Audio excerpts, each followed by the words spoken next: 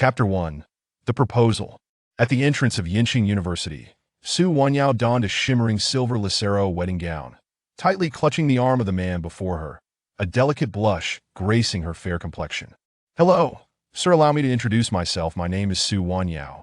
I am 23 years old and unmarried. I understand this is rather audacious, but would you consider marrying me? I mean right now, to register our marriage." With a single breath, Su Wanyao uttered these words, her heart pounding fiercely. She was acutely aware of the embarrassment her actions might incite, yet she felt cornered. With no options left, she could only hope that the man before her would acquiesce to her unexpected proposal without hesitation.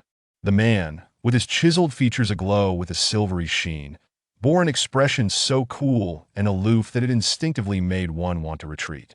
In that moment, Su Wanyao felt the man's icy gaze linger on her, but he remained silent, offering no reply. As time ticked by, she felt her grip on his arm tremble, her internal anxiety swelling with each passing second. Yet she knew retreat was not an option. Gritting her teeth, she raised her household registration book, meeting his deep-set eyes. "Is that possible? This is my household registration book. Marriage?" The man squinted at her, his thin lips parting slightly, his languid tone imbued with an unspoken pressure. "Do you know who I am?" Gu Yinxiao had not anticipated that he would reunite with Su Wanyao in such a manner. She had blossomed into a graceful young woman, her figure elegant and her features exquisitely delicate, as if crafted by the hands of a divine artist. Yet he did not overlook the flicker of tension and unease in her eyes. Gu Yingxiao's penetrating gaze, rich with unsaid intentions, left Su Wanyao's heart racing even faster. "Aren't you a teacher here?" she ventured, her uncertainty palpable. "Your identity matters little. Will you marry me, please?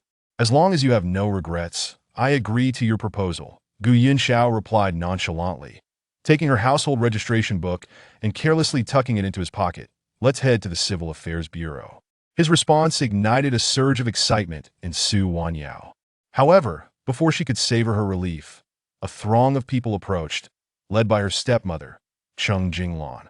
"Su Wanyao, do you have any idea how many people are waiting for your wedding today? How dare you run away from your own marriage? How can the Su family have such an ungrateful daughter? Get back here at once." Her sharp, piercing voice seethed with fury, as if she yearned to consume her alive. Su Wanyao's eyes brimmed with unshed tears. "It's not my choice to marry. Did you consult me before planning this wedding?"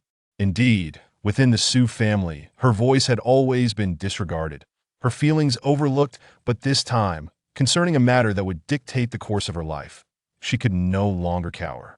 "How can you be so ungrateful? The Kai family is a prestigious clan, and this marriage was hard-earned. You cannot back out now," Cheng Jinglan retorted, hands firmly planted on her hips. "Then why don't you let your daughter marry him? You're forcing me to wed an abusive old man just for the sake of a $5 million dowry." Cheng Jinglan was taken aback by Su Wanyao's audacity to publicly dismantle her facade and erupted in rage. "Stop spouting nonsense. Don't embarrass yourself here. You, take her back." Just then a cold, authoritative voice interjected.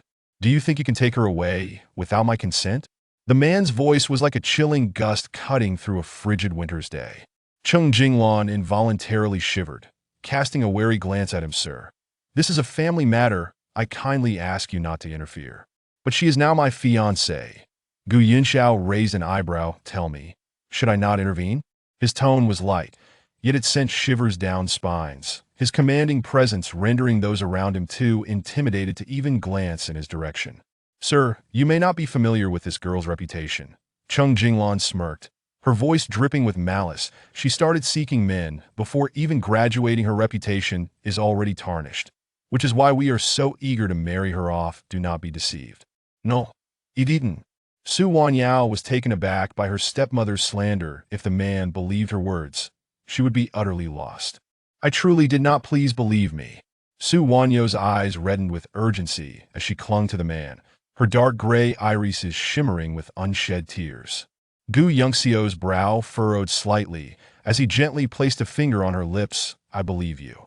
Hearing those three words, Su Wanyao felt a surge of astonishment. She had not expected this stranger to trust her without hesitation. Tears of gratitude welled in her eyes. Let's go with that. She grasped Gu Yongxiu's hand tightly and dashed away from the crowd. Gu Yunxiao had never been pulled along like this before. The sensation of being held tightly and weaving through the throngs was both novel and subtly exhilarating, igniting a desire within him to revel in this madness with her for as long as possible. "You little wretch! Are you tired of living? How dare you run away?" Cheng Jinglan screamed in fury as she watched Su Wanyao's retreating figure. But having already escaped, Su Wanyao paid no heed to Cheng Jinglan's rants. Her sole focus was reaching the Civil Affairs Bureau as quickly as possible.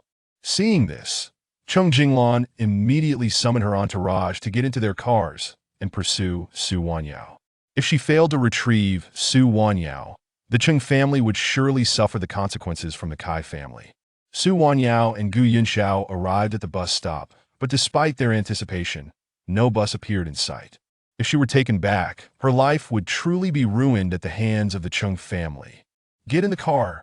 Just as Su Wanyao was in a state of frenzy, Gu Yunxiao pulled her into a sleek black Mercedes. Once inside, Su Wanyao was momentarily taken aback and eventually asked, "Did you call for this car?" "Your luck is astonishing." The exterior of the Mercedes appeared unassuming, but once inside, Su Wanyao discovered it was lavishly customized, worth a fortune. From the rearview mirror, she spotted her stepmother Cheng Jinglan's Ferrari hot on their tail. Yet no matter how hard she tried, Cheng Jinglan would never catch up to their Mercedes, and Su Wanyao finally felt a sense of relief wash over her. "My luck has always been quite favorable," Gu Yunxiao replied with a faint smile. "Otherwise, I wouldn't have stumbled upon a wife on the streets today."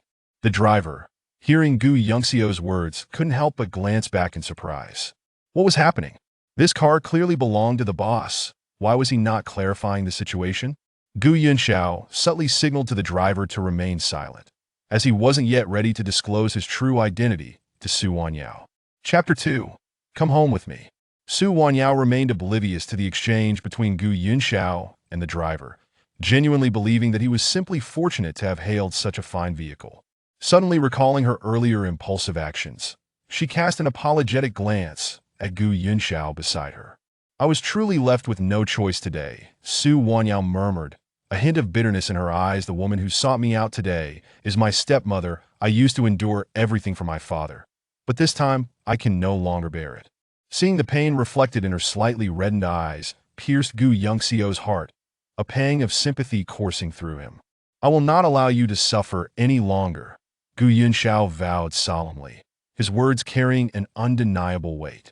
Su Wanyao, observing his earnest expression, broke into a radiant smile. "Your agreement to register our marriage is already the greatest help you could offer me." For someone she had just met, extending such assistance felt like a monumental favor. She dared not wish for more. Noticing Su Wanyao's nonchalant demeanor, Gu Yunxiao took a deep breath, reminding himself to take it slow, lest he scare her away and suffer the consequences. Upon arriving at the Civil Affairs Bureau, Su Wanyao was taken aback by the throngs of couples waiting to be wed, her earlier panic about being forced into marriage by Cheng Jinglan resurfacing. "There are so many people. What if it takes forever for us? My stepmother will surely come after me," Su Wanyao said, her nose tinged with the threat of tears. "Don't cry." Gu Yunxiao gently wiped away her tears with his thumb, turning to step outside the Civil Affairs Hall. Su Wanyao, seeing him move away, instinctively grasped his arm. "Where are you going? You aren't having second thoughts, are you?" "Of course not," Gu Yunxiao reassured her, holding her hand as he explained. "I just need to use the restroom. You stay in line." "Really?" Su Wanyao found it hard to believe. Indeed, Gu Yunxiao nodded earnestly before turning to leave. "Stay here and wait for me." This man had unwavering faith in her when she was being slandered by Cheng Jinglan. Surely he wouldn't deceive her now.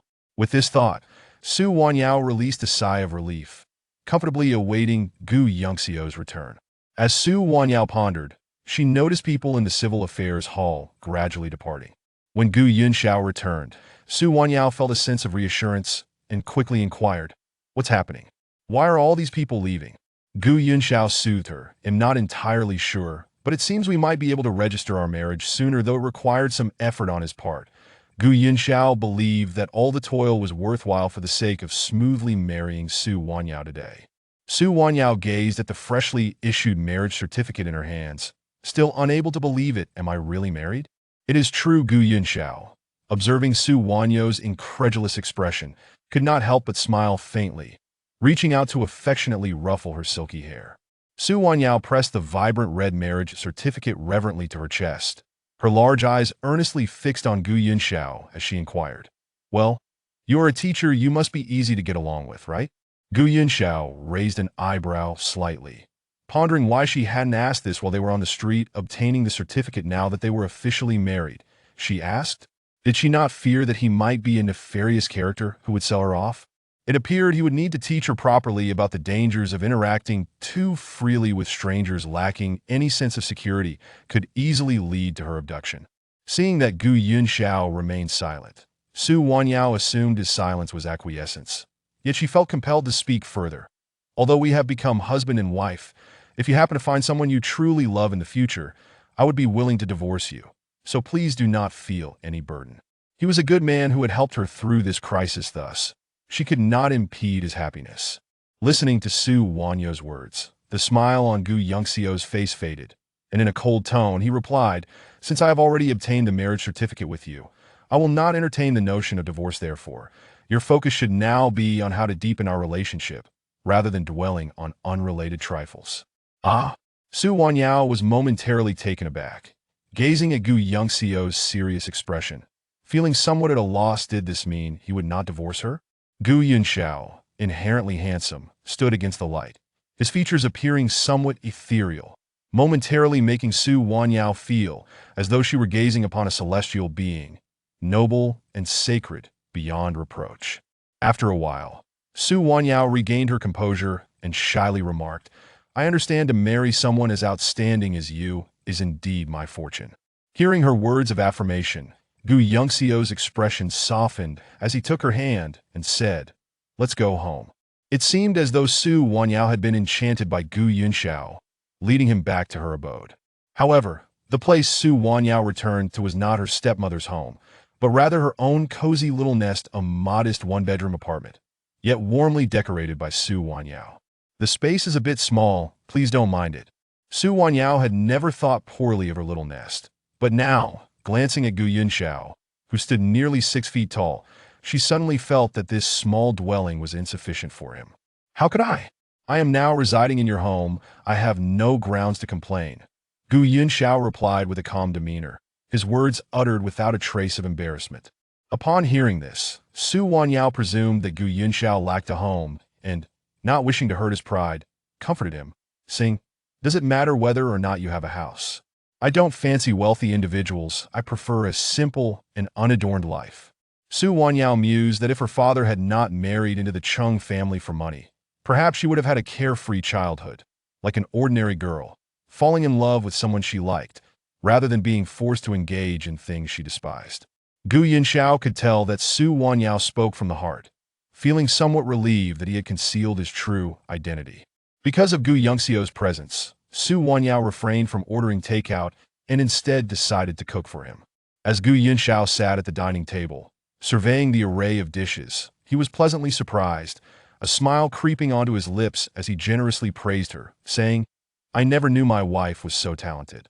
At his words, Su Wanyao's cheeks flushed instantly. Could you please taste it and let me know how it is? I haven't cooked in a long time. Gu Yunxiao reached for his chopsticks, preparing to serve himself, but then noticed that Su Wanyao had yet to move, deliberately hiding her hands behind her back. His slender brows knitted together as he placed his chopsticks down, walked over to Su Wanyao, and spoke in a low, commanding tone, show me your hands. Chapter 3. Are you this kind to everyone? As she gazed at Gu Yunxiao's face mere inches away, Su Wanyao swallowed nervously, as if enchanted, obediently extending her hand, observing the red mark branded on Su Wanyao's delicate hand. Gu Yunxiao's brows instinctively furrowed into a frown, his voice turning icy. Where's the medical kit? Seeing his expression, Su Wanyao suddenly felt as if she had been caught in a wrongdoing. She pointed towards a nearby shelf. It's on the 3rd shelf, at his age. Why was he still so careless? Gu Yunxiao retrieved the medical kit, and as he tended to her wound, he gently blew on it. Watching Gu Yunxiao's flawless profile and listening to his seemingly reproachful concern, Su Wanyao felt a pang of nostalgia. Deep within her memory, her father had once bandaged her wounds in the same manner. But somewhere along the way, her father had changed, becoming someone she struggled to understand. Does it hurt?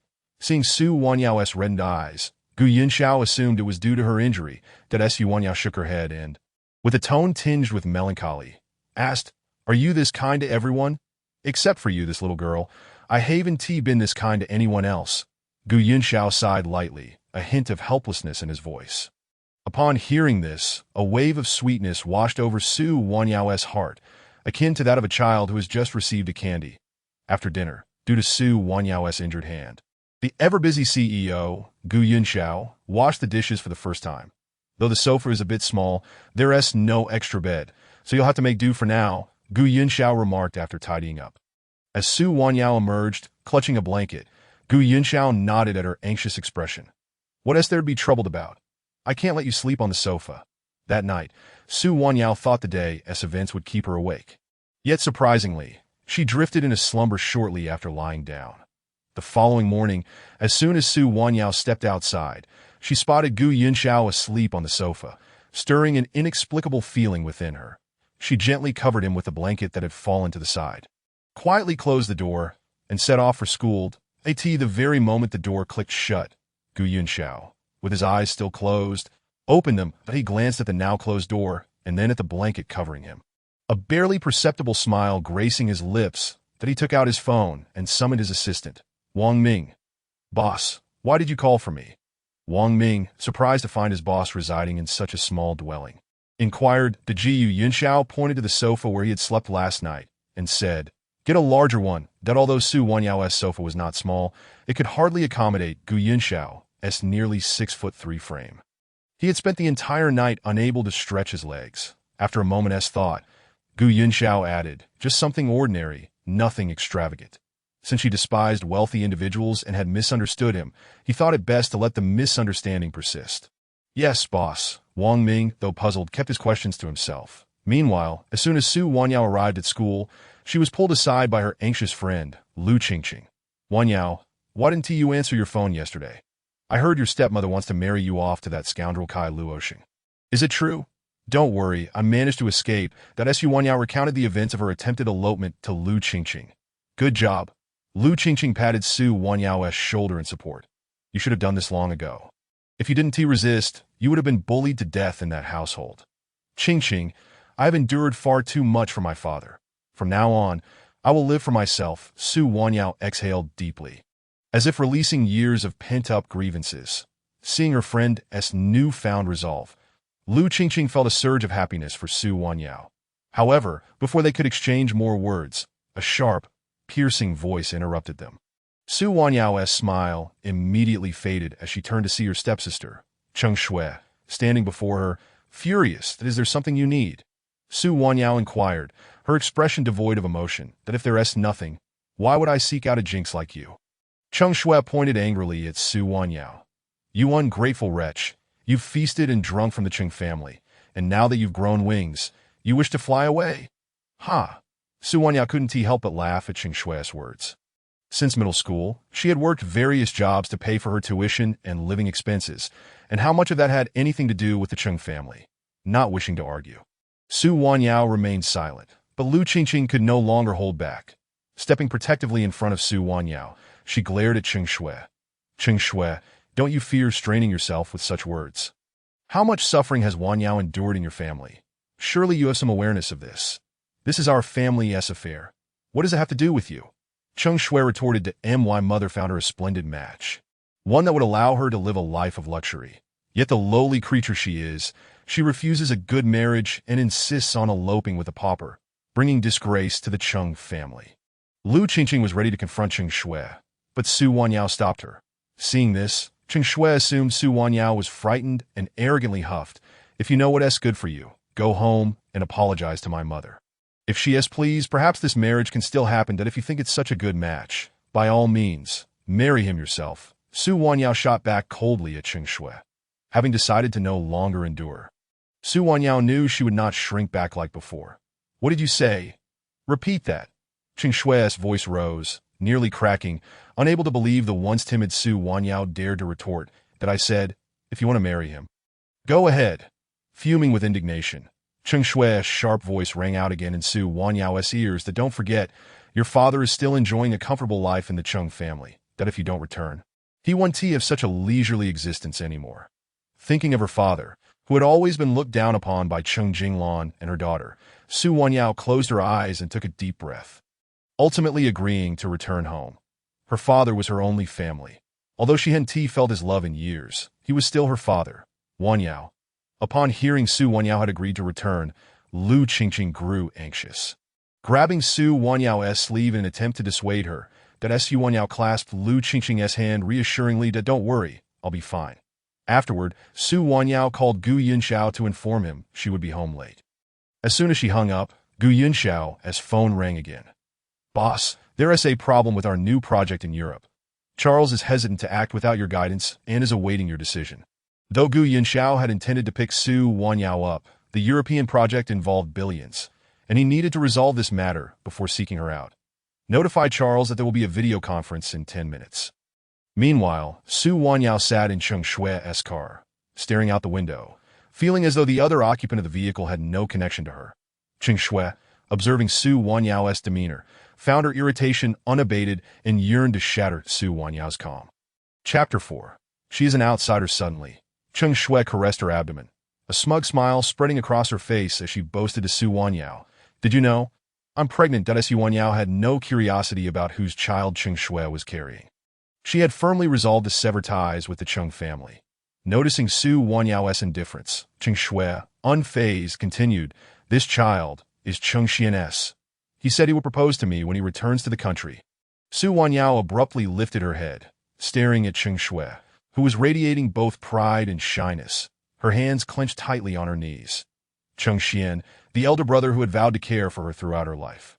How could he be taken away from her? The thought left Su Wanyao's heart feeling hollow. Yet strangely, when Gu Yunxiao's image flashed before her mind, she felt her heart instantly filled again. Upon returning to the Cheng household, Su Wanyao's father, Su Zhengwo, hurriedly took the items from Cheng Shui's hands, showering her with concern. Shui, you're back. Are you tired?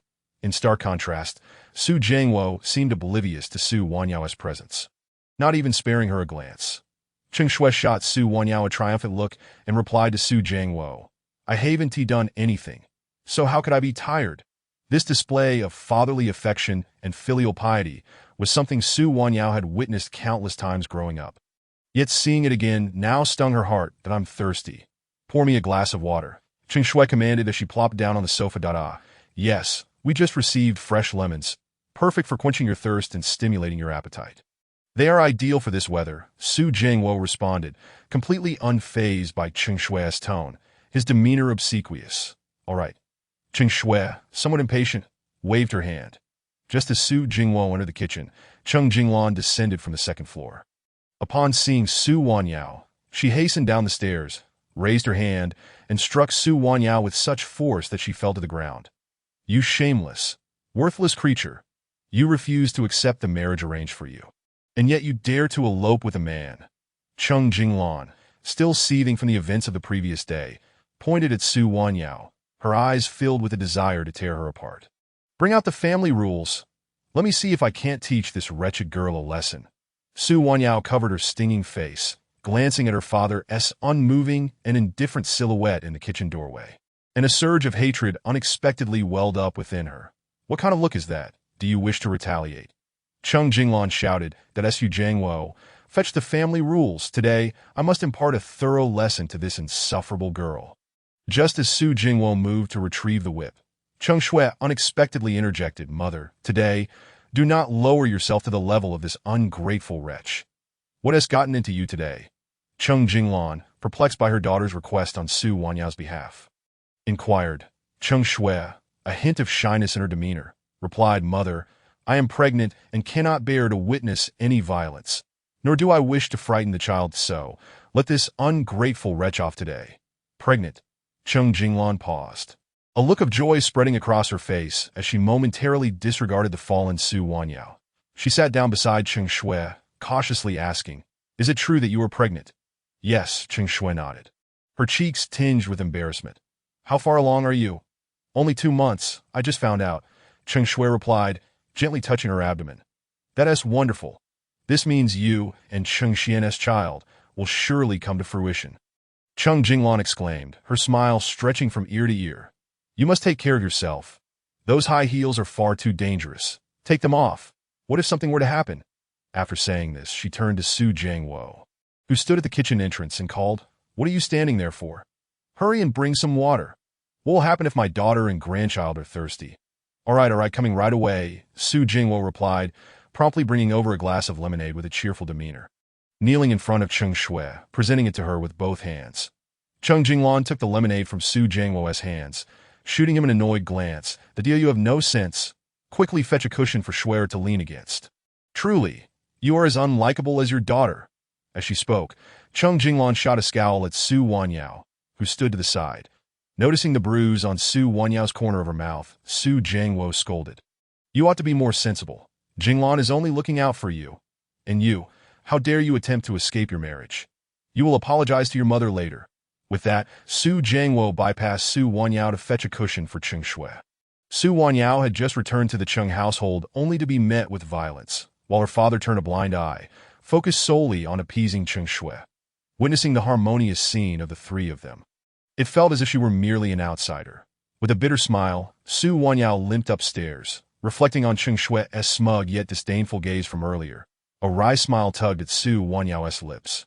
She knew that Cheng Shui's plea for leniency was merely a means to further belittle her. Upon returning to her room, Su Wanyao retrieved the medicine box and expertly treated her wounds. After years in the Cheng household, she had grown accustomed to such injuries. Yet despite her resilience, her heart ached, not because of Cheng Jinglan and her daughter, but because of her father. Knock, knock, knock, just as Su Wanyao finished tending to her wounds. A voice called from outside the door. Wanyao. It's me. It was Su Jingwo's voice that Su Wanyao set down her clothing, concealing the bruises on her arms, and opened the door. Father, what brings you here? I came to check on your injuries, Su Jingwo said, his expression filled with guilt. It's not that I didn't want to help you earlier. You know how Jinglan can be that if I had pleaded for you, it would have only made her angrier. He entered the room with a cup in hand. That I know you love lemonade, so I made you a cup earlier. Here, try some. Dad, Su Wanyao gazed at the lemonade in Su Jiangwo's hand. Her heart warming slightly. It seemed her father did care for her. Otherwise, how could he remember her fondness for lemonade? Su Jiangwo didn't linger in her room, placing the lemonade down and preparing to leave. Before departing, he said, I can't do much for you, but consider this lemonade a small token of my affection. After Su Jiangwo left, Su Wanyao held the cool glass of lemonade, reluctant to drink it. This cup represented one of the few gestures of care from her father. From a lockbox on her bedside table, Su Wanyao took out an album. The first page featured a beautiful woman with 2 braided pigtails. Mother, do you still hold a place for me in your heart? Su Wanyao set the lemonade beside the album, speaking to the woman in the photograph. Mother, did you know? I'm getting married. Today, I want to introduce you to him. As thoughts of Gu Yunxiao filled her mind, Su Wanyao's smile deepened. Suddenly, a photograph fell from the album. Picking it up, Su Wanyao realized it was a picture of Cheng Xian with her from childhood. Gazing at the bright smile of Cheng Xian in the photo, her smile faded. Cheng Xian, since you plan to propose to Cheng Shui, then I have no need to keep these. With that, Su Wanyao tore the photo to shreds, preparing to discard it from the balcony. However, just as she opened the balcony window, she overheard her stepmother Cheng Jinglan's voice. Are you sure she will be pacified? Absolutely. Though I haven't cared for her all these years, I know she still has a place for me in her heart. Came Su Jingwo's voice. This. Su Wanyao felt as though she had plunged into an icy abyss, the torn pieces of the photograph slipping from her fingers to scatter across the floor. That's good. Then her involvement with Boss Kai is merely the first step.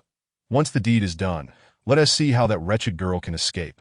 Cheng Jinglan's malicious voice followed, ringing in Su Wanyao's ears. Chapter 5. The fury of Gu Yunxiao. Su Wanyao never imagined that her father's scant concern for her was merely a means to manipulate her. Though she was his biological daughter, why did he choose to harm her instead? The little affection she had left for her father evaporated in that moment, dissipating like smoke.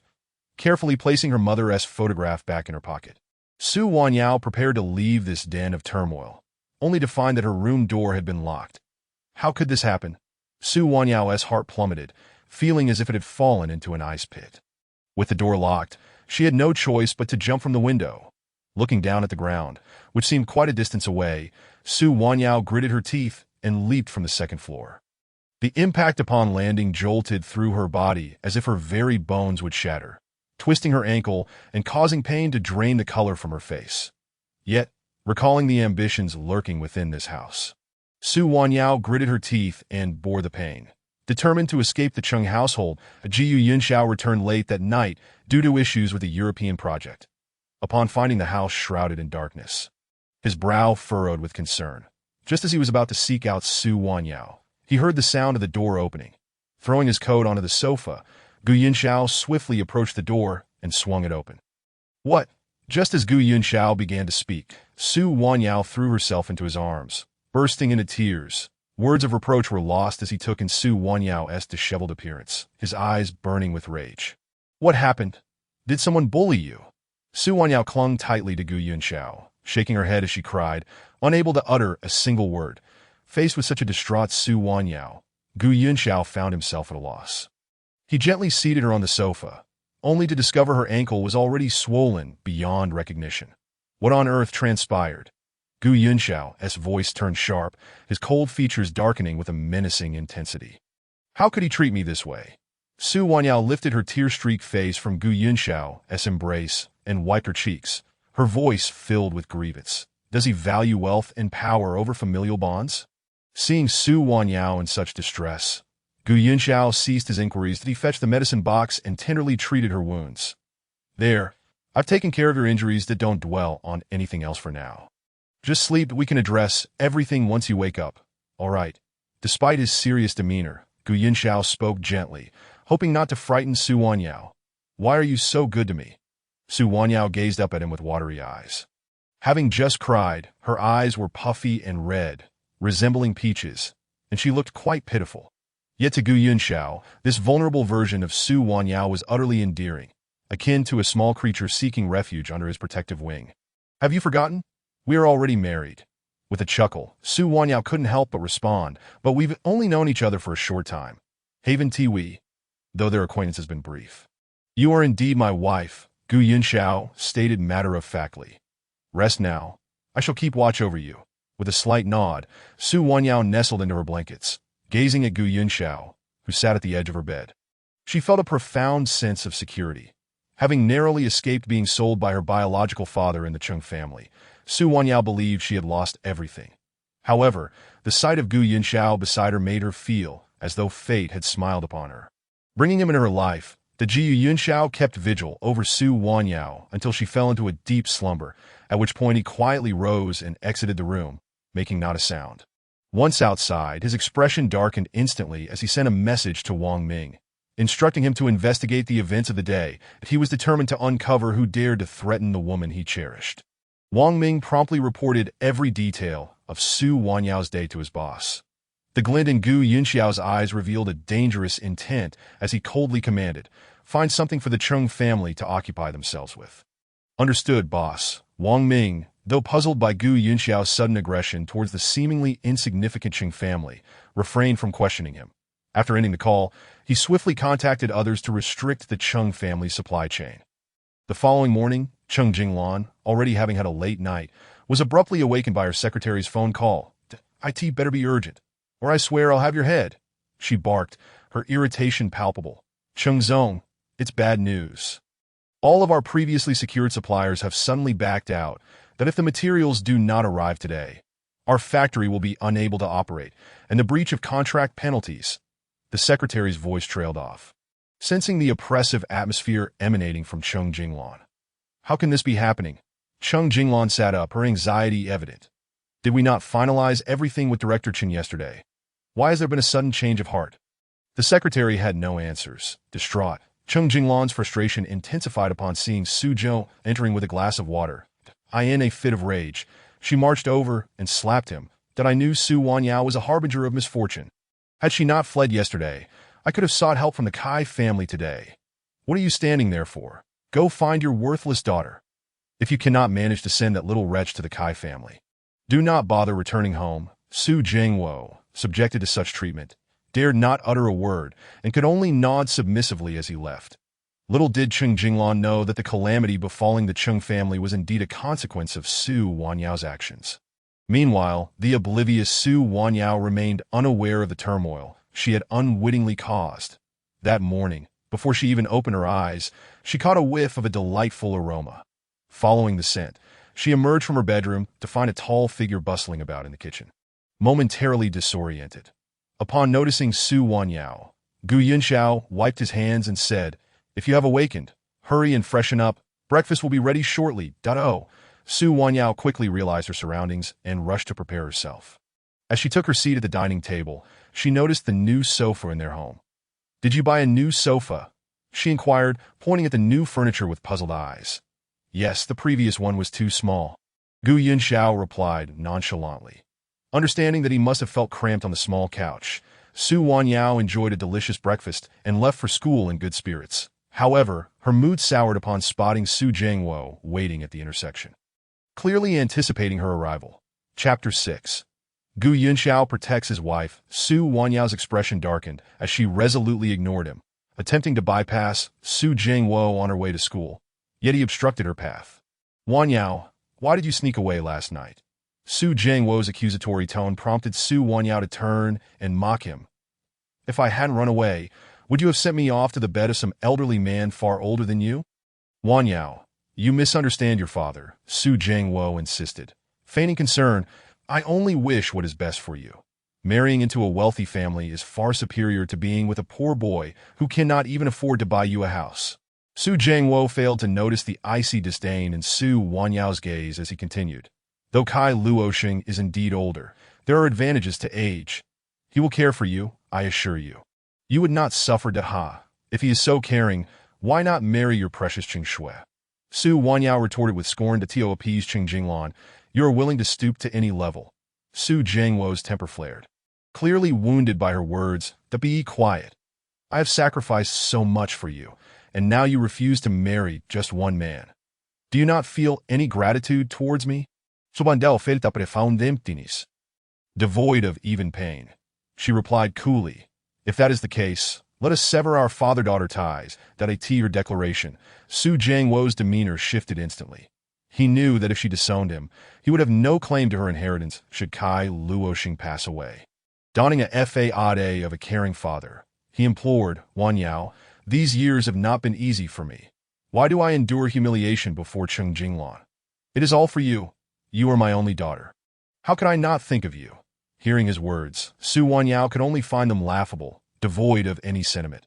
After a final glance at Su Jiangwo, she turned and walked away. "Wanyao, I have not finished speaking," he called after her, bewildered by her coldness. Having finally escaped Su Jiangwo, Su Wanyao unexpectedly ran into Cheng Shui as she entered the school. "Sister, don't you think the weather is a bit warm?" Cheng Shui remarked, seemingly innocently tugging at her neckline. Su Wanyao's expression shifted as her fingers involuntarily tightened. She recognized this as Cheng Shui's doing. "How shameless of you to act in such a manner in public." Cheng Shui's eyes darkened, but her expression quickly shifted to one of mockery. I see you are merely jealous." Not wishing to waste any more time with her, Su Wanyao turned to leave, only to witness Cheng Shui suddenly stumble backward. The unfolding events were too rapid. Instinctively, Su Wanyao reached out to catch Cheng Shui, but before her fingers could make contact, someone slapped her hand away. "Shui, are you all right?" Cheng Xian rushed over to catch Cheng Shui. Concern etched on his face. "I'm fine, Xian. I just stumbled," Cheng Shui replied, feigning vulnerability while casting a provocative glance at Su Wanyao. "Apologize to Shui," Cheng Xian coldly demanded, cradling Cheng Shui protectively. That moment, a crowd began to gather in the hallway, drawn to the spectacle. Wanyao did nothing. Lu Qingqing interjected, stepping forward to shield Su Wanyao. Did Shui fall of her own accord?" Cheng Xian scoffed. "Let it go." Xian. Cheng Shui's dainty hand clutched his arm. "It is only natural for sister to feel uncomfortable given our relationship." Cheng Shui's deft manipulation of the situation successfully reminded onlookers of Su Wanyao's connection to Cheng Xian. "Su Wanyao must be envious that Cheng Shui is with Cheng Xian," someone whispered. "She is so twisted with jealousy that she would deliberately push Cheng Shui. How malicious! Honestly, who could compare to Cheng Shui?" If I were in a Xian's position, I would choose Cheng Shui too. She is so gracious. If it were me, an apology would not suffice. Listening to the murmurs of the crowd, Lu Qingqing was on the verge of exploding with fury. But Su Wanyao restrained her, knowing that any attempt at explanation would only exacerbate the situation. Though Cheng Shui had not compelled her to apologize, Su Wanyao was now bearing the brunt of greater consequences. Enough, everyone. Let us not speak ill of my sister, Dada Xian. Let us go. As the crowd rallied to her defense, a glimmer of triumph crossed Cheng Shui's eyes as she took Cheng Xian's arm. Preparing to depart. Wait, that a cool, languid voice cut through the tension, carrying an air of authority that commanded attention. From within the throng, Gu Yunxiao emerged, impeccably attired in a finely tailored suit, his confident strides parting the crowd as they instinctively made way for him. His formidable presence captivated all eyes, and Su Wanyao, astonished by his unexpected arrival, met his gaze, feeling an unexplainable sense of reassurance that apologized that Ji Yunxiao stood firmly beside Su Wanyao, wrapping his arm around her waist, and spoke coldly to the two individuals before them. Cheng Xian's eyes flickered with a hint of jealousy upon seeing Gu Yunxiao's hand on Su Wanyao's waist, his probing gaze directed at her. Yet she completely ignored him. Cheng Xian's anger surged. What right did Su Wanyao have to confront him? She had intentionally hurt Shuer first, so why should Shuer apologize? I did not, Su Wanyao explained to Gu Yunxiao, wishing to clarify the misunderstanding others had about her indifference, as she did not want her newlywed husband to perceive her as the villain. With the facts laid bare, you still refuse to admit it.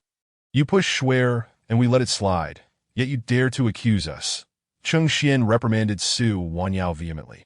Observing Cheng Xian's unwavering defense of Cheng Shui, Su Wanyao felt a deep chill within. Accusation? Where's the evidence? Gu Yunxiao's indifferent gaze fell upon Cheng Xian, causing an inexplicable tremor of fear within him. Cheng Xian fell momentarily silent. How could he produce evidence? Noticing his silence, Gu Yunxiao retracted the darkness in his eyes, casting a cold glance at Cheng Shui, and said, Speak. Faced with the man's sudden inquiry, Cheng Shui was momentarily stunned, her eyes reddening as she began to sob. Sister did not push me. It was I who accidentally fell. Seeing Cheng Shui's pitiful demeanor, Su Wanyao thought she deserved an award for her performance. However, this only made it seem as though Gu Yunxiao had bullied her, prompting her to anxiously glance at him. Just as she was about to speak in defense, Lu Qingqing let out a derisive laugh. How amusing. Your man insists that Wanyao pushed you, and yet you speak like this? Isn't that a slap in his face? Upon hearing this, Cheng Shui's heart tightened, instinctively glancing at Cheng Xian, who appeared visibly displeased that I simply do not wish to hold it against my sister. Cheng Shui hurriedly clarified that Ji Yunxiao remained silent, gently taking Su Wanyao's hand, and she realized the reason behind his gesture. My hands are stained with ink. Had I pushed you, the ink would have smudged on you. Therefore, I am well aware of who the true accuser is. As her words fell, Cheng Shui's expression shifted dramatically. Chapter 7. An unrelenting spirit. Seeing Cheng Shui's pallor, Lu Qingqing felt quite pleased. Indeed, Miss Cheng, why not explain where our Wanyao pushed you? From my observation, there are no ink stains anywhere. She continued. Furthermore, you claim that Miss Cheng's skin is too rough and resistant to dirt. Cheng Shui was incensed by her words, itching to retaliate, but she had to maintain her image. Clenching her teeth, I have always said it was my own clumsiness that caused the fall. Did I ever say my sister pushed me? Yes, you are well aware it was your own clumsiness. Yet you misled everyone and framed Wanyao. Cheng Shui, your cunning is truly remarkable. Lu Qingqing accused loudly that I did not mislead. Cheng Shui gritted her teeth. Oh, so it was Cheng Xian who misled you then? That makes sense, as he was the one who immediately claimed it was Wanyao who pushed you. Lu Qingqing observed her with a smirk, relishing her discomfort that it was not a Xian. Cheng Shui instinctively tightened her fingers, unwilling and unable to let Cheng Xian take the blame. So she finally said, it was my failure to clarify that led everyone to misunderstand my sister. Since you were in the wrong, you ought to apologize, Gu Yunxiao stated coolly, his voice laced with an undeniable authority. Cheng Shui was naturally reluctant to apologize to Su Wanyao, as she had always been the one to bully her. Apologizing is unnecessary. Shuer did not mean it, Cheng Xian interjected, aware that this would tarnish his image as well. Cheng Xian, how shameless can you be? Our Wanyao did nothing wrong and must apologize, yet Cheng Shui can escape unscathed? Lu Qingqing's frustration erupted unexpectedly. After all, Su Wanyao is Cheng Shui's sister. Such trivial matters should not warrant this. Cheng Xian frowned, yet he was interrupted before he could finish. Apologize? Gu Yunxiao's expression darkened, his eyes swirling with a chilling intensity. Do not make me repeat myself. The warning in his tone made Cheng Xian tremble. Despite the ordinary appearance of the man before him, he felt an inexplicable fear rising from within. That I'm sorry. The words of apology escaped Cheng Xian's lips involuntarily, and to salvage some dignity, he added, I apologize on behalf of my girlfriend. You cannot speak for her. Jiu Yunxiao's voice remained cold, devoid of any room for negotiation. Cheng Shui, seeing Cheng Xian intimidated by the man, understood that an apology was inevitable, so she reluctantly stated, I am sorry.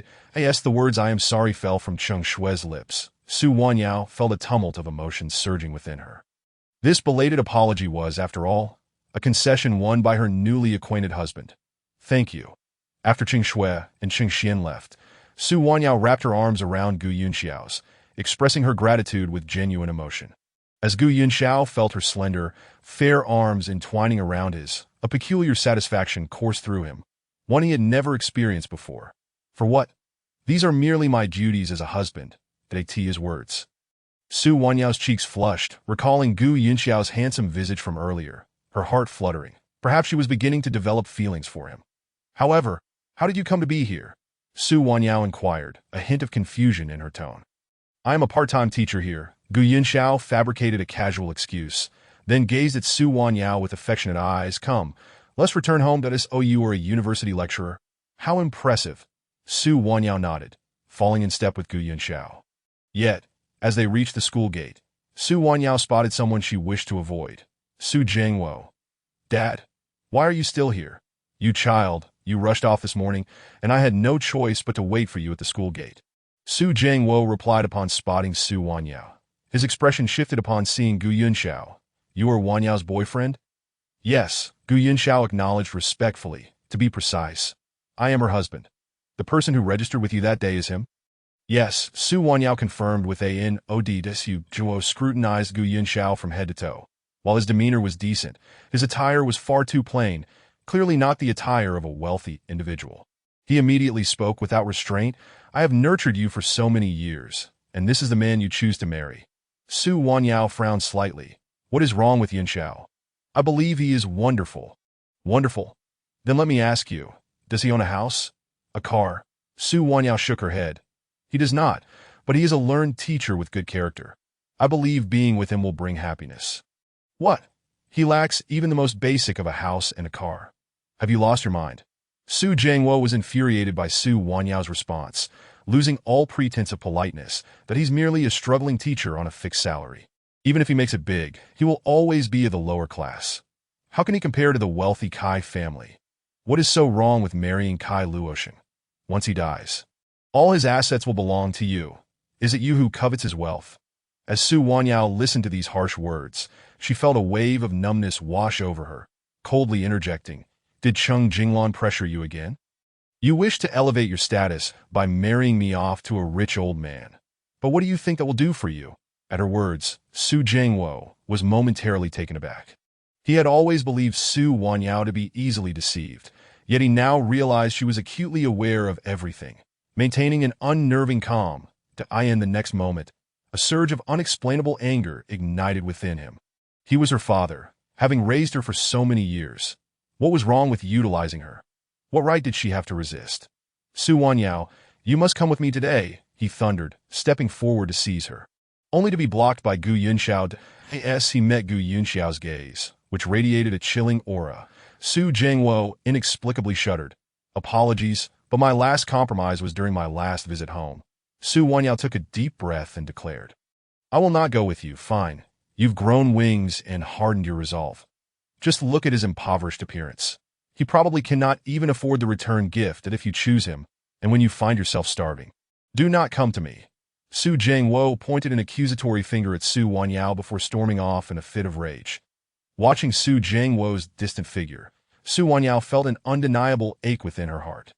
Deep down, She understood that ever since Su Jiangwo had repeatedly pressured her to marry Kai Luosheng for the sake of their family's interests, their relationship could never return to what it once was.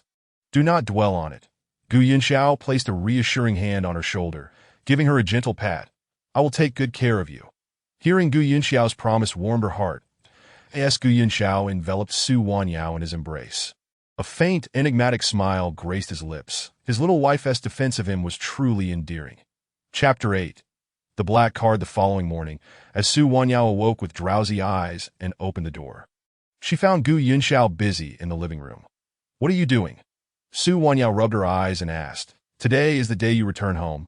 You should get ready, Gu Yunxiao reminded her. Only then did Su Wanyao recall that it was precisely the third day since their marriage. However, thinking of Su Jiangwo's attitude from yesterday, she felt a twinge of apprehension. Actually, I could choose not to return home. This seems too extravagant. Foolish girl. Gu Yunxiao ruffled her hair affectionately. How could you not return home? I've already made preparations that I tease words. Su Wanyao felt warmth flooding her heart. Thank you. Why all this formality? Rather than expressing gratitude, why not call me husband for a change? Gu Yunxiao's lips curled into a devilishly charming smile as he leisurely appraised Su Wanyao. His voice, rasping like a violin, was both melodious and intoxicating as he spoke the latter part of his sentence. Su Wanyao's cheeks flushed crimson, and she shyly fled from his presence. Observing her hasty retreat, Gu Yunxiao's eyes were filled with tenderness. Indeed, his little wife was quite susceptible to teasing. After gathering their belongings, the two set off, passing a clothing store where Gu Yunxiao halted the vehicle. Let's go inside and purchase a new outfit, he suggested to no need. This outfit will suffice. Su Wanyao declined, clearly noting the exorbitant prices of the garments within. Nonsense. How could you return home without a new dress? Go in and choose one. Consider it my gift to you. Faced with Gu Yunxiao's resolute demeanor, Su Wanyao acquiesced as she entered the store. Gu Yunxiao was unexpectedly called away by a phone call, leaving Su Wanyao to browse on her own. Ultimately, she selected a beige gown. Just as she was about to try it on, a sharp female voice pierced the air. Oh, isn't this Su Wanyao? What brings you here? Surely you must be here to work. He Yuinka, the eldest daughter of the He family, had taken a particular interest in targeting Su Wanyao, largely due to her connection with Cheng Shui. Miss He. She is not an employee of the store but a customer here to purchase clothing, the attendant clarified to prevent any misunderstanding. By clothing, each piece here costs at least several thousand. Can this country bumpkin afford it? She cast a derisive glance at the gown in Su Wanyao's hands, smirking with contempt. Attendant, I will take that dress. Please wrap it up for me. The attendant hesitated and turned to Su Wanyao. Miss, if you're not purchasing. Though Su Wanyao admired the gown upon hearing the price, she felt a pang of reluctance. Noticing Su Wanyao's uncertainty, He Yuinka scoffed, a country bumpkin remains a country bumpkin, if you can't afford it. Don't tarnish this place. Do you really think that just because your useless father married into the Cheng family, you've become a wealthy heiress? Initially disinclined to engage with the Yuinka, Su Wanyao could no longer ignore her vitriol. That I spotted this dress first. It's mine, she asserted to the attendant. However, upon attempting to pay, Su Wanyao discovered that her bank card lacked sufficient funds to cover the cost. He Yuinka, witnessing her predicament, burst into laughter. Did you think this dress was from a street vendor?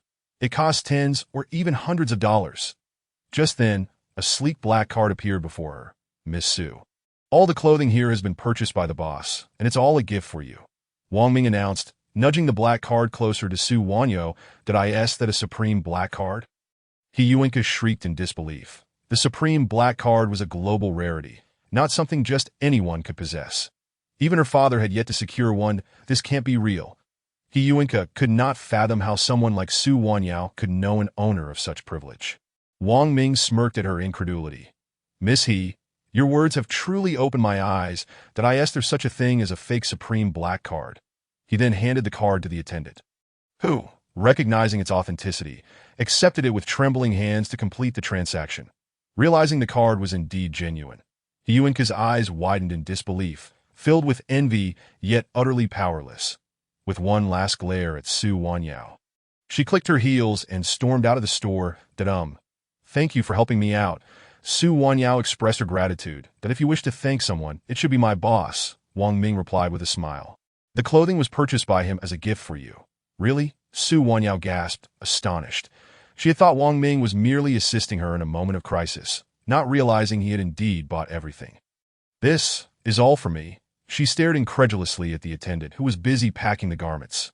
Indeed, the store has many items, and packing will take some time. Please bear with us a moment, the attendant informed her. No, I can't accept all of this. Just the one dress will suffice, Su Wanyao quickly protested. The boss instructed that all of these are gifts for Miss Su. It's his heartfelt gesture, so please accept them. Wang Ming insisted, understanding his boss's disposition and fearing Su Wanyao might refuse. That I truly cannot accept, Su Wanyao lamented, nearly on the verge of tears, while she could manage to pay for one dress. The mountain of expensive clothing would take an eternity to repay. Observing her distress, Wang Ming felt a pang of uncertainty. Although he was unaware of Su Wanyao's true identity, he understood that anyone cherished by his boss was not to be trifled with.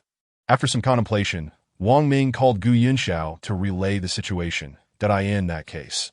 Just one dress will do, Gu Yunxiao replied, unfazed by Su Wanyao's choice.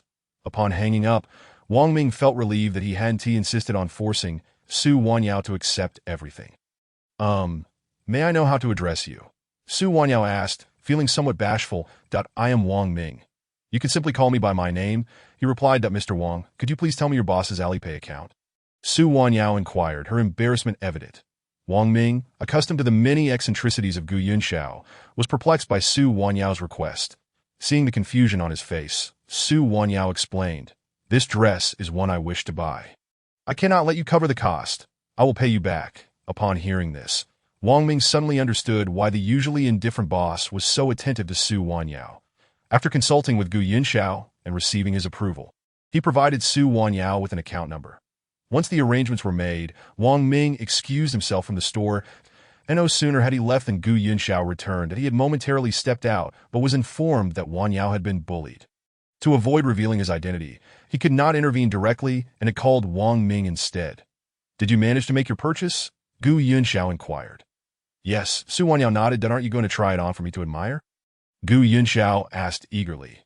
Feeling a tad bashful under his gaze, Su Wanyao retreated to change into the gown. You look stunning in that. It suits you perfectly, Gu Yunxiao praised without reservation. Thank you. Think nothing of it. How much did this dress cost? I promised to gift it to you. Gu Yunxiao playfully inquired. No, someone already helped me pay for it, but I intend to repay him. Su Wanyao recounted the earlier events. Believing that since they were now married, honesty was paramount. You did the right thing. Gu Yunxiao supported her, but he then produced a bank card from his pocket and handed it to Su Wanyao. Since we are now married, if repayment is required, it should be a shared responsibility. This is my salary card. From now on, it is entrusted to your care. Su Wanyao gazed at the slender card in her hand, overwhelmed with joy, tears welling in her eyes. Why are you crying? Gu Yunxiao asked gently, wiping away the tears from her cheeks. That if someone didn't know better, they might think I mistreated you. That's not true. Su Wanyao protested, her eyes glistening as she playfully glared at him. You treat me exceptionally well. I'm just overwhelmed. Such a silly girl, Gu Yunxiao said, wrapping an arm around her shoulders. Come, let us head back to your home. Throughout the morning, Su Wanyao felt buoyant, but upon arriving at the Chung family villa, her spirits plummeted. Gu Yunxiao noticed her change in mood and offered reassurance that if you don't want to go in, I can handle it alone. No, Su Wanyao replied earnestly. What if they bully you? If I go in, I can at least protect you a little. Gu Yunxiao couldn't help but chuckle at her serious demeanor. Who could possibly bully him? The ones who would dare to do so had yet to be born. Nonetheless, he found the notion of being shielded quite pleasant. Su Wanyao led Gu Yunxiao through the door. Chung Jinglan and Su Jingwo regarded them with disapproving glares. Su Wanyao, do you still have the audacity to return? Chung Jinglan scowled, slamming her hand on the table. Jinglan, calm down. It's not worth getting upset over this ungrateful daughter. Su Jingwo interjected, attempting to soothe his wife while casting a cold glance at Su Wanyao. What are you back for? He inquired dismissively. It's my return day. Su Wanyao replied. Return day? Return what? I refuse to acknowledge your marriage to that pauper. You must divorce him and marry into the Kai family. Chung Jinglan shot daggers at Su Wanyao, blaming her for the company's current financial woes. After days of relentless effort, she had yet to resolve the crisis. Gu Yunxiao's expression hardened at Cheng Jinglan's words, his fierce gaze locking onto her. "Madam Su, do you presume I am invisible?" Listening to Gu Yunxiao's chilling and bone-deep voice, Cheng Jinglan felt a tremor in her heart. Recalling the murderous aura that had emanated from the man on the day Su Wanyao fled from her wedding. This remembrance made her feel somewhat uncertain. However, Gu Yunxiao's attire was far too ordinary, and Yin City had never heard of a prestigious family by the name of Gu. Convinced that Gu Yunxiao was merely a poor wretch, Cheng Jinglan's attitude grew, increasingly arrogant. "What do you think you are? A penniless nobody, dreaming of clinging to the Cheng family. Dream on. Yunxiao is not that kind of person," Su Wanyao retorted, angrily positioning Gu Yunxiao behind her. "Besides, I am not a member of your Cheng family. The years I spent in your household were akin to living as a servant, with no standing whatsoever. What is there to discuss about clinging on to you? Regardless, I will not permit you two to be together." Cheng Jinglan exclaimed furiously at Gu Yunxiao, "Did I warn you? Leave Su Wanyao at once that a person like you, with no background or lineage, Cheng Jinglan, could easily crush." Upon finishing her tirade, Cheng Jinglan felt a surge of satisfaction.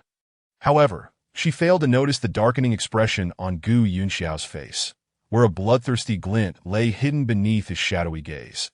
The Cheng family seems to be under a misapprehension regarding its own strength. Gu Yunxiao spoke coldly, "And oh wonder you cannot resolve even a minor crisis." These words. Both Cheng Jinglan and Su Jiangwo were taken aback. "What do you mean?" Cheng Jinglan asked urgently, for the troubles facing the Cheng family were known to very few. Gu Yunxiao remained silent, refusing to respond to her inquiry. Just as Cheng Jinglan was about to press further, Su Wanyao stepped forward, placing the items she had been carrying down. "These are the return gifts for your visit. The gifts have been delivered. We shall take our leave now." "Stop." Cheng Jinglan attempted to detain Su Wanyao, but was halted by a warning glance from Gu Yunxiao.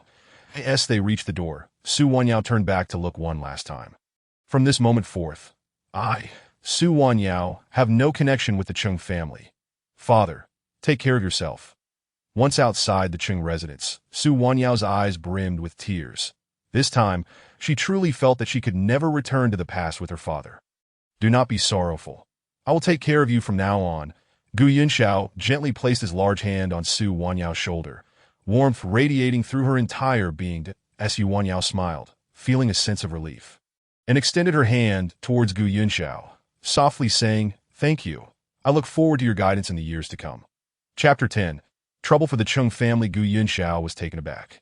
In that moment, Su Wanyao's nose was slightly red, her beautiful eyes glistening with tears, and a captivating smile adorned her face.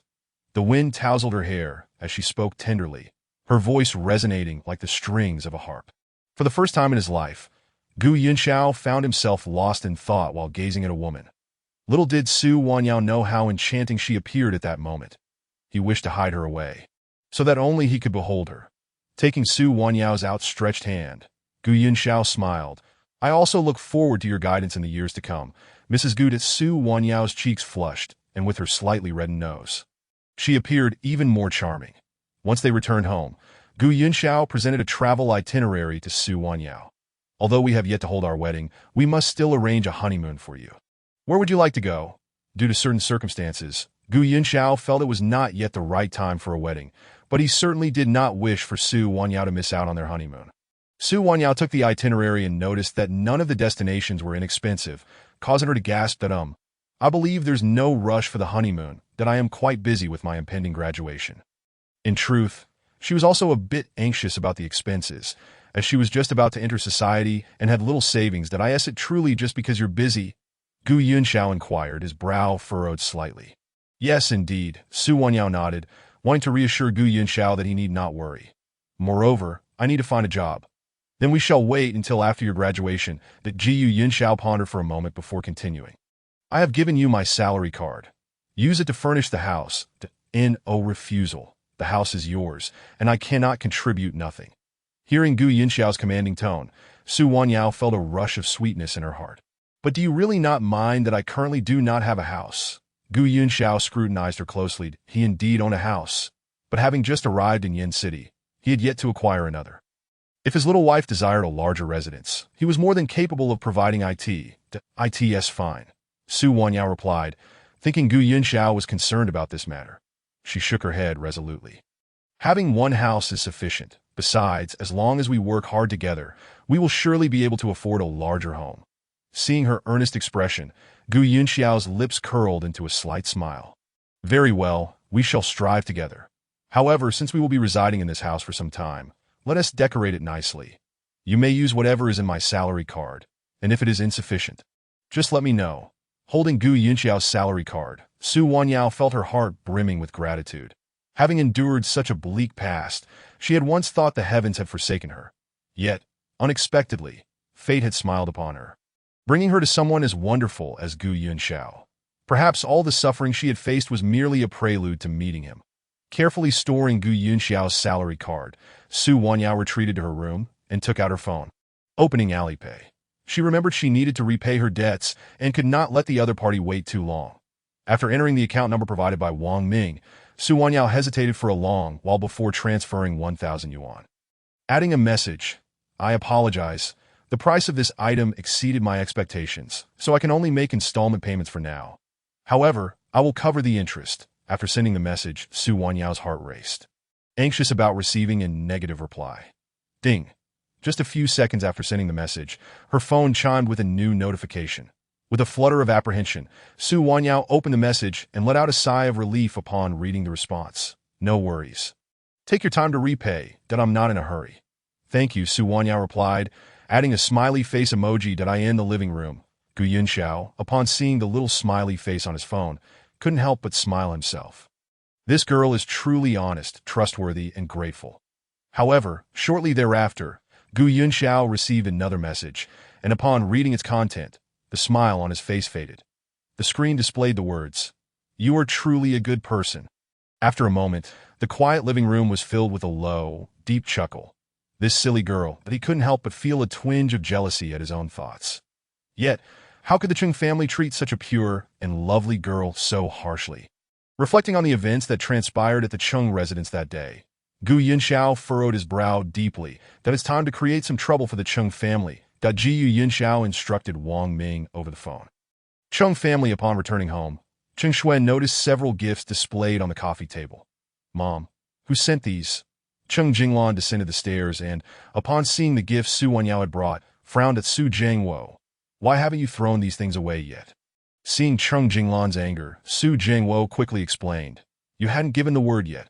How could I dare to take matters into my own hands? Besides, don't you want to see what these are? What is there to see? Cheng Jinglan scoffed disdainfully. That poor, wretched Su Wanyao could possibly bring anything of value. Ugh, it's a gift from Su Wanyao, but I thought it might be something valuable. Cheng Shui initially expressed excitement at the sight of what appeared to be a limited edition designer item. However, upon realizing it was from Su Wanyao, she immediately lost interest. How could she possibly afford anything so expensive? Hurry up and throw it away. It's simply vexing to look at. Cheng Shui ordered Su Jiangwo. All right, I will dispose of it right away. Su Jiangwo complied, hastily removing the items. Once Su Jiangwo had left, Cheng Jinglan cast a disdainful glance at him. What a useless waste of space. Just like that worthless daughter of his. Enough, Mom. Cheng Shui consoled her. At least Su Jingwo contributed to the company in the past. He has accompanied you in dealing with several prominent women. Hasn't he? True, despite his age, he still possesses some charm. Since the company's crisis remains unresolved, if his daughter is unwilling to help, then let him take the lead. Cheng Jinglan frowned, but just as she finished speaking, her phone rang. President Cheng, we have a problem at our factory. Many workers are striking. Chapter 11. An unexpected dinner, do I have to go? Fear flickered in Su Jiangwo's eyes, yet he obediently sat beside Cheng Jinglan that I have already sought Cheng Xian's assistance to resolve this crisis. But he is still an outsider. Dio, you want to see me go bankrupt before you feel at ease. Cheng Jinglan wore a sullen expression, her arms crossed over her chest as she spoke in a sharp tone. Indeed, her words brought a slight softening to Su Jiangwo's countenance, though his aged eyes remained filled with hesitation. Jinglan, please don't be upset. I am not. As Cheng Jinglan's expression grew increasingly grim, Su Jiangwo hastily rose to his feet, offering to massage her shoulders, while tumultuous thoughts surged within him. After all these years, he never anticipated that Cheng Jinglan would still be compelled to send him out to entertain clients due to the company's crisis. The most critical factor remained that individual. Had it not been for Cheng Jinglan rescuing him from that person's clutches, he would have likely succumbed to the torment a decade ago. I understand your fear. It pains me as well. Cheng Jinglan gently placed her hand over Su Jiangwo's as he continued to massage her shoulders before adding, "There are indeed other paths we could consider." With an air of hesitation, she seemed to hold back her thoughts, prompting Su Jiangwo to eagerly inquire, "What other options are there? As long as it means I have to accompany that woman. I will agree to anything. Forget it. That's not going to work. You can't possibly refuse. It's merely a dinner," Cheng Jinglan began, but then swallowed her words, resolutely insisting that Su Jiangwo tackle this crisis. "Jinglan, do you truly wish to see me perish at her hands? I beg you, as long as I don't have to meet her, I will agree to anything." Noticing a flicker of relent in Cheng Jinglan, Su Jiangwo crouched before her, nearly in tears, that as long as your precious daughter marries into the Kai family, with their resources, these matters will be easily resolved. Observing Su Jiangwo's face darkening once again, Cheng Jinglan added, "Otherwise, perhaps just one night would suffice." In stark contrast to the oppressive atmosphere of the Cheng family, Su Wanyao felt somewhat flustered and bashful that Jiyu Yunxiao, unexpectedly receiving a Good Samaritan card from Su Wanyao, found himself increasingly fond of her. Considering that the little girl had yet to have dinner at such a late hour, Gu Yunxiao took out his phone to call Wang Ming. "Please send a full set of signature dishes from Luo Fengzhai to the apartment." Upon receiving Gu Yunxiao's call, Wang Ming was drenched in cold sweat that a full set of Luo Fengzhai's signature dishes. "Is this for a banquet of 100? He quickly changed his order to 4 dishes and a soup. Suddenly recalling his own impoverished status, Gu Yunxiao altered his request. "Please switch to standard takeaway packaging and send a regular delivery person." Wang Ming was truly in awe of his boss's thoughtfulness toward someone he had only just met. Su Wanyao gazed at the words displayed on her phone screen, scratching her head in confusion. Who could this mysterious benefactor be, so willing to assist her? Shaking her head, she resolved not to dwell on it. Ever since encountering Gu Yunxiao, Su Wanyao felt her fortunes had taken a remarkable turn. Surely all the grievances endured over the past 20 years were merely a prelude to meeting Gu Yunxiao. Having finished dealing with her clothing situation, Su Wanyao finally stepped out of her bedroom. Just as she thought Gu Yunxiao must still be hungry, a tantalizing aroma wafted from the dining room. How delightful! Following the scent, she discovered Gu Yunxiao arranging dishes at the table. "Wow, did you make all of this?" She could hardly believe her eyes, blinking rapidly in disbelief, recalling that she had cooked for herself over the past couple of days. Her own culinary efforts paled in comparison to the exquisite dishes Gu Yunxiao had prepared that I ordered takeout. "I can't cook." Despite wishing to claim this skill as her own, she recognized that he could not possibly have prepared such a lavish spread in mere minutes. So she opted for honesty. Su Wanyao swallowed hard, her eyes darting toward the dishes on the table, yet she still spoke up. "What do you want to eat? I will do my best to learn." Takeout isn't very healthy. Health was but one concern. The more pressing issue was that she still had debts to repay. They had to start building a life together, and relying on takeout, especially expensive options like these, was not sustainable. Gu Yunxiao reached out, intending to ruffle Su Wanyao's hair, but fearing it might startle her. Instead, he gently removed a stray feather from her hair. "Understood, little housekeeper." Taken aback by the sudden epithet, coupled with his earlier affectionate gesture, Su Wanyao nervously grabbed a teacup from the table and took a sip, attempting to quell her discomfort. I am not a housekeeper. That cup is mine." Observing the girl's shy reaction, Gu Yunxiao could not help but remind her of her earlier words. As soon as he spoke, Su Wanyao's face turned a deep shade of crimson. After a moment of flustered silence, Su Wanyao found herself at a loss for words, while Gu Yunxiao confidently took a seat. "Eat up. You're too thin. You need to eat more meat to look healthy." As he served her from the dishes, his gaze never strayed from the food, continuously piling meat into her bowl.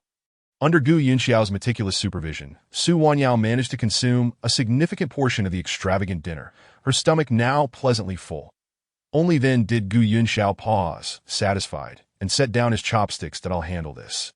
After the meal, observing Gu Yunxiao's clumsiness as he accidentally broke 2 plates, Su Wanyao sighed and snatched the remaining plates from his hands.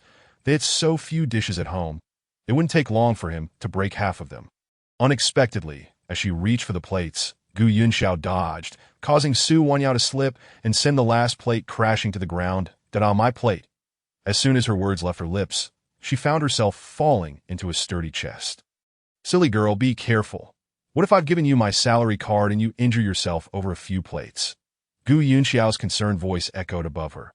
Overcome with embarrassment, Su Wanyao remained nestled against Gu Yunxiao's chest, unsure of when to rise. Feeling the warmth of her small frame and recalling her charming reactions throughout the day, Gu Yunxiao opened his mouth to speak, but was abruptly met with a swift left hook from Su Wanyao. "Pervert!" With that exclamation, she bolted at lightning speed into her bedroom, slamming the door behind her. Ji Yunxiao, left in the living room, could only sigh in exasperation, though the corners of his mouth betrayed a hint of a smile. Chapter 12. Her hero in any case. Only these two paths remained out on the Cheng family side. Seeing Su Jingwo's indecisiveness, Cheng Jinglan lost her patience, and her tone grew increasingly irritable. "That I will try." Faced with the prospect of confronting that deranged woman, Su Jingwo unhesitatingly chose to sacrifice Su Wanyao. Since Su Wanyao could not marry into the Kai family, the only option was to find a way to deceive her into going to the elder Kai's residence. The following day, Su Jingwo rose early, meticulously preparing himself. Looking at his impeccably tailored suit in the mirror, a glimmer of pride flickered in his phoenix eyes, soon replaced by a steely resolve that my goodness. That uncle is so handsome. Wow, did you see him step out of that Ferrari before even reaching the school gates? Su Wanyao heard the excited shrieks of infatuated girls. These young women had an insatiable appetite for handsome men, from toddlers to centenarians. If they were good-looking, they were all potential husbands in their eyes. That as for these infatuated girls, Su Wanyao typically held them in disdain, particularly since she had a husband who resembled a celestial being. Wanyao, upon spotting Su Wanyao approaching the entrance, Su Jingwo waved the bouquet of roses enthusiastically and called out. Only then did Su Wanyao realize that the admirers were discussing her father. "What? This handsome uncle is here to pick up that poor girl?" They speculated that he was likely a sugar daddy. As Su Jingwo approached Su Wanyao, the surrounding whispers grew louder. Thanks to Qing Shui and He Yuanka, nearly everyone at school knew Su Wanyao was a poor girl. However, she remained unfazed, curious instead about why her father had come to find her. "Wanyao, why are you only just arriving? I've been waiting for you at the gate for half an hour." Su Wanyao gazed at her father, who had made a special effort to dress up, holding the bouquet of roses that a flicker of warmth filled her heart. Could it be that he remembered her birthday? Just as a wave of emotion began to rise, she recalled the glass of lemon water laced with drugs, forcing herself to suppress her feelings. "What brings you here?" Her voice was indifferent, her steps unyielding despite Su Jingwo's presence. "Today is my precious daughter's birthday, so of course I came to take you out to celebrate." That Su Jingwo hurried to catch up, shoving the large bouquet of roses into Su Wanyao's arms. At his words, Su Wanyao halted, tilting her head to scrutinize his face for any signs of insincerity. Sure enough, within a minute, the smile on Su Jingwo's face faltered, and he finally spoke the truth. "You know your mother. My mother is already dead." Without needing to say more, Su Wanyao understood precisely who Su Jingwo referred to. She had never acknowledged Cheng Jinglan as her mother. "Your Aunt Lan's company has encountered some issues, and as a member of the family, you should lend a hand." Su Jingwo's eyes pleaded with Su Wanyao. "Father, I am already married. There is no way I could marry that old man with the surname Kai." Without Su Jingwo needing to say another word, Su Wanyao already knew what he was about to express and impatiently interrupted him. "Furthermore, isn't there another daughter in the family?" Shoving the bouquet into Su Jingwo's hands. Su Wanyao lowered her gaze, no longer looking at him, and strode towards the teaching building. "Wanyao, you know this is your last chance. That if you refuse, if..." Su Jingwo had not anticipated that his usually compliant daughter would become so disobedient ever since she got her marriage certificate with that useless lad. "If you refuse, you will never see me again. Your Aunt Lan will never let me go." This statement successfully halted Su Wanyao in her tracks. She turned to face the well-preserved man, who seemed younger than his years, hoping to glean some past affection from his gaze, but she failed. Observing Su Wanyao's hesitation, Su Jingwo quickly stepped forward and grasped her hand. "As long as you go to the Kai family. Just for one night." Su Jingwo's somewhat wrinkled hand indicated the number 1, repeatedly waving in front of Su Wanyao's face. Indeed, she still held some hope for him. The man before her had long cast her aside for his own interests. And she couldn't fathom what she was still expecting. Su Wanyao slowly closed her eyes. A tear slipped down her cheek. What one night? A cold, stern voice interrupted, and Su Wanyao felt a solid arm wrap around her shoulder. Opening her eyes, she found Gu Yunxiao standing beside her, having appeared seemingly out of nowhere. Yunxiao, don't be afraid. I am here to Gu Yunxiao's voice was resolute and powerful, providing Su Wanyao with a much-needed surge of courage. Sniffling, Su Wanyao directed her gaze at Su Jiangwo, her voice firm. I will not agree, and do not seek me out again. Wanyao, come with me. Seeing Su Wanyao, who had just begun to waver, regain her resolve due to Gu Yunxiao's presence. Su Jiangwo's frustration boiled over, his tone growing increasingly rude. Wanyao is my wife.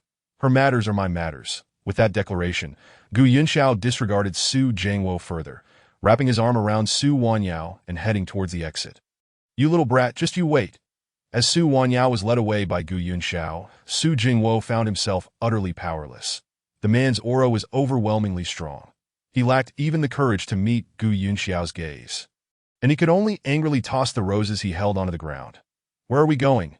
As they approached the school gate, Gu Yunxiao led her away, prompting Su Wanyao to inquire of course. We are celebrating your birthday. He gently pinched Su Wanyao's nose, wiping away the tear streak on her cheek with affection. But Su Wanyao attempted to protest, yet before she could finish, Gu Yunxiao had already ushered her into a nearby black Volkswagen. Unlike the lavishly modified Mercedes from their last encounter, this Volkswagen Phaeton appeared rather ordinary. Be a good girl and wait for me. I need to make a phone call. After closing the car door, Gu Yunxiao took out his phone and dialed Wang Ming. Authorized the matters regarding the Chung family, although Wang Ming was puzzled by Gu Yunxiao's sudden decision to let the Chung family off the hook. He nonetheless instructed his men to arrange the relevant affairs. This time, he spared the Chung family. Should they dare to approach Su Wanyao again, they would not find him merciful, casting a fierce glare at the visibly displeased Su Jiangwo across the street. Gu Yunxiao smirked coldly before getting into the car. Let us go. We are celebrating my silly girl's birthday. Su Wanyao was unsure how Gu Yunxiao learned of her birthday, yet she couldn't help but smile slightly, feeling a hint of happiness as she gazed at the man in the driver's seat. This man was perhaps the hero bestowed upon her by fate. Chapter 13. A Visit of Gratitude. What? You say everything has been resolved. Chung Jinglan's face lit up with joy as she listened to her assistant's good news over the phone. Kneeling on the ground, Su Jiangwo was baffled by Chung Jinglan's elation. He quietly stood up and approached her, only to be met with a fierce glare. You useless fool. You can't even handle a trivial task. After hanging up the phone, Chung Jinglan kicked Su Jiangwo directly. Realizing he had failed in his duties, Su Jiangwo rubbed the area she had kicked, feeling aggrieved. Has the company's issue been resolved? Although Chung Jinglan had kicked him, a glimmer of amusement lingered in her eyes, suggesting that perhaps there was a breakthrough in the company's situation, that Su Jiangwo cautiously inquired. Yes, it has all been resolved. At the mention of this matter, Chung Jinglan's expression brightened entirely. What puzzled her was that the numerous issues present in the morning had miraculously resolved by the afternoon, with all cooperating parties claiming the prior problems were minor and would not affect the collaboration. Chung Jinglan cast a dubious glance at Su Jiangwo. Could it be that this old fool secretly went to accompany that woman? Feeling the weight of her scrutiny, Su Jiangwo broke into a cold sweat and quickly explained, I didn't I followed Su Wanyao to the restaurant and then returned to report to you. Not the Kai family, not the He family. Who else could it be? Mom, I'm back. Just as the two were pondering, Cheng Shui barged in carefully that, oh dear, my little ancestor, you are now pregnant. Be careful. Seeing Cheng Shui, who seemed oblivious to her condition, Chung Jinglan hurriedly helped her to the sofa. Yes, Shui, you must take more care now that you are expecting that. Su Jiangwo, upon noticing Cheng Shui's return, rushed to the kitchen to fetch a glass of lemon water. Gently advising her, did I know, I just forgot for a moment. Cheng Shui, feeling the careful attention from everyone, rubbed her belly and flashed a proud smile. Today, Cheng Xian sent me back. Cheng Xian. Hearing Cheng Shui mention him, Chung Jinglan suddenly recalled something to Shui. Get up and change your clothes. Before Cheng Shui could take a sip of water, she was yanked up by Chung Jinglan, utterly confused. And you, change out of those clothes. It's embarrassing that Su Jiangwo also found himself suddenly reprimanded, his eyes filled with bewilderment. What are you still standing there for? Cheng Xian helped the company resolve a significant issue. We must thank him upon hearing this. The father and daughter finally understood, promptly returning to their rooms to change, that we must pay a visit to express our gratitude. If we can secure a marriage between Cheng Xian and Cheng Shui, that would be splendid, Cheng Jinglan mused. The trio donned their finest attire and took the best car, still that Ferrari that could not match Gu Yinxiao's speed, and headed towards Cheng Xian's villa with gratitude in their hearts. Cheng Annie, why are you here? Upon hearing the butler's announcement, Cheng Xian welcomed Cheng Jinglan's family inside. Look at you arriving with so many gifts. Cheng Xian gestured to the butler, indicating for him to take the items from Su Jingwo's hands. Cheng Shui watched with concern as the butler collected the gift bags. These were the items Gu Yinxiao had brought during Su Wanyao's last visit. She had initially planned to choose better gifts, but time had not permitted, so she settled on these. To her surprise, upon opening the bags, she discovered they were filled with luxuries she usually wouldn't dare to buy, initially intending to keep them hidden. She was caught by Cheng Jinglan, who scolded her for being inconsiderate and insisted they be given to Cheng Xian. Forget it. She can always get these back from Cheng Xian later, she thought. After all, where would Su Wanyao, that impoverished woman, find the money for such things? Schwer. Cheng Shui's tightly clenched hands were gently released, and she snapped back to reality, offering Cheng Xian a sweet smile. That I truly apologize. Schwer has been a bit anxious since becoming pregnant. You must take good care of her. Cheng Xian, that I was too careless, Annie. Schwer, please sit down. Uncle, you sit too. Hearing Cheng Jinglan's reminder, Cheng Xian remembered Cheng Shui's pregnancy and quickly assisted her to the sofa. I actually came here to express my gratitude. After sitting down, the atmosphere turned somewhat awkward, and Cheng Jinglan cleared her throat before speaking. Noticing Cheng Xian still looking puzzled, she continued, I truly appreciate your efforts regarding my company's matters. Managing such numerous partnerships must have been a hassle, right?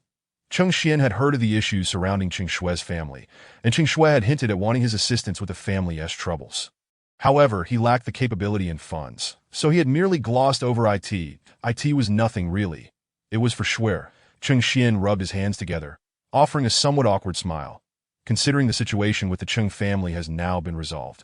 Annie believes this was all thanks to you, which is why we are here to express our gratitude. That in truth, it was no trouble at all. How could it be a hassle if I could help Annie? Since someone had taken on the role of a benefactor, Cheng Xian was more than willing to bear a favor for the Cheng family. Truly, my Schwer has chosen a remarkable man. Cheng Jinglan gazed at Cheng Xian, whose face radiated righteousness, and felt increasingly satisfied with each glance. She longed to see Cheng Shui wed into the Cheng family immediately, eager to resolve the lingering issue that had troubled the Cheng family for so long. It seemed she had underestimated the Cheng family before. Xian, look, Shui's been pregnant for over 2 months now. Shouldn't you two hasten to arrange the wedding? Finally, Cheng Jinglan broached the ultimate purpose of their visit. Cheng Xian, however, felt somewhat awkward. The Cheng family upheld strict morals, and if it were to be known that Cheng Shui was pregnant before marriage, he would undoubtedly face his parents' ire. Annie, my parents are on vacation abroad. Otherwise, I could visit with gifts upon their return, he replied, searching for a somewhat reluctant excuse to evade the topic. Cheng Jinglan and Cheng Shui exchanged glances, both discerning the dissatisfaction reflected in each other's eyes. With the child already on the way, Cheng Xian still hesitated to hasten the marriage. There had to be some ulterior motive. After bidding farewell to Cheng Xian, Cheng Shui threw herself into Cheng Jinglan's arms and sobbed. Mom, he must still have that little vixen, Su Wanyao, in his heart. All right, darling, you're already carrying his child. I see Wanyao can't cause much of a stir. Cheng Jinglan softly consoled her daughter, gently patting her back. Yet her eyes, sharp as daggers, pierced towards Su Jingwo, who sat in the passenger seat. Rest assured, Shui. Tomorrow I will confront Wanyao and make sure she keeps her distance from Cheng Xian. Su Jingwo, wiping the cold sweat from his forehead, hurriedly interjected. Chapter 14. An evening at the E-City bar, my dear Shui. Even without an engagement, Cheng Xian has already begun to assist his family, Cheng Jinglan remarked with a sense of pride. Noticing Cheng Shui's mood had slightly eased. Unlike that girl, who shows no gratitude and refuses to marry into the Kai family with such advantageous conditions that as she spoke, Cheng Jinglan shot a disdainful glance at Su Jingwo, expressing her contempt. She insists on marrying some impoverished wretch of unknown origin. Indeed, you speak the truth. Shui possesses truly discerning taste, but with her current condition, we cannot simply wait for Cheng Xian's parents to return. Su Jingwo replied, his resentment towards Su Wanyao intensifying, that if only Su Wanyao had obediently married into the Kai family, Cheng Jinglan's attitude toward him would have been markedly different.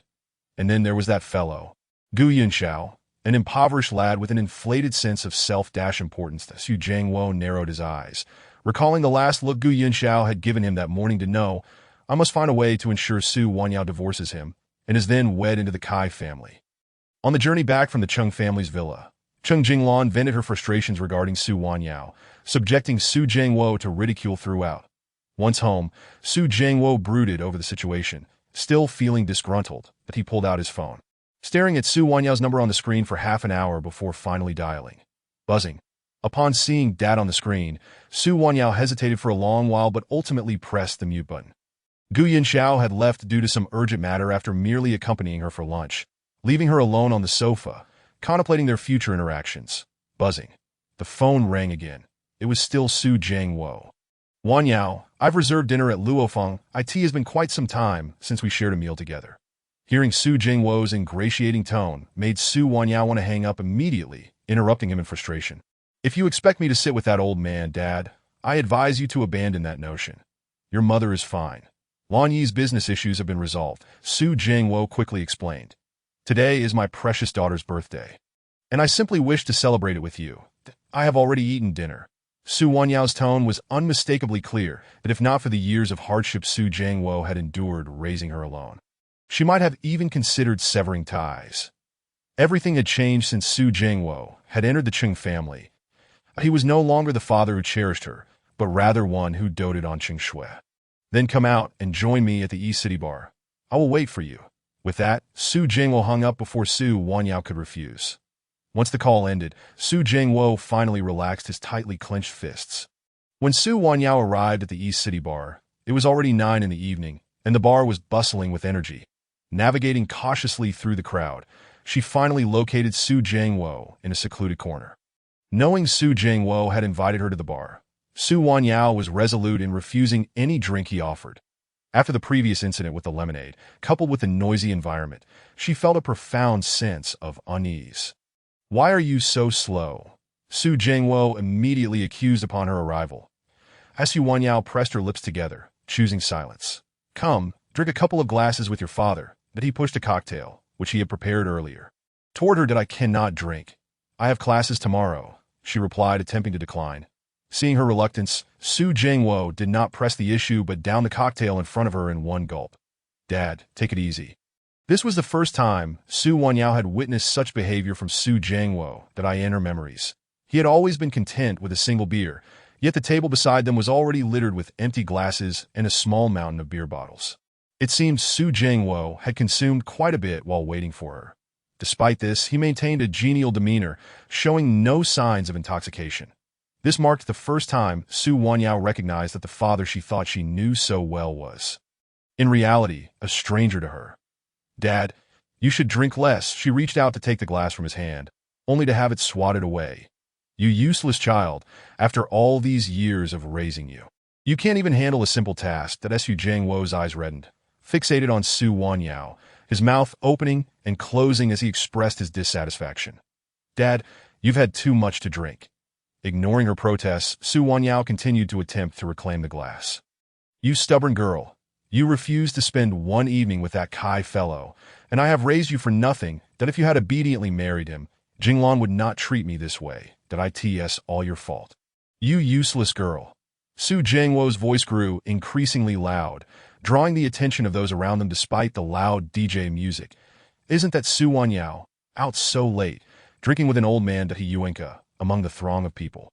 Recognized Su Wanyao, the girl who had embarrassed her at the clothing store.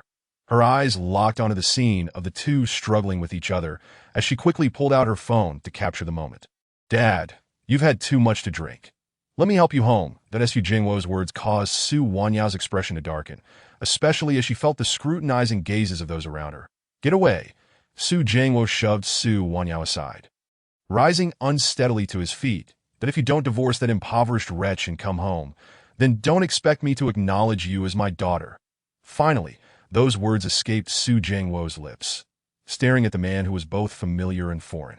Su Wanyao shook her head vigorously, wishing fervently that this was merely a nightmare, that if she could wake up, she would find herself at home, with her parents still lovingly preparing dinner together. Splash! A glass of ice-cold liquor was thrown at Su Wanyao, shattering her illusion and bringing her back to reality. The icy impact left mottled red marks on her face as she looked incredulously at Su Jiangwo. Get lost, you shameless woman, just like your mother. Utterly ungrateful. With that, Su Jiangwo discarded his glass and stumbled toward the exit, berating himself as he walked, causing those nearby to part ways for him. Chapter 15. Drinking games. Su Jiangwo had departed. Yet Su Wanyao's mood was even more tumultuous than in the morning. She had seen through the ruse. Su Jiangwo had sought her out twice today, solely to pressure her into accompanying that Kai old man. Frowning as she surveyed the empty bottles before her, she realized that Su Jiangwo had left without settling the bill. Now, it seemed she was left to pay for everything, including the expensive dress from a few days ago that she had yet to settle. Su Wanyao's financial situation had become dire. Isn't that Wanyao? Why the long face? He Yuenko approached with a cocktail in hand, her voice sultry. Su Wanyao glanced at her, but said nothing, continuing to stare blankly at the pile of empty bottles. Could it be you can't afford the bill? He Yuenko probed, seating herself opposite Su Wanyao and placing her drink gently on the table. What about your black card? Just swipe it, and it will be sorted.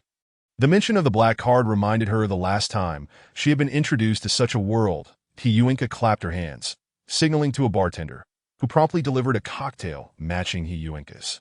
This one on me that I don't drink that He Yuenko is simply unbearable. Su Wanyao coldly rejected He Yuenko, pushing the glass of alcohol placed before her aside. Oh, is that so? What about this entire table? He Yuenko feigned curiosity, glancing at the empty glasses on the table. This left Su Wanyao momentarily at a loss for words. How was she to explain the presence of all this alcohol? To say that her father had invited her to a bar for drinks. Which father would take his daughter to a bar to drink? And to such excess?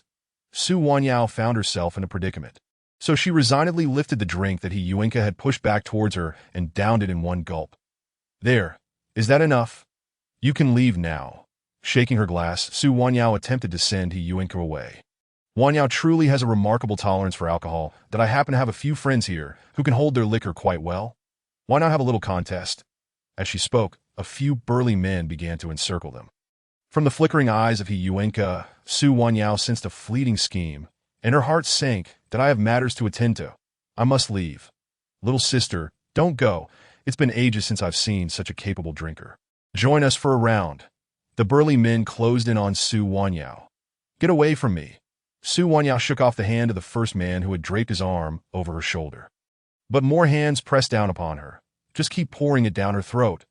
He Yuenko, crossing her legs elegantly, sipped her drink with a disdainful smile, watching as Su Wanyao was forced to swallow glass after glass.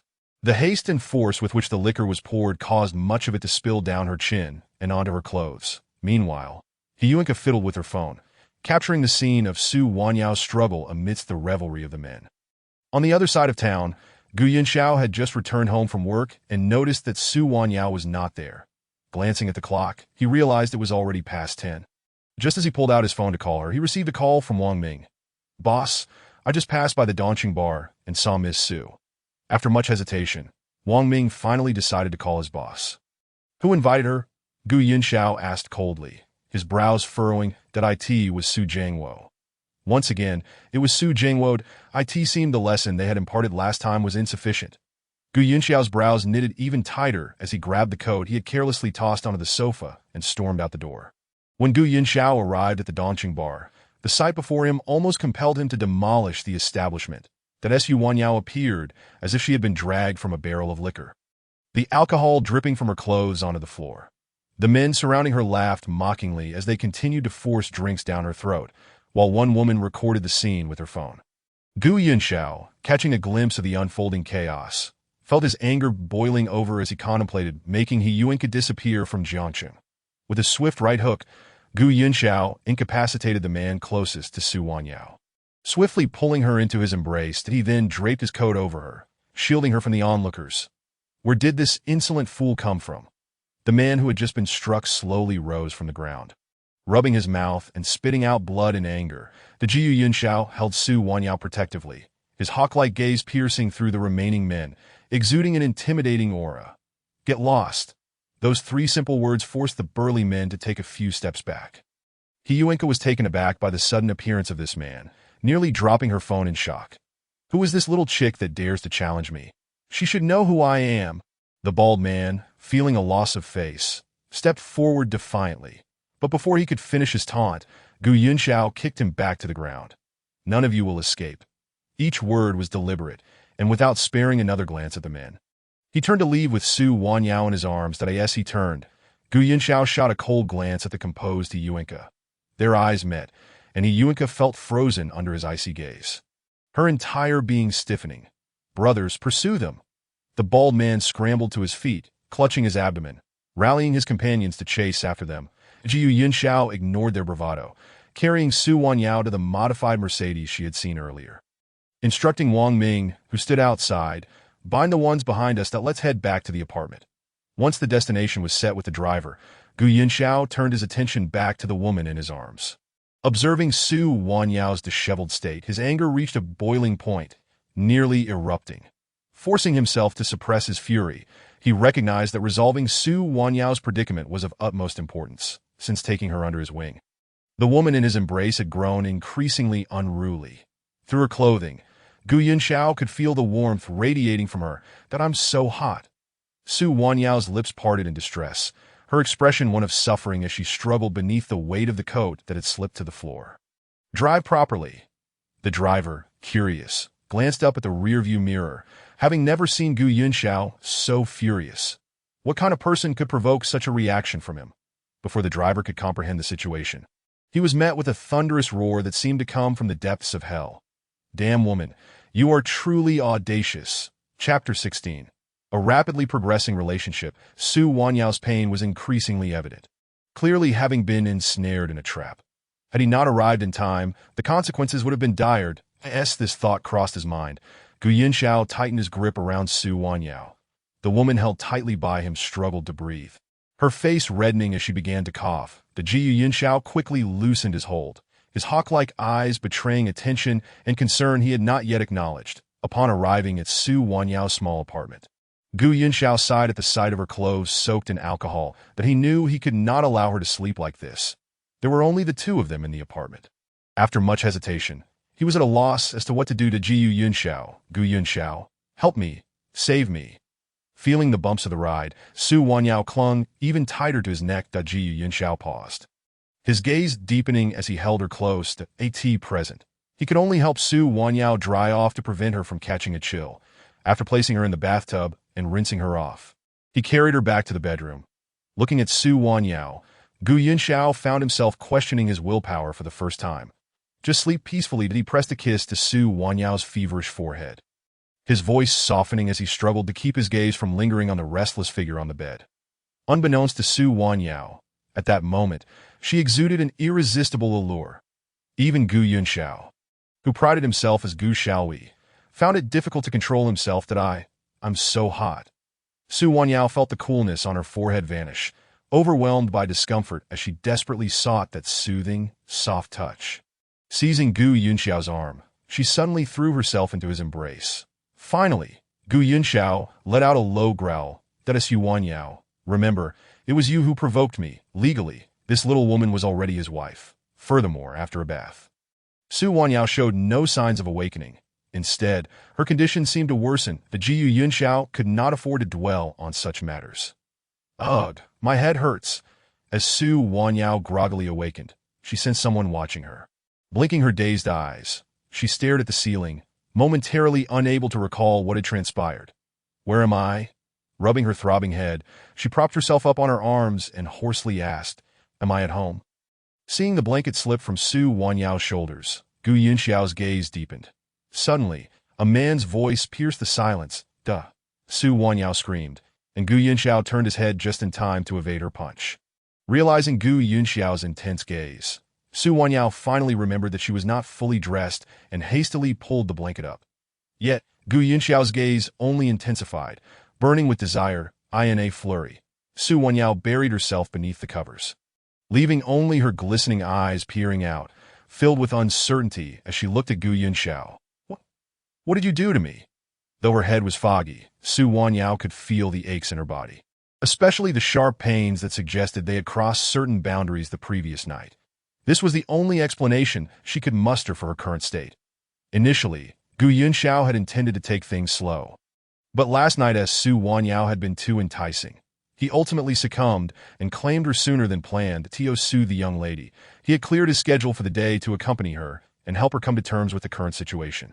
Su Wanyao was aware that they had already obtained a marriage certificate, and that this progression was inevitable, yet she had not anticipated it happening so swiftly. You were set up yesterday." The Jiyu Yunxiao candidly expressed his thoughts on the woman's condition from the previous evening. He felt a twinge of anger towards Su Wanyao for venturing out alone to meet Su Zhengwo at a bar without prior notice. "Do you have any idea what the consequences could have been if I hadn't found you in time?" As he spoke, his gaze sharpened, instilling a momentary shiver of fear in Su Wanyao. The results of her actions were something he, Gu Yunxiao, could not bear. "That I was wrong." "Wait, were you following me?" After apologizing, Su Wanyao sensed something amiss. The previously subdued aura around her surged back, and her doe-like eyes flickered with confusion before sharpening with determination. "That a colleague spotted you at the bar, and I was simply worried about you." Gu Yunxiao omitted mentioning Wang Ming's name. "That I only recall meeting my father, and then Yuenka kept pouring drinks for me. After that, everything is a blur." Su Wanyao rubbed her temples, her head feeling as though it had been struck like a ball, ready to explode. Thankfully, Gu Yunxiao had rescued her last night. Had those men taken her away, she might have wished for death by now. Yet the entire night remained a blank in her memory. The Jiyu Yunxiao observed Su Wanyao's previously pale visage gradually flush with color, culminating in a deep crimson at her ears, compelling him to chuckle softly. "Hadada, Gu Yunxiao, what are you laughing at? Get out. This matter is far from over between us," Su Wanyao declared, seizing a nearby pillow and hurling it at Gu Yunxiao. Aware that it would take time for Su Wanyao to come to terms with the situation, Gu Yunxiao obediently exited the bedroom. Once he closed the bedroom door, Su Wanyao emerged from under the covers. Standing on the floor, she scrutinized her body, realizing the nature of her escapades from the previous night. After rummaging through her wardrobe for a turtleneck and donning a pair of jeans, nearly wrapping her entire head in fabric, she finally made her way out of the bedroom. "Given the unusual circumstances yesterday, I promise I won't act without your consent in the future." Spotting Su Wanyao's attire, Gu Yunxiao felt a tinge of remorse as he assured her that "I just need a little time." After all, Gu Yunxiao had intervened to save her from peril. Had those burly men succeeded, it was likely that Su Wanyao would have contemplated self-harm. "That I'm off to class. I'm going to be late." With that, Su Wanyao grabbed her backpack from the sofa and dashed out of the apartment, leaving Gu Yunxiao to ponder alone.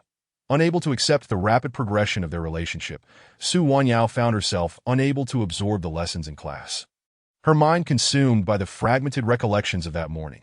Wanyao. "Hey, Su Wanyao." Chapter 17. Hidden Marks. "Su Wanyao, are you listening to me?" Lu Qingqing exclaimed, snatching Su Wanyao's hand from supporting her head, her voice raised, drawing the attention of the instructor. Quickly signaling an apology to the teacher, Lu Qingqing turned her focus back to Su Wanyao. "Da. What's wrong, Qingqing?" Su Wanyao, preoccupied with her thoughts, was oblivious to the lesson, her mind swirling with hazy fragments from the previous night. "What are these?" Lu Qingqing pointed at a small patch of bruising on Su Wanyao's exposed arm, grinning mischievously. The question made Su Wanyao's face turn crimson. "And nothing." She withdrew her arm, hastily covering the marks with her clothing, stammering in response. "Come on, don't lie to me. Do you think I'm 3 years old? Just tell me, are you with that Gu Yunxiao?" The more Su Wanyao tried to deflect, the more convinced Lu Qingqing became of her suspicions. "I already said no." Still grappling with the events of the previous night, Su Wanyao ignored Lu Qingqing for the rest of the class. After 20 minutes, the bell rang, and Lu Qingqing dragged Su Wanyao toward a small grove on campus. "Qingqing, slow down. I can't keep up." At long last, as Su Wanyao caught up with Lu Qingqing, a familiar sultry voice blocked their path. "Move aside." Su Wanyao's expression darkened upon seeing Yuenka. Had it not been for Yuenka, she would not have found herself in this predicament with Gu Yunxiao. "What with the foul mood this early? Did the gentleman from last night not treat you well?" He Yuenka not only refused to step aside, but also seized Su Wanyao's arm, pulling her clothing up to reveal a slender, pale arm. You again, get away from me. Noticing Su Wanyao's displeasure, Lu Qingqing pushed He Yuenka aside, shielding Su Wanyao. But if you're feeling lonely, I have plenty of single servants at home I can introduce to you. As Lu Qingqing said this, she attempted to lead Su Wanyao away. I happen to have several explosive photos from last night. Wanyao, would you like to see them? He Yuenka, unfazed by Lu Qingqing's shove, waved her phone with a smile. Who can't do a little Photoshop these days? Lu Qingqing reached for He Yuenka's phone, defending Su Wanyao. As Su Wanyao's face turned pale, though she couldn't see clearly. The woman in the center of the photos was undoubtedly her, and the backdrop was unmistakably from the East City BR. It seems Wanyao has remembered something. He Yuenka's tone grew, increasingly smug, as she observed Su Wanyao's reaction. Although Gu Yinxiao had disrupted her plans last night, her collection of photos was ample enough to ensure Su Wanyao's expulsion. What are you planning to do? Su Wanyao's gaze remained steady, fixated on He Yuan. Gu Yinxiao had assured her he had picked her up before anything happened, and she believed that these individuals had not laid a finger on her. Sister, what are you doing here? Miss He, you're here too. What are you two chatting about so cheerfully? Just as He Yuenka was about to speak, another overly dramatic voice interrupted. Su Wanyao furrowed her brows in annoyance. Cheng Shui had arrived. What do you want now? Sister, what are you saying? Of course, I'm here to attend class. Cheng Shui replied, leaning gently against someone beside her. Cheng Xian is here to pick me up after class.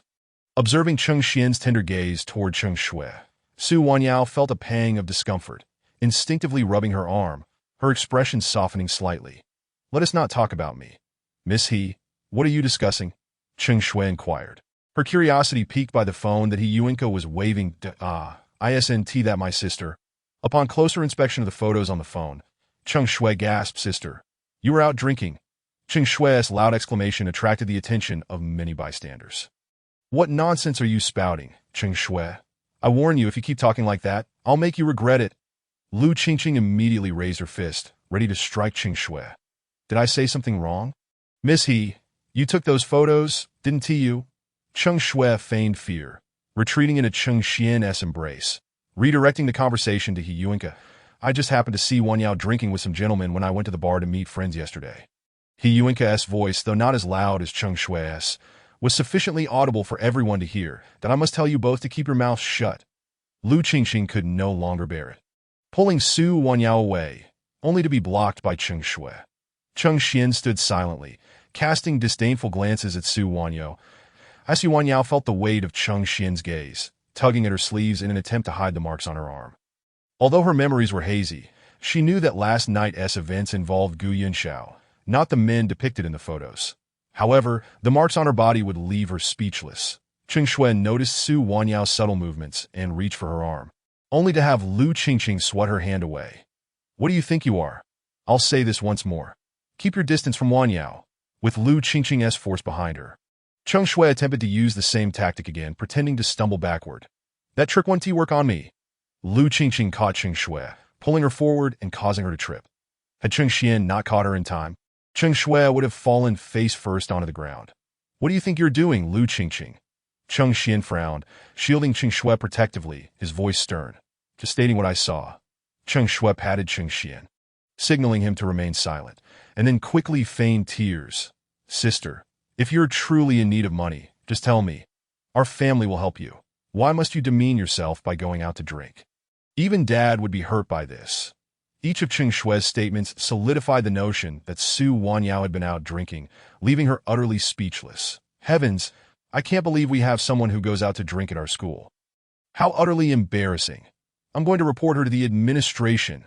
As the crowd around them swelled, the murmurs of gossip became incessant, and they even began to point fingers at Su Wanyao.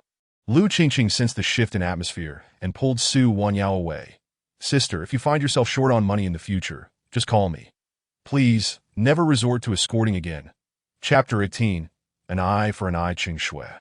Utter another word, and this bottle of drink will be your undoing. Lu Qingqing crushed the drink bottle in her hand, her voice steady. The fierce demeanor of Lu Qingqing made Cheng Shui instinctively shrink back. Lu Qingqing, I advise you not to overstep. Cheng Xian finally spoke up, unable to remain silent any longer. who is truly overstepping. Cheng Xian, you'd best mind your own business. With that, Lu Qingqing dragged Su Wanyao away, ignoring the three meddlesome individuals behind them. Wanyao, tell me what happened last night. Seated in Lu Qingqing's flamboyant pink Lamborghini, Lu Qingqing finally had the opportunity to hear about Su Wanyao's previous evening. She couldn't fathom how someone as reserved as Su Wanyao could suddenly find herself in bed with that person. Upon seeing He Yuanka's photo, a vague suspicion began to form in her mind. Has Su Jiangwo come looking for you again? Su Wanyao nodded. That damned old man, incapable of doing anything himself, can only bring you misery. Lu Qingqing slammed the steering wheel in frustration. Why not just cut ties with him entirely? I've considered it, but thinking back to how much Dad cherished me as a child, I can't bring myself to do it. Yet he no longer regards you as his daughter. To him, you are merely a commodity of value. If it weren't for her clandestine protection of Su Wanyao over the years, Su Wanyao would have been sold off countless times by Su Jiangwo. Thankfully, Gu Yunxiao was currently able to shield her. By the way, where's Gu Yunxiao? I heard that a teacher named Gu will soon be joining our department. Upon mentioning Gu Yunxiao, Su Wanyao couldn't help but blush. Qingqing, may I stay at your place for a few days? Absolutely not. Your relationship has just begun to blossom. I refuse to play the third wheel. Lu Qingqing was well aware of Su Wanyao's intentions, and she simply couldn't agree to this, that if her incredibly handsome husband came looking for trouble, it would be quite the ordeal. Since Gu Yunxiao's forceful display of protectiveness last time, Lu Qingqing had developed a favorable impression of him. All right then, Su Wanyao lowered her gaze. She understood Lu Qingqing's perspective, but felt utterly unprepared to face Gu Yunxiao. After dropping Su Wanyao off at her apartment, Lu Qingqing made a phone call. Uncle Da, there are several photos on He Yuanka's phone that I need you to destroy. Understood, Mississippi. After hanging up, a cold, sharp smile graced Lu Qingqing's lips. Just as He Yuanka approached her car, she was swiftly enveloped in a black plastic bag and dragged into a van before she could react. This entire scene was witnessed by Wang Ming. Boss, should we intervene? No need. Just ensure the photos don't leak. The Gu Yunxiao glanced at the photos Wang Ming had just sent him on his laptop, a faint smile creeping onto his face. The images depicted Lu Qingqing forcefully dragging He Yuanka into the van. He could clearly see the fierce glint in Lu Qingqing's eyes and the silver of her clenched teeth, but he had not anticipated that Su Wanyao had such a formidable friend, yet he was relieved that she was on Su Wanyao's side. Let go of me! Do you know who I am? He Yuanka exclaimed as she was suddenly seized in front of her own car, caught off guard. Ignoring the struggles of He Yuanka in the van, Lu Qingqing retrieved her phone, deleting all photos related to Su Wanyao. Let us give you a taste of what it means to be treated with the same disdain you show others. The van came to a halt, and a few burly men dragged He Yuanka into a warehouse. Before she could recover from the pain, a bucket of ice-cold beer was poured over her head. As the black plastic bag was ripped away, He Yuanka gasped for fresh air and surveyed her surroundings. She found herself surrounded by the very men she had introduced to Su Wanyao the previous night, each one harboring ill intentions. What do you want? In a panic, He Yuanka stepped back, desperately searching for something to cover her drenched attire. Miss He, we were quite vexed yesterday. Today presents a rare opportunity. Do not worry, we're all very nice. Indeed, Miss He, you should be well aware of our intentions that in no time. The men encircled He Yuanka. Lu Qingqing snapped pictures with a camera, and after taking a series of shots with He Yuanka's phone, she tossed it back at her. Just enjoy yourself. Miss He, fuming, He Yuanka glared at Lu Qingqing. You will regret this. Take your time, Miss He, Lu Qingqing replied, striding toward the door and leaving behind a parting comment before shutting it. She then uploaded the photos to the school forum. After tossing the camera to Uncle Da, Lu Qingqing returned to her car, eagerly awaiting the unfolding drama. 5 minutes later, a police car arrived at the entrance of the community. Within 3 minutes, several disheveled individuals were escorted out, with He Yuanka appearing visibly shaken on the surface. It seemed she had not endured too harsh a treatment. After all, this was merely a lesson for her. Listening to Wang Ming's report, Gu Yunxiao smiled faintly. Wanyao has indeed made a commendable friend, an eye for an eye, neither servile nor overbearing, conducting affairs with discretion while also understanding how to utilize the law to hold these individuals accountable. By the time Su Wanyao returned home, it was already midnight. She lingered outside her apartment for quite some time, waiting until the lights in the room had been off for a while. Assuming Gu Yunxiao had fallen asleep before she finally entered, After cautiously completing her nightly routine, she quickly slipped into bed. "Where have you been?" Gu Yunxiao's voice suddenly emerged beside her. "Ugh." Su Wanyao yelped, jumping out of bed. "What are you doing here?" Flicking on the lamp by the wall, she finally saw Gu Yunxiao lying in bed. His loosely tied bathrobe revealed a well-defined chest, appearing particularly alluring under the dim light.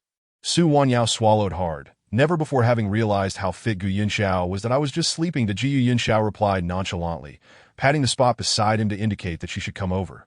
"Just listen. I won't touch you. We will simply sleep." His low, husky voice seemed to carry a magical allure, causing Su Wanyao to find herself unable to resist stepping closer to "No, I'll sleep on the sofa." Just as Su Wanyao clutched the blanket and prepared to head to the sofa, Gu Yunxiao leaped up and firmly pressed her back onto the bed. "Did I one allow it?" Chapter 19. Business trip. Gu Yunxiao's domineering nature was something Su Wanyao had always been aware of. Yet today, for the first time, that dominance was directed at her. Su Wanyao's cheeks flushed deeply. "Did someone bully you today?" Gu Yunxiao propped himself up on one arm, his dark eyes fixed intently on Su Wanyao as he asked in a low voice. Initially, he hadn't intended for their relationship to advance so quickly, but after witnessing her being mistreated at school, he realized his woman must not be left defenseless, nor should she continually retreat. He wanted to teach Su Wanyao how to stand up for herself. Otherwise, no matter how much he protected her, there would inevitably be times he could not be there, and she would need to learn to defend herself. Noted a flicker of hurt cross Su Wanyao's watery eyes, still pretending to be strong.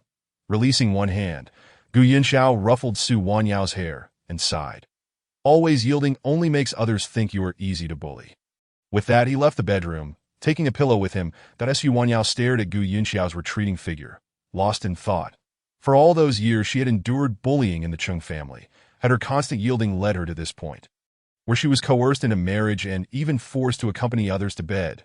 Contemplating Gu Yunxiao's words, Su Wanyao eventually drifted off to sleep. When she woke the following morning, Gu Yunxiao was no longer in the apartment.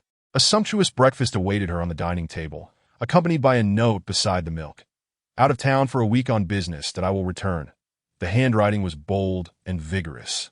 Yet the cute smiley face at the bottom seemed somewhat mismatched. That a smile, one that Su Wanyao herself had not anticipated, crept on her lips as she savored the lovingly prepared breakfast. As she slung her backpack over her shoulder and headed to school, she noticed the car that Gu Yunxiao had once driven. "Miss Su, please get in." Pausing in confusion, she turned to the driver inside the car. After confirming it was indeed for her, she replied, "I didn't call for a car. This is a car ordered by Mr. Gu." Feeling somewhat bewildered, Su Wanyao took a seat in the car, contemplating sending a message to Gu Yunxiao, expressing her thoughts on his extravagance. The apartment was merely a short stroll away from the school. Yet he insisted on hailing a taxi for her. At that moment, Su Wanyao realized, to her surprise, that she did not possess Gu Yunxiao's contact information. This man was always by her side, or would appear unexpectedly. Yet they had never exchanged a single call, and he could always find her. It dawned on her that she had never bothered to obtain his contact details, leaving her with a slight sense of unease. As if Gu Yunxiao could materialize at any moment or vanish just as swiftly. Everything she experienced might merely be a figment of a dream. During the week Gu Yunxiao was away on business, Su Wanyao kept herself occupied with her graduation project. Yet upon returning to the apartment each day, she was reminded of his existence by the newly renovated space and the reliable vehicle that picked her up for school. "Next time, please don't come for me. It's a short walk," she told the driver, who nodded in acknowledgement, having heard this refrain from her for an entire week. Nevertheless, every time she attended classes and returned, that very vehicle awaited her at the roadside. Today marked the final day of Gu Yunxiao's business trip, and to her own astonishment, Su Wanyao found herself eagerly anticipating his return. The days without him had been rather dull and uninteresting. "Look at how lost you seem." Lu Qingqing waved her hand in front of Su Wanyao's face, eliciting a scoff from her. "Hey, Qingqing, were you calling me?" Su Wanyao finally snapped back to reality, gazing at Lu Qingqing with a bemused expression. "I mentioned that we have our defense the day after tomorrow. Have you prepared your materials?" "Of course. You know me well enough by now," Su Wanyao replied playfully, clutching her materials. "Are you ready? I hope you didn't find some junior to write it for you." "Absolutely not. I conducted the experiments myself and compiled the data." Lu Qingqing pouted, Clearly displeased by Su Wanyao's teasing, it seems that having a boyfriend has made you forget about your best friend. You show no concern for me. Noticing Su Wanyao's distraction at the mention of boyfriend, Lu Qingqing quickly shifted the topic. I heard our department is getting a super handsome professor to teach our main course. You and your crushes, Lu Qingqing remarked, rolling her eyes. Despite coming from a prestigious family, her infatuation with good-looking men had drawn disapproval from her parents, a habit that persisted as she grew older. She seemed to be enamored with any attractive face, whether it belonged to an elderly gentleman or a young lad, as long as they were handsome. Currently, her phone was filled with hundreds of photos of her, with various handsome men, which might explain why none of her boyfriends lasted more than 3 months. Who could tolerate a girlfriend who swooned over other men all the time? By the way, this Gu is quite distinguished. I heard he hails from a major jewelry corporation. Lu Qingqing earnestly defended her fascination. Just as she finished speaking, Su Wanyao collided with someone, causing her documents to scatter across the ground. Oh dear. Why are you walking so carelessly? The familiar voice made Su Wanyao's head throb. What now? As expected, it was Cheng Shui, who sat on the ground, looking pitiful, followed closely by Cheng Xian. After a week of tranquility, encountering these two was overwhelming for Su Wanyao. Su Wanyao, what is wrong with you? Can't you watch where you're going? Cheng Xian exclaimed as he helped Cheng Shui to her feet, glaring at Su Wanyao. Please, it was her carelessness. Lu Qingqing sighed, exasperated. Cheng Shui, can you not use the same trick every time? It's getting tiresome for us. Lu Qingqing was at her wit's end with Cheng Shui's constant clumsiness. If you don't want the baby in your belly, feel free to fall as you please, Su Wanyao remarked coolly while gathering her scattered papers. Having learned from Gu Yunxiao's previous lesson, Su Wanyao resolved to no longer let Cheng Shui bully her. Cheng Shui looked incredulously at Su Wanyao, unable to believe that the once subservient Su Wanyao would dare speak such words. Sister, how cruel you are to curse my child. I know you disapprove of my pregnancy with Cheng Xian's child, but it is still a life, unrelated to our conflicts, she retorted. Chapter 20. Counterattack. Unperturbed by Cheng Shui's feigned innocence, Su Wanyao focused solely on her documents. Noticing that her lack of reaction failed to provoke Su Wanyao, Cheng Shui's eyes gleamed mischievously. Isn't this my graduation project? Cheng Shui snatched a few disorganized papers from the ground. What nonsense are you spouting? Su Wanyao furrowed her brow, hastily picking up her papers. Ready to leave. Feeling guilty, are we? I didn't expect you to be so pathetic. Now you're even resorting to plagiarizing graduation projects. Cheng Xian, having helped Cheng Shui up, indignantly accused Wanya. How have you become like this? Stealing from Shui'er is one thing, but now you're resorting to copying her graduation project. Watching the pair play their roles in this drama, Su Wanyao felt incredulous. The project in her hands had been printed just that morning. Still warm from the printer, yet now it was being claimed by Cheng Shui that you'd better not slander me. Lu Qingqing snatched the few papers from Cheng Shui's grasp, glaring fiercely. Ever since Cheng Shui became pregnant with Cheng Xian's child, she had grown increasingly arrogant, frequently seeking out trouble with Su Wanyao. Analysis and research of orchid cultural elements in jewelry design. You dare claim this isn't theft of my graduation project? You didn't even bother to change the title. You're truly crossing the line. Su Wanyao took a few steps away. She heard Cheng Shui's voice behind her, causing her lips to tremble. This was indeed the topic of her graduation project, a detail even Lu Qingqing was unaware of. How did Cheng Shui know? Sister, I advise you not to submit it to the teacher, as I already handed this paper to the advisor yesterday. Seeing Su Wanyao halt in her tracks, Cheng Shui continued, her tone dripping with satisfaction. Wanya, I'm utterly disappointed in you that I didn't expect such a drastic change after your return. Cheng Xian's words seemed to stab deeper into Su Wanyao's heart. Cheng Xian, I am equally disappointed in you. With that, Su Wanyao feigned calmness, pulling Lu Qingqing along as they continued on their way. What do we do now? Lu Qingqing asked anxiously. The theft of a graduation paper was a serious matter. While she could help Su Wanyao with many issues, academic matters were beyond her expertise. Perhaps I could lend you my paper, and I'll have those guys write me a new one. This was the only solution Lu Qingqing could think of. Qingqing, you need not worry about this, Su Wanyao replied, pressing her lips together, forcing a smile, her earlier panic dissipating. The graduation project, from the experiments to the thesis, was her pride and joy, and she would not allow Cheng Shui to take it from her so easily. In fact, I've long been aware of her actions. Noticing Lu Qingqing's worried expression, Su Wanyao finally decided to share her thoughts. For the past week, she had felt as if someone was following her, especially after her USB drive mysteriously vanished and then reappeared on her desk. Su Wanyao was certain of her suspicions. Thus, she discreetly searched online for a paper previously published by her advisor. After a day's work, she managed to craft a paper that loosely aligned with the title. Then, she intentionally left her computer unattended in a quiet corner of the library after a visit to the restroom. Sure enough, today Qing Shui flaunted this very incident, that I thought she would keep her cool and wait until the last moment to expose it. Su Wanyao smirked, causing Lu Qingqing to momentarily lose her bearings. Truly, you are the epitome of my style. After hearing the entire story, Lu Qingqing couldn't help but give a thumbs up. This is the real art of returning a favor in kind. Compared to Su Wanya, my previous actions against the Yuenko were child's play. Please, don't mock me. Look at these dark circles under my eyes. They are the result of this ordeal, Su Wanyao lamented, shaking her head, that I simply cannot comprehend why Qing Shui and her ilk enjoy such thankless pursuits. After this counterattack, I feel utterly drained. Isn't that merely a result of your nocturnal escapades? Lu Qingqing teased, and as realization dawned on Su Wanyao, her cheeks flushed with embarrassment. You know full well he hasn't been around lately. Far away, Gu Yunxiao listened intently to Wang Ming's report regarding the events of the day, a smile gradually spreading across his lips. The foolish girl had learned to be clever. Truly, she was the woman he had chosen. No, the woman who had chosen him. Wanyao, wait for me. I shall return shortly, he murmured as he gazed at the photo of Su Wanyao on his phone. That evening, Su Wanyao had prepared a sumptuous feast, eagerly awaiting Gu Yunxiao's return. Initially, she had intended to fetch him, but lacking his contact information, she could only wait foolishly at home. Until her eyes fluttered shut, she reminded herself to remember to obtain Gu Yunxiao's contact details. What a silly girl she was.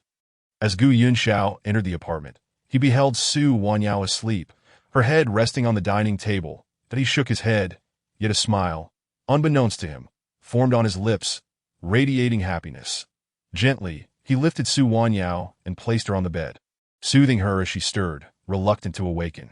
With a moment of respite, Gu Yunxiao savored Su Wanyao's culinary skills once more. Perhaps next time I should order takeout, he mused, noticing the top layer of the trash bin filled with the wrappers of Band-Aids.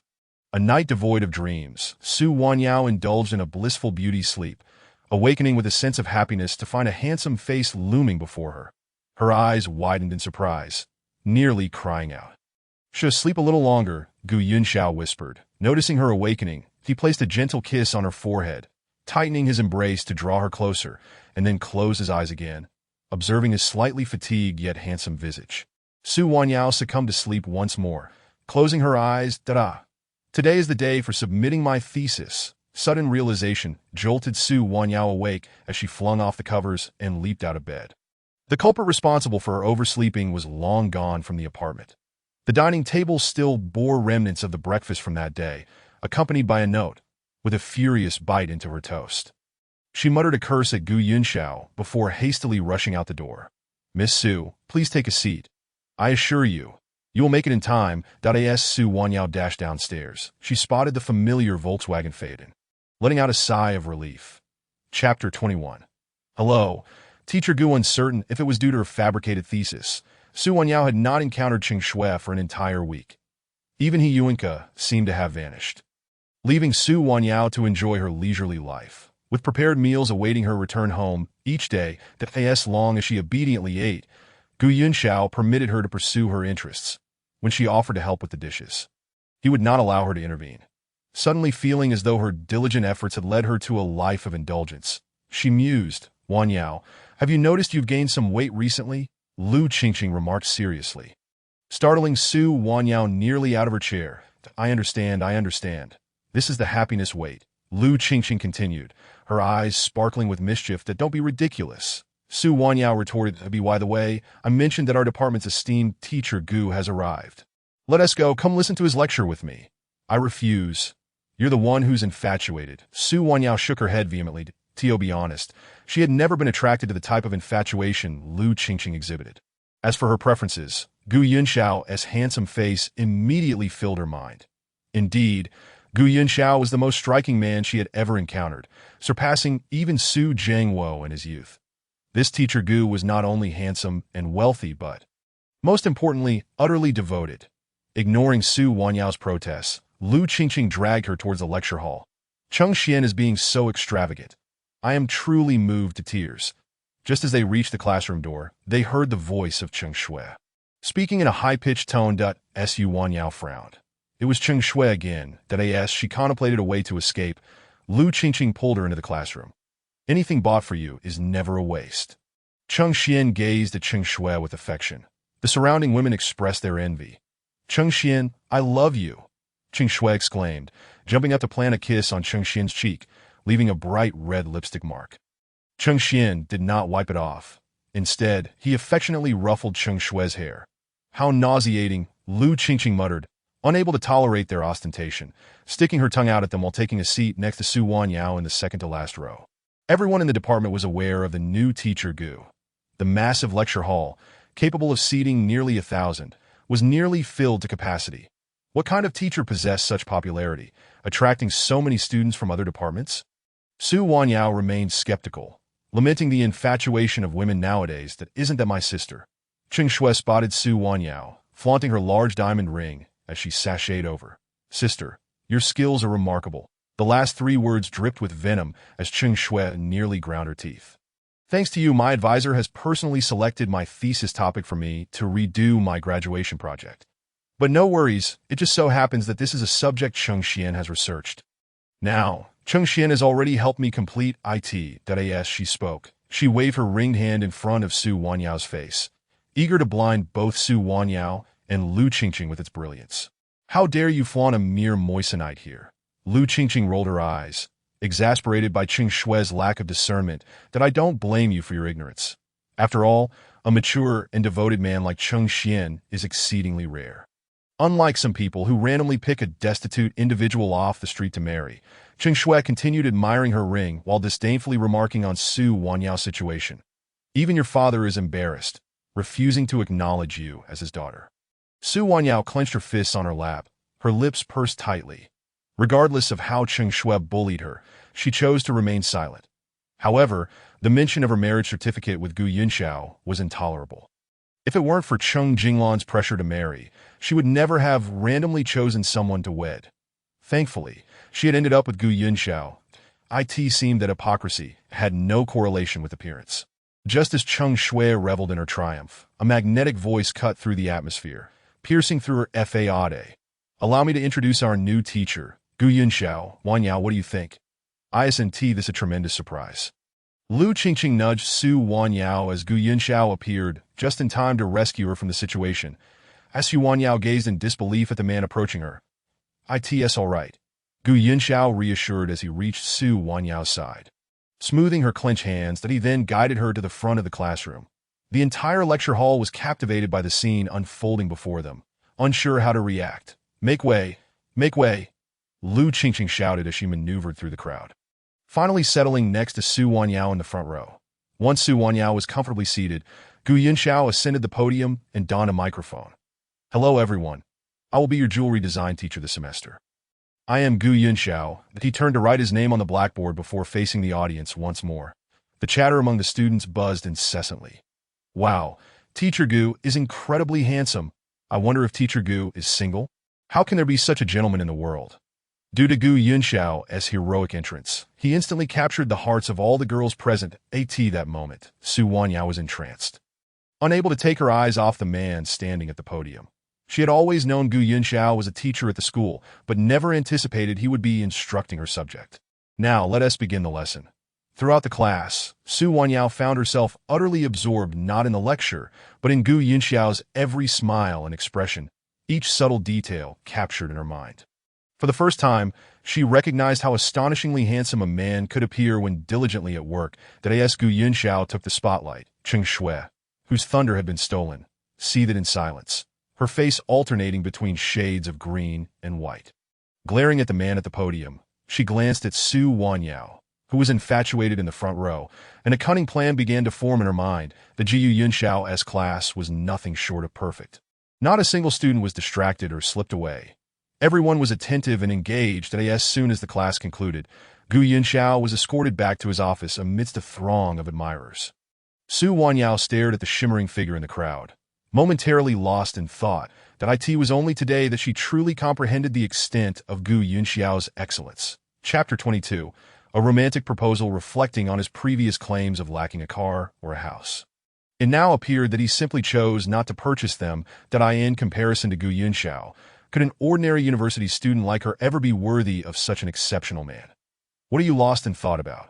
The crowd has vanished. Lu Qingqing playfully nudged the dazed Su Wanyao, a mischievous grin adorning her face as she observed her. Are you feeling jealous? Handsome men inevitably attract infatuated admirers. What truly matters is their unwavering devotion to you. However, as Lu Qingqing continued to speak, Su Wanyao absorbed none of it, instinctively trailing behind her friend, lost in her own thoughts. Suddenly, darkness enveloped her vision. Unbeknownst to her, Lu Qingqing had stealthily approached from behind and covered her eyes. Qingqing. The abrupt loss of light caused Su Wanyao to call out in a flustered tone, but the absence of a response from Lu Qingqing only heightened her anxiety, as she followed Lu Qingqing's movements. Su Wanyao took 2 steps forward and sensed another presence before her. Lu Qingqing exchanged a knowing glance with Gu Yunxiao, then released her grip and darted away into the thicket. Hey Qingqing, still adjusting to the sudden influx of light.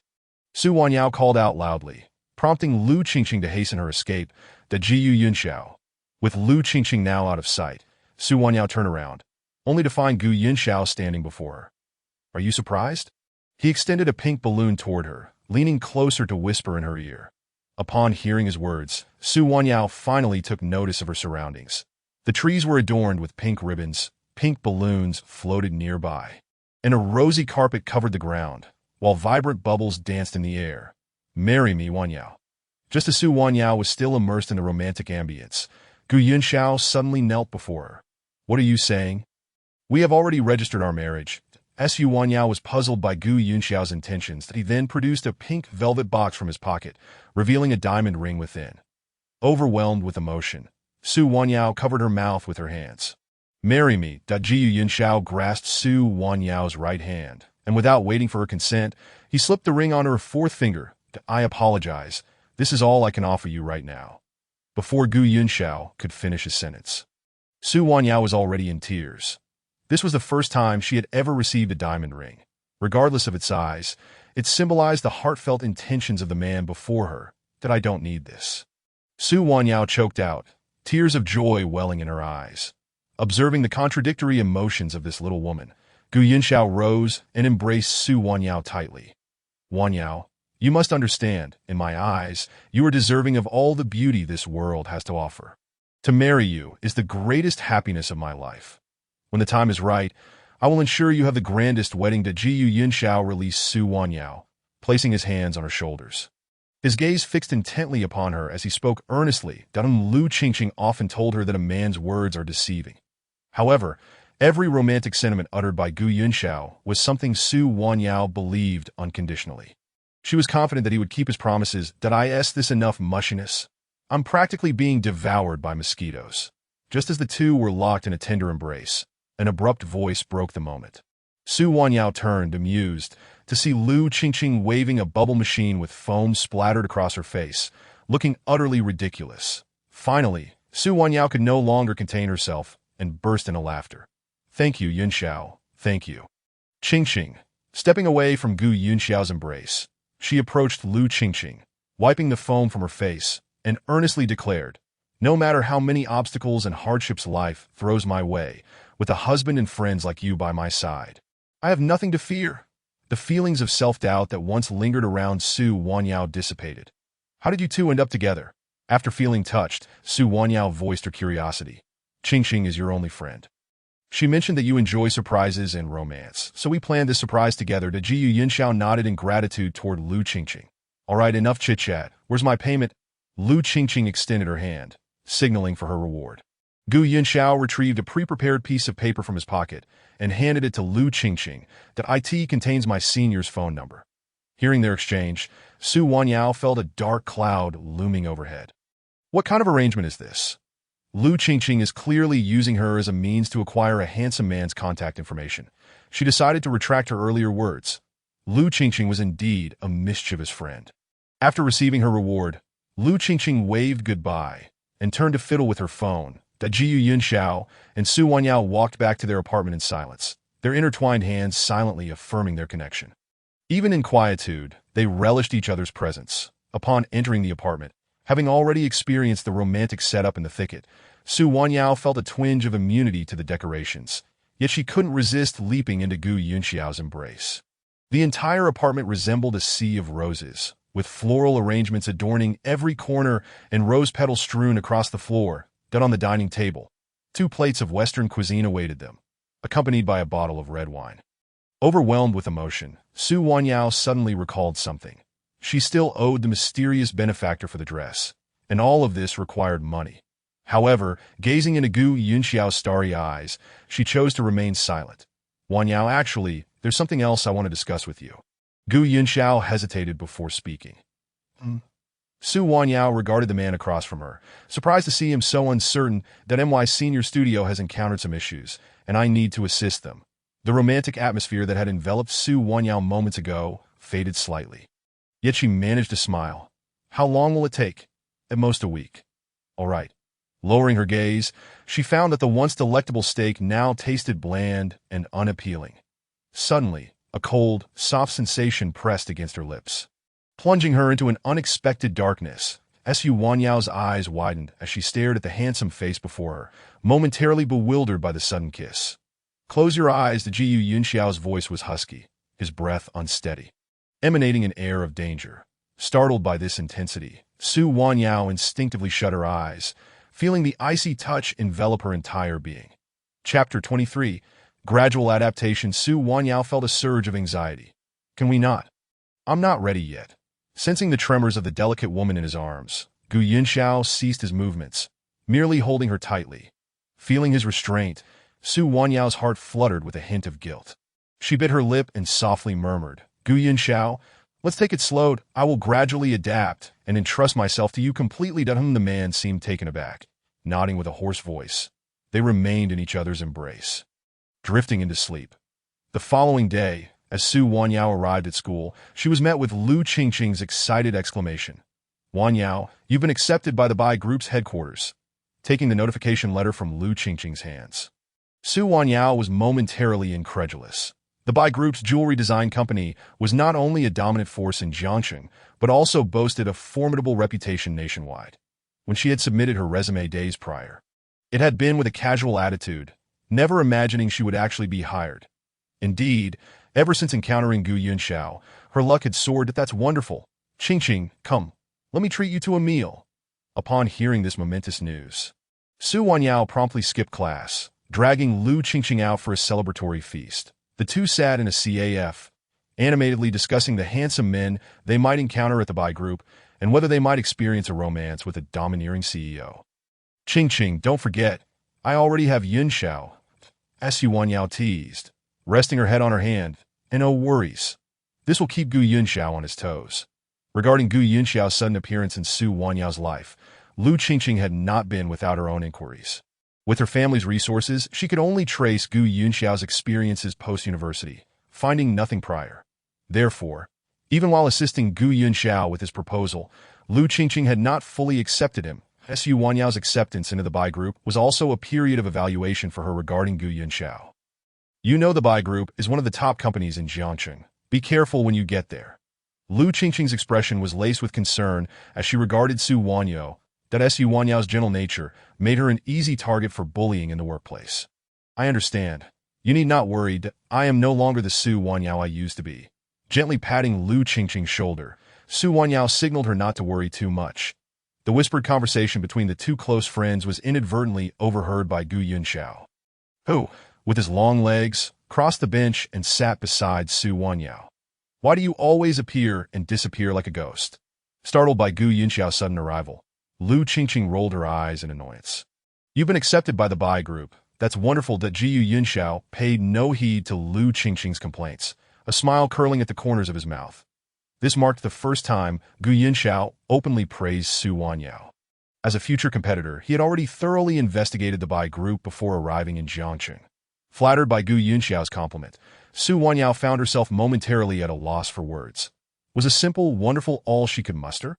Lu Qingqing was quite displeased with Gu Yunxiao's expression of approval. The Jiyu Yunxiao remained silent, casting a glance at Lu Qingqing before smiling at Su Wanyao again. What reward does Wanyao wish for? I'm not a child. I simply found an internship. No reward needed, Su Wanyao replied, a hint of shyness in her voice. Being accepted by the Bai group was already a stroke of luck, and with Gu Yunxiao returning from a business trip today, she felt even happier. There was no need for any reward. You truly are a typical man. Shouldn't the reward be something you choose to give to Wanyao? Lu Qingqing rolled her eyes dramatically once more. It was evident to her that both of them were experiencing their first romance. Lacking any real emotional experience, Jiyu Yunxiao stood up, taking Su Wanyao's small hand in his. Come, let me take you to choose your reward. He completely ignored Lu Qingqing's presence and led Su Wanyao toward the school gate. Humph, that scoundrel. Just snatching my woman away. Lu Qingqing spat at their retreating figures, though a smile betrayed her annoyance. Is this your car? Su Wanyao found herself seated once more in the Volkswagen Phaeton that had been picking her up for school daily, unable to suppress her curiosity any longer. Previously, I lived in the school dormitory and had no means of transport. Now I can't possibly have my princess taking the bus. He provided a rather reasonable explanation, as she observed. Su Wanyao increasingly felt that Gu Yunxiao was not the impoverished individual he had initially appeared to be. Last time, someone else snatched the credit for buying clothes, he noted. Parking in the underground garage of the mall, Gu Yunxiao opened the door and helped Su Wanyao out, his voice tinged with displeasure. That person was merely helping me, Su Wanyao defended herself cautiously. Was this man actually feeling jealous of some mysterious benefactor? Thus, I must repay, she concluded. 2 hours later, after a concerted effort on Su Wanyao's part to halt Gu Yunxiao's relentless shopping spree. He reluctantly ceased purchasing merely professional attire. Gu Yunxiao had procured outfits in nearly every color of the rainbow for Su Wanyao, a collection that could easily last her a week without repetition. I understand professional attire, but what's the purpose of acquiring so many evening gowns? Although each piece was not excessively expensive, merely half the price of the gown gifted by the mysterious benefactor. The sheer volume was overwhelming. As they approached the checkout, Su Wanyao felt as though her heart was bleeding. In the working world, socializing is inevitable, Gu Yunxiao explained. But I'm just an intern. What socializing could I possibly have? Su Wanyao murmured inwardly, knowing better than to voice her thoughts aloud. One must never diminish a man's enthusiasm. Secretly noting the addresses of several stores, Su Wanyao resolved to find time to return the clothes she could not wear once she returned home. As they passed by the arcade within the mall, Su Wanyao stood at the entrance, lost in memories. She recalled her childhood when her parents would take her to the arcade to catch plush toys on her birthday. Excuse me, the owner requires 200 game tokens. Wanya, come here. Before Su Wanyao could utter her refusal, Gu Yunxiao had already exchanged for tokens and pulled her into the arcade, heading straight for the claw machine. I'd rather not, she protested. Yet as she watched him play, she found herself inching closer. Let me take the controls. You handle the direction buttons. Done on the count of 3. We go together. Under their coordinated efforts, they successfully snagged a plush toy, prompting Su Wanyao to leap with excitement and embrace Gu Yunxiao joyfully. Realizing she had publicly embraced him, she quickly released him, her cheeks flushed. Ultimately, she followed Gu Yunxiao home, trailing behind him like a devoted spouse. Chapter 24. An unexpected encounter at the Bai group. Thank you for today. By the time they returned to the apartment, night had fallen. Observing the numerous bags of clothes Gu Yunxiao held, along with the toy bear in her possession, Su Wanyao felt a surge of gratitude. It had been years since she had felt such warmth and care from anyone, aside from Lu Qingqing. Silly girl, why thank me? Gu Yunxiao chuckled lightly at her gratitude. He helped Su Wanyao organize her clothes by category in the wardrobe and began sorting out some of her overly childish outfits from college to discard. Those clothes are still wearable, Su Wanyao protested, feeling a twinge of regret. To let go is to make room for better things or people, Gu Yunxiao advised, his words carrying a deeper meaning. Contemplating his statement, Su Wanyao fell into thought, realizing he was referring to Su Zhengwo. When one hesitates to cut ties, it often leads to greater chaos. though she understood the sentiment. Recalling how Su Jingwo had raised her as both father and mother made her hesitant to take that step. "What are you pondering?" Gu Yunxiao gently inquired, wrapping his arms around the petite woman before him. "It's just that it seems a shame to discard them. Let's pack them up, and I'll take them to the thrift store later." "That's unimportant. You have a reward yet to claim." The Ji Yunxiao feigned mystery as he led Su Wanyao to the bedroom. "What kind of reward is this?"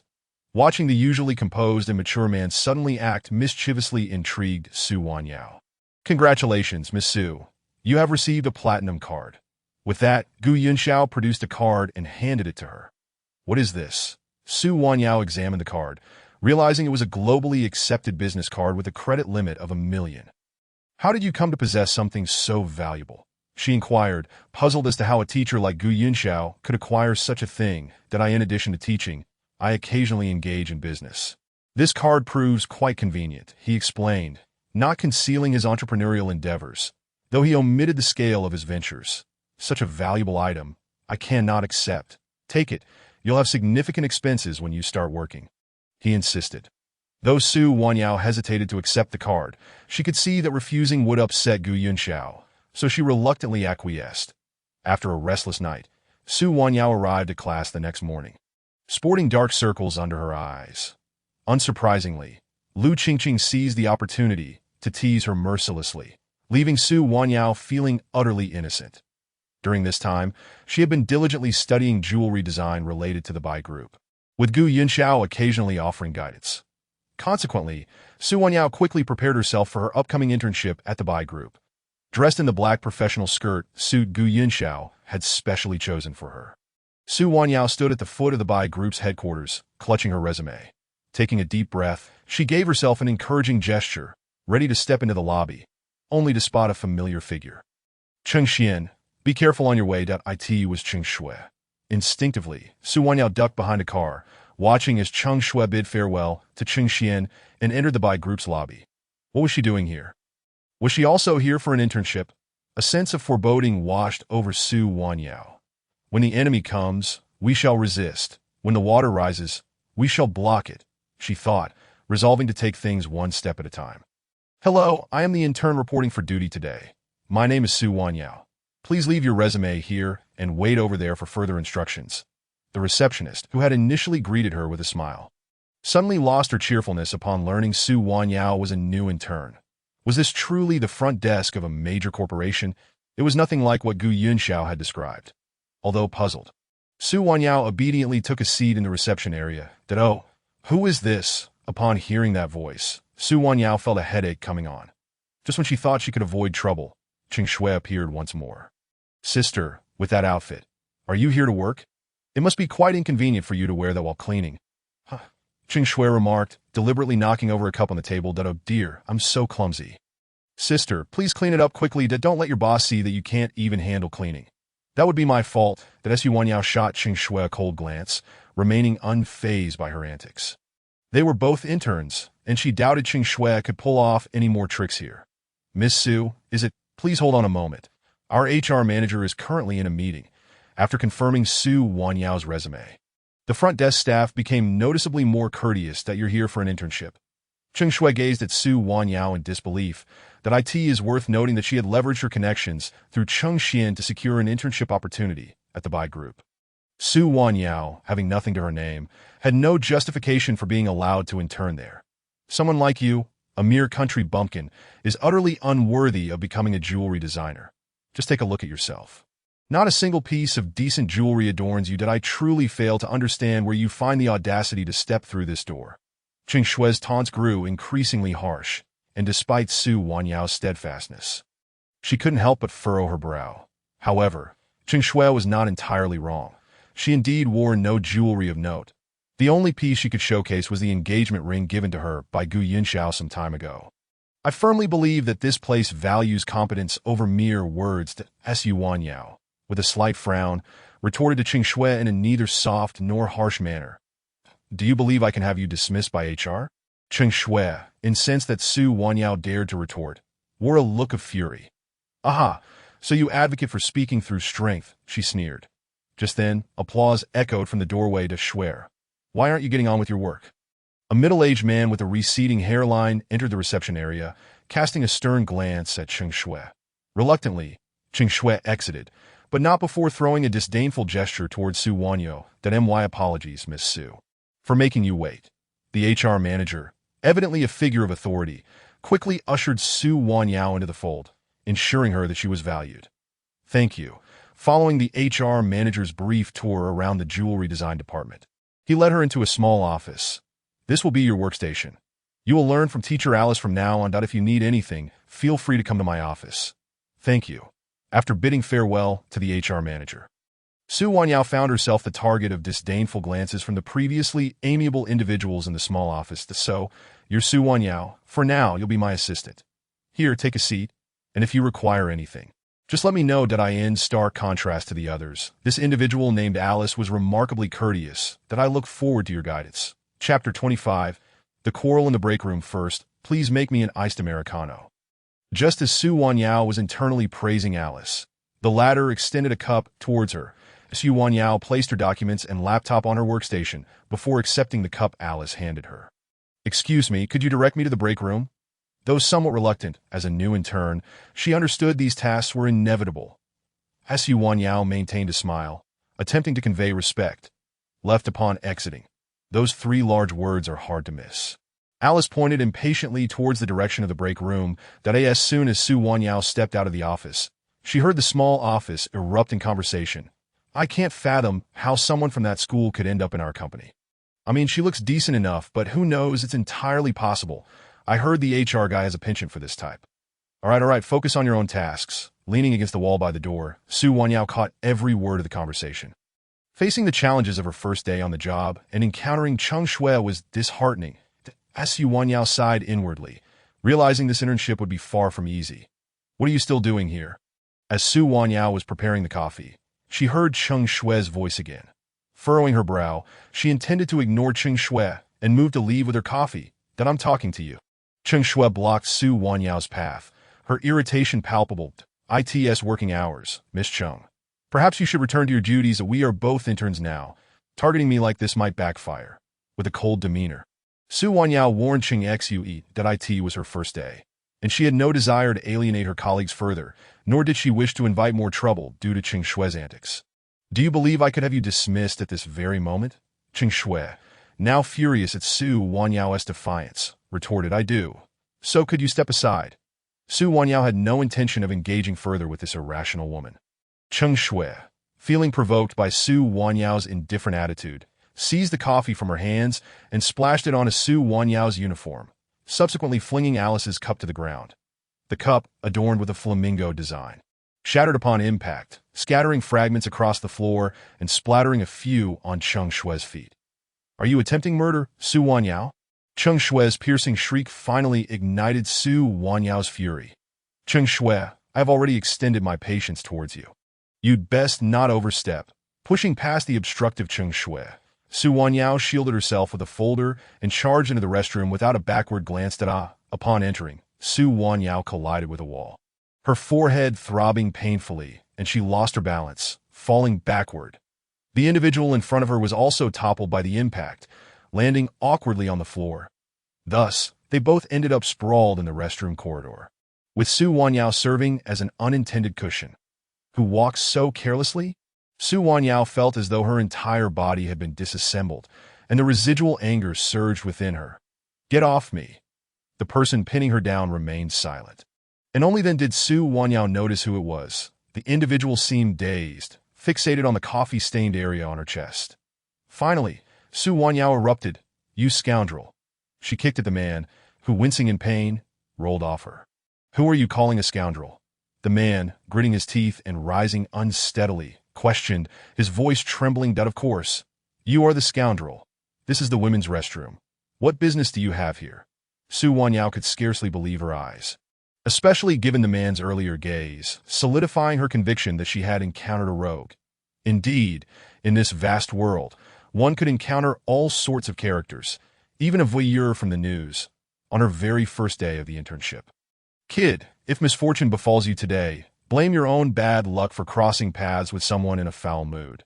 Rubbing her sore waist, Su Wanyao struggled to her feet, her words not lacking in conviction. She resolved to report this rogue to the authorities. "Hand over your belongings." Observing the man leaning casually against the wall, persistently scrutinizing her without a hint of panic or intent to flee, Su Wanyao sighed inwardly. Such is the nature of a big company. Even the perverts possess such audacity, unfazed despite having been caught red-handed. "What belongings?" The corner of Bai Muin's mouth curled in a mischievous grin. As he remained oblivious to Su Wanyao's intentions, "The items you surreptitiously captured." Growing impatient with Bai Muin's feigned ignorance, Su Wanyao retorted. His phoenix eyes regarded her with confusion, clearly unable to comprehend her words. "Stop pretending to be oblivious. What else would a man be doing in a women's restroom besides filming? Don't tell me you were cross-dressing. I can see quite clearly."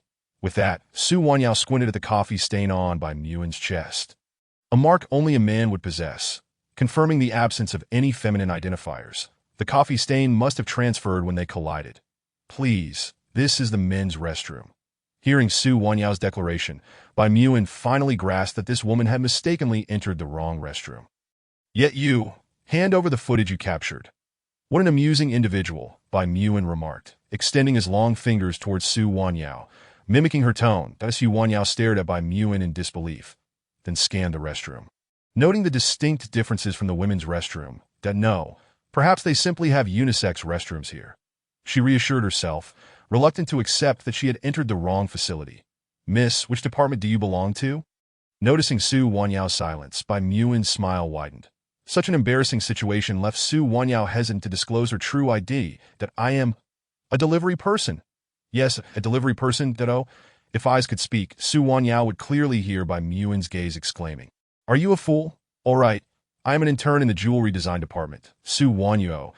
I am in the midst of a conversation between two individuals. Several male colleagues expressed their need to use the restroom. As one of them approached the door, he was promptly deterred by the piercing gaze of Bai Muin, who was leaning against the wall. Inside the restroom, Bai Muin was reprimanding the newly arrived intern. And within 10 minutes, the entire office floor was abuzz with the news. Chapter 26.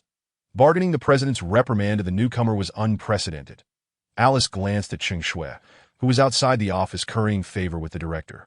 And then at Su Wanyao's currently vacant workstation. It was needless to say that the intern being chastised was undoubtedly Su Wanyao.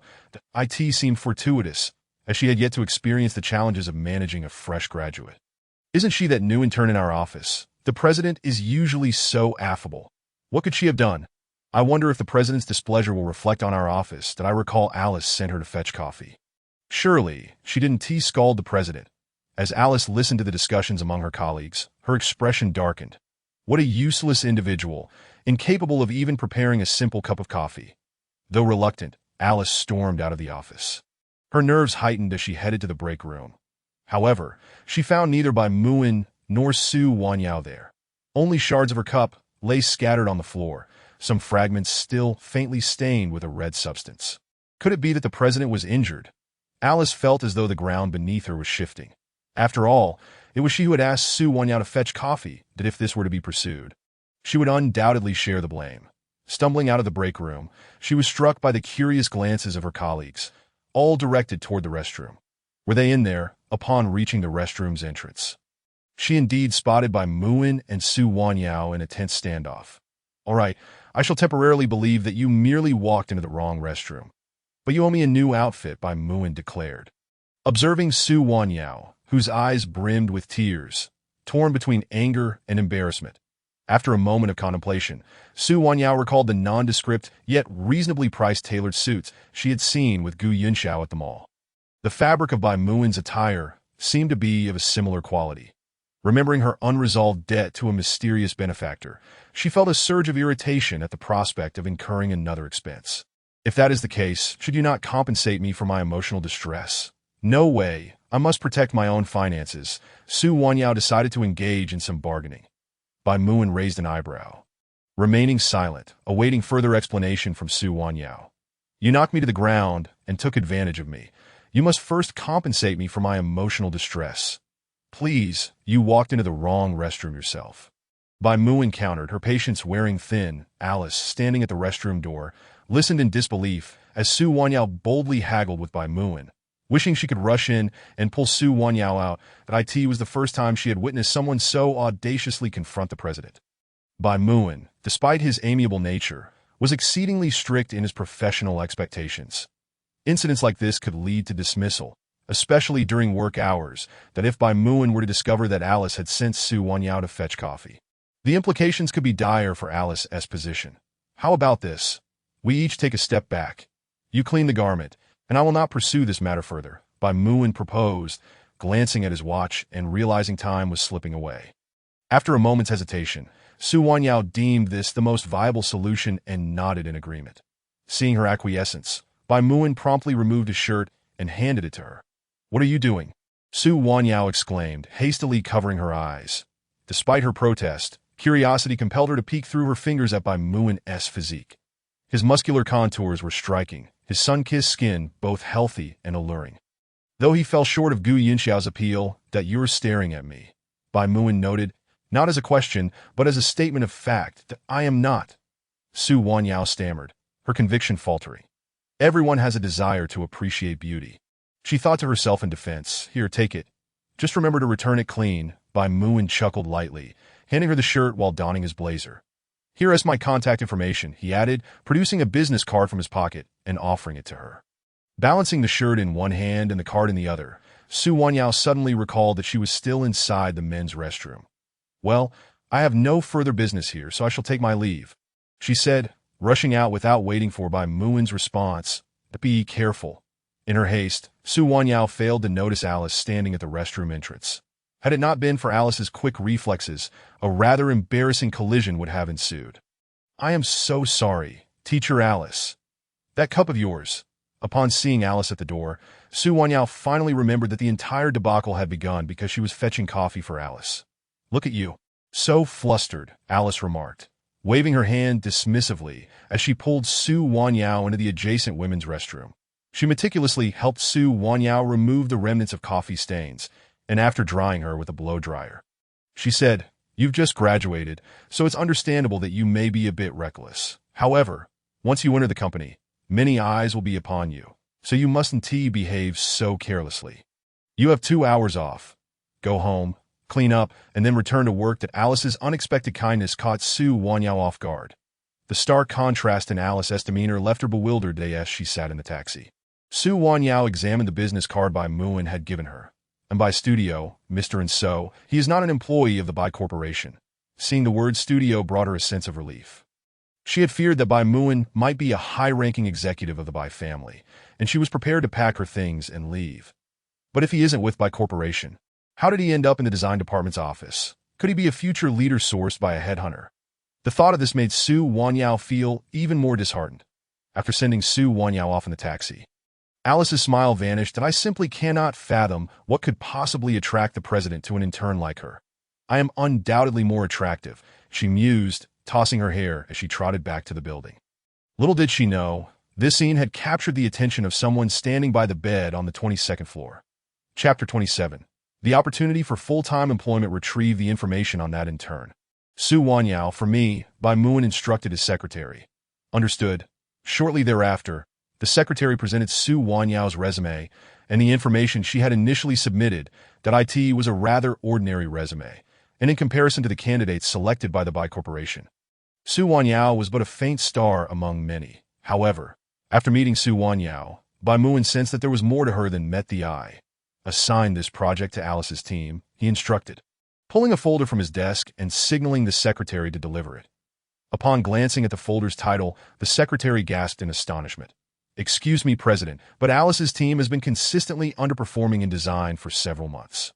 The secretary regarded Bai Muin incredulously, aware that the project in her hands was valued in the millions, far beyond the capacity of Alice's team. Bai Muin merely raised his gaze to the secretary, remaining silent. "Very well, sir." When Alice received the project proposal sent directly by the secretary, she nearly fainted from excitement. "That I knew I wasn't mistaken. The boss is indeed interested in that woman." Secretly congratulating herself for her sudden shift in attitude towards Su Wanyao, Alice reveled in her newfound perspective. In less than half an hour, the president had entrusted them with such a significant project. Completing this undertaking would elevate her to a director-level position. something she had never dared to dream of before Su Wanyao's arrival. Work diligently. Do not betray the president's trust. As the secretary reiterated the project's importance upon her departure, her gaze inadvertently fell upon Su Wanyao's empty workstation. She had also heard of the incident that transpired in the restroom earlier. Though she held no fondness for such a clumsy intern, the secretary's lingering glance was noted by Alice, who began to reassess her view of Su Wanyao. From now on, all of you should treat Su Wanyao with more respect. As the secretary walked away, Alice cleared her throat a couple of times and reiterated to the individuals in the office. On what grounds? Everyone here has entered through internships. Do you not yet comprehend that our team has never handled such a substantial order from headquarters? What do you mean? Implicitly, without Alice needing to clarify, everyone understood her point. The group exchanged glances, each discerning a shared understanding and a sense of defiance in the other's eyes. Upon returning home, Su Wanyao gazed at the shirt in her hands. Feeling a wave of headache wash over her, that moment, she felt genuinely grateful for the treatment she had received during her years at the Chung family, which had taught her how to care for such garments. After exerting considerable effort, she finally succeeded in cleaning Bai Muin's shirt and changed it to a fresh work uniform before hastily making her way back to the company. Oh, isn't this my sister? How did you manage to come in from outside during work hours? To her surprise, she encountered Cheng Shui again as soon as she entered the elevator. Su Wanyao, her face darkened, chose to ignore Cheng Shui. Had it not been for Cheng Shui's entanglement in the pantry, many subsequent events could have been avoided. I already informed Dad about your little escapade in the restroom. Enticing man.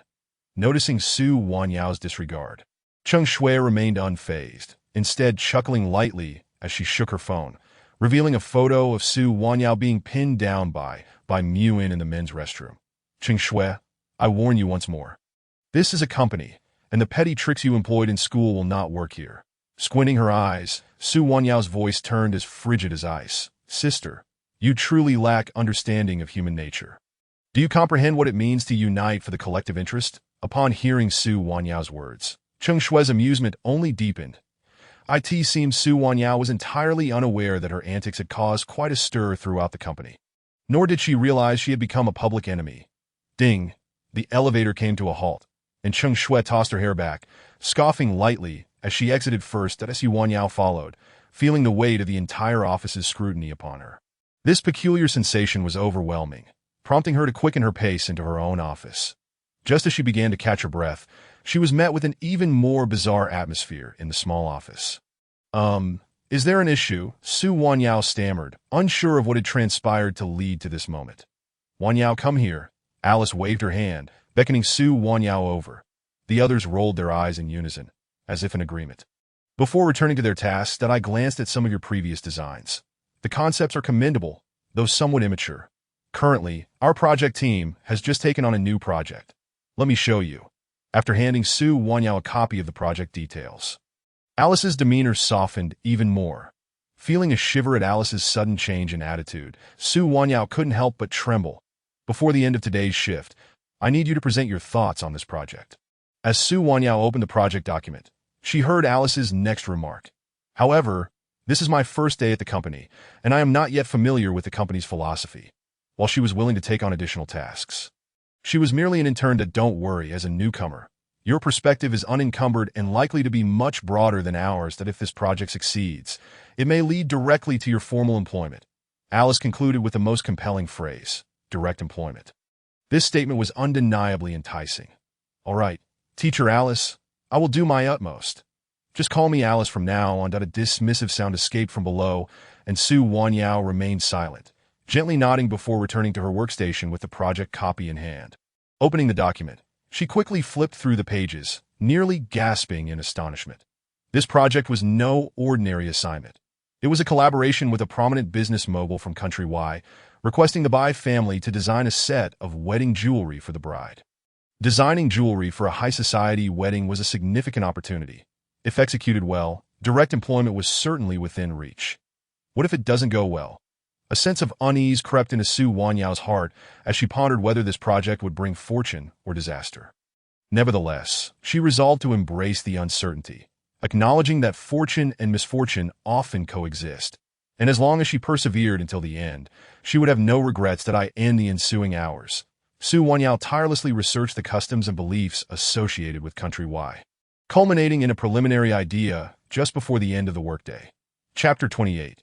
Jealousy. That's a splendid idea. Alice couldn't help but commend Su Wanyao's thoughts, her perception of the intern shifting slightly. Perhaps this intern was not as ordinary as she initially appeared. It seemed that this time she might truly succeed in completing the project. Time is of the essence. This is merely a preliminary idea of mine. If there are shortcomings, I will need your guidance, teacher. Despite feeling that her idea had merit, Su Wanyao remained humble. Alice clearly appreciated this attitude, her eyes narrowing with delight. Merely flattering. It's just an idea. Whether it can be realized is another matter entirely. An abrasive voice pierced Su Wanyao's ears, yet she felt no anger. Ultimately, she recognized that she could not win everyone's favor. It was sufficient to perform well and avoid mistakes. All right, I'll give you 3 days to draft a detailed proposal. By tomorrow, you must at least present a complete outline to me. After hearing Su Wanyao's thoughts, Alice established several deadlines for her. She then cheerfully reassured Su Wanyao and, without further ado, dismissed her to "You've had quite a scare today. You may leave early." Watching Su Wanyao hastily gather her belongings and exit the office, the atmosphere in the room finally lightened. "Alice, why are you being so courteous to her? What can a mere intern possibly contribute?" Ba Jiao scoffed at Su Wanyao's naive notions, unable to fathom why Alice suddenly admired the intern. "You are still too young, as I mentioned earlier. Be a bit more polite to Su Wanyao." After reiterating this to a few subordinates, Alice finally let out a reluctant sigh of relief. Excitedly leaving the Bai family group building, Su Wanyao felt like a bird set free, hopping joyfully in the direction of home. "Wanyao," a familiar male voice called from behind, and Su Wanyao turned to find Gu Yunxiao had come to pick her up in his car. "What brings you here? Have you finished with your school matters?" Upon seeing Gu Yunxiao, Su Wanyao's smile radiated even more brightly. Her mood entirely lifted. "It seems your first day of internship went smoothly. You're in quite high spirits." The beaming Su Wanyao, with her radiant smile, was infectious, prompting a smile to tug at Gu Yunxiao's lips that no, not at all smooth. Su Wanyao sat in the passenger seat, fastening her seatbelt and vigorously shaking her head. Then, affirming her earlier claim of a lack of smoothness, she nodded emphatically. "Not just a little. It was exceedingly tumultuous, ditto." Gu Yunxiao raised an eyebrow, intrigued, having noticed that this young girl seemed to attract trouble wherever she went. "I'll tell you." She recounted the main points of the day's events to Gu Yunxiao, deliberately glossing over the incident with the designer in the restroom. "You mean they expect you to produce a project proposal?" Gu Yunxiao seized on the crucial point, his tone turning serious. "Yes, I found a lot of information and discovered that Country Y reveres orchids. Coincidentally, my graduation design incorporates orchid elements in jewelry. Thanks to the groundwork laid during her graduation project, Su Wanyao was able to formulate an initial idea for the project in just half a day's time." "Seems like luck is on your side," that Gu Yunxiao commented on Su Wanyao's design concept. "Luck? This is my genuine talent," Su Wanyao retorted indignantly, her cheeks puffing out in frustration. While others might dismiss her, she cared deeply about Gu Yunxiao's opinion of her. Pulling over to the side, Gu Yunxiao reached over to pull Su Wanyao close, planting a kiss on her forehead in one fluid motion. "My Wanyao is the most remarkable." Seeing the adorable, angry expression on the little woman in his arms, Gu Yunxiao's eyes sparkled with amusement. "That is more like it." Su Wanyao's cheeks flushed at Gu Yunxiao's sudden gesture, her voice softening. Upon returning to the apartment, just as Su Wanyao changed into her loungewear, she heard Gu Yunxiao's voice from outside the bedroom. "Su Wanyao, aren't you going to explain?" Gu Yunxiao's face was darkened. His gaze filled with disdain as he pinched a white shirt with his hand, his tone exceedingly cold and stern. "This is bad," Su Wanyao thought to herself, realizing her mistake. Bai Muin's shirt was hanging on the balcony, and she had completely forgotten about it. Please allow me to explain." "You had better have a reasonable explanation." As she looked at Gu Yunxiao, radiating an aura of icy anger, Su Wanyao felt that the event she encountered at the company today paled in comparison to the wrath of this man before her, who seemed the greatest devil of all. "I wasn't just bringing back a shirt.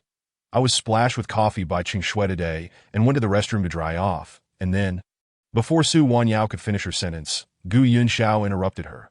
Was this man feeling jealous? Su Wanyao studied Gu Yunxiao's reaction intently and became increasingly convinced that he was indeed envious that it's not like that. Then pray tell, what is the situation? I accidentally got someone else's shirt dirty, so I brought it back to wash it. Skipping the details, Su Wanyao got straight to the point that Ji Yunxiao's eyes remained cold and piercing. Devoid of warmth, his expression filled with disbelief. This was a side of Gu Yunxiao that Su Wanyao had never witnessed before. I will give you one more chance to speak the truth. His voice was frigid, and Su Wanyao felt as though she had plunged into an icy abyss. She had never anticipated that simply helping someone wash a shirt would provoke such fury in Gu Yunxiao. I truly spilled coffee on him by accident. I noticed the shirt looked quite expensive, so I offered to help clean it as a gesture of goodwill. As Gu Yunxiao's anger escalated, Su Wanyao rushed to explain. Carefully avoiding any mention of Cheng Shui's involvement, the Ji Yunxiao's dark eyes remained fixed on Su Wanyao, and after a long pause, he uttered two words, "Fine, I believe you. However, what?" Hearing a hint of concession in Gu Yunxiao's tone, Su Wanyao eagerly leaned closer, her eyes glistening with innocence as she gazed at him. Ji Yunxiao, in a fit of rage, tossed the shirt into the trash bin and pulled Su Wanyao into his embrace. As she looked at the discarded shirt, Su Wanyao opened her mouth to say something, but the stern expression on Gu Yunxiao's face silenced her. "You washed another man's shirt. I am very angry. Now, you shall face the consequences." He swept Su Wanyao into his arms and tossed her onto the bed in the bedroom. "Hey, Gu Yunxiao." Before Su Wanyao could utter more words, Gu Yunxiao had already domineeringly restrained her. "Let me go." Recalling Gu Yunxiao's ferocity from that day, Su Wanyao dared not struggle any longer. "Wanyao, you belong to me alone." The Ji Yunxiao's tone was resolute, and inexplicably, Su Wanyao ceased her resistance. Once Su Wanyao had drifted off to sleep, Gu Yunxiao discarded the business card from the table into the trash. It boldly bore the name and by studio, Mr. and by Muin. How amusing. Chapter 29. The first presentation of the following morning. Su Wanyao awoke late and nearly missed her arrival at work. Hastily taking her seat. When engrossed in her tasks, time always seemed to fly by, and before she knew it, it was time for lunch. The colleagues in the office, in small groups, departed for their midday meal, leaving Su Wanyao alone. With her tray in hand, she sought out an unoccupied spot, casually sitting down as she contemplated the feasibility of her proposal. This moment, the cafeteria was largely empty, but just then, Cheng Shui entered with a gaggle of associates. "Isn't this my dear sister? Are you eating food meant for humans?" After passing by Su Wanyao, Cheng Shui glanced disdainfully at the dishes on her tray and continued. "If you're strapped for cash, dear sister, I would be more than happy to assist you. Just don't resort to your old profession." Su Wanyao understood that Cheng Shui was alluding to the incident where Yuinka had falsely accused her of being a hostess. Gripping her chopsticks tightly, her knuckles turned pale as she chewed her rice, each bite seeming to embody Cheng Shui's taunts, growing increasingly forceful. Observing Su Wanyao's ashen face, Cheng Shui finally felt a sense of satisfaction as she accompanied her friends to the food counter. As they walked away, remarks floated back, always dressed in such dreary professional attire. Who would ever look her way? Indeed, not everyone possesses the grace of Xiaoxue, who can make anything look good. After 2 minutes of contemplation, Su Wanyao managed to let it go. Cheng Shui was merely incapable of tolerating her happiness as long as she remained content. There was no need to stoop to Cheng Shui's level. For Su Wanyao, in the Bai group, Cheng Shui was just another intern like herself. As long as she performed well at her job, Cheng Shui would not pose any real threat. With this thought, Su Wanyao quickly finished a few more bites and returned to her office to continue her efforts. "Is there any news from the Bai group?" Gu Yunxiao, seated in his executive chair, glanced down at the documents in his hands and suddenly inquired. Wang Ming hesitated for a moment, recalling that Su Wanyao was interning at the Bai group, and promptly reported the recent developments. "Nothing significant. They recently signed a contract with a business tycoon from country Y for a complete set of bridal jewelry." Ji Yunxiao paused, his fingers drumming on the table as he pondered the implications. "I hear this project has been assigned to the team Su Wanyao is part of. Such a crucial project entrusted to Su Wanyao. If she performs well, a promotion and raise are certainly within reach. However, failure could lead to dire consequences." By Muin. What is he scheming? His forehead creased in thought. Gu Yunxiao struggled to decipher Bai Muin's intentions. After a long silence, he finally spoke. Keep an eye on my wife's activities at the Bai Group over the next few days. If anything arises, lend her your support. Understood that if he wished to protect Su Wanyao, wouldn't it be more prudent to transfer her to Gu's company? Wang Ming could not fathom Gu Yunxiao's motives. Ever since meeting Su Wanyao, his actions had become increasingly enigmatic. But a boss is a boss. All he needed to do was follow orders. After instructing Wang Ming, Gu Yunxiao felt a twinge of uncertainty, contemplating whether he should seize an opportunity to reveal his true identity to Su Wanyao. After a day of hard work, Su Wanyao finally drafted a proposal based on the ideas swirling in her mind. Stretching her body with a satisfying yawn, she rubbed her sore neck. This should suffice. After saving her work, she sent herself a backup copy on her phone and shut down her computer, preparing to leave for the day. Unbeknownst to her, two pairs of eyes watched her intently from behind. As Su Wanyao switched off the office lights and walked away, the conspirators whispered, "Replace her document with this one, that seems inappropriate. Just do as I say. Stop questioning." Find a slender woman crouched down to stealthily access Su Wanyao's computer, locating the proposal for the royal wedding jewelry design and dragging it to the recycle bin. After emptying the bin, she copied a document from a USB drive, renaming it to match the original file name. She then turned to signal the person lurking outside the office with an OK gesture. Receiving acknowledgement from the second person, they quietly exited the office area together. Upon reaching the ground floor, Su Wanyao suddenly felt something amiss. She looked up at the darkened office building, running her fingers through her hair. Her face marked by confusion that a sudden sense of foreboding had crept over her, sending a chill down her spine, yet she could not pinpoint what felt wrong. "Wanyao, wrap things up. We have a meeting in the large conference room at 8. Prepare your proposal. We'll need you to present your ideas." The next morning, as Su Wanyao entered the office, she was met with Alice's hurried voice. "Da-da." She stared at Alice, bewildered by the sudden request to present her proposal in the large conference room. "Teacher, isn't that inappropriate? I'm just an intern. Why don't you do it?" The thought of stepping onto the stage as a mere newcomer made her heart race with anxiety. Most importantly, she understood a crucial truth. The tall tree attracts the wind. One should never stand out when it is best to remain inconspicuous. Alice wished to accept Su Wanyao's suggestion, but recalling the words of the president's secretary that morning, she replied, "This is your proposal. I'm not sufficiently familiar with it, that it's more suitable for you to present at 8 o'clock in the large conference room on the 18th floor of the Bai Group." The expansive room was filled with only 5 or 6 project managers, along with a dozen interns who had joined the company alongside Su Wanyao. Among the audience, she spotted a familiar figure, Mr. and the very man whose shirt she had washed at AT that moment. Su Wanyao recalled the shirt that Gu Yunxiao had thrown into the trash. But why was this Mr. present in the conference room? He was not merely a designer from the outside studio, yet everyone around him seemed to treat him with great respect. "Hi, we meet again." Muin spotted Su Wanyao immediately and waved at her. This gesture drew the attention of everyone in the office towards Su Wanyao. A bit embarrassed, she waved back at him. "Hi, all right, let us get started." She connected the projector to her computer and opened her proposal. Standing at the podium, she felt a wave of nervousness wash over her.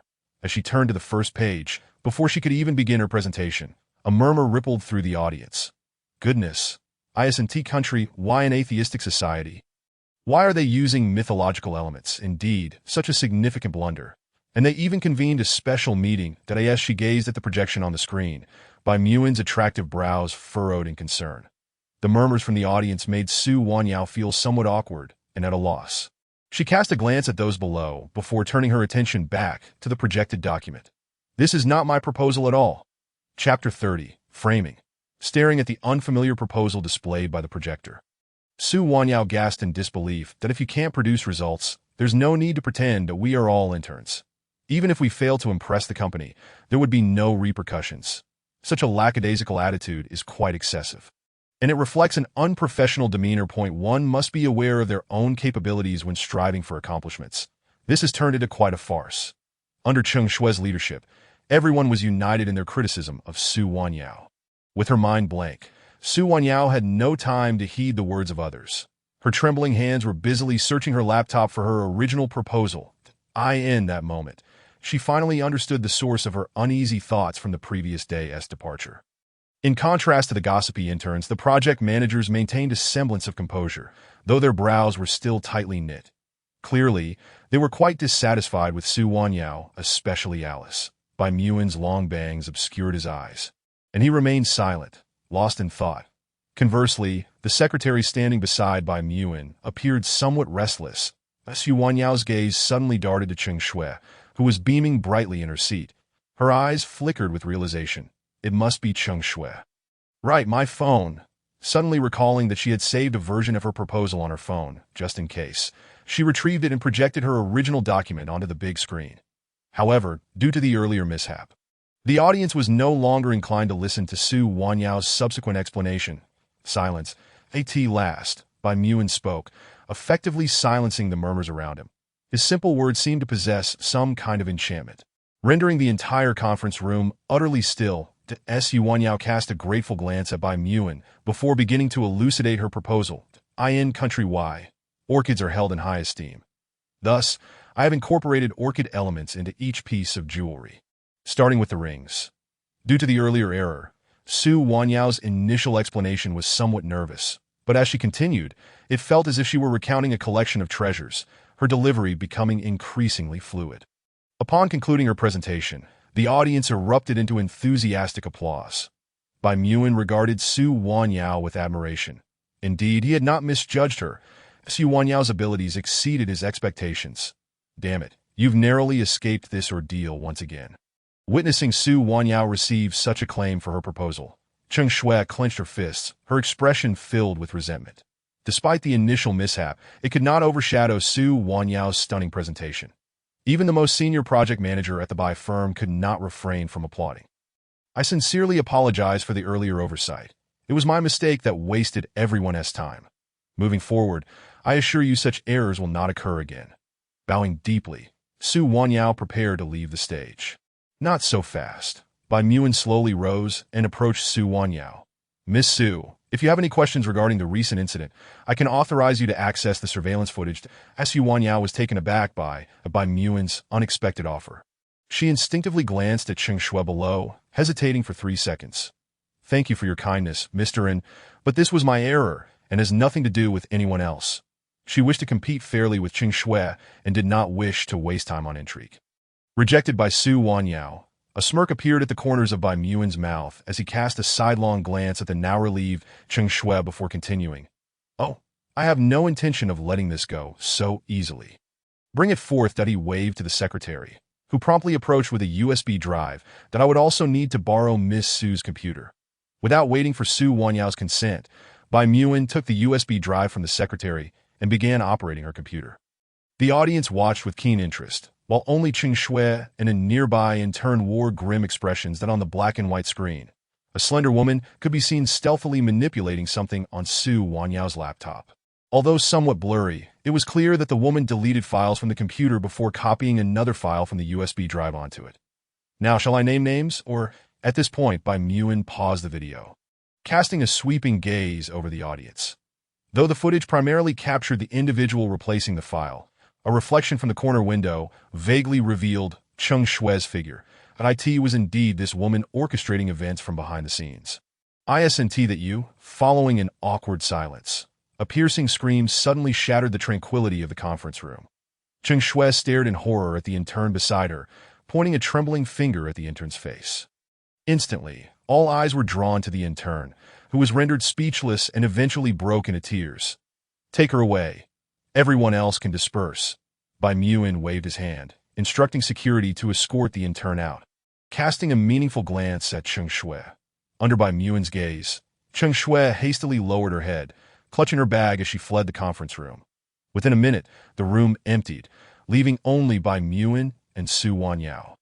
Thank you. Su Wanyao felt a bit embarrassed as she expressed her gratitude to Bai Muin, although she did not quite understand how he obtained the surveillance footage or why he chose to assist her.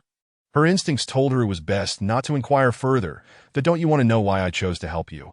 After a prolonged silence without the expected response, Bai Muin raised an eyebrow and asked, You naturally have your reasons. Oh, by the way, I accidentally ruined your shirt while washing it. I sincerely apologize. How much is it? I will compensate you. Flattery with ulterior motives. Mr. N did not seem like a villain. Yet one must always remain cautious that Su Wanyao instinctively wished to distance herself from Bai Moon. It's just a shirt. I don't mind, that that's so? Leaning against the wall, Bai Muin fixed his gaze on Su Wanyao. Remaining silent, that I only have these 3 little red fish left. I'll transfer the money to you later. She pulled the remaining 3 small bills from her bag and handed them to Bai Muin. Forget it. Given your sincerity, you need not compensate me.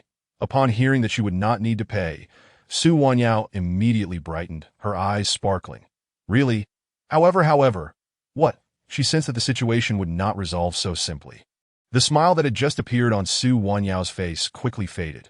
However, you must accompany me to the mall to select another shirt. Observing Su Wanyao's series of expressions, Bai Muin found her increasingly intriguing. His words nearly caused Su Wanyao to drop her jaw, and just as she was about to refuse, he added, "No refusals." Chapter 31. Special Treatment. Let today's incident slide, but such occurrences must not happen again. Otherwise, not even I can protect you. Upon returning from the meeting room, Alice sternly reprimanded Su Wanyao. Although she was unaware of the specifics of the situation, the other office members wore expressions of amusement, as Su Wanyao merely bowed her head in silent acquiescence. While Cheng Shui had indeed schemed against her, Su Wanyao also bore some blame for not thoroughly reviewing her proposal before the meeting. Frustrated, she took her cup and headed to the pantry for a coffee to clear her head. "Xiao Shui, you've really put me in a tough spot this time, that I end this place. You're merely an intern. Do you truly believe that would keep you if this incident hadn't occurred?" Hearing the voices from the pantry, Su Wanyao paused, peeking into the room to see Cheng Shui and the woman from the surveillance footage. Just as she suspected, Cheng Shui was indeed the mastermind behind this incident. "But if I get expelled from Bai, which company would still want me? That outcome hasn't been decided yet, so why are you worried?" Cheng Shui dismissed her concerns with indifference. Even without Bai, she had her family's company to inherit and was not troubled by the internship. The woman remained tense, fully aware that the company would not retain someone who ostracized colleagues upon arrival. "Xiao Shui, please don't blame me. I can't bear the consequences of this alone." The woman stomped her foot, seemingly resolved to confront the situation. "Stop right there. What do you think you're doing? If you expose me, I guarantee you won't be able to live in Jiangcheng after you walk out that door." Cheng Shui's words evidently intimidated the intern, who hesitated for a moment but still turned to leave. "I am genuinely afraid of you. I'll ensure you are placed in my family's company later." "Really?" Cheng Shui's words finally compelled the female intern to halt her steps. "When the time comes to visit Cheng's, make sure to call this number." She handed the intern a business card, and upon seeing the intern accept it, Cheng Shui breathed a sigh of relief. Unbeknownst to them, all their conversation had been recorded by Su Wanyao, who was discreetly capturing the moment with her phone. Just as she prepared to slip away, she accidentally bumped into the refrigerator, producing a dull thud. "Who?" Mentally scolding herself for her clumsiness, Su Wanyao entered the pantry. "Who was I back then? I was the sister." Considering the conversation she had just overheard, she mused, "This time, it may not have succeeded, but there will come a day when I will ensure you leave willingly." With that, Cheng Shui tossed her head back and let out a haughty hum before pushing past Su Wanyao and exiting the pantry. The female in turn, however, appeared particularly flustered as Su Wanyao chose not to say anything further and turned to leave the pantry herself. In her eyes, such despicable tactics would inevitably be uncovered. Rather than waste energy on these schemes, it would be far more prudent to focus on excelling in her own work. Who did this? When Su Wanyao returned to her workstation, she found it in disarray, rummaged through, with even her laptop splashed with water. "That I'm so sorry. Wanyao, that I accidentally slipped and lost my grip," murmured her colleague, Zhu Yi, sitting in the corner. Raising her hand innocently, that Su Wanyao remained silent as she meticulously inspected her laptop, which had already succumbed to a black screen and refused to power on, causing her to break into a cold sweat. On one hand, her finances were tight, and she could not afford to purchase a new laptop. On the other, she had yet to save today's proposal on her phone that if her laptop remained unrepaired, it would mean that all her efforts today had been in vain. "Why can't you be more careful?" Su Wanyao finally lost her temper and chastised Zhu Yi. Zhu Yi had already stated that it was unintentional, remarking, "It's just a laptop. It can be fixed, that it's not a big deal." On the other side, Ji Hong defended Zhu Yi. "But my proposal is all on it." The deadline provided was already pressing, and being her first time crafting a proposal, she needed ample time to complete it. Then just redo it. Don't tell me you can't remember what you just worked on. Ji Hong dismissed the importance of the proposal, scoffing at the notion that an intern could produce anything of merit.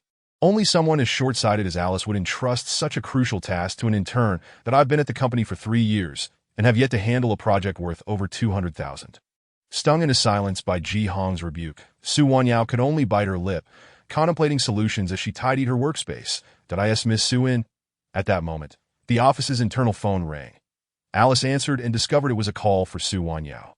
Handing the receiver to her, Su Wanyao could scarcely believe her ears as a voice on the other end announced, "I'm the personnel officer. The laptop allocated to you has arrived. Please come down to collect it." "Thank you." After hanging up, she swiftly tidied her desk and greeted Alice before heading downstairs to retrieve the laptop. Watching Su Wanyao's departing figure, Alice narrowed her eyes, calculating her next move. Only employees who passed their internship assessments and had been with the company for over 6 months were entitled to a standard-issue laptop. Yet here was Su Wanyao, who had only been employed for 2 or 3 days, receiving such treatment. With the new laptop, Su Wanyao transferred her proposal from the previous day, finally completing her originally scheduled plan just before the end of the workday. Upon returning home, she found Gu Yunxiao had already prepared dinner. Ever since Gu Yunxiao returned from a business trip, he had been responsible for preparing the family's meals. Occasionally, when Su Wanyao rose early, she would whip up a simple breakfast, but for dinner, Gu Yunxiao steadfastly refused to let her enter the kitchen. Pressured by Bai Muin to accompany him shopping for clothes, Su Wanyao was left pondering whether she should confide in Gu Yunxiao. She recalled how she had merely helped wash a shirt, only for Gu Yunxiao to discard it. Shaking her head, she resolved not to tell him. "You don't seem to be in a good mood?" During dinner, as Su Wanyao was lost in thought, Gu Yunxiao inquired while washing the dishes that he had gleaned some insight into her recent experiences at the Bai Corporation through Wang Ming's reports and Su Wanyao's occasional complaints. Noticing her current demeanor, he suspected she had faced some bullying at work again. "That it's nothing." That Su Wanyao shook her head, unwilling to burden Gu Yunxiao with her grievances. "Wanyao, I am not just your husband. I am also your mentor. That if you encounter any difficulties at work, do not hesitate to ask me. Really, it's nothing. Yunxiao, you must trust that I can handle my work matters independently." Su Wanyao was deeply touched by Gu Yunxiao's concern. Yet she remained firm in her stance, refusing to vent to him. "All right, but if you cannot resolve it, be sure to inform me." Chapter 32, Lies Unraveled. "Miss Su, are you having lunch?" Su Wanyao was hastily eating her lunch, racing against time to revise her proposal when she suddenly heard a somewhat unfamiliar voice. Looking up, she saw Bai Muin, dressed in white. "Mr. Bai, hello? Have you eaten?" "Yes, I have," with a bright smile directed at Bai Muin. Su Wanyao returned to her meal. Observing her, Bai Muin couldn't help but smile broadly. The little woman had grains of rice adorning the corners of her mouth, blissfully unaware, yet smiling radiantly at him. How could this woman be so endearing? "Miss Su, I wonder if you were free after work today?" Pulling out the chair opposite her, Bai Muin took a seat. I'm not quite sure. I've been busy with proposals lately." Su Wanyao understood that the invitation for after work was a request for her to fulfill her promise. Yet she hesitated for a moment before not directly agreeing. "No worries. I can wait for you. Then, I'll meet you at the company entrance at 6:30. Bai Muin wasted no time, decisively setting the time without allowing Su Wanyao a chance to refuse. But Su Wanyao still wished to decline. But her words were interrupted by Bai Muin. "Perhaps Miss Su is not yet familiar with me. I am a specially appointed designer at the company that I was present at the last meeting. And we can discuss the issues with the proposal on the way." "All right, I will do my best to leave work on time." With Bai Muin's insistence, Su Wanyao had no choice but to nod in agreement. Throughout the afternoon, Su Wanyao didn't dare take a sip of water or even visit the restroom, finally completing the first draft of her proposal by 6 o'clock. "Miss Su, over here." The moment she stepped out of the company, Bai Muin spotted her. Leaning against a vibrant red Ferrari, he waited as Su Wanyao hesitated before walking towards him. "Miss Su, you are indeed punctual." That he opened the passenger door for her. Su Wanyao felt a wave of embarrassment. Little did he know the lengths she had gone to ensure her timely arrival. "Adhering to schedules is my principle," she politely replied. For some reason, Bai Muin always gave Su Wanyao an unsettling feeling, prompting her to instinctively maintain her distance. Especially since that awkward first encounter in the restroom. "There's some misunderstanding between us." "Miss Su?" Noticing her polite aloofness, Bai Muin tilted his head, closely observing her. Feeling the intensity of his gaze, Su Wanyao turned away to look out the window. It's getting late. We should get going. As Su Wanyao fell silent. Bai Muin chose not to press the matter further and focused intently on driving. The Bai Group's building was in close proximity to the shopping mall, and the drive took merely 5 minutes. Once they arrived, Bai Muin gallantly opened the door for Su Wanyao once more. Wanyao, Gu Yunxiao, having finished his business at the company, was headed to the mall to select a gift for Su Wanyao as a reward for her recent hard work, stopping at a traffic light. He happened to see Bai Muin escorting Su Wanyao from the car, his dark eyes sharpened, fixating intently on the pair. Hey, is that car in front moving or not? Realizing he had been so distracted that he missed the green light, he quickly maneuvered his vehicle behind Bai Muin's Ferrari. Sitting in his car for a long while, numerous thoughts swirled in Gu Yunxiao's mind. The moment had passed swiftly, but as his car halted behind Bai Muin's, he found himself questioning whether he had misidentified the woman. Perhaps it wasn't Su Wanyao after all. He attempted to call her for confirmation, pulling out his phone, but his fingers lingered on the dial screen without making the call. Eventually, he gathered the resolve to dial her number, but Su Wanyao's phone vibrated. Glancing at the caller ID, she furrowed her brow, uncertain whether to answer. Gu Yunxiao rarely called her, and it was particularly unusual for him to do so at this time. Why aren't you answering? Bai Muin observed that Su Wanyao's expression was somewhat unpleasant and inquired, Is everything all right? It's nothing, just a friend. Please continue, she replied, dismissing the call with a faint smile. Bai Muin nodded, refraining from further comment, and selected a shirt to try on in the fitting room. Upon having his call abruptly terminated by Su Wanyao, Gu Yunxiao's demeanor darkened, and a whirlwind of suspicions began to swirl in his mind. Noticing that Bai Muin had entered the fitting room, Su Wanyao hastily retreated to a corner to call Gu Yunxiao back. Hello, Yunxiao? Why didn't you answer? Her voice was cold and harsh, sending a chill that climbed up to Su Wanyao's heart. I accidentally pressed the wrong button. She hastily concocted an excuse. When will you be back? Gu Yunxiao chose not to press further, reluctantly accepting her explanation. It might be a bit late. I still have some revisions to finish. Su Wanyao herself was unsure why she felt compelled to lie, yet she could not bring herself to admit that she was out shopping with another man. All right, I will come to pick you up later. There's no need. I'll just take a taxi back. Wanyao, how do I look in this? Just as she spoke, Bai Muin called out to her from behind that, oh no. The moment that voice rang out, Su Wanyao realized the situation was turning dire. Indeed, the person she had been speaking to was Su Wanyao. I'm giving you another chance. The voice on the other end grew colder still, and merely hearing it made Su Wanyao shiver involuntarily. I accidentally stained a colleague's shirt last time, she stammered, wiping the cold sweat from her forehead as she hurriedly explained to Gu Yunxiao. Bai Muin, still awaiting a response, called out to Su Wanyao once more. Wanyao, who are you on the phone with? At that moment, Su Wanyao wished for nothing more than to find a hole to hide in. Why was Bai Muin so adept at complicating matters? Where are you? The simplicity of those 3 words left Su Wanyao breathless. The Shingan department store, 4th floor. Remembering Gu Yunxiao's angry visage, Su Wanyao nervously revealed her location. And no sooner had she finished speaking than she heard the sound of the call disconnecting. Taking a deep breath, she braced herself for the impending judgment. Wanyao, was that a call from a friend? Your complexion seems rather off, Bai Muin observed, stepping closer with a hint of concern in his voice. It was my husband's call, Su Wanyao finally answered after inhaling deeply. Chapter 33. You are my wife, husband. Bai Muin's pupils constricted sharply. Su Wanyao was married. He found it hard to believe that a woman he had taken an interest in would coincidentally already be tied to another. If I am not mistaken, Misu has yet to formally graduate from school, correct? Bai Muin, in his nervousness, was unaware of his own tightly clenched hands. Yes, I will officially graduate in early July. Although she was puzzled by Bai Muin's question, Su Wanyao answered him earnestly. Oh, it's nothing. Let us go with this one, Bai Muin replied, regaining his composure and instructing the attendant to package the clothing. The two stood at the entrance, awaiting Gu Yunxiao's arrival. 2 minutes later, Gu Yunxiao appeared at the entrance of the mall, watching Su Wanyao and Bai Muin. He approached without uttering a word, simply enveloping Su Wanyao in his embrace. His possessiveness palpable. Su Wanyao was startled by the sudden embrace, but still managed to blush and smile sweetly.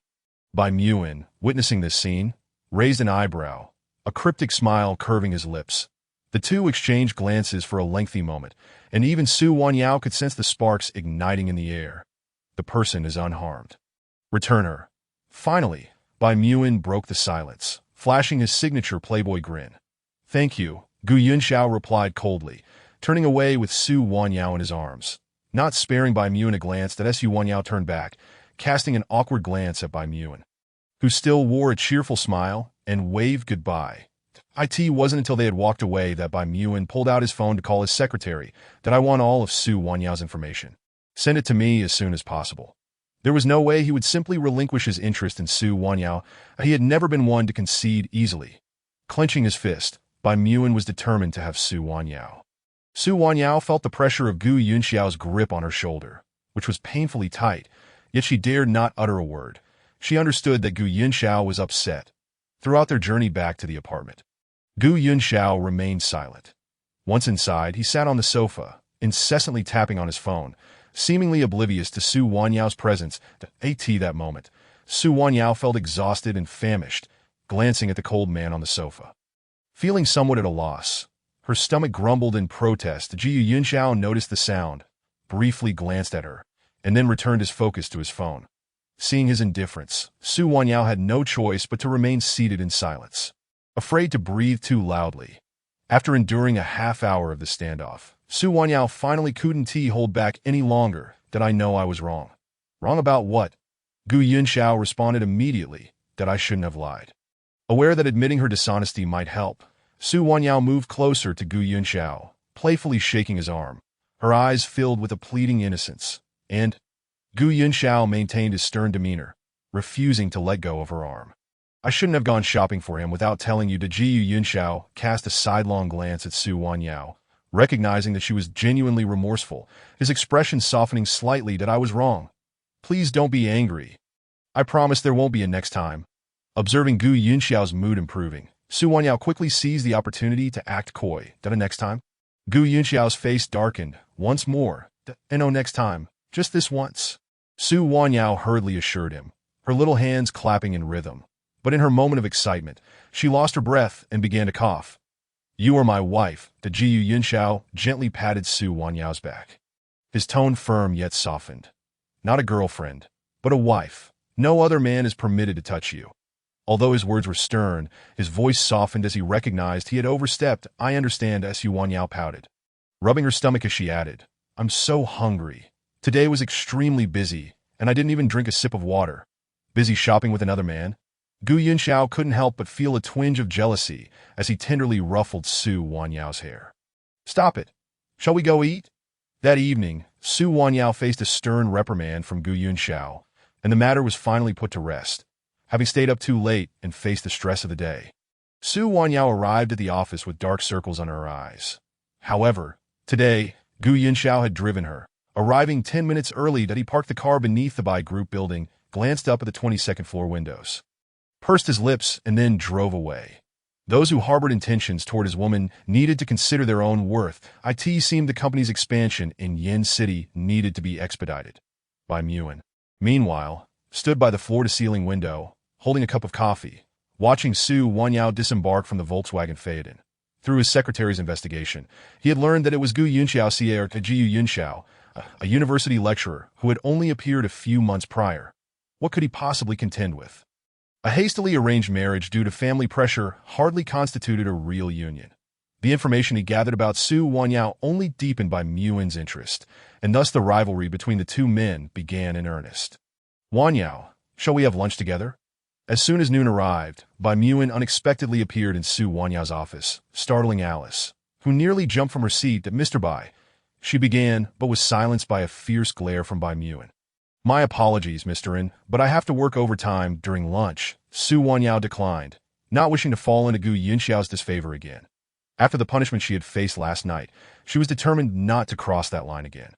Bai Muin glanced at Su Wanyao's desk, where the documents were neatly organized, clearly indicating that her claim of overtime was merely a pretext. Very well. If you have any questions regarding the project, feel free to ask me, he said, nodding thoughtfully as he gazed deeply into Su Wanyao's eyes before exiting the office. Alice, witnessing Su Wanyao's rejection of Bai Muin, looked astonished. Wanyao, are you quite familiar with Mr. And, recalling that Su Wanyao addressed Bai Muin as Mr. Bai, Alice hastily retracted her words. Bai Muin's fervent attentiveness was puzzling to Alice, especially since Su Wanyao seemed indifferent to it. She instinctively wanted to remind Su Wanyao of Bai Muin's status and power within the company. But despite her efforts to speak, the words remained unvoiced. Chapter 34. The enemy of my enemy is my friend. They were not well acquainted. That day marked Alice's first encounter with him. Su Wanyao understood Alice's implication and offered a brief explanation, then added thoughtfully, "Moreover, I am already married." This clarification was intended to dispel any misunderstandings. However, this addition only served to heighten Alice's awkwardness, who scrutinized Su Wanyao without uttering a word. Let us have lunch together," Su Wanyao suggested. Initially, when Su Wanyao first joined the company, Alice harbored a disliking for the intern. Yet, as days passed and they interacted more, Alice gradually grew fond of the diligent and earnest girl. Most notably, whenever faced with challenges, Su Wanyao would actively seek guidance without ever displaying impatience. In stark contrast, Cheng Shui, who had joined before Su Wanyao, appeared relatively lackluster. During meetings with the project manager, grievances about Cheng Shui were frequently voiced. Several seasoned employees in the office tended to target Su Wanyao, but she would discreetly assist in deflecting their remarks. As the deadline for the project assessment loomed closer, Su Wanyao found herself increasingly busy. And consequently, so did Alice. The atmosphere in their small office shifted with the passage of time. During this period, Bai Muin sought out Su Wanyao several times, only to be skillfully deterred by her with various excuses, including using Alice as a shield. This led Bai Muin to cast several exasperated glances at Alice. Finally done. Su Wanyao stretched her body with vigor, swiftly saving all documents and uploading copies to the cloud before sending one to Alice. Feeling reassured as she closed her computer, after making so many backups, she was confident that Cheng Shui could not tamper with her proposal in secret. Interestingly, Cheng Shui had been unusually quiet lately, to the point where Su Wanyao almost forgot she was on the same floor. Tomorrow marked the day for the upper management's review. That a proposal required numerous layers of scrutiny. It was not simply a matter of Su Wanyao completing her work and handing it over to Alice. Particularly with a project of such significant implications, it necessitated thorough examination by higher-ups. "Xiao Xue, I heard Su Wanyao's project is complete," said an intern in the restroom, glancing around to ensure no one else was present before quietly speaking to Cheng Shui. While Cheng Shui was reapplying her lipstick, she inadvertently broke the stick with a careless twist. "Do you know how to handle this?" asked the intern. The intern who had previously assisted in altering Su Wanyao's proposal had already been dismissed. Cheng Shui had expended considerable effort to rid herself of that troublesome individual, even arranging for them to be placed in Cheng's firm, which led to a scolding from Cheng Jinglan. Currently, she had recruited an intern who was slightly less competent but quite clever and agreeable, earning Cheng Shui's favor. "I heard that Miss Yuenka has never quite seen eye to eye with Su Wanyao," whispered Beijia, leaning into Cheng Shui's ear. Discarding her lipstick into the trash, Cheng Shui wiped her mouth with a tissue, her eyes glinting as she recalled Yuenka, a relationship that could indeed be exploited. It was rumored that due to a few photographs of Su Wanyao, Yuenka had faced severe repercussions from Lu Qingqing, making her a more convenient ally. "Indeed, you are quite astute," she remarked, a smile curving her lips as a plan began to take shape in her mind. Perhaps it was time to arrange a gathering. "Miss Yuenka trembled as she answered an unfamiliar number on her phone. After enduring a tumultuous ordeal with Lu Qingqing, she had changed her phone number multiple times, yet those men always managed to find her. Now, she almost never answered unfamiliar calls, but for some reason, she picked up this one. "Who are you?" she inquired, her voice quavering. The voice on the other end responded, "I am Cheng Shui, Su Wanyao's sister. What do you want from me?" The mention of Su Wanyao sent Yuenka into a state of alarm, her body tensing as if she had been struck by lightning. Had the police not arrived in time, the consequences could have been dire, and she would have surely faced those men again. The mere thought of it filled her with dread, fueling her resentment towards Su Wanyao. "I trust Miss he is aware of the nature of my relationship with Su Wanyao. She intends to steal my boyfriend, and I certainly cannot allow that to happen so easily. Furthermore, she has brought you to this unfortunate state." Cheng Shui's words continuously provoked Yuenka's nerves, intensifying her emotions. "What exactly do you want?" Yuenka interrupted, forcing the words through clenched teeth. "I simply wish to meet with Miss He." Half an hour later, at the Blue City CAF, Cheng Shui discerned the anger in Yuenka's tone, savoring a quiet amusement as she realized she had successfully hooked her prey. After hanging up, He Yuanka sat in silence for a long while. She recognized that Cheng Shui was at odds with Su Wanyao. Yet she also understood that Cheng Shui was not a virtuous character. Cheng Shui's methods were far more cunning than Su Wanyao's straightforward demeanor. However, recalling the grievances she had suffered because of Su Wanyao, He Yuanka resolved to meet with Cheng Shui. Speak, what exactly do you want? He Yuanka asked once she found Cheng Shui in the CAF. She sat down, anxiously scanning the surroundings for any signs of danger before speaking. Cheng Shui stirred her coffee, sighing as she observed He Yuanka's appearance. The woman before her bore no resemblance to the spirited Miss He from their school days, dressed in long sleeves and pants on a 30-degree day. With a veil covering her face and oversized sunglasses nearly obscuring her features, He Yuanka was unrecognizable. Had she not removed her glasses moments earlier, Cheng Shui would have failed to identify her. By the looks of it, Su Wanyao has caused you considerable distress, Cheng Shui remarked sympathetically, stifling a laugh, that if you've merely summoned me to mock my misfortunes, I shall take my leave, He Yuanka. The daughter of the He family was not accustomed to being ridiculed openly. Do not be upset, Miss He. Given how badly Su Wanyao has treated you, have you not considered avenging yourself? Cheng Shui's tone shifted as she urged He Yuanka to stay. I have an opportunity that could allow you to effectively deal with Su Wanyao. Cheng Shui reached out to grasp He Yuanka's arm, slowly speaking. What plan do you have? Why don't you carry it out yourself? He Yuanka glided her gaze over Cheng Shui, refusing to sit down. She was not an unintelligent vase. If Cheng Shui had a genuinely good plan, would she really offer it to her? That notion was absurd. After all, Su Wanyao is my sister, that I cannot bring myself to do something so cruel. Chapter 35. Threats. Noticing that He Yuanka remained standing, Cheng Shui released her grip and ceased to regard her. She continued to examine her freshly manicured nails, feigning a heart-wrenching demeanor despite her nonchalant expression. Compassion. You should convey such sentiments to Su Wanyao. He Yuanka was never afraid of Su Wanyao, but rather of her close friend, Lu Qingqing. The He, Lu, and Bai families maintained a delicate balance of power in Yen City. Had it not been for Lu Qingqing's intervention, she would not have been reduced to her current predicament. Lu Qingqing could act recklessly without regard for the interests of the three families. But He Yuanka could not. The weakest of the trio, the He family still had considerable business dealings with the Lu family. Should her father discover that she had mishandled matters and brought shame upon their family, she would undoubtedly face severe repercussions. Miss He, I must emphasize this is your final chance. This is an opportunity to ensure Su Wanyao has no foothold in Yen City. No, she shall find no refuge in this industry at all. Cheng Shui's final assertion evidently swayed He Yuanka. The prospect of ousting Su Wanyao from Yen City and ensuring her lack of place in the industry was an audacious claim. Miss Cheng, that is quite a bold statement. Please sit, and I shall explain it to you. Su Wanyao had secured a project involving the jewelry design for a marriage alliance with a business magnate from Country Y. Now, the project was at a critical juncture. Listening to Cheng Shui's words, He Yuanka gradually regained her composure. Given the nature of a commercial marriage alliance, it would not be so easily influenced by them. Cheng Shui, you have not grasped my meaning that we merely need to detain Su Wanyao for a day and a night, preventing her from reaching the company in time, and the project team will naturally replace her. This way, we can avoid offending the two prominent families involved in the marriage alliance while successfully extricating Su Wanyao from the Bai group. In the end, Cheng Shui appeared to envision the scene of Su Wanyao being cast aside by the Bai family. Her lips involuntarily curling into a smile that as long as she could push Su Wanyao out of the way, she was confident she had an 80% chance of securing this project for herself. Given the simplicity of the task, and considering that Miss Cheng was Su Wanyao's sister, it should be far more convenient for her to execute He Yuanka. However, could hardly believe that Cheng Shui would act with such benevolence. If the matter were genuinely as straightforward, why would she require her assistance? Miss He, that is where you misunderstand.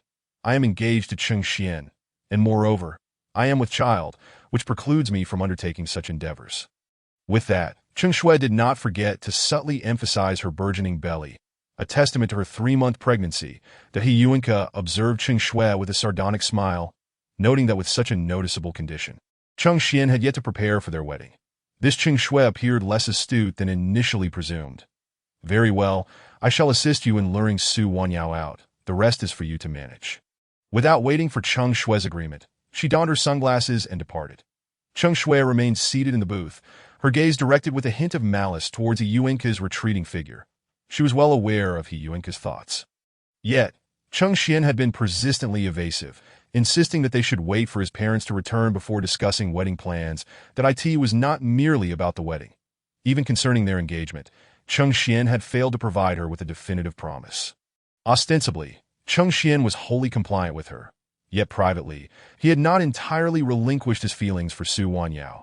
Upon exiting the CAF, He Yuinka contemplated how to discreetly coax Su Wanyao out. After considerable deliberation, she finally devised the most compelling rationale. Buzzing, having just concluded a discussion with Alice regarding their proposal, Su Wanyao sighed in relief as she began to pack her belongings for the day. Her phone rang, displaying an unfamiliar number from Yin City. After hesitating for a couple of moments, she finally answered, "Hello, who is this? Is this Wanyao?" The voice on the other end was somewhat familiar yet strange, causing Su Wanyao to furrow her brow. Noticing her change in demeanor, Alice quietly inquired, "What's wrong?" "It's nothing. You can leave first." She waved her hand dismissively to Alice, signaling that all was well, then refocused on the call. "This is He Yuinka." The introduction deepened Su Wanyao's frown. She had not attended school in over half a month, and following the incident with the photos, she had not encountered He Yuinka since. The timing of this call from He Yuinka filled her with a sense of foreboding. "I have been reflecting at home for quite some time, and I still feel quite remorseful. The last incident was entirely my fault.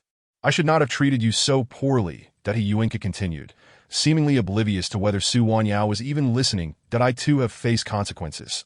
So Wanyao, would you consider accepting my apology?" At that moment, Su Wanyao found it hard to comprehend why the apology was being discussed now, but she nonetheless responded politely, "It's fine. What happened is in the past, and I have already forgotten." Yet her sixth sense warned her that He Yuinka's intentions were not as innocent as they appeared.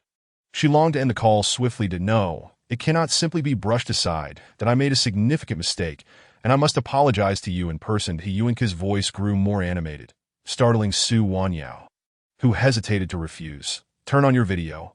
Uncertain of He Yuinka's ulterior motives, Su Wanyao complied and activated the video. The sight that met her eyes nearly stole her breath away, that He Yuinka was perched precariously on the edge of a high-rise building, her body leaning dangerously over the precipice. From Su Wanyao's perspective, the building loomed at least 20 stories high, and a fall from such a height would likely result in immediate death. "That if you do not agree to my request, I will jump from this building." Observing Su Wanyao's growing alarm, He Yuinka intensified her performance. "Come down first and I will agree." "Very well, but you must not renege on your promise that I will be waiting for you at Green City Restaurant at 8 o'clock. "Okay." Just as Su Wanyao uttered her consent, the video call remained active, and suddenly, He Yuinka's voice pierced the air with a chilling scream. "Help!" Su Wanyao was rooted in shock as she witnessed He Yuinka tumble over the railing, one hand gripping the guardrail while the other clutched her phone. "That Su Wanyao, if I die, I will return as a vengeful spirit and haunt you." Before Su Wanyao could respond, she saw He Yuinka's grip on the railing loosen perilously. Ah! The echoes of He Yuinka's screams reverberated through the video. "Miss He Yuinka, Chapter 36.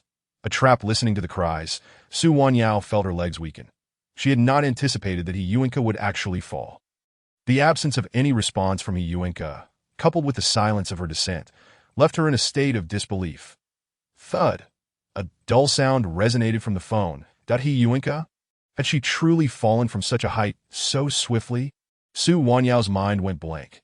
Though this was not her first encounter with death, she still lacked the capacity for rational thought. "That, oh no, I must have met my end." Suddenly, He Yuinka's voice crackled back through the receiver, causing Su Wanyao's heart to plummet. "Are you all right?" Trembling, Su Wanyao gripped her phone tightly, her fingers growing pale with anxiety. "Ha ha ha, it seems I am quite fortunate." Hearing the robust tone on the other end, Su Wanyao finally exhaled in relief, realizing that she had almost lost her composure over this ruse. "Wanyao, why are you still dawdling? Quickly call someone to rescue me." Once she regained her composure, He Yuinka looked down from her precarious position and shouted. Fortunately, the building He Yuinka had chosen was undergoing window cleaning, preventing her from plummeting to her demise. Rather, she was suspended at the 22nd floor, avoiding fatality. After terminating the video call, Su Wanyao promptly alerted the authorities. However, she was uncertain of He Yuinka's location. It was only upon hearing the wailing of police sirens outside that she realized the Yuinka was actually on an adjacent building to the Bai family establishment. A window cleaner returning from a break had spotted Yuinka dangling from the scaffolding and called for help. Su Wanyao rushed to the rooftop where Yuinka was located, watching from a distance as the firefighters successfully rescued her, finally allowing a sigh of relief to escape her lips. Having endured such a frightful ordeal, it seemed that Yuinka's invitation for the evening would be forgotten as she descended the building. Preparing to hail a cab home, her phone vibrated once more. This time, it was the same unfamiliar number belonging to Yuinka. Wanyao, do not forget about our plans for tonight. With a weary sigh, Su Wanyao lightly tapped her forehead, incredulous at Yuinka's audacity. After such a harrowing experience, she still insisted on meeting. Very well. Until we meet, with gritted teeth, she uttered those 4 words, and Yuinka, satisfied, ended the call, her eyes gleaming with determination. This farcical episode had nearly cost her life, and she was resolved to extract her revenge on Su Wanyao manifold. Once Yuinka hung up, Su Wanyao fell into contemplation, since they were meeting at a reputable restaurant. Surely there would be no repeat of the previous incident. Recalling the circumstances at the bar, she felt a twinge of concern about this impending banquet, that it would be prudent to inform Gu Yunxiao of her plans. Yunxiao, I won't be able to return for dinner tonight, that is at a work gathering. Gu Yunxiao, who answered the call, instinctively assumed it was another invitation from Bai Muing. Do you remember what I mentioned last time? After a moment of silence, Gu Yunxiao responded, I understand. It is not him. That Su Wanyao found herself both amused and exasperated. She now realized that a man's jealousy could rival that of a woman, if not exceed it. Return early and message me when you finish that I will be back soon. After ending the call with Gu Yunxiao, a lingering unease settled in Su Wanyao's heart. Meanwhile, Gu Yunxiao sensed that something was amiss with Su Wanyao's tone and remained unsettled. Casting a glance at his workload, he summoned Wang Ming. Follow Wanyao and ensure her safe return. Understood. Though he did not quite grasp why the CEO required him to accompany Miss Su for a mere dinner, he complied with the order. Due to Gu Yunxiao's profound regard for Su Wanyao, Wang Ming increasingly held her in high esteem as well. Based on Gu Yunxiao's tracking information, Su Wanyao was currently at Green City Restaurant. Following the incident at the bar, Gu Yunxiao had discreetly placed a tracking device in every bag belonging to Su Wanyao, just in case that, of course, she was unaware of this, and Gu Yunxiao rarely resorted to such measures. They served merely as a psychological reassurance for him. Wanyao, please take a seat. Upon arriving at the restaurant's private room, Su Wanyao was taken aback by the sight of Yuinka, dressed in long sleeves and trousers. Adorned with a headscarf, veil, and sunglasses, she had not removed her shades even in the secluded space meant solely for the two of them. What is this? Su Wanyao inquired, her confusion evident to Yuinka, noticing her bewilderment. Hastily removed her accessories. That I must have startled you, as a fellow woman. I feel utterly ashamed to confront you after what I did. Ever since that day, I have maintained this appearance. The corners of Su Wanyao's mouth twitched. Did Yuinka truly perceive her as a mere child of 3? Such words were beyond her belief. Following the harrowing ordeal of the previous afternoon, Yuinka still insisted on meeting her, which heightened Su Wanyao's wariness towards her. That I accept your apology, but I will not forgive your actions. Without allowing Yuinka to elaborate further, Su Wanyao clearly articulated her stance. While she could accept the apology, the harm inflicted upon her by Yuinka remained unforgiven. Yuinka offered an awkward smile, concealing the sharpness in her eyes, and lifted her glass. That it's all right. I understand that you won't easily forgive me. I will surely move you with my sincerity in time. You must drink this toast. I am grateful for your life-saving assistance today. With that, Yuinka extended the glass towards Su Wanyao. Peering into the transparent liquid, Su Wanyao discerned no unusual qualities. She nonchalantly sniffed its aroma, detecting only the distinct fragrance of white liquor, devoid of any other implications. Yuinka observed Su Wanyao's actions without comment. Since Wanyao does not trust me, I shall drink as a show of respect. With that, Yuinka raised her glass and downed its contents in one swift motion, then turned the glass upside down to signal that it was empty, subsequently pouring more into an unused glass beside her. Wanyao, do you believe me now? Faced with such actions from Yuinka, Su Wanyao recognized that retreat was no longer an option. She reluctantly accepted the glass. Am I allowed to her unfinished sentence was abruptly interrupted as a sharp pain pierced her neck, followed by a wave of dizziness that rendered her surroundings increasingly distant, until all she could perceive was Yuenka's malevolent grin. Chapter 37. The Frozen One. Su Wanyao groaned, clutching her head as she mustered the strength to open her eyes, that in a state of confusion. She could not discern her environment, feeling an overwhelming chill enveloping her. After a violent shudder, she finally regained full consciousness. But Yuenka, time and again, do you truly believe me to be a mere Hello Kitty? Clenching her fists, Su Wanyao gritted her teeth and stood up. The only source of light was a dim yellow lamp, barely illuminating her surroundings. Everything was cloaked in frost. It was evident she found herself inside a cold storage unit. Suddenly, the entire container jolted, and Su Wanyao felt a force pushing her forward, followed by a steady movement of the box. It must be a refrigerated truck. Scanning her surroundings, she noted that aside from herself and some ice shards, there were no other items present. As time passed, Su Wanyao sensed her internal warmth dissipating rapidly. Yuenka, once I escape, I shall not let you off so easily. Curling into a ball, Su Wanyao trembled as she uttered these words. What? Gu Yunxiao, having just entered the vehicle, was taken aback by the news relayed to him over the phone. Miss Su's location has been lost. Wang Ming, feeling the pressure, repeated the information. After obtaining the location, he had been following it, and it had been moving steadily until it suddenly stopped half an hour ago. Wang Ming located Su Wanyao's bag, abandoned at the hotel entrance. Everything inside remained intact, including her wallet and phone. The absence of her phone raised Wang Ming's suspicions, and he quickly reported the findings to Gu Yunxiao. Find her. Gu Yunxiao's voice was icy, almost a roar, slamming the car door. He pressed the accelerator, racing towards the hotel where Su Wanyao was last seen. Mr. Gu, this makes our job exceedingly difficult. The hotel manager wrung his hands, looking troubled as he faced Wang Ming, unable to locate Su Wanyao. Wang Ming searched the hotel's records and found a reservation made by Yuenka. However, when he requested to review the surveillance footage, the manager flatly refused. Is this enough? Wang Ming tossed 2 bundles of cash from his briefcase onto the table, his gaze icy as he stared at the manager. The manager, sweating profusely, dared not touch the cash.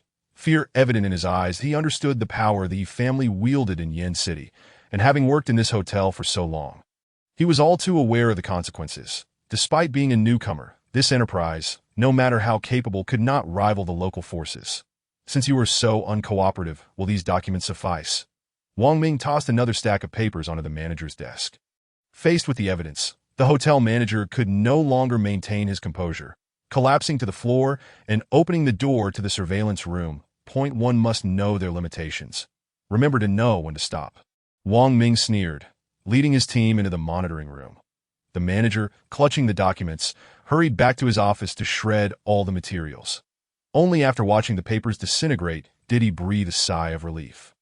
Yen City is about to undergo a transformation, he muttered, wiping the cold sweat from his forehead.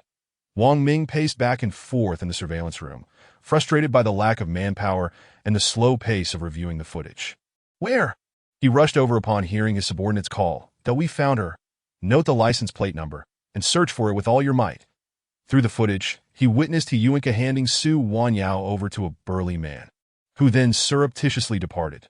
Subsequently, the man placed the unconscious Su Wanyao into a truck.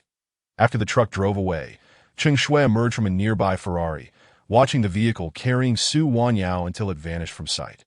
These two again, Wang Ming remarked coldly as he finished watching the video, issuing orders to locate the truck containing Su Wanyao while simultaneously updating Gu Yunxiao on their current plan.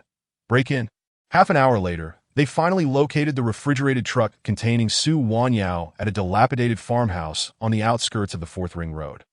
Almost losing consciousness from the cold, Su Wanyao sensed the commotion outside and struggled towards the door.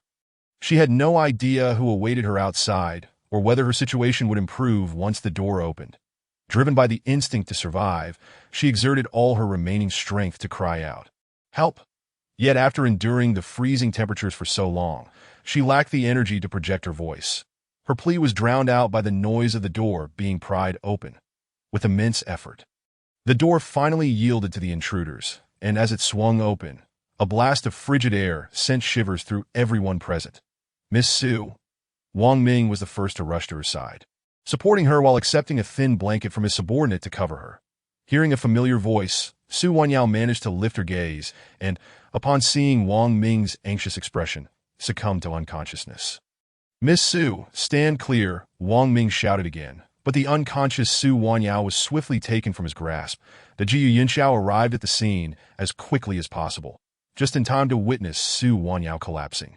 Cradling her icy body, Gu Yunxiao wore a grim expression as he swiftly carried her into the waiting ambulance. Watching the doctors and nurses frantically attend to Su Wanyao, Gu Yunxiao's brow furrowed deeper. His lips pressed tightly together as he anxiously observed her condition. She had been frozen for far too long. The medical staff worked tirelessly to revive her, while the ambulance driver sighed softly. This sigh was met with an icy glare from Gu Yunxiao, prompting the driver to fall silent and accelerate towards the hospital. Wanyao, you must not be in danger, Gu Yunxiao murmured, gripping her hand. For the first time, he felt a suffocating sensation. The warmth of her usually soft hand was replaced with a cold rigidity, leading him to fear that his beloved might be slipping away from him. Family members, please step back to in stark contrast to Su Wanyao's frigid body. The doctors and nurses were drenched in sweat, their urgency palpable as they approached her. White smoke rising from her body, it's not looking good. Quickly, initiate cardiac resuscitation. Suddenly, a piercing sound reverberated, and the once rhythmic oscillations of the electrocardiogram transformed into a flat line. Chapter 38 presented a dismal scene. That moment, Gu Yunxiao felt an overwhelming urge to rip out his own heart and offer it to Su Wanyao. The unyielding line on the heart monitor resembled a dream from which one could not awaken. With a few harsh swallows, Gu Yunxiao's Adam's apple bobbed up and down as his chest convulsed, akin to the sensation of being pricked by needles. Could this be what heartache felt like? His vision began to blur, and as he reached behind him to touch his eye socket, a flicker of confusion crossed his mind upon noticing the dampness on his fingers. Had he been crying? Wanya, he could hardly believe it. The lively person who had called him just that afternoon was now gone. A cardiotonic. With a swift injection, the doctor tirelessly administered cigar to Su Wanyao. The heartbeat returned. Upon hearing the doctor's words, Gu Yunxiao exhaled slowly, his heart, which had risen to his throat, finally easing slightly. The pallor on Su Wanyao's face gradually began to revert to its natural hue, replacing the ghastly white. The Jiu Yunxiao, whose fists had unconsciously clenched tightly, was unaware that his palms were marked with crescent-shaped imprints from his nails. What on earth was happening? As Su Wanyao's complexion improved, the expressions of the doctor and nurses remained grave, heightening Gu Yunxiao's anxiety. She had been temporarily stabilized, yet she was still in peril. Further examinations could only be conducted upon their arrival at the hospital. Adhering to a meticulous and responsible approach, the doctor refrained from providing Gu Yunxiao with any definitive answers. Due to the prolonged duration of her condition, he could not ascertain the extent of any potential damage to Su Wanyao's other organs based solely on external observations. Family, please step aside. As the ambulance finally arrived at the nearest hospital, Gu Yunxiao watched as Su Wanyao was wheeled into the emergency room, his gaze flickering with cold intensity. Wang Ming had appeared behind Gu Yunxiao at some point. Boss, he addressed, understanding that even without Gu Yunxiao's command, he would not let the two responsible for Su Wanyao's plight escape easily. That deal, you know what to do. Gu Yunxiao's eyes remained fixed on the emergency room door as he replied coldly. I know. Wang Ming, receiving the directive, promptly turned to take action. Since Cheng Shui was so intent on acquiring the plan, he would ensure it was delivered into her hands, after Su Wanyao was confined in the refrigerated truck. The intention had merely been to teach her a lesson. However, by the time Cheng Shui received word that the refrigerated truck had been tampered with and arrived at the scene, Gu Yunxiao had already taken Su Wanyao away for half an hour. What on earth had transpired? It had only been a brief period, and yet she had been rescued by someone else, although she was aware that Su Wanyao was unlikely to appear at the company the following day. The fact that she was no longer in her possession left her feeling inexplicably uneasy. It was Gu Yunxiao who rescued her. One of her subordinates trembled as he reported to Jiu Yunxiao, while departing, had secretly observed the situation from afar, but was caught by Gu Yunxiao as he boarded the ambulance. Their eyes met, and the subordinate understood that the aura and intimidation exuded by Gu Yunxiao far surpassed that of an ordinary university professor. You useless bunch, Cheng Shui kicked the refrigerated truck with fury, her eyes blazing. Miss, perhaps we should let it go. After all, given Su Wanyao's condition, she wanted to be able to get out of bed for at least 10 to 15 days. Observing Cheng Shui's obstinacy, her subordinate could no longer hold back his urge to dissuade her. Useless. All of you are useless. You're fired. Cheng Shui spat out these words before climbing into the car and driving away.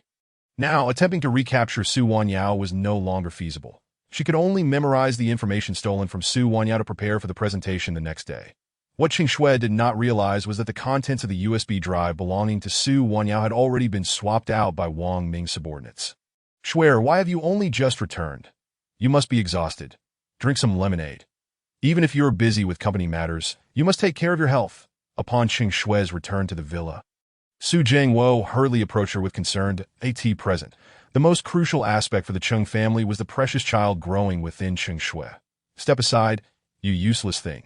With a glare at Su Jiangwo, Cheng Shui pushed away the lemonade he offered and retreated to her room. That as the housekeeper quietly began to clean up the spilled lemonade, Su Jiangwo's eyes flickered, lost in thought.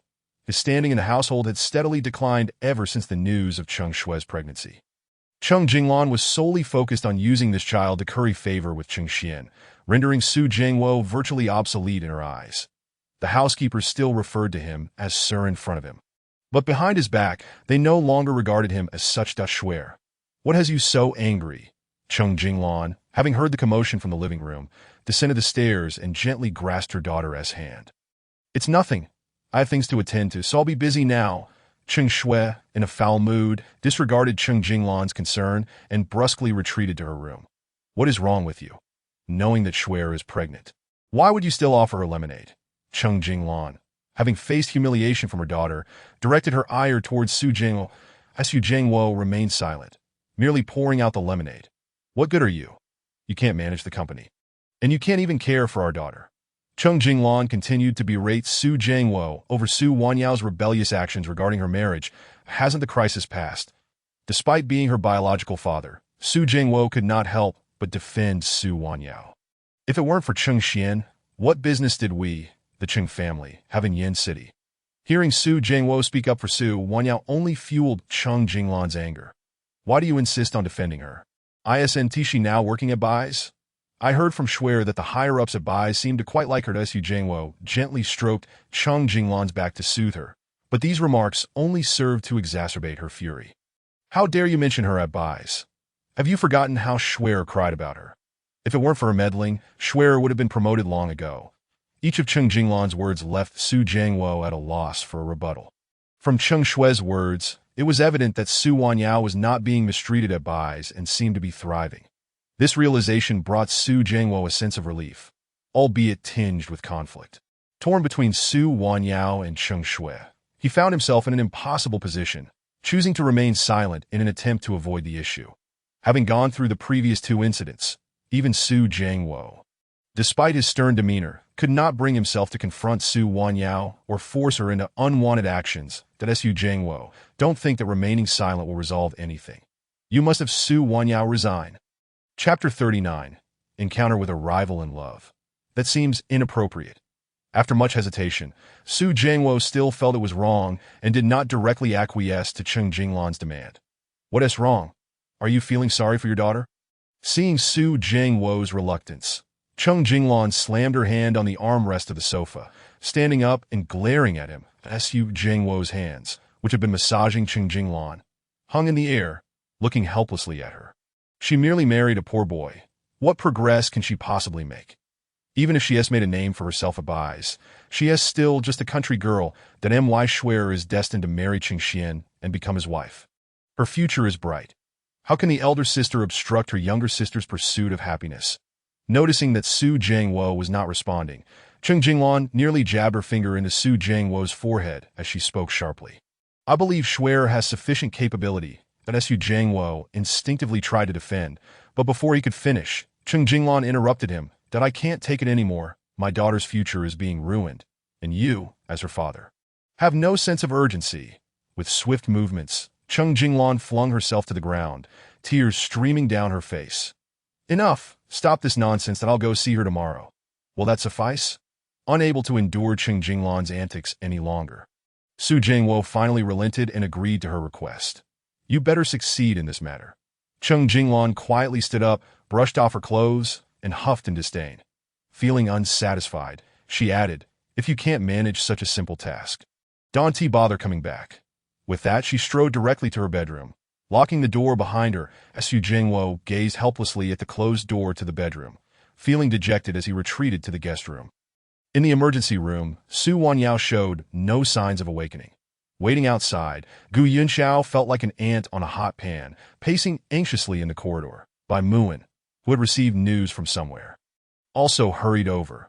Observing the man pacing back and forth in the corridor, Bai Muan slowed his steps. The Jiu Yunxiao, noticing Bai Muan's sudden appearance, furrowed his brow and turned to him. What are you doing here? Su Wanyao is my employee. There's something wrong with me visiting a sick employee? Bai Muan's pair of phoenix-like eyes remained slightly narrowed, exuding an air of mirth. This seemingly harmless Fade was the very guise that Gu Yunxiao found most distasteful.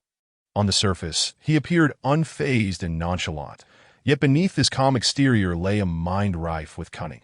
Particularly, the affectionate utterance of the name Wanyao made Gu Yunxiao's expression grow increasingly grim. Since I am here, Mr. N need not trouble himself, he stated, deliberately emphasizing the title Mr. N, his eyes glinting with a warning glow. It seemed Gu Yunxiao had already discerned my true identity. Bai Muan, however, remained unfazed.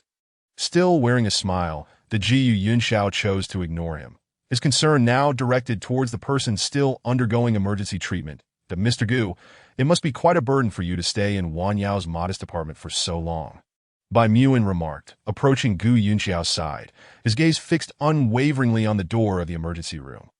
Yet he whispered lightly in Gu Yunxiao's ear, what do you intend to do? Gu Yunxiao's pupils dilated sharply. And when he turned to Bai Muan, a trace of coldness flickered across his face. That I do not intend to do anything. Bai Muan replied swiftly, that I merely believe that Wanyao deserves to know the truth about certain matters. This statement thoroughly incensed Gu Yunxiao. Sensing a forceful punch coming his way, Bai Muan swiftly turned his face, evading Gu Yunxiao's blow, which then struck the corridor wall with a dull thud, echoing ominously. Mr. De Gu, is there truly a need for such anger? Just as Bai Muan's words faded, the emergency room door swung open, and several doctors emerged, their faces etched with fatigue. Doctor, how is she? Both men hastily advanced towards the doctors, with Gu Yunxiao speaking first, his throat quivering slightly, betraying his facade of calmness. She is stable for now, but will require observation for a period, the doctor replied, casting a puzzled glance at the two men. Uncertain of who truly was Su Wanyao's family. Which of you is the family member? Please proceed to handle the admission paperwork. The Jiu Yunxiao nodded curtly, gesturing for his assistant to handle the admission process. Then entered the emergency room. Upon seeing Su Wanyao lying on the bed, her breathing calm and devoid of the previous ominous aura, Gu Yunxiao finally felt a sense of relief wash over him. Who is it? Bai Muan, having entered unnoticed, gazed at Su Wanyao's pale visage, his eyes filled with concern, prompting him to inquire. Casting a sidelong glance at Bai Muan, Gu Yunxiao shifted his body slightly, obstructing Bai Muan's view of Su Wanyao. Mrdan possesses remarkable abilities, yet I did not expect such poor judgment in employing others. What do you mean by that? Bai Muan's previously smiling eyes widened, laced with a hint of anger as he questioned. This place does not welcome Mr. N. Please take your leave. Without responding to Bai Muan's inquiry, Gu Yunxiao issued an eviction order. That moment, his assistant had completed the paperwork, and several nurses approached to assist in moving Su Wanyao. Wang Ming, who had stepped out to attend to matters, returned just then. Mr. N, please, he said, gesturing for Bai Muan to leave. Casting a lingering glance at the bedridden Su Wanyao, Bai Muan pursed his lips, remaining silent as he turned and departed. Standing in the corridor, Bai Muan clenched his fists, his expression darkening. Wanyao, one day you will belong solely to me. Observing Su Wanyao being settled into her private ward and listening to the steady beeping of the heart monitor, Gu Yunxiao felt a profound sense of reality wash over him, as if the earlier incident of her heart suddenly ceasing was merely a nightmare. Seated beside Su Wanyao, Gu Yunxiao grasped her hand tightly. Cherishing the warmth of her now normal temperature, unwilling to release it, he murmured softly, falling into a deep silence that in stark contrast to the tranquility of the hospital room. The Bai group was in turmoil. Upon hearing Gu Yunxiao's words, Bai Muin instructed his secretary to investigate the entire sequence of events leading to this situation, as well as to identify the ultimate beneficiary of Su Wanyao's predicament. The project presentation regarding the business tycoon from Country Y, originally scheduled for today, was indefinitely postponed due to Su Wanyao's absence. Boss, this could severely impact the final completion timeline of the project. A voice remarked. Every project has a backup, especially one of this magnitude. It cannot solely rest on Su Wanyao's shoulders. Meanwhile, the Chengshui project team, acting as the backup team, had been diligently working on proposals and revisions. Chapter 40. Postponement of the meeting by Muin, in a rare moment of agitation, was not one to delay an important project due to Su Wanyao's absence. However, today he was unusually restless, dismissing everything his secretary said. Currently, we can have the backup project team conduct the first proposal presentation. Such a capricious postponement would undoubtedly draw ire from the board if they were to learn of it. The presenter for the backup project is Cheng Shui. Bai Muin, who had remained silent in his office chair, suddenly spoke up. The secretary, startled, quickly regained composure and confirmed Bai Muin's inquiry. Yes, the intern Cheng Shui, who joined at the same time as Su Wanyao. She is Su Wanyao's sister. Bai Muin remarked with a cold smile that Tio treat her own sister so ruthlessly for a mere presentation. She truly is resourceful. Notify everyone. The presentation will be rescheduled for tomorrow. But the secretary hesitated to voice further objections, but was met with Bai Muin's piercing gaze, compelling him to lower his head and exit the office to relay the message. Shui, have you heard? The presentation has been pushed to tomorrow. Someone interjected as Cheng Shui was engrossed in reviewing materials on a USB drive. What did you say? Cheng Shui, initially prepared to express her irritation, paused upon hearing the news. Setting aside the materials, the secretary from President Bai's office just came down to announce the postponement of the presentation until tomorrow. Cheng Shui's expression suddenly darkened that a one-day postponement meant increased uncertainty. Especially with Su Wanyao now taken away by Gu Yunxiao. What if Su Wanyao reappeared tomorrow? Wouldn't all her efforts be for naught? Noticing Cheng Shui's distress, the person quickly added, the secretary specifically requested you to present the proposal this time. What? Cheng Shui could hardly believe her ears, her excitement nearly overwhelming her. She felt elated, wanting to leap for joy.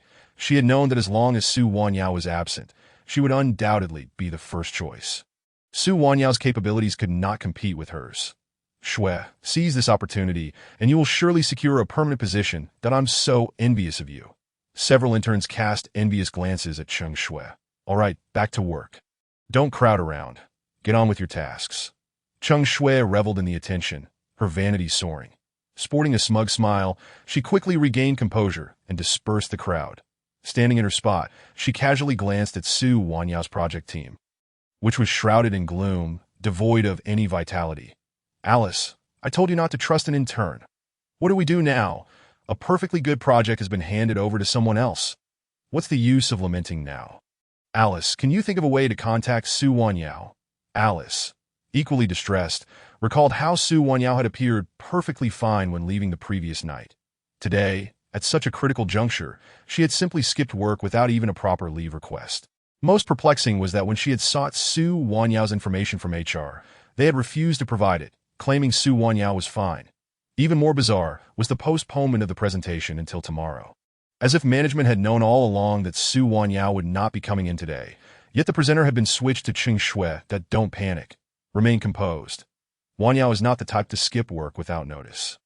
Although Alice was equally anxious, she tried to soothe her team's worries. Regarding the relationship between Cheng Shui and Su Wanyao, she had heard a few whispers, yet she dared not speculate whether Su Wanyao's absence was truly connected to Cheng Shui.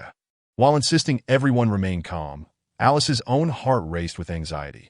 Ultimately, she managed to trace Su Wanyao's family address through a friend in HR. After securing the address, she requested leave from HR and drove with a sense of trepidation towards Su Wanyao's apartment. The dilapidated building and its surrounding derelict environment bore no resemblance to the opulence of the Cheng family. Had she not learned from her HR friend, she would never have guessed that Su Wanyao was indeed Cheng Shui's sister. The stark contrast between the two sisters was striking. revealing Su Wanyao's unfortunate circumstances within the Chung household, which only deepened Alice's concern for her. Navigating the narrow staircase, she finally reached Su Wanyao's floor and knocked vigorously on the door. "Wanyao, are you home?" There was no response. Alice knocked heavily several more times, yet still received no answer. This only heightened her anxiety. What if Su Wanyao had succumbed to carbon monoxide poisoning and fainted at home? Helpless, Alice pressed her ear against the door, hoping to discern any signs of life within. Her movements startled the neighbor next door. "Who are you looking for?" The door creaked open, revealing a young woman who eyed Alice warily from behind a security door. Alice's attire did not suggest that she belonged to this impoverished neighborhood. Recently, Su Wanyao had brought home a remarkably refined man, which had already caused the neighbor to harbor suspicions about her. Now, with another seemingly affluent individual seeking her, the neighbor's doubts about Su Wanyao's profession deepened. "Hello. May I inquire about the owner of this residence? Are you asking about a man or a woman?" "There are both." Alice was taken aback, having never heard that Su Wanyao lived with anyone. Did she actually have a male roommate? "The female owner," she said, momentarily stunned before quickly regaining her composure and asking. "After they left yesterday morning, neither of them returned in this old apartment. The sound of the door closing was particularly loud, especially if one returned late at night. It could easily awaken the surrounding neighbors. Thus, the young woman was certain that neither had come back last night. They haven't returned? Thank you." Alice felt a growing unease within her, recalling the suicide incident at the adjacent office building yesterday. And her panic intensified. Could the person who jumped be Su Wanyao? Once this thought entered her mind, it lingered relentlessly. Hastily, she returned to her car and searched for the headline video of the suicide on Weibo. Scrutinizing the face of the jumper. Although it was not very clear, she could ascertain that it was not Su Wanyao. Suddenly, a jolt of movement caught her eye, and in the distance of the frame, she spotted Su Wanyao standing there, her face etched with worry, seemingly acquainted with the jumper. Perhaps she was just visiting a friend. With no other leads to find Su Wanyao, Alice could only use this rationale to reassure herself. She gathered her emotions and returned to the office. Although Su Wanyao was absent, the project and work remained. She could not afford to lose her composure. The hospital.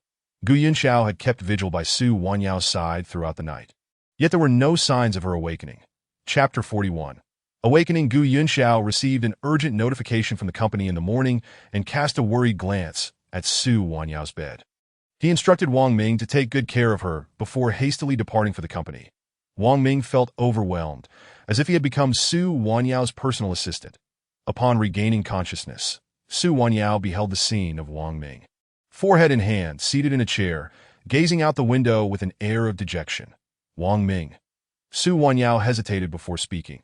Her last memory before losing consciousness was of Wang Ming leading others to rescue her. "Miss Su, you're awake." Upon hearing her voice, Wang Ming sprang from his chair, his face alight with J. Why did Su Wanyao wrinkled her nose? The pervasive scent of disinfectant in the air made her feel exceedingly restless. This fear-inducing odor reminded her that she was indeed in a hospital. What happened to me? She attempted to prop herself up, but her limbs felt numb, as if they belonged to someone else. "You were in the cold storage for too long. The doctor said it will take time to recover." Seeing Su Wanyao struggle to rise, Wang Ming quickly pressed the nurse's call button and assisted her in adjusting the bed. "I am truly sorry for causing you trouble," Su Wanyao said, aware that Wang Ming's attentive demeanor stemmed from his boss's influence. Yet, she was puzzled as to why this boss would go to such lengths for her. "It's my honor to assist Miss Su." Once the nurse arrived, Wang Ming excused himself, instructing her to call if needed as soon as he stepped out of the room. He promptly dialed Gu Yunxiao. "Boss, Miss Su has awakened." "Understood." Upon learning that Su Wanyao was awake, Gu Yunxiao finally felt a weight lift from his shoulders as he swiftly processed the documents in front of him. "Miss Su, you will need to stay for observation." Just as Wang Ming hung up the phone, he heard a commotion from the patient room and rushed back in. "Miss Su, what are you doing?" Wang Ming frowned. Su Wanyao's condition was still unstable, and he couldn't allow her to leave the hospital. If Gu Yunxiao were to find out, he would bear the brunt of the blame. "That I feel just fine now. I can leave." Despite Wang Ming's entrance, Su Wanyao continued her efforts to get out of bed. The moment her words fell, she lost her balance and would have fallen had the nurse not acted swiftly to catch her, preventing an embarrassing tumble. "Are you certain?" Wang Ming questioned, Regarding Su Wanyao with skepticism that Su Wanyao, her face flushed with embarrassment, remained silent, obediently returning to her bed with the nurse's support. Miss Su, regardless of the urgency of any matters. Maintaining good health is paramount, Wang Ming said, his brow still furrowed, that he understood her thoughts but felt compelled to voice his concern. However, he did offer her a measure of comfort. The company has already arranged for your leave. To Wang Ming's words, Su Wanyao merely nodded, not wishing to elaborate further. The situation could not be resolved by simply taking a leave of absence. She had just glanced at the calendar. Today was the day of the presentation, and she, the main speaker, lay confined to a hospital bed. She couldn't help but wonder how chaotic the project team would become due to her sudden absence. Noticing Su Wanyao's despondent demeanor, Wang Ming added, "The most important thing right now is to focus on your recovery." "Wang Ming, do I know your boss?" Su Wanyao suddenly lifted her head, staring intently at Wang Ming. She found it hard to believe that someone so benevolent existed, bestowing her a black card and dispatching help when she was in danger. Would such a powerful individual engage in meaningless gestures? The answer was clearly no. Thus, there must be some ulterior motive, though she was yet to comprehend why Wang Ming's boss was so inclined to assist her. But don't forget, you still owe for that dress. Wang Ming chuckled, offering a vague excuse to sidestep her inquiries that Su Wanyao was taken aback. Did Wang Ming think her a child of 3? The daily cost of her current hospital room likely exceeded the price of that dress. Wang Ming was aware that Su Wanyao would not buy his explanation, so he quickly exited the room to avoid further complications. In an instant, Su Wanyao was left alone in the VIP room. Although the space was adorned with scented candles, it could not mask the distinctive smell of disinfectant. Since her mother's passing, she had not set foot in a hospital. The mere scent of disinfectant conjured memories of her mother's departure. Playing in her mind like a film reel. Unbeknownst to her, tears streamed down Su Wanyao's face. "Mom, I know you must be watching over me from above." Having narrowly escaped death, Su Wanyao fully understood that mere submission and compromise would not yield any benefits. Rather, they would lead to endless troubles. Had Wang Ming not arrived in time, she might have perished in that cold storage truck. Still, who exactly was Wang Ming's boss? With each favor owed, her anxiety only grew. Just then, as Su Wanyao lost herself in thought, the door to her room creaked open, and Bai Muan appeared, dressed in a crisp white suit, holding a large bouquet of roses, his face beaming with delight. "Mr. Bai." Su Wanyao was taken aback by his unexpected presence. Her surprise was not accompanied by joy. If Gu Yunxiao were to see Bai Muan enter with such a bouquet, she would surely face severe repercussions. Recalling the last time she had assisted Bai Muan with his shirt, the memory sent a shiver down her spine. "It seems you're not particularly pleased to see me." Bai Muan placed the flowers on the nearby cot, then approached Su Wanyao's bedside, adjusting the bed's height with a hint of disappointment. Not at all. With someone watching her, Su Wanyao felt compelled to feign happiness, but the thought of Gu Yunxiao's potential anger suppressed her delight. Then why no smile? Bai Muan's expression fell, his previously cheerful demeanor replaced by one of despondency. The speed of his mood shift left Su Wanyao momentarily speechless. She managed to force a smile, albeit weakly.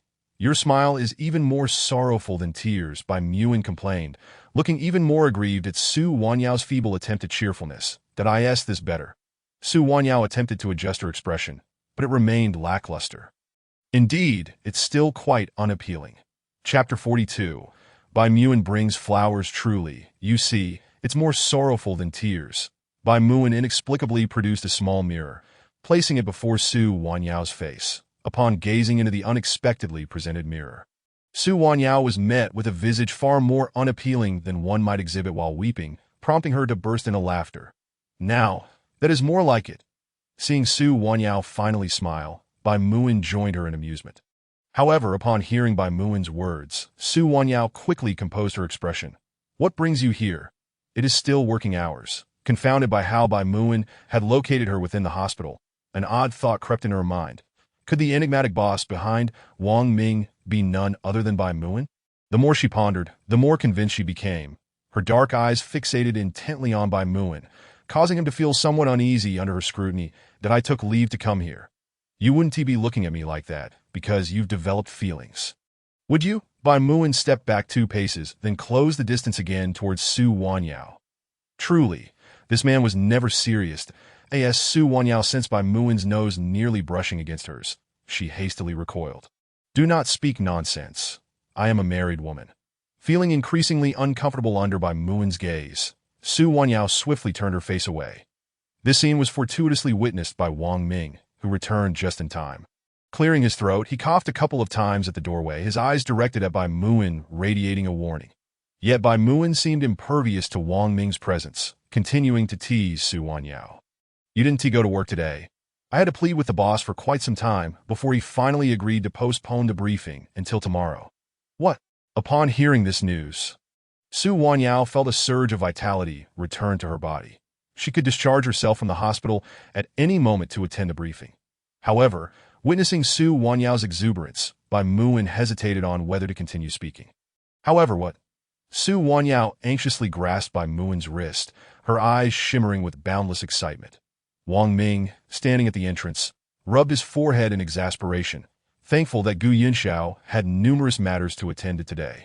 Otherwise, he feared the building might be torn asunder by Gu Yunxiao's jealousy. Bai Muin, of course, noticed Su Wanyao clutching his wrist. The soft sensation made him realize for the first time that a woman could possess such an ability to render him utterly weak.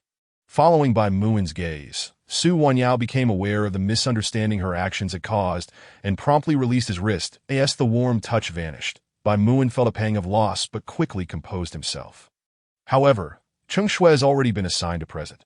Hearing the name Cheng Shui, Su Wanyao's eyes widened in disbelief as she stared at Bai Muin that if you can attend, you may pose questions regarding her presentation. Bai Muin understood the anguish Su Wanyao felt at having her hard work usurped by another.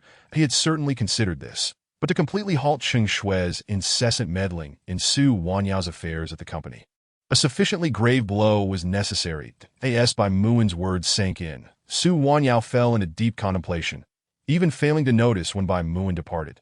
Cheng Shui, since you were so eager for this project, allow me to see if you truly possess the requisite capability.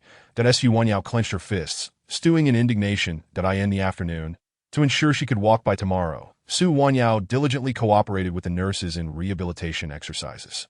By the time Gu Yunxiao arrived with dinner, she had nearly regained her ability to walk normally, albeit still somewhat sluggishly. Nevertheless, this was the maximum extent of her training. When one is ill, rest is paramount. Observing Su Wanyao's slow movements around the ward, Gu Yunxiao approached and lifted her effortlessly, placing her back on the bed. Let me go. I need to return to work tomorrow.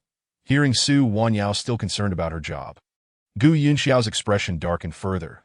If work is unpleasant, simply resign. I can support you. That he had contemplated allowing Su Wanyao to grow strong and resilient on her own, but after witnessing her brush with death the previous day, his perspective shifted. No, how could I not work? I have never relied on others for sustenance. Even her tuition fees had been earned through part-time jobs during her studies. Over the years, she had never requested a single penny from the Cheng family. And while it was Yuenka who had lured her out, if she vanished, who would ultimately benefit? Thus, last night's incident must be inextricably linked to Cheng Shui. She would not let Cheng Shui escape unscathed. Then eat your meal obediently. Reading the resolve in Su Wanyao's eyes, Gu Yunxiao relented and brought the food to her lips, his peripheral vision catching sight of a few scattered rose petals on the floor. After Bai Muin's departure, fearing Gu Yunxiao would discover the flowers Bai Muin had sent, Su Wanyao had swiftly given them to a nurse, who happily carried them away, tending to Su Wanyao with even greater meticulousness. Wasn't your briefing scheduled for today? While feeding Su Wanyao porridge, Gu Yunxiao suddenly inquired. The leadership postponed the hearing until tomorrow. Caught off guard by Gu Yunxiao's attentive care, Su Wanyao responded without thinking. Just as she finished speaking, she realized something was amiss and quickly covered her mouth. Who came by this afternoon? Now without her phone and with no television in the hospital room, Su Wanyao could not fathom who besides Bai Muin might have conveyed news to her. Noticing Gu Yunxiao's expression darkening, Su Wanyao hastily explained, he just came to check on me and mentioned the company's situation before leaving. Su Wanyao had not lied. He had indeed only discussed the company's affairs before taking his leave. And he brought flowers? Gu Yunxiao's voice rose incredulously. Is it customary to present roses when visiting an employee? While he appreciated Su Wanyao's innocent nature, it sometimes exasperated him. The little nurses liked them. So I gave them to them. Women possess an uncanny intuition. She knew Gu Yinxiao would undoubtedly feel jealous over the flowers that you finally learned your lesson. Gently tapping Su Wanyao's forehead, Gu Yinxiao begrudgingly suppressed his irritation, his wariness toward Bai Muin intensifying. Were it not for Su Wanyao's naive disposition, few women could withstand Bai Muin's charm and the occasional sweet words he dispensed. After dinner, Su Wanyao persisted in her rehabilitation exercises before eventually succumbing to fatigue and falling asleep. Gu Yunxiao sat quietly by the bedside, watching the slumbering figure, his gaze softening as he savored a moment of tranquility. Chapter 43, an awkward presentation. Today's briefing was to be presided over by Ms. Cheng Shui. Cheng Shui stepped onto the stage with an air of restraint, having devoted 2 sleepless nights to preparing her materials for this presentation. After much effort, she had barely managed to memorize the disorganized data compiled by Su Wanyao, resulting in dark circles under her eyes. Hello everyone, this is my first presentation. I appreciate your guidance. Surveying the assembly of senior figures from the Bai Group's design department, Cheng Shui's heart swelled with satisfaction. Only she could command such an audience. Had it been Su Wanyao, she would have scarcely dared to ascend the platform. As she opened the PowerPoint presentation and prepared to speak, Cheng Shui's gaze fell upon an unexpected figure in the audience. Su Wanyao. How could she possibly be here? Su Wanyao was seated among Alice's mid-level project managers, her face taut as she directed her attention at Cheng Shui.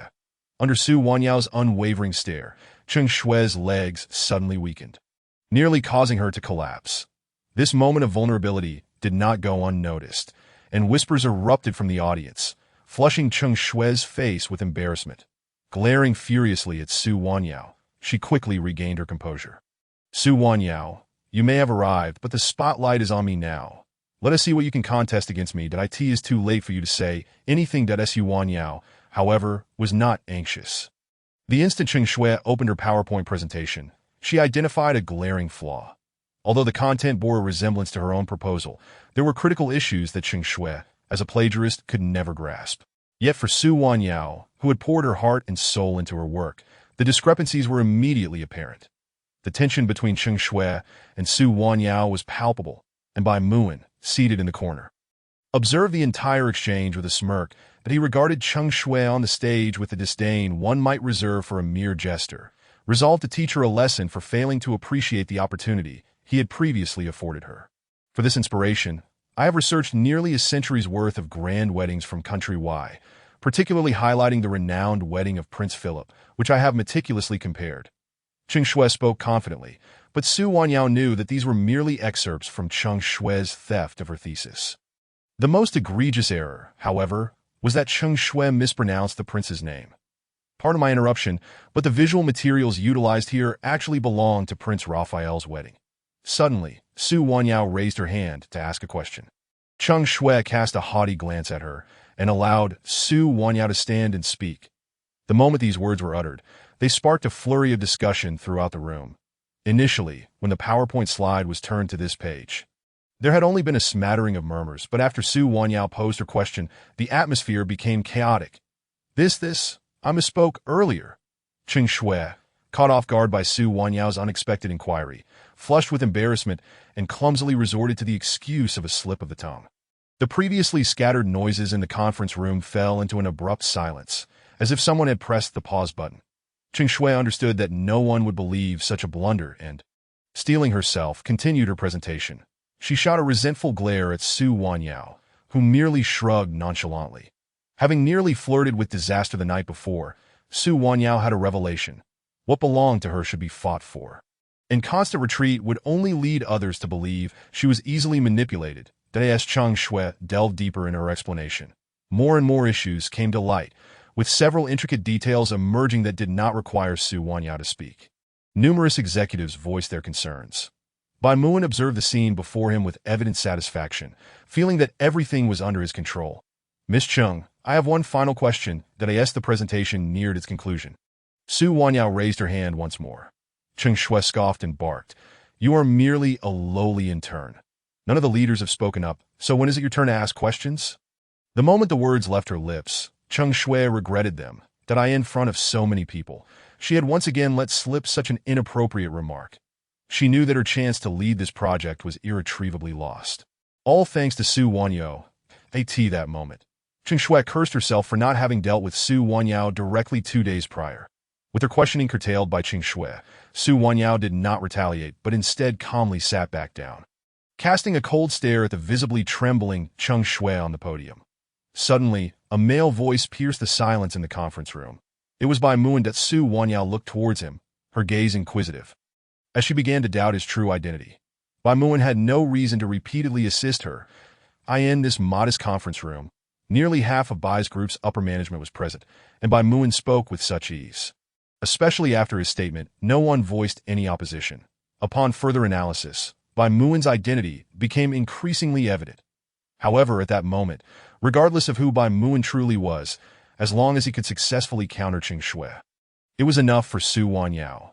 Was this proposal completed independently by Miss Cheng? Of course. Cheng Shui had prepared herself to fend off Su Wanyao's various tricky questions, but she had not anticipated such a light-hearted inquiry. Standing tall, Cheng Shui confidently replied, "Then may I ask where these materials were sourced from? Did Miss Cheng refer to any websites or books? Is the sapphire worn by the princess at Prince Henry's wedding a product of our company?" "Certainly, it was from CNKI in our company's database. The sapphire ring on the princess's hand was not produced by our company." "What nonsense! These are trivial questions," Cheng Shui huffed dismissively. She viewed Su Wanyao's inquiries as deliberate disruptions intended to attract the attention of upper management. But to her surprise, murmurs arose again from the audience. "Miss Cheng, with such confidence, perhaps you should take a moment to review the content on your PowerPoint," noting Cheng Shui's continued air of arrogance. Su Wanyao could not help but smirk coldly as she made her suggestion.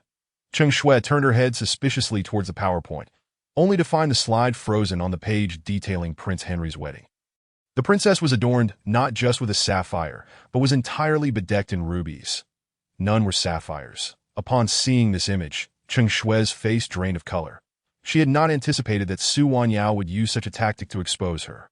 "Su Wanyao, you are framing me." Chapter 44, a farce. Finally unable to contain herself, Cheng Shui charged down from the stage, confronting Su Wanyao directly, aiming to seize her by the collar while shouting in anguish. Despite her delayed reaction, Su Wanyao had anticipated this and deftly evaded Cheng Shui's grasp. "What do you think you're doing?" Alice, standing beside Su Wanyao, reacted first, quickly shielding her and admonishing, "You shameless woman! How dare you frame me?" Pushing Alice aside, Cheng Shui once again reached for Su Wanyao, raising her hand as if to slap her. Yet, just as her hand was lifted, it halted midair. A resounding slap echoed through the silent conference room, as if time had come to a standstill. Only Su Wanyao, with an expression of calm, waved her hand, while Cheng Shui stood there, dazed and covering her face. "You! How dare you hit me?" Cheng Shui could hardly believe that Su Wanyao had struck her. Su Wanyao remained silent, her eyes glinting with defiance as she fixed her gaze on Cheng Shui. The latter, suddenly struck by inspiration, rolled onto the ground, clutching her stomach. "Oh, my stomach hurts," she cried, writhing in agony. This series of events unfolded so abruptly that the audience was witnessing such a dramatic spectacle for the first time that as soon as Cheng Shui began to feign her collapse, Su Wanyao had already stepped back several paces. Keeping her distance while observing the theatrics unfolding on the floor, her lips curling into a mocking smile. "You think I'm so easily deceived, using the same tricks time and again." Hearing Cheng Shui's cries from the ground, Su Wanyao finally spoke up. "Cheng Shui, you are just jealous that I am carrying Cheng Xian's child, and you intend to harm us." Cheng Shui, still rolling on the ground, caught this statement and glared at Su Wanyao. Her eyes filled with malice as she spoke in an exaggeratedly pitiful tone. Tears welled up in her eyes, seemingly in sync with her act. Indeed, it seemed that women from the Cheng family were well suited for the stage. Just moments ago, she had appeared ready to pounce, and now she transformed into a fragile, victimized figure. Enough! This farce had dragged on long enough. Bai Muan finally strode over, his voice cold and commanding. "President." Upon seeing Bai Muan approach, Cheng Shui scrambled to her feet, reaching for his sleeve, her voice laced with feigned victimhood. "President." The utterance of these two words conclusively confirmed Su Wanyao's suspicions about Bai Muan's identity. She had suspected all along that this man was not simply who he pretended to be. He was indeed the president of Bai's group. What had been merely a ruse of M. Rdain was now laid bare. Cheng Shui's desperate call of President caused by Muin to inwardly curse his luck. As he turned to look at Su Wanyao, he found her gaze locked onto him, filled with wariness. Everything is ruined. The only thought racing through by Muin's mind was that he had squandered his opportunity. He was at a loss for how to explain himself to Su Wanyao. Get up to AT this moment. He had to first deal with Cheng Shui before providing a proper explanation to Su Wanyao.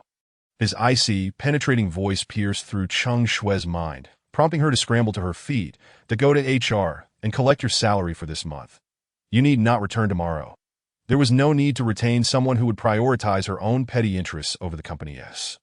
This was by Muin's final ultimatum to Cheng Shui. The HR manager, named, quickly emerged from the crowd, grabbing Cheng Shui as one would a chicken and leading her out of the conference room. Once by Muin had spoken, no one in the company dared to protect Cheng Shui any longer. To no president. She set me up. Why must I be fired? Cheng Shui struggled to free herself from the HR manager's grasp. Manager Wang, have you forgotten the promises you made me? You cannot let me go like this. As the reality of her impending dismissal sank in, Cheng Shui completely unraveled, her words tumbling out unrestrained. The HR manager's expression soured further at her outburst that he tightened his grip on Cheng Shui, hastening his pace. Bai Muin merely cast a cold glance at the HR manager, remaining silent. Once the HR manager had dragged Cheng Shui from the conference room, Bai Muin icily declared dismissed. With those words, Su Wanyao was the first to rush out of the office. Having endured so much over the past 2 days, she needed a moment to gather herself. Although Cheng Shui's dismissal had provided a measure of satisfaction, Bai Muin's revealed identity and his unguarded favoritism towards her in front of so many executives left Su Wanyao with no reason to remain in the company. Bai Muin was correct. Those who only focused on their immediate interests, disregarding the company's welfare, were not limited to Cheng Shui. Today, to vent her frustrations, she had directly exposed the numerous flaws in the proposal before so many company executives rather than seeking to resolve them. In that moment, she too was not a qualified employee. Wanyao, what are you doing? Upon returning to the office, Alice was taken aback to find Su Wanyao packing her belongings. With a puzzled expression, she inquired, resigning? I am grateful to the teacher for their care during this time. Why are you resigning? Alice could not comprehend why Su Wanyao would choose to leave, especially since Cheng Shui had already been dismissed by Bai Muin. This place is not suitable for me. Su Wanyao offered a vague excuse. That as she opened her computer to draft a resignation letter, her phone suddenly rang, the screen flashing with Dad, glancing at it. Su Wanyao pressed the mute button and ignored it. Observing her refusal to answer, Su Jingwo glanced nervously at Cheng Jinglan. That if she won't answer, won't you go look for her? Cheng Jinglan shot Su Jingwo a disapproving look. Taking a drag from her e-cigarette and exhaling slowly, her mood somewhat alleviated. Again, in the past month, he has sought out Su Wanyao twice to asa father. It is rather unbecoming to chase after a daughter who does not visit him. He cast a glance at Cheng Jinglan, swallowing the words he had intended to say. Fine, I shall go look for her, and while I'm at it, I'll see how Cheng Shui is faring at the Bai family. Having completed her resignation letter, Su Wanyao was intercepted by Alice at the office door. I understand what you are thinking. The president regards you highly. It is an acknowledgement of your capabilities that if you leave now, won't it imply that the president has misjudged you? Su Wanyao lowered her head, remaining silent. Alice's words held weight. Leaving at this moment would indeed be tantamount to publicly slapping Bai Muin's face. Chapter 45. Miscarriage. As Su Wanyao and Alice were at an impasse, the telephone on the desk began to ring. Su Wanyao pressed the speaker button. It was a call from the front desk. Su Wanyao, you have a visitor. Understood, she replied, hanging up with a hint of suspicion. Who could it be at this hour? Go ahead. Think carefully about your resignation. Alice seized the resignation letter Su Wanyao had prepared and pushed her out of the office. Watching the letter being fed into the shredder, Su Wanyao sighed as she entered the elevator. I at you. Stepping out of the elevator, she spotted Su Jingwo pacing in the lobby. The calm expression on her face instantly morphed into one of displeasure. What are you doing here?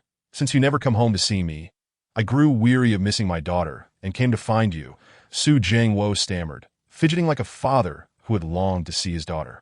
Yet, Su Wanyao was acutely aware that whenever Su Jingwo presented himself in such a manner, it meant he had a request. This is hardly a suitable place to converse. Shall we move to a CAF? He hesitantly suggested, glancing at the throngs of people. Knowing it would likely be an unpleasant matter, he preferred not to create a scene outside the company at its working hours. If there's nothing urgent, I must return. Observing Su Jingwo's beseeching demeanor, Su Wanyao flatly refused that in her view. Su Jingwo had become increasingly unreasonable.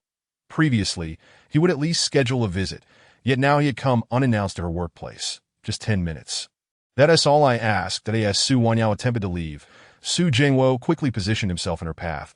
That moment, the elevator doors opened, and Cheng Shui, tear-streaked and distressed, was pushed out. Cheng Shui. Hurry and leave. No one here will pity you, Da Shui. Su Jingwo exclaimed in disbelief upon seeing the disheveled Cheng Shui.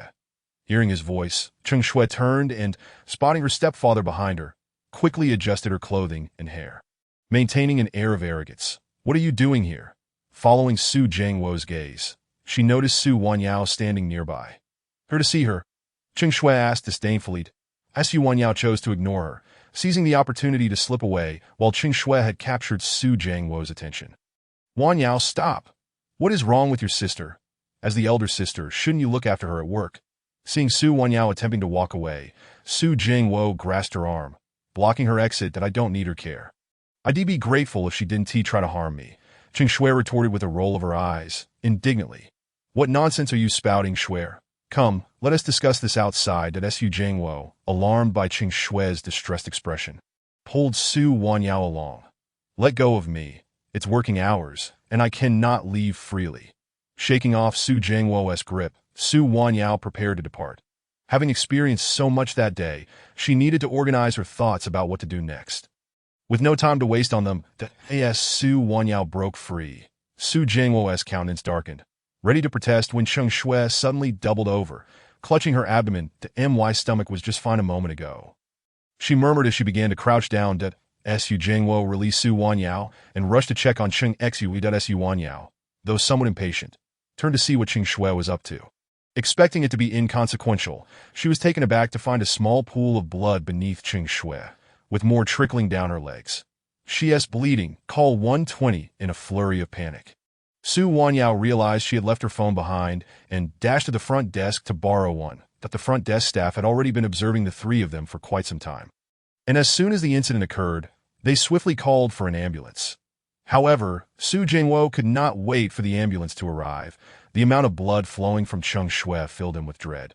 Fearing for the child she bore, he scooped Cheng Shui into his arms and rushed outside, realizing that driving to the hospital would be much faster than waiting for an ambulance. That if Cheng Shui's child were to be lost, it would jeopardize the arrangement with Cheng Xian.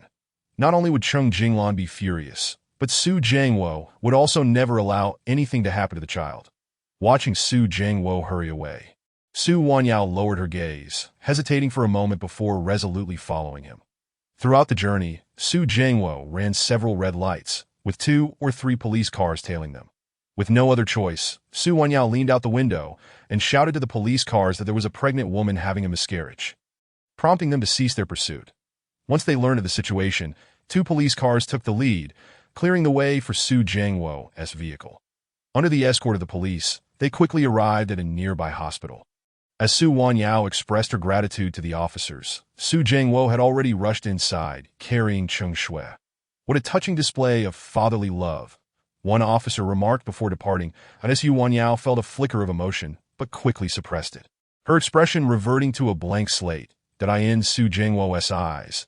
She had long since lost her place as his biological daughter, with only Cheng Shui and her mother occupying his affections.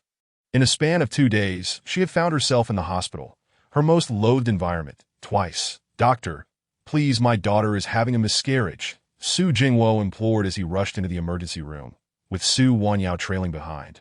Struck by a surreal sense of deja vu, it was precisely in this manner that her mother had been carried into the emergency room by her father, never to emerge again.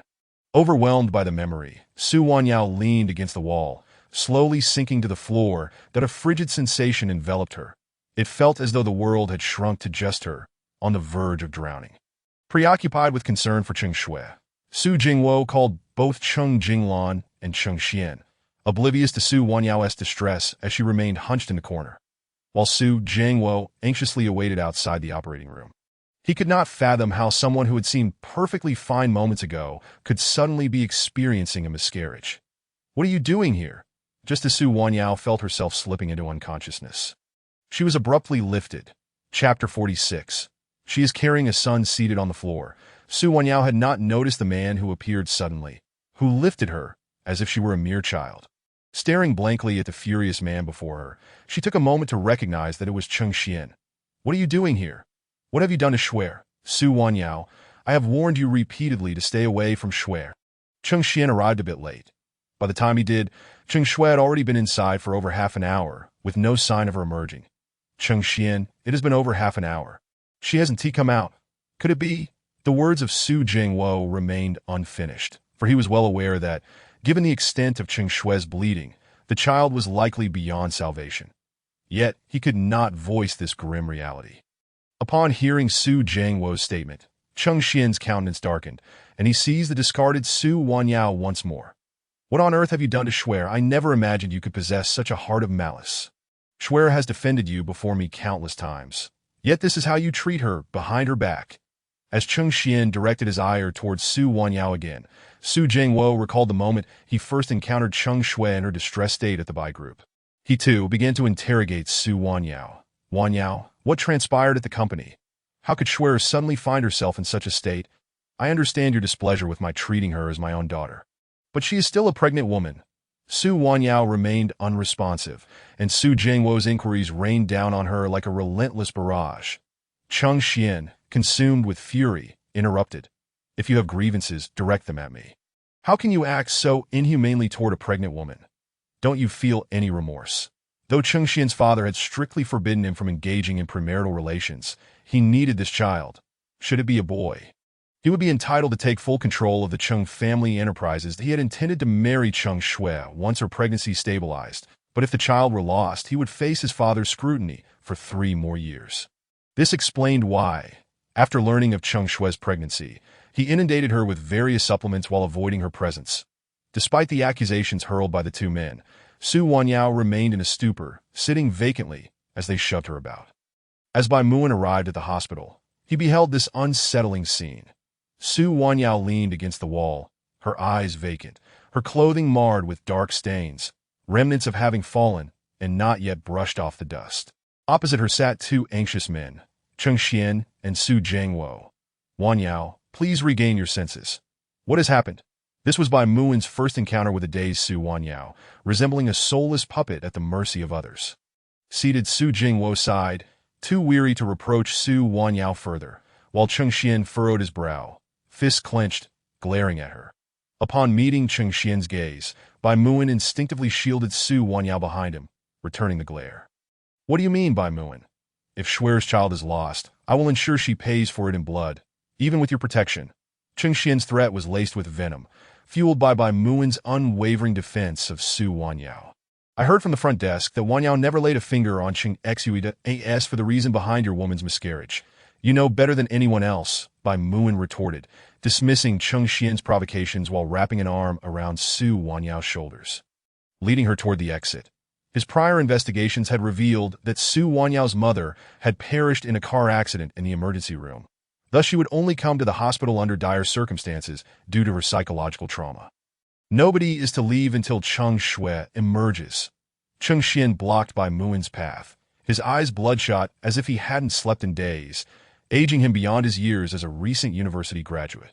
"You have no right to speak to me like that." In response to Cheng Xian's obstruction, Bai Muan pushed him aside, leaving behind a final remark that rendered Cheng Xian momentarily stunned. Seizing the opportunity, Bai Muan lifted the still-dazed Su Wanyao into his arms and strode out of the emergency department, brushing past Cheng Xian. As Cheng Xian regained his senses and attempted to pursue them, the operating room door swung open, and a doctor emerged, hands stained with blood. Both Cheng Xian and Su Jingwo rushed forward, their faces etched with tension, swallowing nervously, unable to inquire further. "Mother and child are safe. The baby is fine. However, the fetal heartbeat is unstable, and the pregnant woman must not be subjected to further distress." Upon hearing this news, both men exhaled in relief, readily agreeing to the doctor's directives.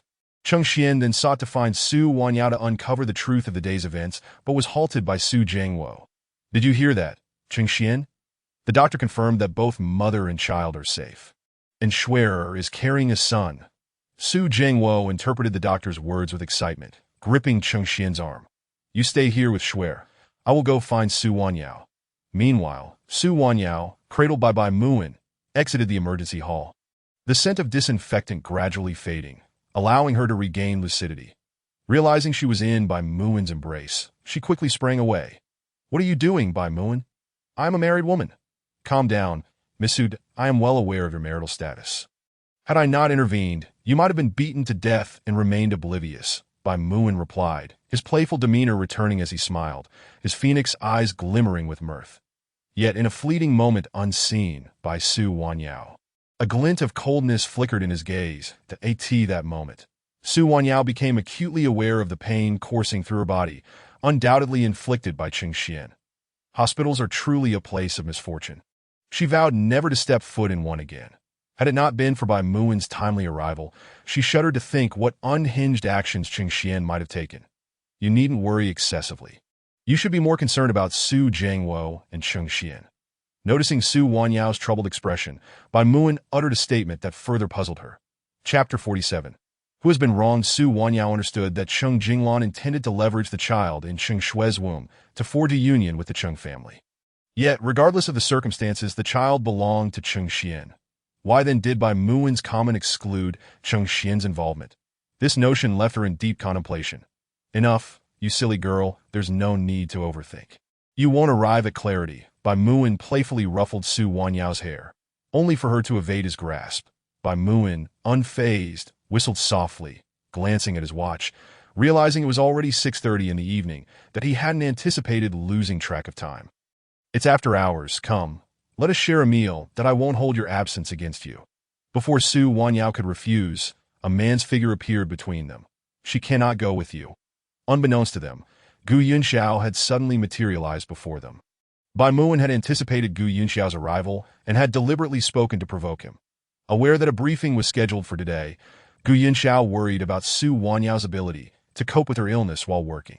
He had instructed Wang Ming to keep a close watch on Su Wanyao, ensuring he received timely updates on her condition. That he felt fortunate that Wang Ming had been assigned to Su Wanyao's side. Otherwise, he might have been oblivious to Bai Muin's opportunistic advances. That Jiu Yunxiao found himself exasperated by Bai Muin, who seemed to seize every chance to ingratiate himself with Su Wanyao. That in a low, chilly voice, he scoffed, I never expected President Bai to be so considerate of his subordinates. However, with so many employees, I fear that such attentiveness may exhaust you. Being considerate toward employees is a leader's duty. I find it no burden at all. Yet without Manager Gu, my hands would be full, Bai Muin replied. The moment he uttered Manager Gu, he received a sharp glare from Gu Yunxiao, prompting him to quickly amend his address to Teacher Gu. This exchange served as a subtle warning. I am aware of your identity. Grant me some respect, and I shall reciprocate. The tension between the two men left Su Wanyao with a throbbing headache. As the air crackled with hostility, threatening to ignite should she inadvertently draw their ire. Since the rightful party has arrived, I shall take my leave, she thought. Casting aside this remark, Bai Muin turned back towards the emergency department. Gu Yunxiao, on the other hand, wrapped his arm around Su Wanyao's shoulders, coldly glaring at the retreating figure of Bai Muin. If gazes could scorch, Bai Muin's back would surely be riddled with wounds from Gu Yunxiao's fiery stare. Bai Muin was acutely aware of the icy scrutiny behind him, yet remained unfazed. The more intense Gu Yunxiao's reaction, the more confident he felt in pursuing Su Wanyao. He had never subscribed to the notion of love at first sight. Nor did he believe that Su Wanyao, coerced in a marriage, could develop any profound feelings with a man she had randomly chosen to obtain a marriage certificate. Jiu Yunxiao's current display towards Su Wanyao was merely a manifestation of his possessiveness. Bai Muin was resolute in his belief that if Su Wanyao chose to follow him, he would ensure her happiness far surpassed what she could find with Gu Yunxiao. The thought of Gu Yunxiao's earlier crestfallen expression only heightened Bai Muin's delight, the corners of his mouth nearly lifting to his eyes. Given his current elation, he resolved to play the role of a good Samaritan, planning to surprise Cheng Xian with a grand gesture. After locating Cheng Shui's attending physician, Bai Muin whispered a few words into the doctor's ear before exiting the office. However, unbeknownst to him, he had not strayed far when Cheng Xian emerged from around the corner. Observing Bai Muin's departing silhouette, his expression darkened as he made his way into the attending physician's office. Dr. Wang, what exactly caused Shui to suddenly miscarry? And what did that man say to you earlier? Just as Dr. Wang began to respond, he was abruptly interrupted by Cheng Xian. Cheng Xian, scrutinizing Dr. Wang's noticeably bulging left pocket, coldly declared, "You are aware that every physician ought to uphold their medical ethics. If it is discovered that you have accepted a bribe, the hospital will not let you off lightly, Mr. Cheng." What are you implying? That gentleman merely came to express his concern for Miss Cheng Shui. We did not discuss anything of significance. Dr. Wang's reply clearly dissatisfied Cheng Xian, who remained silent but was evidently displeased. Dr. Wang hesitated, appearing to weigh his words. Speak plainly if you have something to say. I have a matter that I am uncertain whether to disclose. Dr. Wang pondered Bai Muin's intentions. If Bai Muin harbored feelings for Su Wanyao, he ought to compete with Gu Yunxiao for her affection. If his actions were merely to curry favor with Su Wanyao while jeopardizing Cheng Shui's unborn child, he would ensure Bai Muin learned that the Cheng family was not to be trifled with. Just say it. Do not dawdle like a woman. Nothing significant, just some test results that cannot yet be confirmed. We will only know conclusively once the child is born. Dr. Wang's reluctance to speak further only exacerbated Cheng Xian's agitation. Noticing Cheng Xian's discontent, the doctor felt a twinge of discomfort, but still managed to advise him gently. If Mr. Cheng has the means, it may be prudent to conduct a paternity test once the child is born. What do you mean by that? Are you suggesting that the child in Shui's womb is not mine? Mr. Cheng, please do not be hasty. This is merely a suggestion and does not imply that the child is not yours. Ultimately, the decision to conduct a paternity test rests with you. Why would the doctor make such a statement regarding a child only 4 months along? Surely, Bai Muin had bribed him to incite discord between him and the Cheng family. Cheng Xian's gaze fixated on the doctor's conspicuously bulging left pocket as he coldly warned, "Remember, some money is worth taking, and some is not. If you accept the wrong kind, you may find yourself without life to spend it." With that, Cheng Xian slammed the door behind him. Dr. Wang, watching Cheng Xian's departing figure, scoffed and muttered, "He doesn't even realize he has been cuckolded, yet he tries to act so formidable here that I in truth." Cheng Shui had chosen Dr. Wang as her attending physician immediately upon learning of her pregnancy. Every prenatal checkup was personally overseen by him. Thus he was acutely aware of the deep connections surrounding the child. Or rather, who the child's biological father truly was. It was only by chance that he overheard a phone conversation of Cheng Shui's that he learned the child was not Cheng Xian's. Damn you, Bai Muin. Though Cheng Xian dismissed the doctor's words as mere attempts to sow discord, a seed of doubt had nonetheless taken root in his mind. Chapter 48. Have you realized your mistake? When Cheng Xian next visited Cheng Shui, the doctor's words about the paternity test lingered unshakably in his thoughts. Yet, with the child still so small, only 4 months along, he could do nothing but wait until the child was born for any certainty. Upon returning to the hospital room, Cheng Jinglan was already present, seated by the bedside with red-rimmed eyes fixed on Cheng Shui, clearly having cried recently. Thank goodness Jian Guo arrived in time. What would have become of us 3 women if the child had been lost? Shui is still so young that I heard the doctor say that if the child could not be saved, it might jeopardize her uterus as well. My Shui nearly lost her chance at motherhood. Seeing Cheng Xian enter, Cheng Jinglan's tears flowed freely. Just as she was becoming agitated over Dr. Wang's comments, Cheng Xian had no inclination to soothe her, nor did he wish to linger and listen to her lamentations. Glancing at Cheng Shui, who lay pale yet breathing steadily, he simply remarked, "I have matters to attend to at the company. Call me when Shui awakes." What did Su Jianguo just say? Cheng Jinglan could scarcely believe her ears. He said he had to leave for company matters. Cheng Xian repeated without a second thought that I know your brain is like a pig's, but what did he mean by that? My Shui nearly miscarried. And he reacts with such indifference?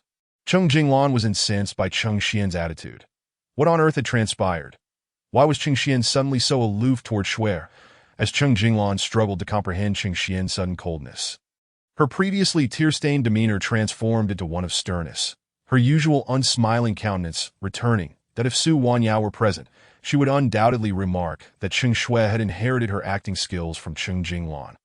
I don't know. After he spoke with the doctor, his demeanor changed abruptly. Su Jiangua, having just endured a reprimand from Cheng Jinglan, appeared equally perplexed. Given that the child had been saved, why had Cheng Xian's demeanor shifted so drastically? While Cheng Jinglan and Su Jiangua grappled with Cheng Xian's behavior, Su Wanyao was equally bewildered by Gu Yunxiao's sullen demeanor. Since Su Wanyao and Gu Yunxiao had entered the car, he had not spoken a word, his expression dark and turbulent. Feeling stifled, Su Wanyao rolled down the window, yet the oppressive atmosphere within the car made it difficult for her to breathe. "That I'm hungry." After a prolonged silence, Su Wanyao finally spoke up. The driver remained unresponsive, prompting Su Wanyao to discreetly rub her stomach. "That I'm hungry," she repeated, yet the man remained silent. Typically, whenever she irritated Gu Yunxiao, uttering those words would instantly appease him, leading to a delightful meal out. But today was evidently different. Despite her repeated declarations, Gu Yunxiao offered no response. Confused about what she had done wrong, Su Wanyao felt a wave of grievance wash over her, tears cascading onto her hands. Ultimately, Gu Yunxiao could no longer maintain his stern facade and, struggling to suppress his irritation, asked, "Do you realize your mistake?" Su Wanyao gazed at Gu Yunxiao, her voice tinged with sorrow. "What did I do wrong?" She genuinely could not comprehend her error. Was it wrong to go to work? Or to accompany Su Jiangua to the hospital? Or perhaps it was because Bai Muan had also shown up? "My salary card is still with you, isn't it?" Gu Yunxiao sighed, avoiding her question and countering with another inquiry. Su Wanyao nodded vigorously, her previously held back tears now spilling forth. Seeing her distress, Gu Yunxiao's heart ached. Yet he maintained his stern demeanor as he continued driving. "The card is in the drawer of the bedside table, underneath some other items that Su Wanyao had never used that salary card. To her, it belonged to Gu Yunxiao, and she felt it improper to utilize it. What she truly desired was for Gu Yunxiao to offer her that gesture, to express his feelings for her, especially since their expenses had not been extravagant lately. The salary card had remained untouched in the drawer. Is there enough money in it? Confused as to why Gu Yunxiao would suddenly bring this up, Su Wanyao nodded fervently. Gu Yunxiao barely stifled a sigh. Observing her demeanor, he was certain she had never touched that card. Otherwise, given Su Wanyao's nature, she would have eagerly confronted him about the source of such funds. "Wanyao, how about you stop working from now on?" Although phrased as a question, Su Wanyao's tone was undeniably affirmative. After a moment of contemplation, she hesitantly spoke. "I am aware that university professors earn a respectable salary. However, it is still quite a challenge to support the living expenses for two individuals. Furthermore, we will inevitably need to purchase a larger home in the future. How can I manage without a job?" In essence, Su Wanyao's words conveyed that if she were to remain unemployed, he would struggle to sustain their future life together. While she did not place great importance on wealth, she understood that in this society, financial resources are indispensable, and without them, life becomes exceedingly difficult. She could endure hardships alongside Gu Yunxiao, but what would happen if they were to have children in the future? Thus, Su Wanyao felt compelled to strive diligently, while still young, to earn more and provide a better life for their future child. Even if their current existence was somewhat modest, at least they were two individuals in love. And she would not lose her sense of self like Su Jiangwo did in his attempts to please Chen Jinglan. "You need not worry. I can support you," Gu Yunxiao replied, adding, "and our child." Gu Yunxiao naturally sensed the implicit meaning behind Su Wanyao's statement, and at that moment, she finally comprehended what Gu Yunxiao truly meant, that he was still jealous and reluctant to allow her to have more contact with Bai Muan. Following the events of the day, Su Wanyao had initially intended to resign from her job, but hearing Gu Yunxiao's words, she reconsidered her decision. Having just graduated from university, she could not envision a future devoid of brightness if she were to become a full-time housewife. Even a snail understands the necessity of climbing upward. As a well-educated woman of the new era, she could not bear to be confined to the role of a full-time housewife during her prime years. Chapter 49. Reasoning. Gu Yunxiao was undeniably exceptional, a fact that Su Wanyao had always recognized. While she may have been regarded as outstanding among her peers, in comparison to Gu Yunxiao, she felt like a mere star attempting to compete with the brilliance of the sun and moon.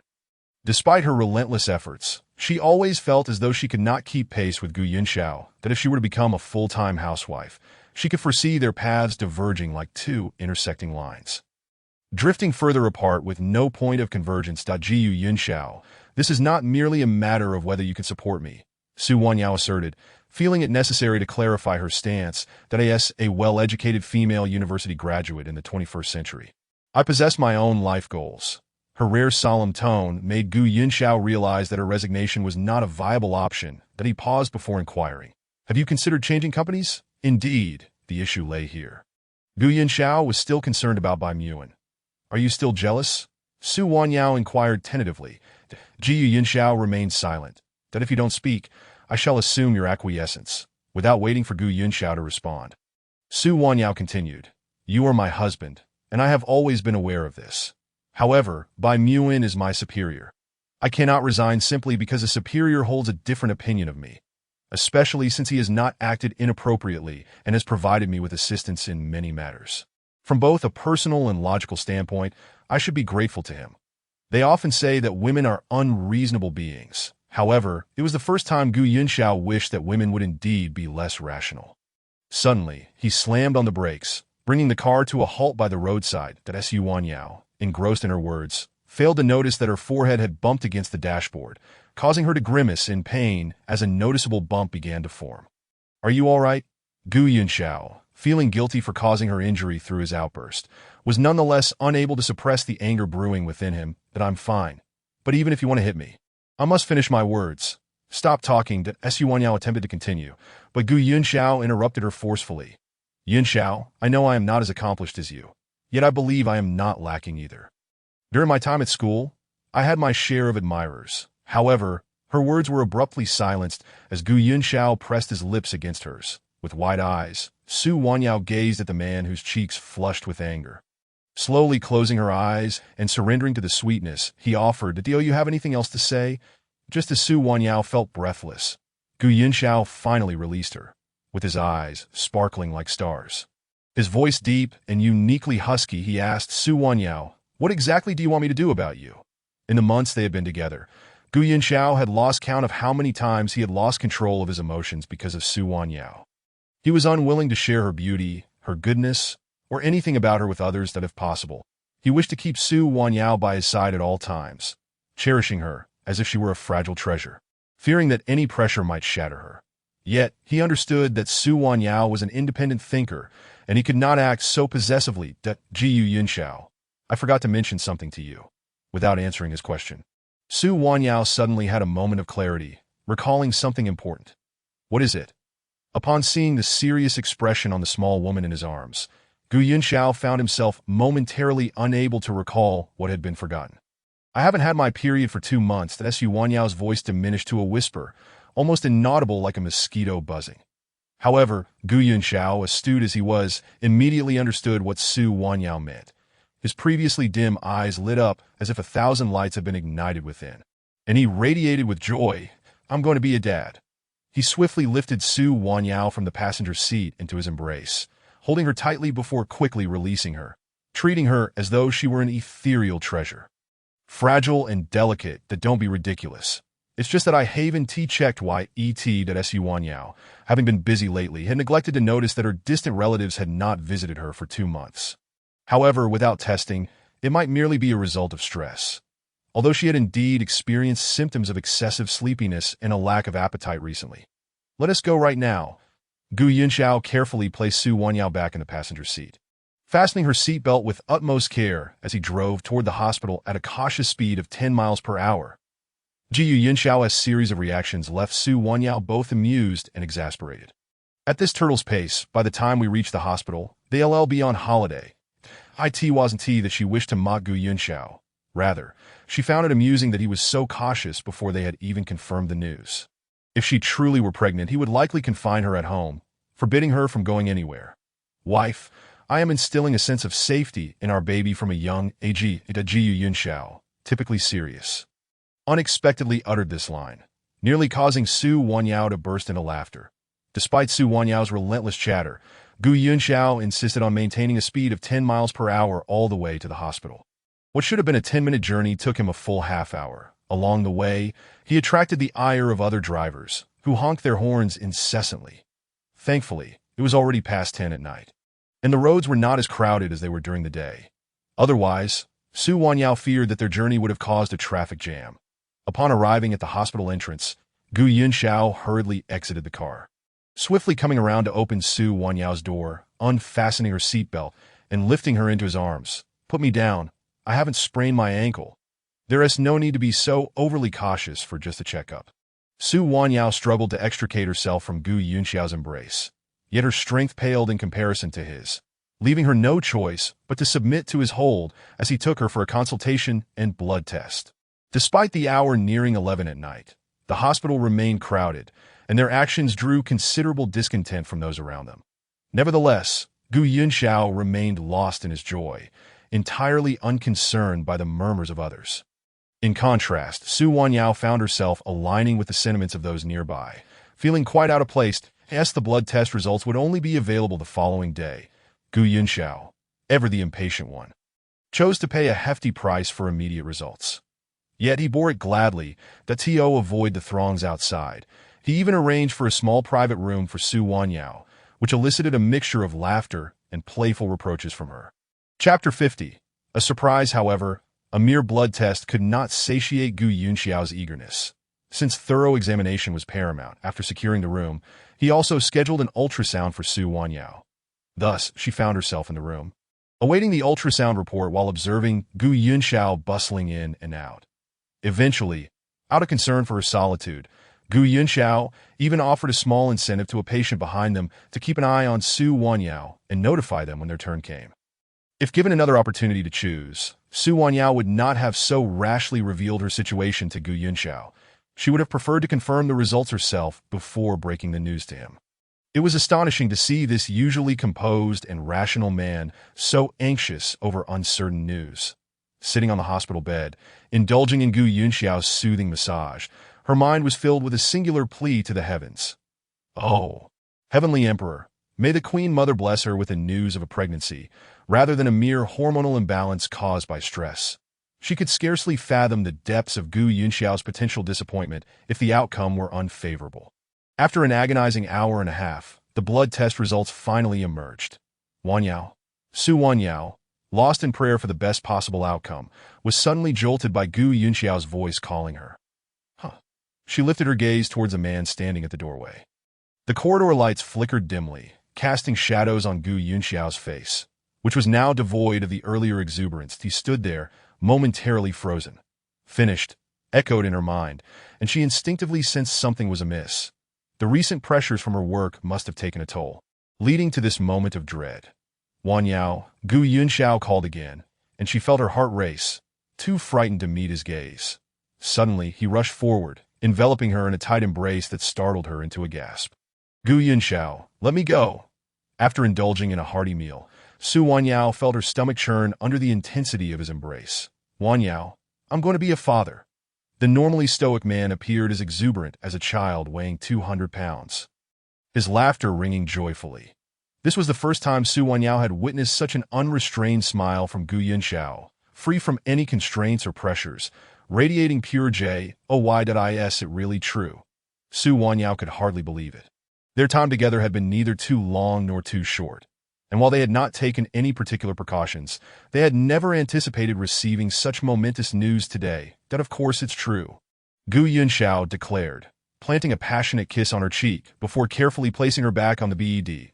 That moment, he received the notification for the ultrasound results and, seizing the slip of paper, dashed out of the room like a whirlwind. Moments later, Gu Yunxiao returned, holding the ultrasound results, his anticipation palpable. He longed to unveil the thin sheet of paper, yet he restrained himself, wanting to share the moment with Su Wanyao. "Is this our baby?" Su Wanyao gazed incredulously at the image on the report, which depicted only a tiny speck, barely discernible in shape. "The doctor said it's still too small. In a few months, we'll be able to see the baby's true form," Gu Yunxiao assured her, drawing her close as their faces touched, both mesmerized by the inconspicuous child on the paper. That was truly astonishing. Even now, Su Wanyao struggled to come to terms with the reality that she was carrying a child belonging to both her and Gu Yunxiao. Reflecting on the timeline, it coincided perfectly with their first encounter. The night she had been drugged by He Yuenka. That evening, fate had led to her being rescued by Gu Yunxiao, and now they had been gifted this precious treasure. "Wanyao, I hope you'll bear with me from now on. Gu Yunxiao whispered softly in her ear. Having received the results, he once again cradled her in his arms, moving with the deliberate slowness of a sloth to carry her to the car. This time, Su Wanyao did not protest. She relished the feeling of being cherished by Gu Yunxiao. As expected, Gu Yunxiao maintained a leisurely pace on their way home, and by the time they arrived, Su Wanyao had dozed off in the car. After gently laying her on the bed, Gu Yunxiao pressed a tender kiss on her forehead before cautiously lying down beside her, encircling her in his embrace. The following morning, Su Wanyao awoke to the enticing aroma wafting through the apartment. Though still groggy, the tantalizing scents proved irresistible, and she finally succumbed to temptation. Rising from the bed, to her astonishment, she noticed the clock in the living room marked 10 in the morning. "Oh no, Gu Yunxiao, why didn't you wake me? I'm late for work." Realizing the time, she immediately bounded back into the bedroom, frantically searching for her clothes. However, the uniform Gu Yunxiao had previously purchased for her was nowhere to be found. "Where are my clothes?" Just then, Gu Yunxiao swooped in from behind, lifting her effortlessly and returning her to the bed. "Your leave has been arranged. Today, you shall remain here and rest," he said, affectionately tousling her disheveled hair. Seeing Su Wanyao attempting to rise again, he gently pressed her back down. "That I'm hungry, that if you're taking a day off, you can't just laze in bed all day. I've made a delightful meal, and you must eat." With a look of feigned indignation, Su Wanyao sat on the bed, watching Gu Yunxiao head to the kitchen. Moments later, he returned, balancing a small table laden with dishes: black-bone chicken soup, pork rib soup, sea cucumber, and abalone. Overwhelmed by the spread, Su Wanyao felt faint that it necessary to indulge so much so soon. "It's only been 2 months. I can only imagine how I'll look after several months of this pampering." She mused silently. She refrained from inquiring about the source of the food, knowing it was not prepared by Gu Yunxiao. After previously seeking answers without success, she had chosen to remain silent. "How did you manage to contact my boss?" More curious about the leave than the food, Su Wanyao pressed for information. After all, just yesterday, Gu Yunxiao had suggested she resign due to Bai Muin's interference. "Rest assured, I've secured leave with the highest authority in your company," he replied, emphasizing the last words. After yesterday's briefing, Su Wanyao now understood that the esteemed M.R.N. was none other than Bai Muin, the heir of the Bai Group, a figure whose words could send ripples throughout the city of Yin. She had been blissfully unaware of this, as if the entire company had conspired to keep her in the dark. Everything makes sense now. This must have been orchestrated by Bai Muin, knowing he was the president.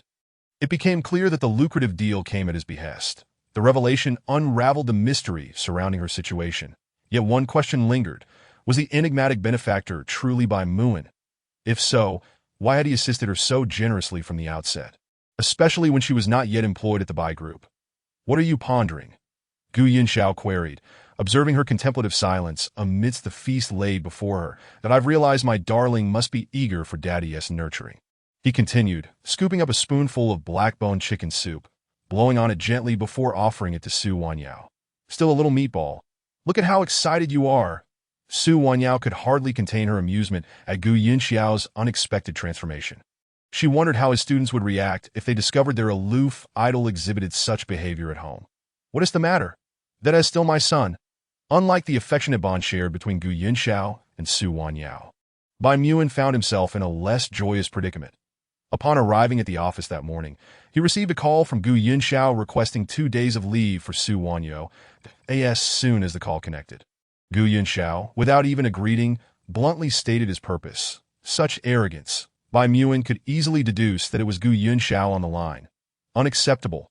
The project under her supervision remained unfinished, with deadlines looming.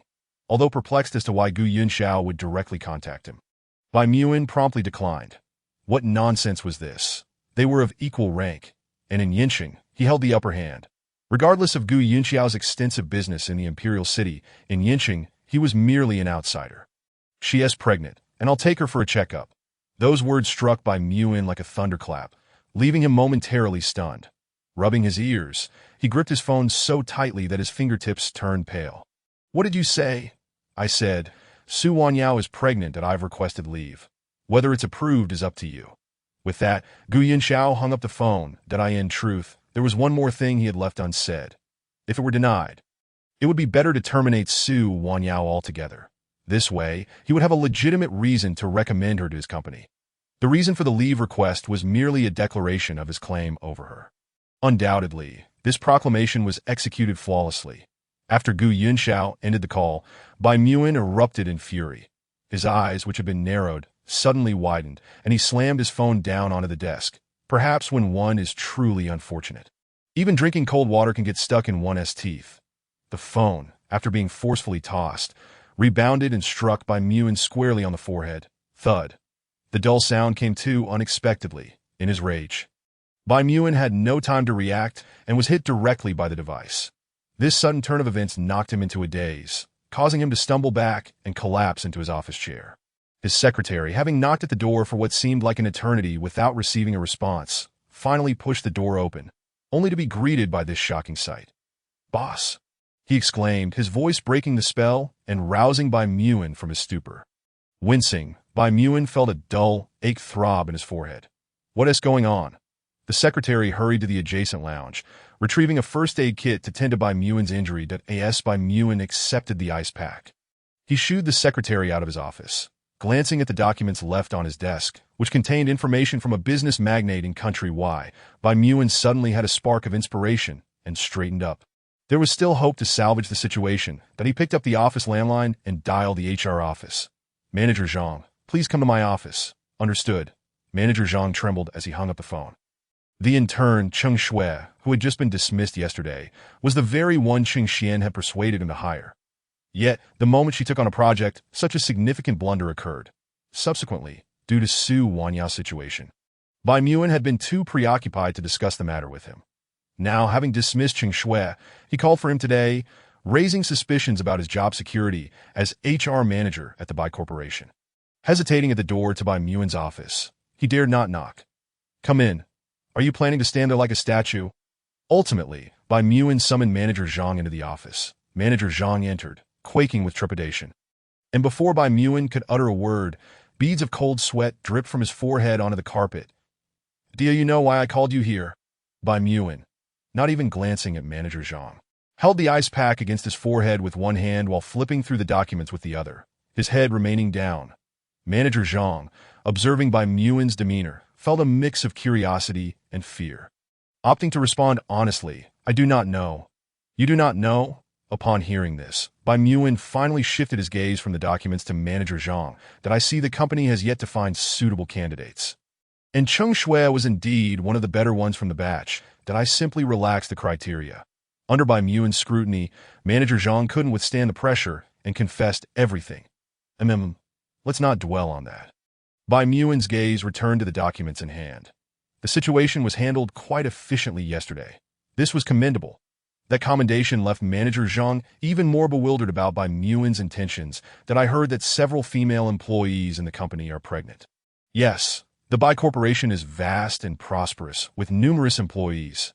Every year, at least 50 female employees become pregnant. Yet Bai Muin had never inquired about it. He wondered why this topic suddenly arose today. At that moment, Manager Zhang recalled that the recently dismissed Cheng Shui was indeed pregnant. Could it be related to her? However, she had already been let go. Why mention this now? Starting tomorrow, provide all pregnant employees with a bowl of nourishing soup. What? Did he just imagine that? Provide all pregnant employees with a bowl of nourishing soup? Boss, Manager Zhang hesitated, contemplating the cost implications for the company, just as he was about to voice his concerns. Bai Muin shot him a glare that silenced him. "Do you have an objection?" "No, none at all." Seeing Manager Zhang's panicked agreement, Bai Muin nodded, signaling him to leave. After Manager Zhang exited the HR office, he pondered for quite some time without grasping why Bai Muin had made such a sudden decision. However, he did notice that ever since Su Wanyao arrived, Bai Muin seemed to have transformed into a different person. "Manager, not only will this require hiring a chef, but also a nutritionist. Follow my instructions precisely, without unnecessary chatter." The questions that Manager Zhang struggled to comprehend only multiplied among his subordinates, though they were ultimately subdued by his authoritative demeanor. Since Manager Zhang left the office, Bai Muin reclined in his chair, feet propped up on the desk, staring at the ceiling. The ice pack had long been discarded, and the melted water dripped incessantly onto the floor. Yet Bai Muin remained oblivious. "Su Wanyao, What am I to do with you? He muttered to himself. They had merely obtained a marriage certificate without any emotional foundation, and now a child was on the way. How was he to navigate this situation? Touching the ring at the end of the necklace around his neck, an unusual gloom settled upon Bai Muen's face.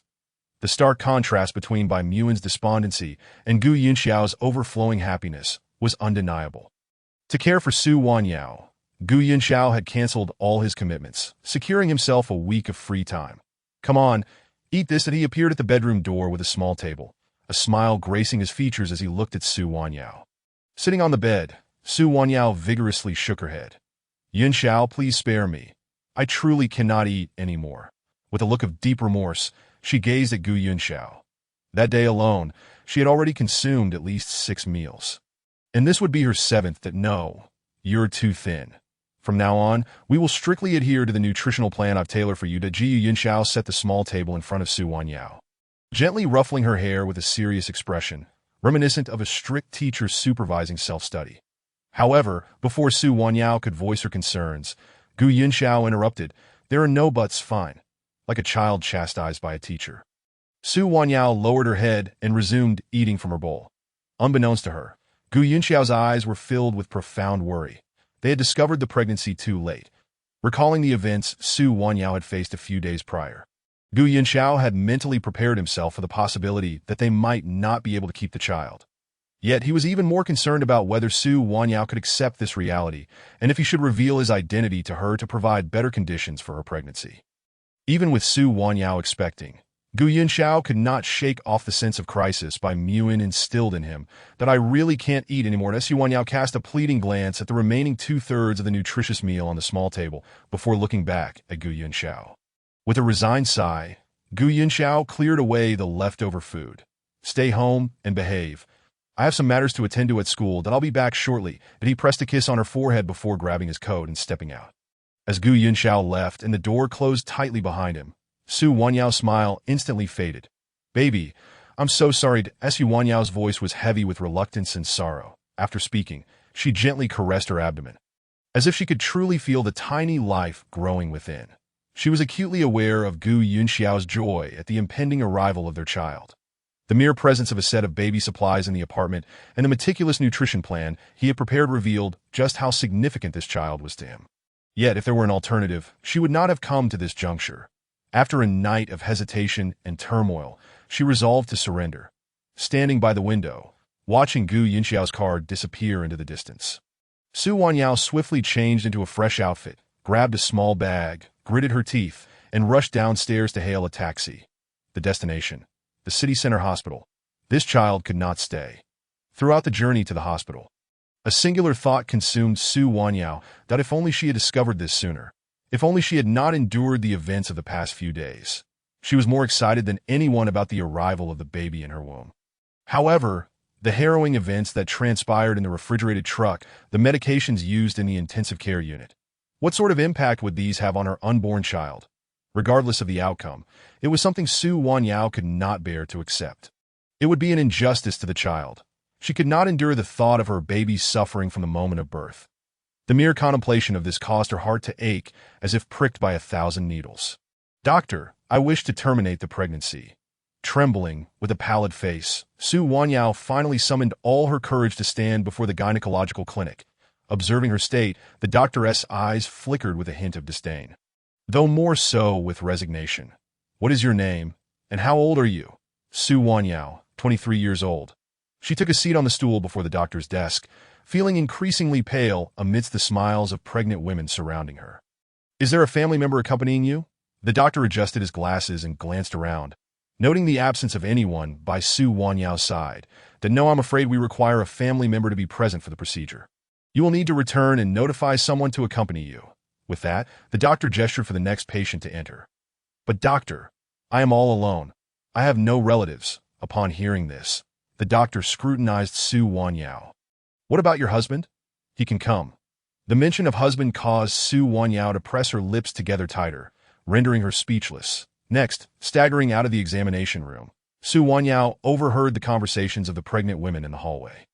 These young people today truly do not cherish themselves. Indeed, to seek an abortion at such a young age, They will surely regret it when they are older. They have no sense of self-love. They only cared about their fleeting comfort, but now they must face the consequences. Chapter 53. Another mysterious figure. Enough! Finally, Su Wanyao could no longer contain her emotions and burst out of the hospital in a fit of rage. She ran wildly, tears streaming down her cheeks as memories of her mother's passing flooded her mind. Her mother, pregnant with her sister, had been in a car accident, lying in a pool of blood, and after being rushed to the hospital. Su Wanyao's heart had shut down along with the closing surgical doors. Running along the sidewalk, Su Wanyao lost track of time until exhaustion overtook her. Leaning against a telephone pole, tears blurred her vision. Painless abortion. The small advertisement on the pole caught Su Wanyao's attention. Given her current predicament, it seemed impossible to undergo the procedure in a legitimate hospital without a family member. However, these ads might offer a solution. A glimmer of hope sparked in her mind. Miss Su? Wang Ming, who had just dropped Gu Yunxiao off at his company, spotted Su Wanyao leaning against the pole. Looking disheveled, he noticed her staring intently at the ad, which read painless abortion, return to work the next day. The shocking ad made Wang Ming's pupils dilate. What was Su Wanyao doing with this ad? Was she contemplating an abortion? No, he had to inform the boss immediately.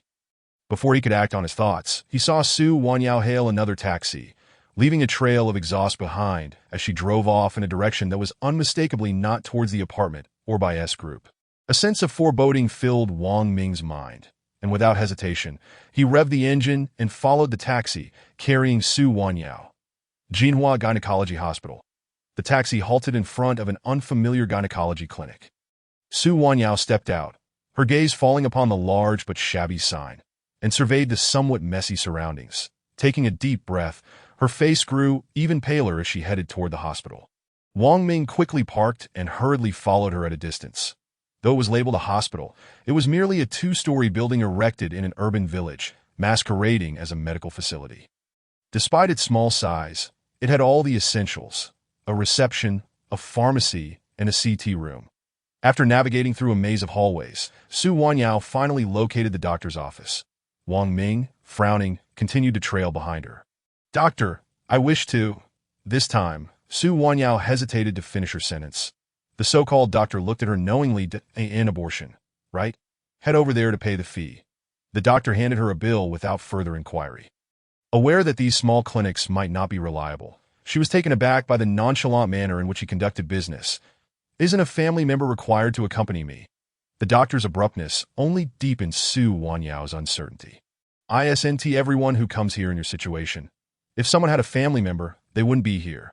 Hurry and pay the fee, and we'll resolve the issue," the doctor urged her to pay.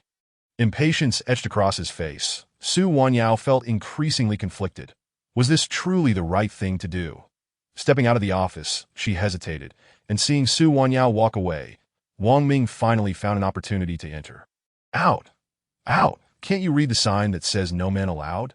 The doctor pointed at the large words on the wall, irritated by Wang Ming's sudden appearance. What did that woman come for? Ignoring the doctor's dismissal, Wang Ming pulled out his wallet and placed several bills on the desk. The doctor's eyes lit up as he swiftly pocketed the cash, cheerfully remarking, "What else would someone come here for? If not for an abortion?" Having witnessed such occurrences before, the doctor spoke of it casually, that did not allow her to proceed. Wang Ming's brow furrowed. His suspicions were confirmed. She truly had come to terminate the pregnancy. While he could not comprehend why Su Wanyao would entertain such an idea, he was resolute that it must not come to fruition. "Not allowed. Sir, we are a business here. Patients have requests, and we must accommodate them." Though the doctor was displeased with Wang Ming's tone, he remained patient in his explanation that "I said no means no." The doctor's attitude infuriated Wang Ming, who glared at him before storming out, intent on finding Su Wanyao. "You seem like a healthy young man, yet you can't understand simple words. If you continue this way, don't blame us for being rude." The doctor spoke. He clapped his hands, and suddenly, the room was filled with several burly men in black. Wang Ming coldly regarded them. Waving his phone, "I recorded everything you just said, I wouldn't mind exposing this to give you more notoriety. This gentleman is a reasonable person." Seeing Wang Ming's phone, the doctor's demeanor shifted instantly. However, while conversing with Wang Ming, he discreetly signaled to his henchman, who immediately moved to surround Wang Ming, preparing to seize his phone. Just then, Su Wanyao appeared at the door. Wang Ming, having only stepped out for a brief moment, she was startled by the scene unfolding inside. Miss Su. Seeing Su Wanyao, Wang Ming seized the opportunity to slip out of the encirclement. Come with me. He grabbed Su Wanyao's bag and pulled her toward the exit. With no other option, Su Wanyao followed him in a hurried dash to the car. What are you doing here? Once inside the vehicle. Having evaded their pursuers, Su Wanyao gasped for breath and asked that I happened to pass by and saw you enter this hospital. Just happened to pass by. As Su Wanyao regarded him with suspicion. Wang Ming reiterated that he had merely chanced upon her. Each time, it was just a coincidence. He was well aware of the tale of the boy who cried wolf and understood that it was undoubtedly the directive of that enigmatic benefactor. Su Wanyao chose not to elaborate further, remaining silent throughout the journey. Upon arriving at her apartment, Wang Ming finally mustered the courage to declare, regardless of what it may be, it has the right to choose its own life. This statement jolted Su Wanyao into a profound realization. She had long been ensnared in a web of misconceptions, solely contemplating her own thoughts. Yet, how could she ascertain what the life within her truly needed? On what grounds did she presume to make decisions for this yet-to-arrive soul? Chapter 54.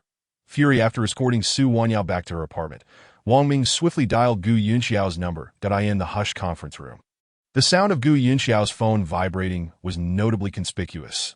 Not a soul in the room dared to utter a word. Just yesterday, their boss had been in high spirits. How had he suddenly become so morose? Gu Yunxiao stared at the two characters flashing on his phone screen. His brow furrowed deeply. He glanced at several senior executives in the office before uttering the words dismissed. Instantly, the high-ranking officials of the Gu Corporation scattered like birds, leaving Gu Yunxiao alone. Hello? The voice on the other end was low and icy, sending a shiver down Wang Ming's spine. Clearly, Gu Yunxiao was in a foul mood, yet today's matter was of grave importance. Compelling him to press on, I encountered Miss Su at Jinhua Gynecology Hospital today. She has been safely returned home. Upon delivering the first sentence, Wang Ming's instinct for survival propelled him to add a second. Jinhua Gynecology Hospital? Given Su Wanyao's disposition, she would hardly venture beyond the city hospital. The name of this establishment suggested it was far from reputable, raising suspicions about Su Wanyao's intentions. That a sense of foreboding gripped Gu Yunxiao. Returned safely? Although Wang Ming had already assured him of her safety, Gu Yunxiao felt compelled to confirm once more. After coordinating the next steps with Wang Ming, he sat in the office, attempting to review some documents. What would typically take him a minute to peruse now stretched into 10, with Gu Yunxiao unable to focus on a single word. Finally, with a resounding thud, he cast the documents aside onto his desk, snatched his coat from the hanger, and exited the building. Throughout the journey, Gu Yunxiao drove at breakneck speed, wishing fervently for the ability to teleport directly to Su Wanyao's side, while waiting at a red light. Anxiety gnawed at him, prompting him to send a message using the number linked to the skirt he had previously given her. Think carefully before acting. Since Wang Ming had returned Su Wanyao to her apartment, she had been perched on the windowsill, observing the diverse array of people below while lost in thought. Suddenly, a message arrived, capturing her attention. That it was from the mysterious benefactor. Upon reading it, Su Wanyao understood that these seemingly coincidental encounters were orchestrated by the very same enigmatic figure, explaining why Wang Ming had fortuitously found her in a moment of crisis. Although she was perplexed by this benefactor's keen interest in her, she recognized the individual as someone who had saved her multiple times, prompting her to respond, "Thank you. I will consider it carefully." Upon receiving Su Wanyao's reply, Gu Yunxiao felt a slight sense of relief wash over him. Yet, another layer of doubt crept into his mind. By continually appearing in Su Wanyao's life under the guise of a benevolent stranger, he was inadvertently creating a non-existent rival. It seemed only a woman as Navi, as Su Wanyao would fail to question how this so-called benefactor acquired such intimate knowledge about her life. With a heart full of complex emotions, Gu Yunxiao finally returned to the apartment. Su Wanyao opened the door. Rather than using his key, he knocked directly. As he approached the apartment, his anger intensified, ultimately overwhelming his reason. The sound of his knocking was laced with icy fury. Hearing the commotion outside, Su Wanyao hurriedly jumped down from the windowsill and rushed to answer the door. Your back so early. Upon entering, Gu Yunxiao noted that while Su Wanyao's complexion was somewhat pale, she did not appear to have undergone surgery. The atmosphere around them shifted slightly, that Su Wanyao sensed that Gu Yunxiao was not in a good mood. What's wrong? Did a student upset you? Despite Gu Yunxiao's outwardly aloof demeanor, Su Wanyao had come to realize over the past few months that he was a man with a warm heart. Though prideful and difficult to approach, that as long as she did not cross his boundaries, he generally remained unperturbed that Ji Yunxiao did not respond. Instead, he entered the room and took a seat on the sofa. His expression dark and silent. An inexplicable unease washed over Su Wanyao, and she feared he might have discovered her clandestine visit to the hospital. Unsure of how to explain the situation to him, she stood frozen in front of him, equally silent. That aren't you going to explain yourself?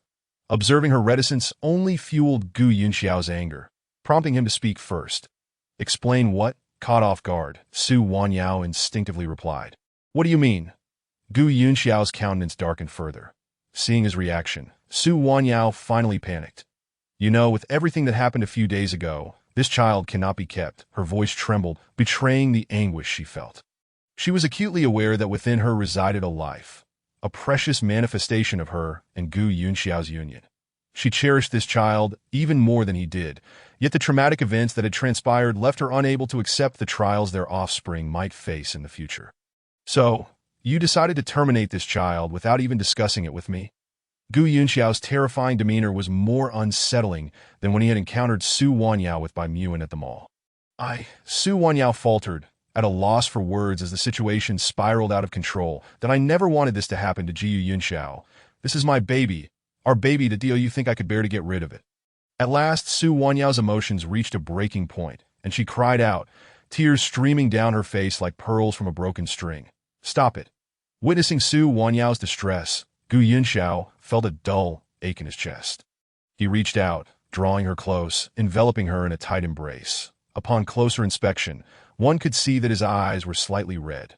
Wanyao, I am your husband. Whatever the issue, we will face it together, and no matter what happens, you still have me. This was the first time Gu Yunxiao had spoken such heartfelt words. You still have me. As Gu Yunxiao's tone softened, Su Wanyao's sobs grew more fervent. Yunxiao, I can't bear the thought of our child suffering because of my issues. All those reports say that any harm incurred during pregnancy will affect the child, that I cannot endure that it would be a part of me, and I cannot accept that it might miss out on the happiness that other children deserve. Chapter 55. Contemplating resignation nonsense. As he wiped away Su Wanyao's relentless tears, Gu Yunxiao's heart ached with anger. The fury that had previously consumed him was extinguished by her tears, leaving only compassion. It is my fault. I failed to protect you. After their near-death experience, neither of them had found the time to discuss the matter. The day after Su Wanyao awoke, she had gone straight to work to resign from Qingshui. On her journey home that evening, she discovered the unexpected life within her. Even Gu Yunxiao had forgotten that Su Wanyao, having faced such trauma, needed comfort. He loathed himself for being so selfish, allowing his joy over the new life to overshadow the pain Su Wanyao had endured. It's not your fault. I was too soft-hearted. That I regret that I knew Yunke's intentions were not pure, yet my blind confidence put me in danger. Most importantly, I do not want our unborn child to bear the consequences of my mistakes. After exchanging these sentiments, both were reminded that they were the architects of their predicament, one lying in a hospital bed, the other hiding away. Those who should have faced punishment remained unscathed. Wanyao, how about resigning from your job? Cradling the person in his arms, Gu Yunxiao spoke once more. This time, he no longer spoke from the perspective of a jealous man, but rather from that of Su Wanyao's husband, the father of their child. He firmly believed that Bai Muan would safeguard Su Wanyao at the company, yet he always felt a sense of helplessness that if it were possible, he would wish to remain by Su Wanyao's side around the clock. The only solution he could conceive was for Su Wanyao to resign and subsequently relocate to the villa he had purchased in Yen City on the very day they registered their marriage. Only by having Su Wanyao close to him could he find true peace of mind. Upon hearing Gu Yunxiao mention resignation once more, Su Wanyao fell silent. Was it truly unavoidable? Resignation was a last resort, something she had aspired to since childhood. Just as she was about to embark on her grand career and seek vengeance, must it all come to an abrupt halt? Gazing into Gu Yunxiao's dark eyes, which reflected her slightly disheveled appearance along with an outpouring of concern and affection, she finally relented. Very well, I shall resign. This time, Su Wanyao chose to acquiesce. She was acutely aware of her own physical condition and the events transpiring at the company. Had it not been for Bai Muin's protection, she would not have been the only one dismissed. She, Su Wanyao, would have faced the same fate that no, perhaps you should say that she would never have had the opportunity to engage with such significant projects, let alone participate in the formulation of proposals. The Jiyu Yunxiao understood that Su Wanyao's agreement to resign was primarily due to the circumstances surrounding their child, yet this was not her original desire. Just as he intended to comfort her with a few words, his phone rang. Frowning, he glanced at the caller ID before abruptly disconnecting the call. After hanging up, the phone rang insistently once more. After 3 repeated attempts, Gu Yunxiao's patience wore thin. "Speak." Su Wanyao, nestled in his embrace, was startled by the harshness of his voice. The person on the other end of the line was momentarily taken aback by his outburst. "Speak," Gu Yunxiao reiterated impatiently, though his tone softened considerably, still laced with undeniable irritation. Despite the exasperation in his voice, the motion of soothing Su Wanyao's back remained gentle. "Boss, there's been a sudden issue with the supplier in Yin City regarding missing raw materials." It was Wang Ming, and it seemed that today was particularly fraught with misfortune, with one problem following another. "Just handle it as you see fit." After managing the company for so many years, Gu Yunxiao had encountered such issues before, but typically, Wang Ming would resolve them directly without disturbing him.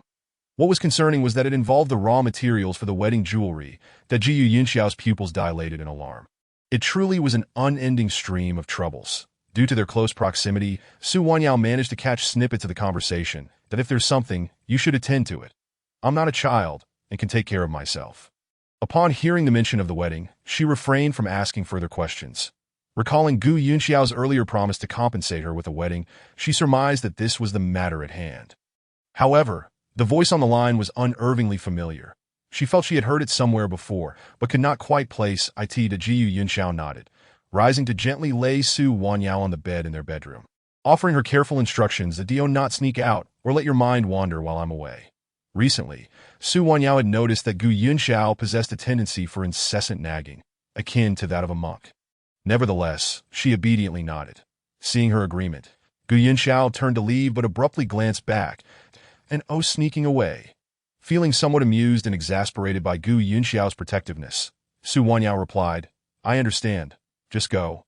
Once Gu Yunxiao departed, Su Wanyao fell into contemplation once more that it would be more prudent to cooperate with the examination rather than fret aimlessly. Beyond these matters, she ought to consider another pressing issue: how to exact punishment on the 2 individuals who had brought her child to this dire state. She would not let them off easily. Resolute in her thoughts, she picked up her phone and dialed Lu Qingqing's number. "Qingqing, are you busy?" "Oh, our esteemed Miss Su has finally remembered me," Lu Qingqing teased without reservation upon receiving the call. Faced with her friend's playful jibe, Su Wanyao could only manage a wry smile. Ever since her internship began, she had indeed neglected Lu Qingqing, and it had been ages since they last met. "It has been far too long. Let us go out for a meal. Dining out is no problem. You choose the time, and I'll pick the restaurant." Even though both had begun their internships, Lu Qingqing maintained the habits from their school days. One would set the time, while the other would select the venue, a system that allowed them to support one another, and they had enjoyed this arrangement for 3 delightful years. "How about tomorrow at 8 in the morning? Glancing at the calendar, Su Wanyao noted that the following day was a Saturday, making it a perfect opportunity. "Let us meet at the Blue Castle Bar. It has been ages since we had a good time together, and the weekend is the ideal occasion for it." Hearing Lu Qingqing's excitement, Su Wanyao felt compelled to comply, albeit reluctantly. "Let us not keep our plans a secret." No sooner had she hung up than Su Jiangwo's call came through. Taking a deep breath as she glanced at the screen displaying Dad, she pressed the answer button as soon as the call connected. She was met with Cheng Jinglan's furious voice that "Su Wanyao, you ungrateful wretch." Chapter 56. An exercise in futility beep. Upon hearing Cheng Jinglan's voice, Su Wanyao promptly hung up as expected. Cheng Jinglan called again. This time, Su Wanyao simply disconnected the call. Cheng Shui had nearly driven her to despair, and now Cheng Jinglan had the audacity to call and play the victim. After hanging up, Cheng Jinglan's persistence was unyielding. One call after another. Finally, Su Wanyao resorted to turning her phone off and tossing it onto the bed. Yet some individuals never grasp the gravity of their own faults. Half an hour later, A thunderous knocking reverberated through the door of Su Wanyao's small apartment. That Su Wanyao, I know you're in there. Open the door. It was Cheng Jinglan's voice. Having owned this apartment for 3 years, this was the first time Cheng Jinglan had come to visit. Su Wanyao, so adept at harming others, yet incapable of owning up to it. If I can't hear any noise from inside, I shall break down the door. Having visited her workplace, Cheng Jinglan was informed that Su Wanyao was on leave and at home. If you don't open the door, I will take matters into my own hands. Initially fatigued, Su Wanyao found herself increasingly irritated by Cheng Jinglan's incessant shouting, raking her fingers through her hair in frustration. She finally rose. What is it? Cheng Jinglan, poised to knock once more, was caught off guard as her hand met empty air, nearly causing her to stumble. How dare you? We, the Cheng family, have raised you for so many years only for you to harm your sister's child. Regaining her composure, Cheng Jinglan glared at Su Wanyao, reaching out to tug at her hair while continuing to hurl insults. Cheng Jinglan's loud accusations echoed through the entire building, drawing the attention of many returning home from work, their curious heads peeking out to ascertain the commotion. Looking disdainfully at Cheng Jinglan, who exuded no hint of sophistication, Su Wanyao began to question Su Jiangwo's taste in women. How could her father choose a woman so lacking in grace when her own mother was so gentle and kind? Bang! Just as Cheng Jinglan's hand failed to grasp Su Wanyao, she forcefully shut the door once more, effectively trapping Cheng Jinglan outside. The impact sent a cloud of dust cascading onto Cheng Jinglan, leaving her covered in grime. Su Wanyao, how dare you? Caught off guard by Su Wanyao's decisive action, Cheng Jinglan barely avoided having her newly done nose flattened by the door. Whose dog is barking? It is so noisy. Having closed the door, Su Wanyao leaned against it, finally voicing a sentiment she had long wished to express to Cheng Jinglan. The moment the words escaped her lips, she felt a significant weight lift from her chest. What a relief! This was something she should have said long ago. A sense of satisfaction washed over her. Su Wanyao, what did you just say? Have the audacity to repeat that? Cheng Jinglan could hardly believe her ears, incredulous that Su Wanyao had just insulted her. Ignoring Cheng Jinglan's raucous demands, Su Wanyao nonchalantly cleared her ears, contemplating how best to capitalize on this opportunity to express her grievances. Su Jiangwo, did you hear what she just said? Before Su Wanyao could formulate further retorts, she heard Cheng Jinglan calling out to Su Jiangwo from outside. Ha! She knew it. Cheng Jinglan wouldn't dare confront her alone, and as expected, Su Jiangwo was now present. Open the door. Your aunt and I need to speak with you. In stark contrast to Cheng Jinglan's aggressive demeanor, Su Jiangwo's tone was much more courteous. Is there really any need for such theatrics? Wanyao, is there a way to speak to elders like this? Su Jiangwo, realizing that his attempts at persuasion were futile, gradually adopted a more severe tone. Do you still consider yourselves my elders? Are elders allowed to insult the younger generation at their doorstep without restraint? Throughout her life, Su Jiangwo had wielded these so-called grand principles to discipline her. She had adhered to these maxims herself. After all these years in the Cheng household, she had shown kindness to her sister and respect to her aunt, only to end up in this current predicament where her stepmother insulted her at her own door. Your sister almost miscarried. Your aunt's impatience is understandable. Father, let me tell you now, I am also pregnant. I wonder, will I receive half the privileges afforded to my sister? Cheng Shui, who became pregnant out of wedlock, is treated like a treasure. And what about me? What? Whose child am I carrying? Upon hearing of Su Wanyao's pregnancy, Cheng Jinglan's reaction was even more intense than Su Jiangwo's. Of course, it is my husband's child. Despite the absurdity of the inquiry, Su Wanyao patiently responded, You must go and terminate it immediately. Hearing of Su Wanyao's pregnancy, an expression of excitement flickered across Su Jiangwo's face. He swallowed hard, his lips trembling as he opened his mouth to speak. But it was Cheng Jinglan's heart-wrenching scream that interrupted him. Jinglan, terminate. What right do you have to dictate the fate of my child? Su Wanyao cradled her belly, the home of the baby that had accompanied her through life's darkest moments. How could Cheng Jinglan brazenly demand that she terminate the pregnancy? Su Jiangwo, too, was considerably displeased by Cheng Jinglan's reaction. Su Jiangwo, you dare to lose your temper over this ungrateful wretch. Jinglan, please leave for now. I will handle this matter. Gazing upon his wife's contorted face, Su Jiangwo's expression softened somewhat as he gestured for Cheng Jinglan to exit. faced with Su Wanyao's refusal to open the door. Cheng Jinglan found herself at a loss. You must make her terminate this child for me. Before leaving, Cheng Jinglan shot a fierce glare at the weathered yellow iron door of Su Wanyao's home. As if her gaze could penetrate through the thick security door and pierce Su Wanyao herself. Enough, I understand, now please leave.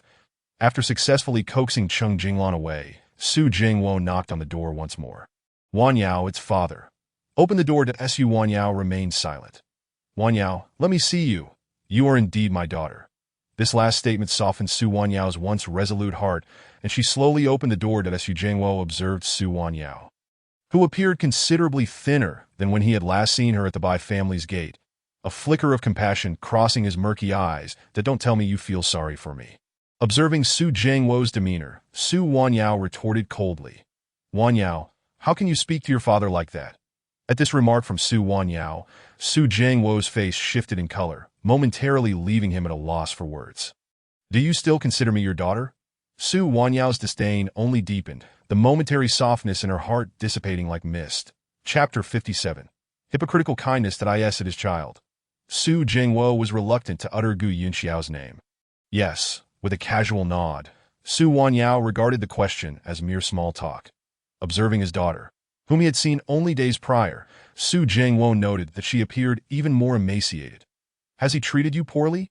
Su Jingwo looked at Su Wanyao with a complex expression. To be honest, he did not like Gu Yunxiao, that if it weren't for Gu Yunxiao's interference, many of today's troubles would not have arisen. Yet now, Su Wanyao was pregnant. Suddenly, Su Jingwo found himself grappling with guilt. Upon hearing Su Jingwo's question, Su Wanyao couldn't help but scoff. Feeling guilty now, it was no wonder Su Wanyao found it impossible to accept Su Jingwo's so-called goodwill. After all that he had done, she could hardly discern whether his seemingly benevolent gestures were laced with ulterior motives. Wanyao, I am doing this for your own good, that I need to rest now. Not wanting to hear Su Jingwo's rehearsed rhetoric, Su Wanyao opened the door to usher him out. Su Wanyao. Taken aback by Su Wanyao's attitude, Su Jingwo's earlier warmth evaporated in an instant, since he refused to hear kind words. Let us discuss your sister instead. Su Jingwo pressed his hand against the door, his previous warmth replaced by a hostile demeanor. What sister? I have no sister. Su Wanyao sneered at Su Jingwo, fully aware that these individuals only sought her out when it suited their purposes. Cheng Jinglan's reaction undoubtedly stemmed from matters concerning Cheng Shui. The Shuier claims that you had her dismissed from the company. At this point, Su Jingwo finally had the time to address her. He carefully surveyed Su Wanyao's apartment. Though small, it was impeccably arranged, a stark contrast to his previous visit.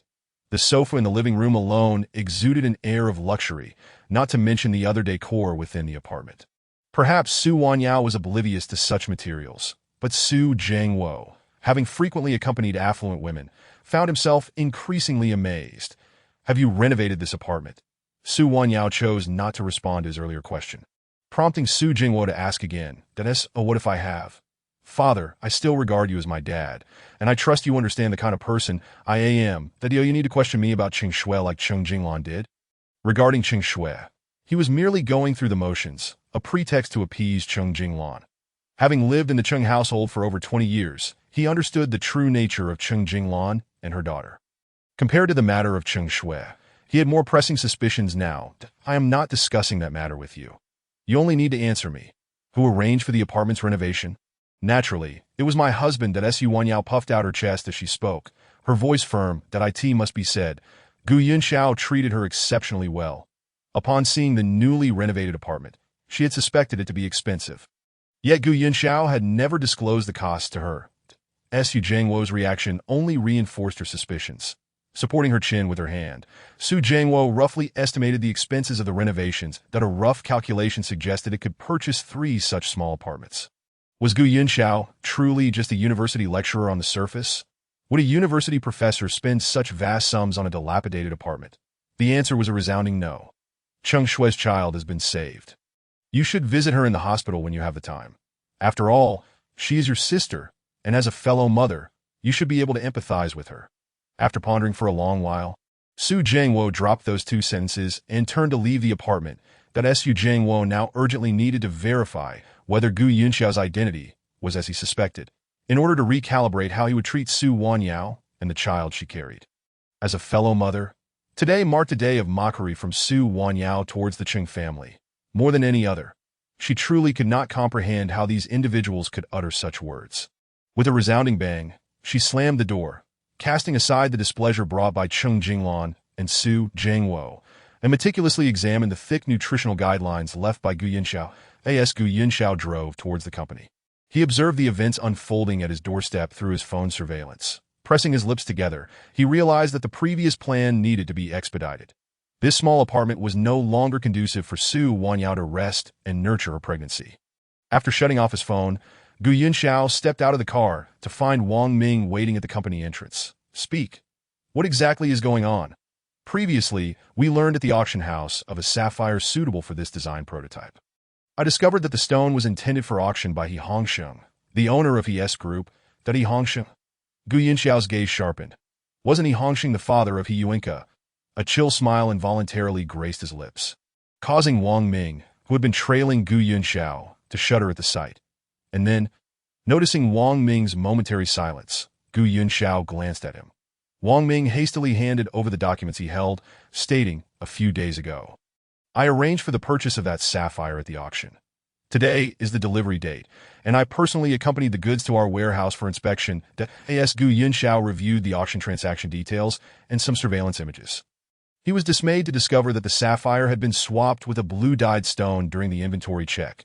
Upon hearing this, Gu Yunxiao's brow furrowed deeply. With the security measures at Yinqing Auction House, such an oversight should not have occurred. Following Wang Ming's lead, Gu Yunxiao made his way to the Gu family's warehouse. Though he had only recently arrived in Yinqing, he was confident in the security protocols for storing valuable jewels. Since the switch had occurred post-delivery, it indicated that the thief had executed the swap en route. Have you reported this to the police? Not yet, but I have already identified a suspect.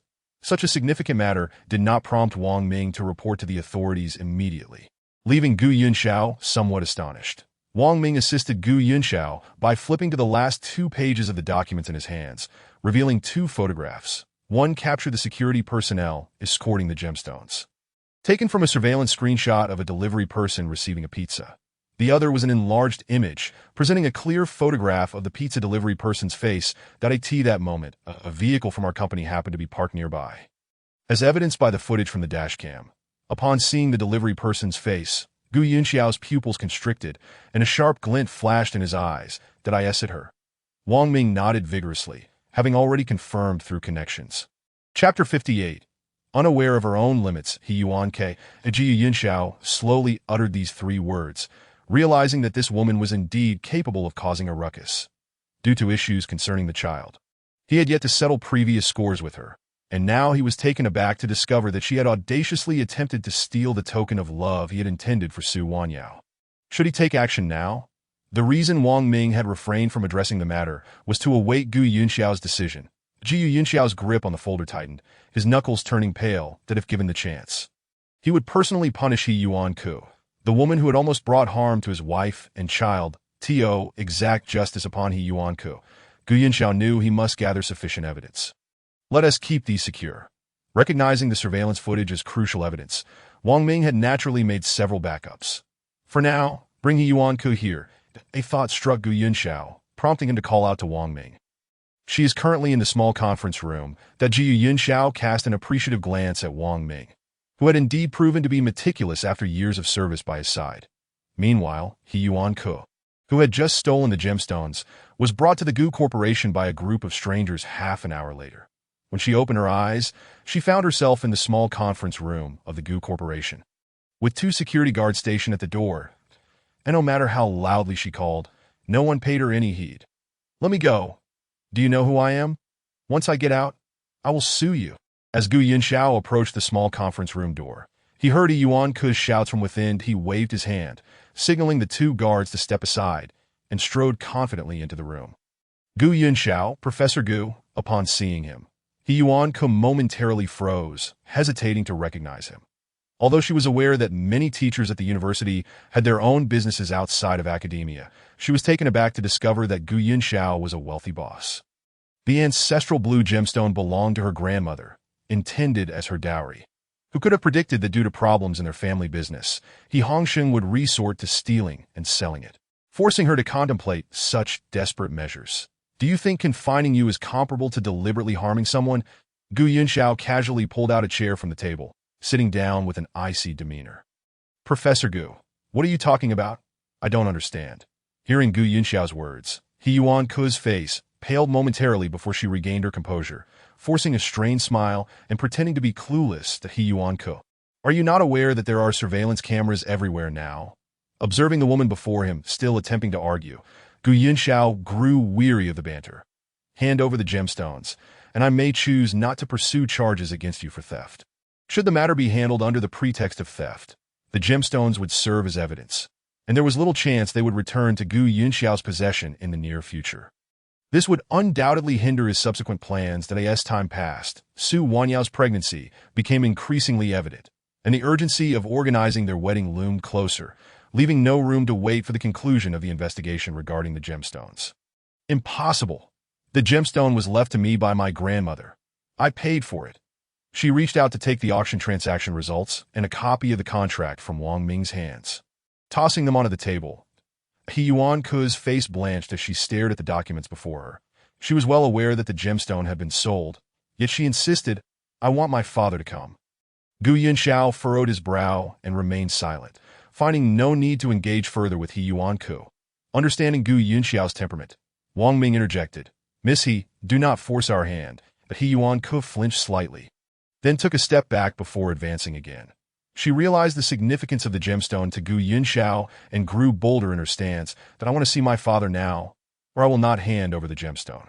He Yuan-Ke, Wang Ming attempted to speak, but was interrupted by Gu Yunxiao. Please bring He Hongxing here.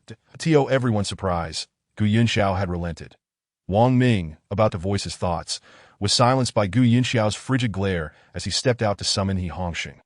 Seeing Gu Yunxiao's concession, a glimmer of joy crossed He Yuan-Ke's face, emboldening her further.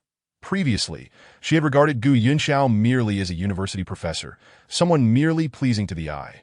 Little did she realize the wealth that lay behind him. Why should Su Wanyao, whom she deemed inferior in every way, be so fortunate?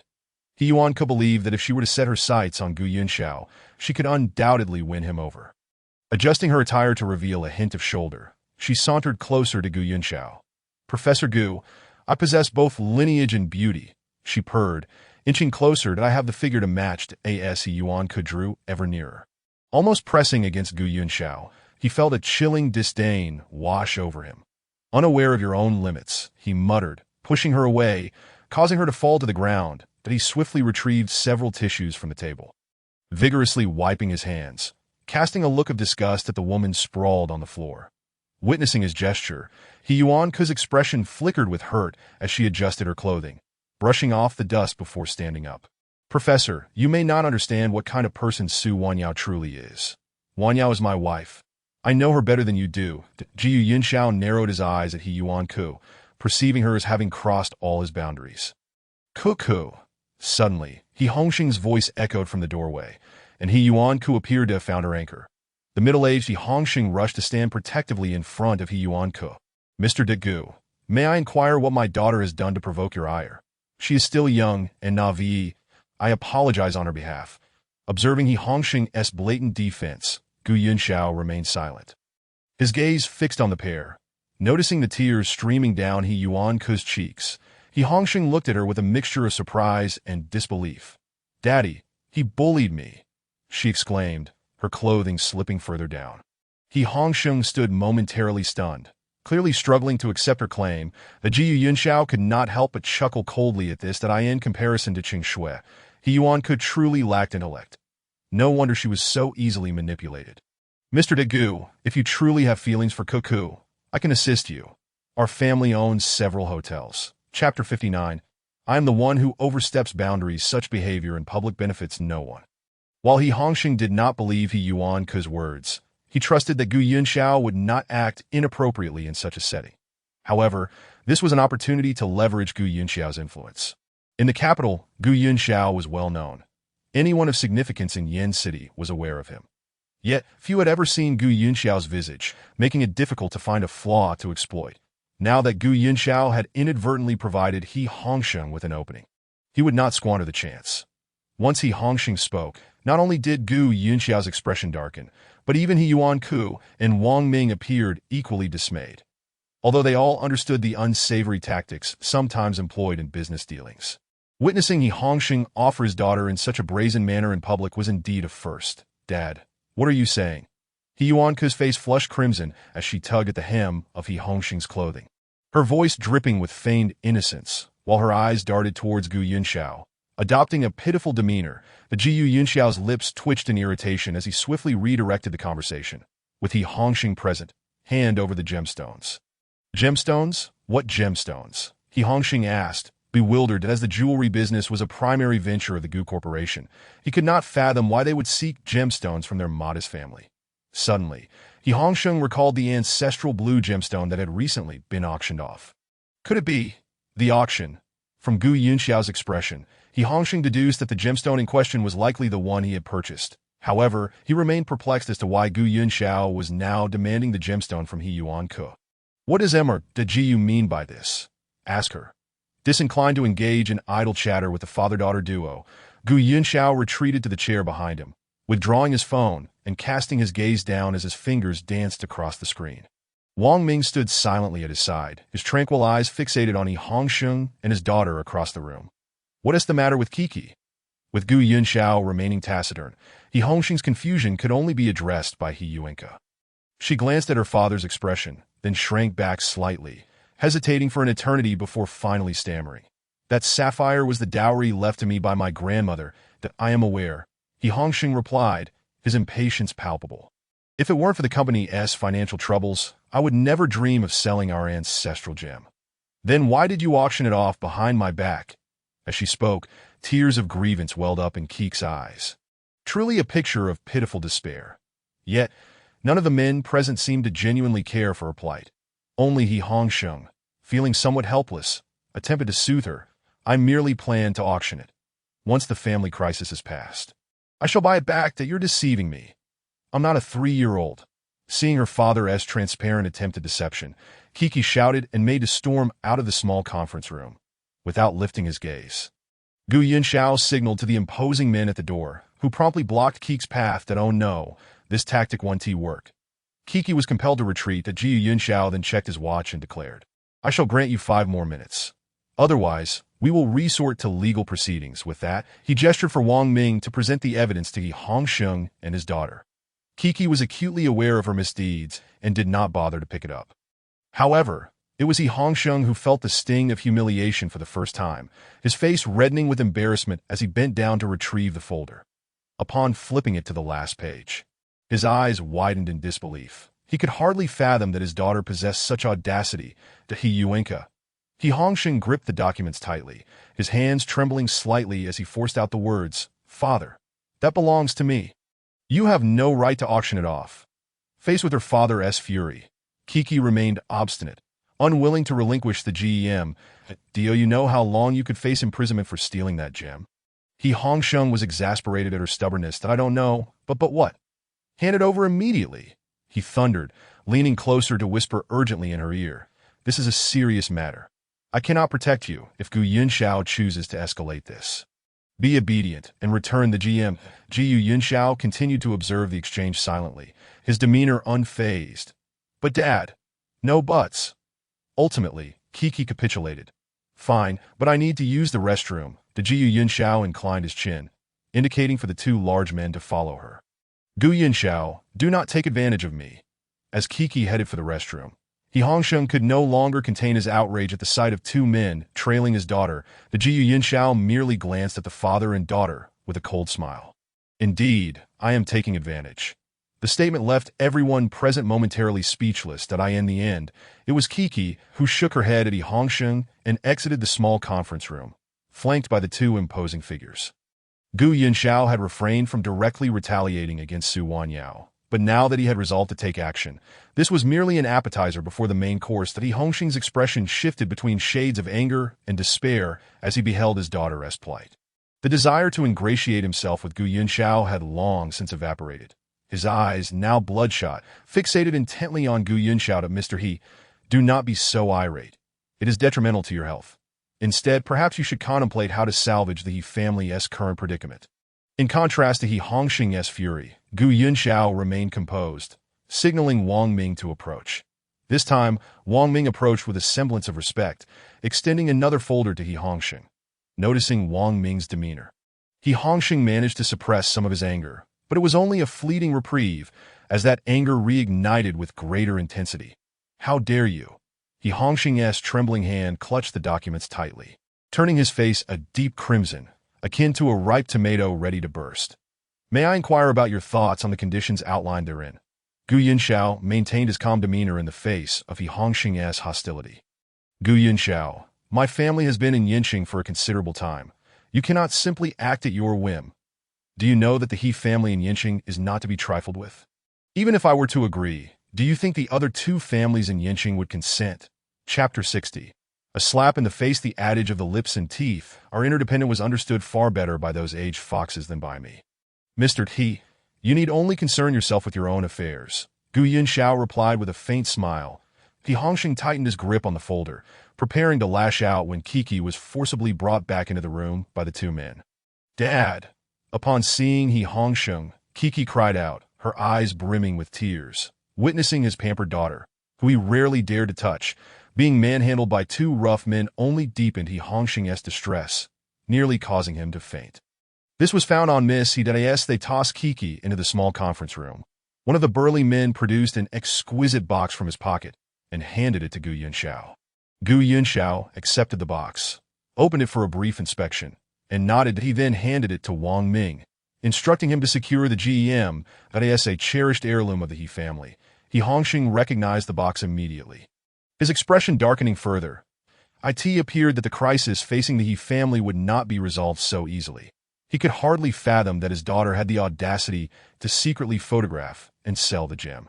Just as the atmosphere in the small conference room grew tense, a young secretary hurriedly burst in. "Assistant Wang, there is a group of security personnel at the door." Upon hearing this, the secretary froze in shock at the scene before her and quickly retreated. "Gu Yunxiao, were we not in agreement to keep this discreet?" Upon hearing the secretary's exclamation, He Hongxing regained some clarity. "You dare to go back on your word?" He trembled as he pointed an accusatory finger at Gu Yunxiao, his voice quaking with rage. For a gem of such considerable value, He Hongxing's influence in Yinqing would not suffice to ensure Kiki's safe passage to Mr. He. "I am a businessman, and businessmen prioritize integrity. As for whether others may stir the pot, that is beyond my control." That Gu Yunxiao stood, smoothing out his slightly wrinkled suit, and regarded He Hongxing and his daughter from a superior vantage, his cold gaze sweeping over them before he exited the small conference room. "Mr. He, regarding the documents in your possession, feel free to contact me once they are signed, and I shall come to retrieve them." After Gu Yunxiao departed, Wang Ming approached with utmost courtesy, offering He Hongxing his business card with sincerity. "Get away from me." He Hongxing swatted Wang Ming's card aside. Wang Ming remained unfazed, straightening up with a gentle smile as he glanced back at He Hongxing and his daughter before leaving the small conference room. "Who is He Yuinka?" As Wang Ming exited, several uniformed security personnel entered. Upon seeing the security guards, Kiki instinctively shrank behind her father. "Let us discuss this calmly." That He Hongxing quickly donned a smile, pulling out his wallet as he approached the guards. "Is she He Yuinka? Take her away." The lead security officer ignored He Hongxing's bribe, his sharp gaze fixed on Kiki, apprehending her without hesitation. "What are you doing? Do you know who I am?" "I am the daughter of the He family. Let me go." Kiki struggled against their grip, but as a woman, she was no match for the two trained men. "Officer, why are you taking my daughter?" He Hongxing, the chairman of He Enterprises, protested vehemently. The lead security officer accepted the business card from He Hongxing, scrutinizing its contents before glancing back at him. Seeing the officer's demeanor, He Hongxing smiled broadly, thinking he had an advantage. However, the next statement nearly choked him. "Does you or Mr. He? That makes it clear. Your daughter has been reported and must cooperate with the investigation. Take her away." "Dad, save me," as they spoke. Two security guards forcefully escorted He Yuinka out of the conference room. He Yuinka struggled incessantly, being dragged down the stairs as they passed the office. All eyes within fell upon her hands, having played the role of a young lady for so many years. He Yuinka's position had been persistently challenged ever since Gu Yunxiao appeared by Su Wanyao's side. "Kikek, my Kikek." He Hongxing had navigated the business landscape of Yinqing for years. When had he ever endured such humiliation? With bloodshot eyes, he fixed his gaze on his daughter being taken away, smoke almost visibly rising from his body. Who is that? Did you not see that is the chairman of the He family? Isn't that the He family's young lady who threatened to jump off a building just a couple of days ago? The murmurs of those around echoed painfully in He Hongxing's ears, each word a dagger piercing his spine.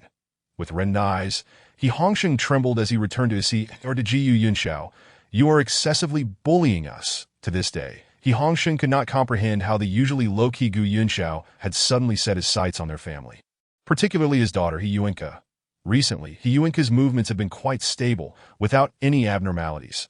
When had she provoked this devil? Where to now, sir? The driver cautiously inquired, glancing at He Hongxing, who had sat in the back seat in silence for a long while.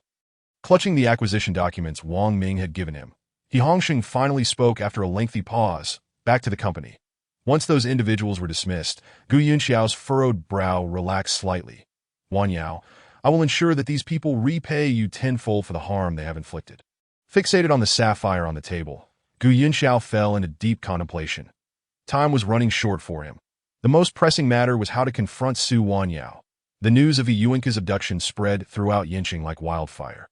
Almost as if it had sprouted wings, Su Wanyao learned of this news through Lu Qingqing's lips. Qingqing, is that true? Upon hearing Lu Qingqing state that He Yuanke had been taken away for theft, Su Wanyao found it hard to believe. Given He Yuanke's prestigious status within the He family, how could she ever resort to stealing? They say she stole a gem from the auction. Lu Qingqing, excited by the gossip, especially regarding the woman she had once dealt with, continued, it's all over the newspapers and Weibo that I don't know the specifics. It seems He Hongxing's intervention was of no use. Enough about her. Wanyao, what good news did you have for me? Chapter 61. I'm a mother. The intention was to utilize Lu Qingqing as assistance in dealing with He Yuanke and Cheng Shui. However, before she could act, He Yuanke had already been taken away, an unexpected turn for Su Wanyao. Yet, this was not the most crucial matter. Sharing her happiest news with her close friend was her primary goal. I am pregnant. What? The sip of wine Lu Qingqing had just taken sprayed across Su Wanyao's face, and no wonder. That's why you ordered this drink at the bar. I thought you had changed. Lu Qingqing pointed at the transparent cup before Su Wanyao, filled with colorless, odorless liquid. Clearly just plain water. When had such bland water become Su Wanyao's favorite? So, that means I'm going to be a mother. Upon learning of Su Wanyao's pregnancy, Lu Qingqing was more thrilled than Su Wanyao herself, shouting without regard for their surroundings. This declaration nearly left Su Wanyao gasping for breath. How could this silly girl speak so recklessly? Su Wanyao quickly covered Lu Qingqing's mouth and glanced around before sighing in relief. Fortunately, the bar's noisy atmosphere meant no one noticed their conversation.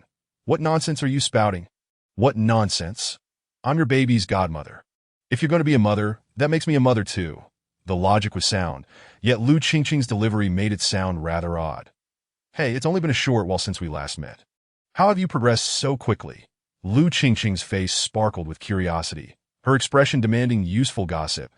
It just came naturally, Su Wanyao replied, her face flushed, reluctant to delve into details. What do you mean it just came naturally? You've been pregnant for 2 months, right? Lu Qingqing clearly did not believe Su Wanyao, counting on her fingers that, oh, I see. It must have happened after He Yuanke got you drunk that day, with the timeline calculated. Lu Qingqing pieced together the events, looking at Su Wanyao with understanding. This left Su Wanyao chuckling in mock reprimand. Hey Wanyao, speaking of which, you're nearing the time when your pregnancy will become noticeable. Has he never mentioned planning a wedding? 2 months prior, Gu Yunxiao had already sought her help in proposing to Su Wanyao. Now that they were expecting a child, the topic of a wedding seemed to have fallen by the wayside, causing Lu Qingqing to worry. After all, who wouldn't covet a golden son-in-law like Gu Yunxiao? If he weren't Su Wanyao's husband, she might even consider intervening. No, we've already registered our marriage, so there's really no need for a ceremony. Besides Lu Qingqing, she had no one else to invite to a wedding. However, Lu Qingqing's reminder did spark Su Wanyao's memory of Gu Yunxiao's extravagant proposal. Though she did not voice it, a flicker of anticipation ignited in her heart. Sensing Su Wanyao's unusual expression, Lu Qingqing swiftly changed the subject. All right, let us not dwell on that. What did you want to discuss with me? If it were merely about her pregnancy, Su Wanyao could have conveyed that over the phone. The fact that she insisted on meeting suggested there was something more pressing at hand. In truth, Su Wanyao recounted key events from recent times to Lu Qingqing. This is outrageous. Cheng Shui and He Yuanke are truly overstepping their bounds. Lu Qingqing slammed her hand on the table, causing a thunderous sound that drew the attention of a few nearby patrons. "All right, does your hand hurt?" Grabbing Lu Qingqing's hand, Su Wanyao noticed that her usually fair skin was now red from the impact, and she felt a pang of sympathy. "How much could my hand possibly hurt?" Lu Qingqing shot a frustrated look at Su Wanyao. To her eyes, Su Wanyao was the type who would be bullied without retaliating. Causing her much concern that it had only been 2 months since they last saw each other, and already Su Wanyao had been pushed around like this. Seriously, how could you not learn from your past? After being deceived once, you allowed yourself to be fooled again. Pulling her hand away, Lu Qingqing playfully tapped Su Wanyao on the forehead. As for Gu Yunxiao, how could he remain indifferent while his wife is treated like this? Well, he is quite pleased. Actually, we discussed it, and I plan to resign from my job. What? Resign? Lu Qingqing's eyes widened in shock. Had it only been 2 months since she decided to quit? That is absolutely unacceptable. Your career has just begun. Abandoning her career at such a young age due to the child could lead to an increasing disparity between them in the future. Wanyao, men can be fickle. As a modern independent woman, Lu Qingqing was naturally skeptical of a man's promises to support her. Seeing her friend on the verge of giving up her career at such a young age, she felt a deep sense of concern. "Qingqing, I understand. I won't abandon my career for the child. Resigning is merely a temporary measure." Su Wanyao was genuinely worried that the events from before might have affected her unborn child. Not to mention the unsettling actions of Bai Muan. "All right, I respect your decision. For now, let us strategize how to deal with those 2 women." Suddenly, Su Wanyao felt uncertain about how to retaliate against them. One was on the verge of a miscarriage, while the other remained in custody. That seems like poetic justice. Compared to Su Wanyao's calm demeanor, Lu Qingqing felt a sense of relief upon hearing this news. "However, I recently heard that the child Cheng Shui is carrying isn't actually Cheng Xian's." Lu Qingqing suddenly recalled something and leaned towards Su Wanyao's ear, whispering, "Is that true?" Upon hearing this news, Su Wanyao was so astonished that her mouth could fit an egg. Chapter 62. Special consideration indeed. This serves as a commendable starting point. Perhaps this is what is meant by the saying that when one is drowsy, someone conveniently presents a pillow. Cheng Xian, oh Cheng Xian. I wonder if after this surprise, he will still continue to protect Cheng Shui. As always, as Su Wanyao and Lu Qingqing deliberated on this matter. The sparkle in Su Wanyao's eyes set Lu Qingqing trembling with excitement. It was then that Lu Qingqing finally recognized that her dear friend had been subtly influenced by Gu Yunxiao. Although she still appeared delicate on the surface, the inherent resilience within her had been awakened. "Now, this is the woman I, Lu Qingqing, admire," Lu Qingqing exclaimed, giving Su Wanyao's shoulder a hearty pat, thoroughly appreciating her friend's current course of action. Cough, cough. That Su Wanyao coughed a bit from Lu Qingqing's vigorous pat.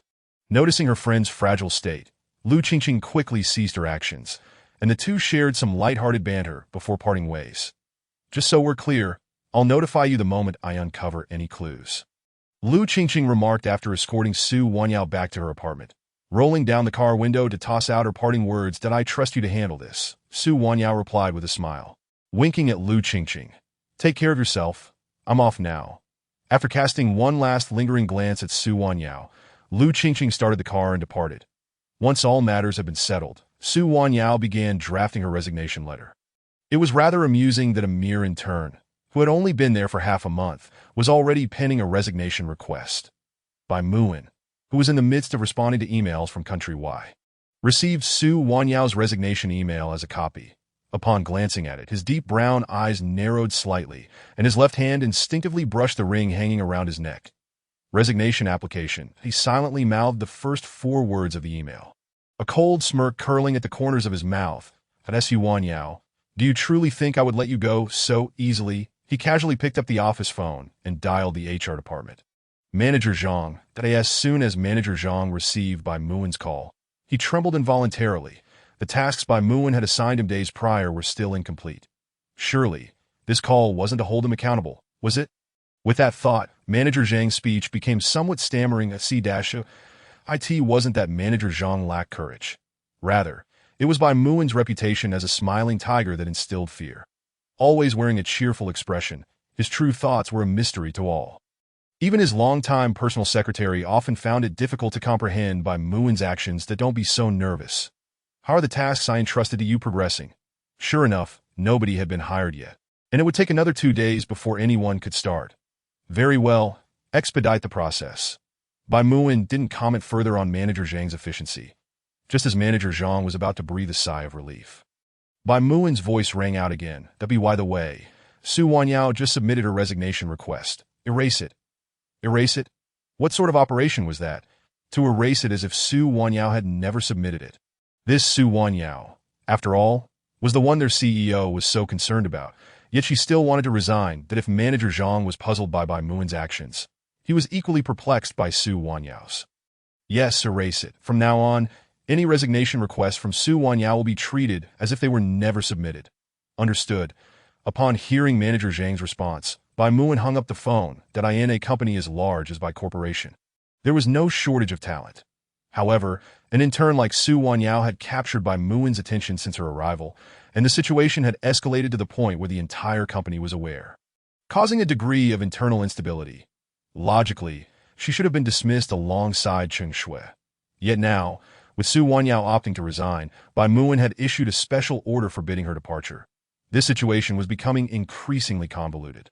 Muttering to himself, Manager Zhang quietly deleted the resignation request from Su Wanyao's email. That he also called several individuals copied on the email to inform them of the situation, thus resolving the matter. Just as he concluded these tasks, the office phone rang again. Manager Zhang, I heard Su Wanyao has taken sick leave. Arrange for someone to check in on her, responding somewhat dazedly to Bai Muin's request. The call was once again disconnected. This Su Wanyao was truly exceptional. Manager Zhang realized that for this woman, special attention was necessary. That if he did not act on Bai Muin's behalf, he would surely face scrutiny himself. Reluctantly, Manager Zhang called Alice. You need to visit that intern, Su Wanyao. This is a care package from the company. Please deliver it. Alice entered the HR office with a bewildered expression, holding a bundle of cash. Somewhat perplexed by Manager Zhang's instructions to go and persuade her not to resign. She is ill, and the company can grant her a full sick leave, that we just want her to return to work without delaying her projects. Having accepted the care package and Manager Zhang's instructions, Alice unexpectedly found herself with a day of paid leave, albeit intended for visiting Su Wanyao. Truly, one person's elevation can uplift others, with Su Wanyao enjoying Bai Muin's favoritism. Even Alice, the project leader, received special treatment. However, no one knew how long this preferential treatment would last. Reluctantly, Alice took the so-called care package to Su Wanyao's home. When she knocked on the door, Su Wanyao looked surprised to see Alice standing there. Please come in. Please come in. Su Wanyao observed the various items in Alice's hands with confusion, never expecting such generous treatment from Bai Corporation, where even someone resigning would receive such care. However, more than the items, Su Wanyao wished for them to be converted into cash deposited into her salary account. Once they settled down, Su Wanyao brought 2 cups of tea, only to see Alice pulling out a stack of money from her bag. What is this, indeed? They had come bearing gift. Su Wanyao was somewhat bewildered, uncertain of the company's intentions. Wanyao, I heard you were ill, and the company specifically asked me to check on you. What did heard you were ill mean? Hadn't she already submitted her resignation? A sense of unease washed over Su Wanyao. I am pregnant and plan to stay home to nurture the baby. Nurture the baby? Chapter 63. Respecting your decision, Su Wanyao subtly indicated that she wished to resign rather than take sick leave. Alice was momentarily at a loss for words, clearly understanding that Su Wanyao didn't want to return to the company. Wanyao, I'll be frank with you. Your resignation application will not be approved. Even if you submit another, it will be treated as if it were never sent. Su Wanyao was well aware of who was behind this decision. However, she never anticipated Bai Muin would go to such lengths. Was he not afraid of gossip within the company? The more Bai Muin acted this way, the more Su Wanyao felt the urge to escape. Even without Gu Yunxiao's involvement, she believed she could no longer remain at Bai Corporation. All right, let us not discuss this matter. That I came to check on you. You must take good care of your health.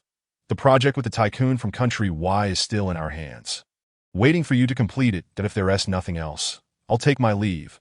Without waiting for Su Wanyao to persuade her otherwise, Alice organized the items and bid farewell before stepping out. She had conveyed the message. The rest was up to Su Wanyao to decide for herself. Su Wanyao was a woman with her own thoughts, and no matter how much was said, the final decision rested with her. One could not deny that Alice, having navigated the workplace for many years, could easily discern what would keep Su Wanyao engaged. Although remaining at Bai Corporation seemed enticing, it wasn't the company itself that mattered most to Su Wanyao. It was the unfinished project, valued in the millions, which she had overseen but had yet to hand over, that weighed heavily on her mind. Just then, Gu Yunxiao opened the door and found Su Wanyao sitting alone on the sofa in a daze. He set down the 2 takeout boxes he was carrying, waved them in front of Su Wanyao, but received no response, prompting him to ask, "Hey Wanyao, you're back. What did you bring that smells so good?" "Don't change the subject." The Gu Yunxiao noticed the care package Alice had brought, along with the untouched cash on the table, "that I want to go back to work, that I can't shake the feeling about the unfinished project."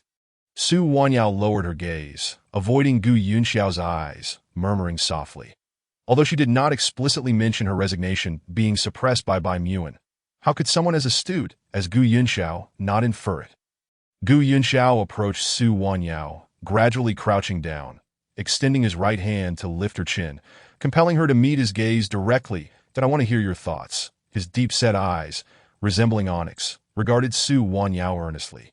His voice resonant like a solid rock, instilling a sense of calm within her. As Su Wanyao pressed her lips together, her clear eyes fixed upon Gu Yunxiao, "I truly cannot let go of the unfinished project." This was the very source of her inner turmoil, the reason she had been unable to decisively resign. She simply could not abandon her responsibilities so easily. "Very well, as long as it is your decision. I shall support you." He gently guided Su Wanyao to the dining table, meticulously opening the lunchbox to reveal the carefully prepared nutritious meal. "First, let us eat this. Nothing else matters more than my son." "How do you know it is a son? Do you not desire a daughter?"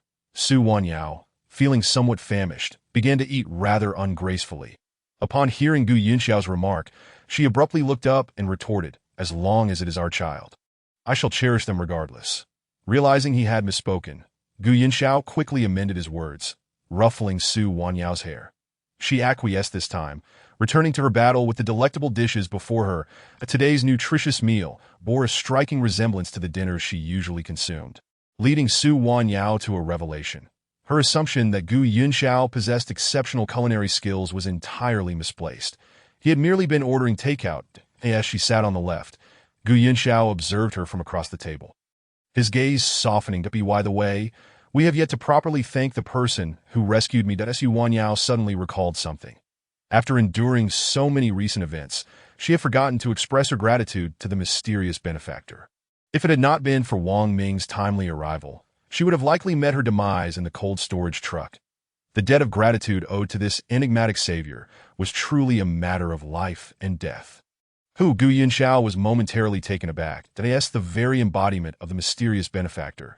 The joy of fatherhood had nearly caused him to forget this aspect of his identity, that of course, the mysterious benefactor. "We must pay them a visit to express our thanks. How should I show my appreciation for this life-saving grace?"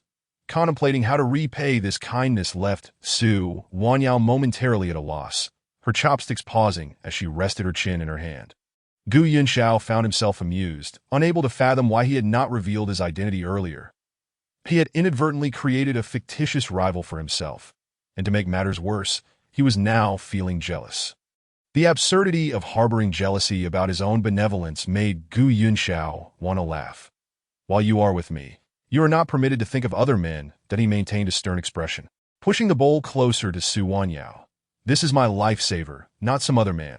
Surprisingly, Su Wanyao noted Gu Yunxiao's jealousy even over the lifesaver, so she set her bowl aside, determined to clarify matters with him. "Gu Yunxiao, do not be like this. I am discussing something serious with you. What I am saying is serious as well." At that moment, Gu Yunxiao exuded an aura of danger, one that Su Wanyao had encountered numerous times before. "Hey, I am asking how to repay my lifesaver. Do not act like this." Su Wanyao attempted to break free from Gu Yunxiao's embrace, but the man abruptly silenced her words. "You are not allowed to mention other men's names in my presence." In the end, all that lingered in Su Wanyao's mind were those few words echoing in her ears, as Gu Yunxiao gave her no opportunity to resist. Chapter 64. Marriage after the birth. What? You say the new Gu family intends to acquire the He family. Meanwhile, Gu Yanxiao had provided He Hongsheng with the acquisition proposal, while Cheng Jinglan had already received the news. Bai Muan also caught wind of it. Yet his thoughts were solely consumed by Su Wanyao. For the Bai family, which had been entrenched in Yin City for decades, the He family was merely a minor player, hardly worthy of consideration. Though they were superficially recognized as one of the three prominent families, everyone understood that the combined strength of the He and Cheng families did not even equate to half of the Bai family's power. Thus, upon learning this news, Cheng Jinglan felt a surge of panic. As the head of the Cheng family for many years, she was well aware of the implications of the saying, when the lips are gone, the teeth feel cold, that if the Gu family were to acquire the He family, the next target would undoubtedly be the Cheng family. What is the background of this Gu family? Why have I never heard of them before? Cheng Jinglan was dissatisfied with the information provided about the Gu family by her assistant. Initially, she had assumed they were merely fleeing from the competition in the imperial city, seeking refuge in a second-tier city like Yin City to establish their business. However, given the recent events involving Cheng Shui, she had not paid much attention to this new arrival. To her astonishment, in a matter of mere months, the Gu family had expanded significantly, successfully acquiring several smaller companies struggling under the weight of poor management, as well as a few physical enterprises. The Gu family's influence in Yin City was rapidly approaching that of the Cheng family. I am unaware. There is no information available regarding the leadership of this company. All I know is that they originated from the imperial city. The assistant trembled slightly, struggling to articulate their thoughts. Gazing at the acquisition proposal for the He family, Cheng Jinglan felt an overwhelming sense of dread. With the recent turmoil surrounding Cheng Shui, who had nearly lost her child, and Cheng Xian's indifferent attitude, these matters combined only served to heighten her anxiety. What does the Cheng family say about the potential for a marriage alliance? Cheng Jinglan tossed the documents aside, impatiently inquiring. Young Master Cheng has conveyed the message, but when it came to discussing the marriage alliance, the assistant's words grew increasingly hesitant, afraid to continue. Useless fool. Can you not even speak? Quickly relay whatever news you have. Cheng Jinglan, already frazzled, felt her frustration boiling over at her assistant's incompetence. Young Master Cheng said that we will only be able to marry after the child is born, and is confirmed to be a boy. The assistant squeezed his eyes shut, gritting his teeth to finally deliver the message, then held his breath, awaiting Cheng Jinglan's reaction. After a long silence, he cautiously opened one eye. President Cheng? Cheng Jinglan lay motionless on the table, seemingly having fainted from rage.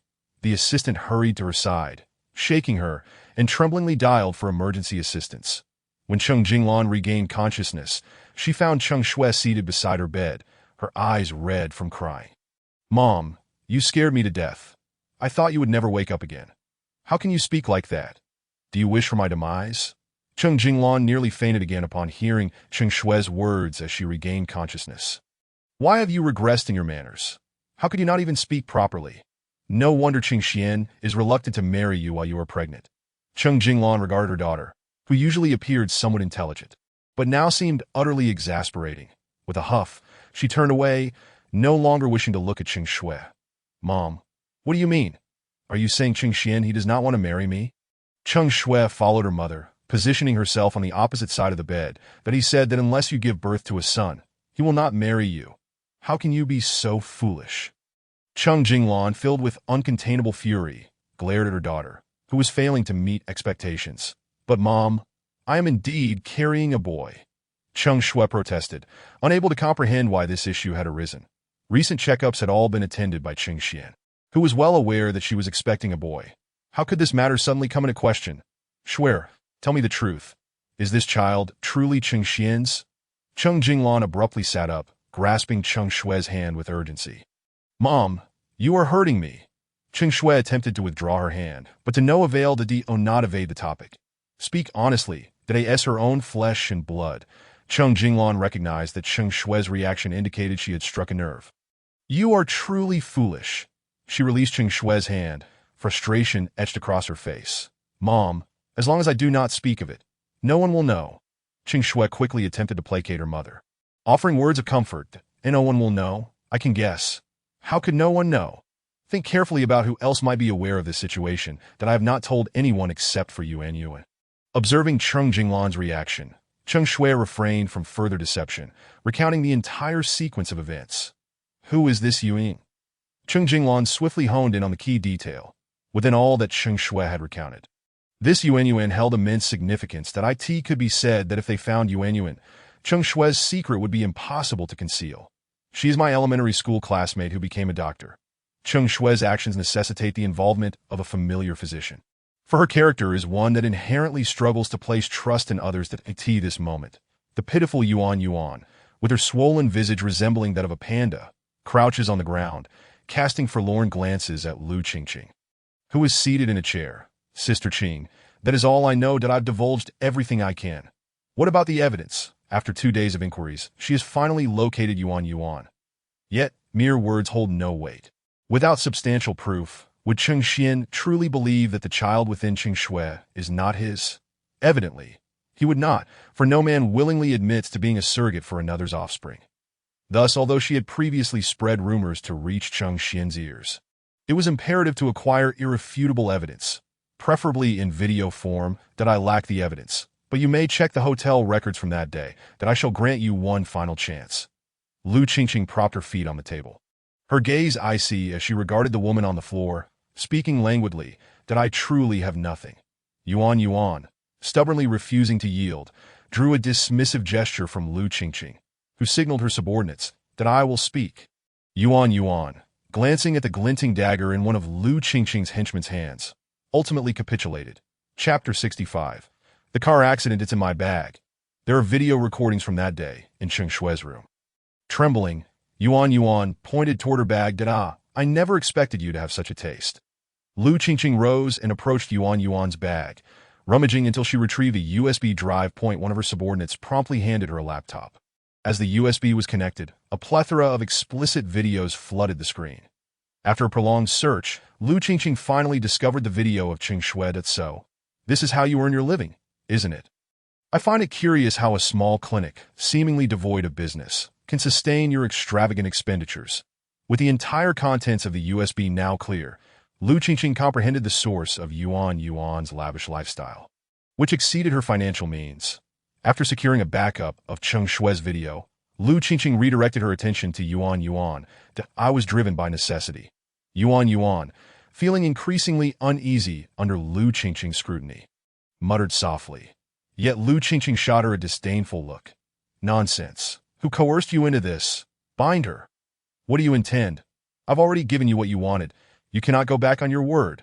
Ultimately, as a mere woman, Yuan could not withstand the force of several men. Despite her vigorous struggles, she was swiftly bound and discarded in a corner by Lu Qingqing's subordinates. Lu Qingqing, what of it? I never promised to spare you. Old 4, hand this over to the media. Consider it a gift for them. Lu Qingqing stepped toward Yuan, patting her face. What a pity to waste such a delicate visage. I fear you shall not have the means to care for it henceforth. Lu Qingqing, watching Lu Qingqing's retreating figure, Yuan could only remain seated, howling in despair, awaiting the justice of the law. Wan Yao, guess what I've obtained? As soon as she entered the car, Lu Qingqing eagerly called Su Wan Yao. Hearing Lu Qingqing's excited voice on the other end, Su Wan Yao couldn't help but chuckle. Even after all these years, you still lack composure, just as you did in university. That I presume you have secured evidence. You truly lack creativity. Can't you at least pretend to amuse me?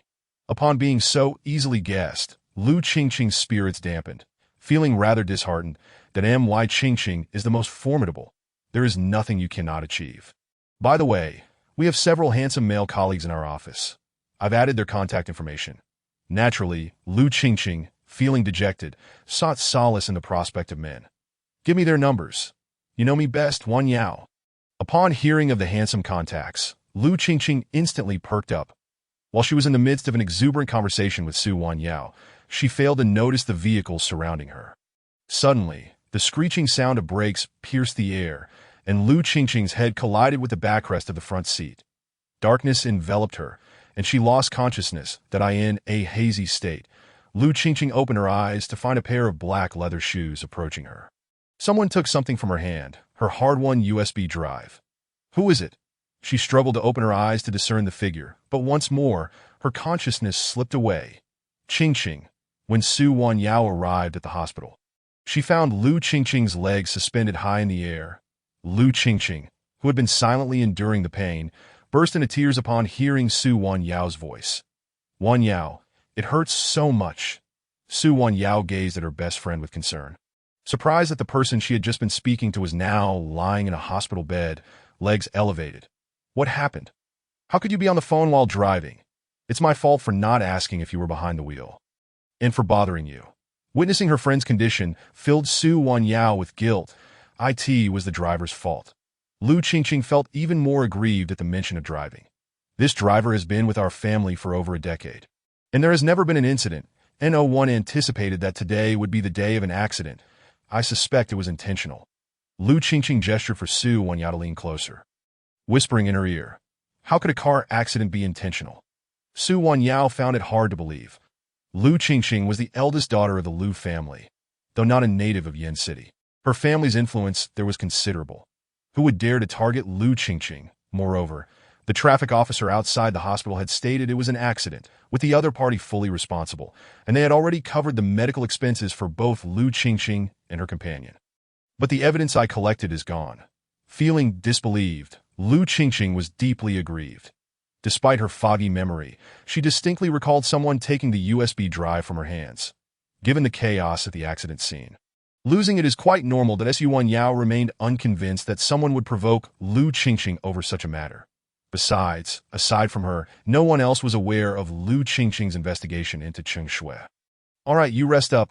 I'll head home and make you some chicken soup, then I'll visit you again later. To Su Wanyao sighed, regretting having let Lu Qingqing involve herself in this affair. Though I wish to be polite and let you, a pregnant woman, rest well. I truly crave your chicken soup. If I could have Wanyao's homemade chicken soup every day, I could lie in bed for a year. Hearing that Su Wanyao would personally make soup, Lu Qingqing became elated. Enough of the banter. You need to recover quickly, that I don't have time to make you soup every day. After blowing Lu Qingqing a kiss, Su Wanyao hurriedly departed for home. In her haste, she failed to notice a man emerging from the adjacent hospital room.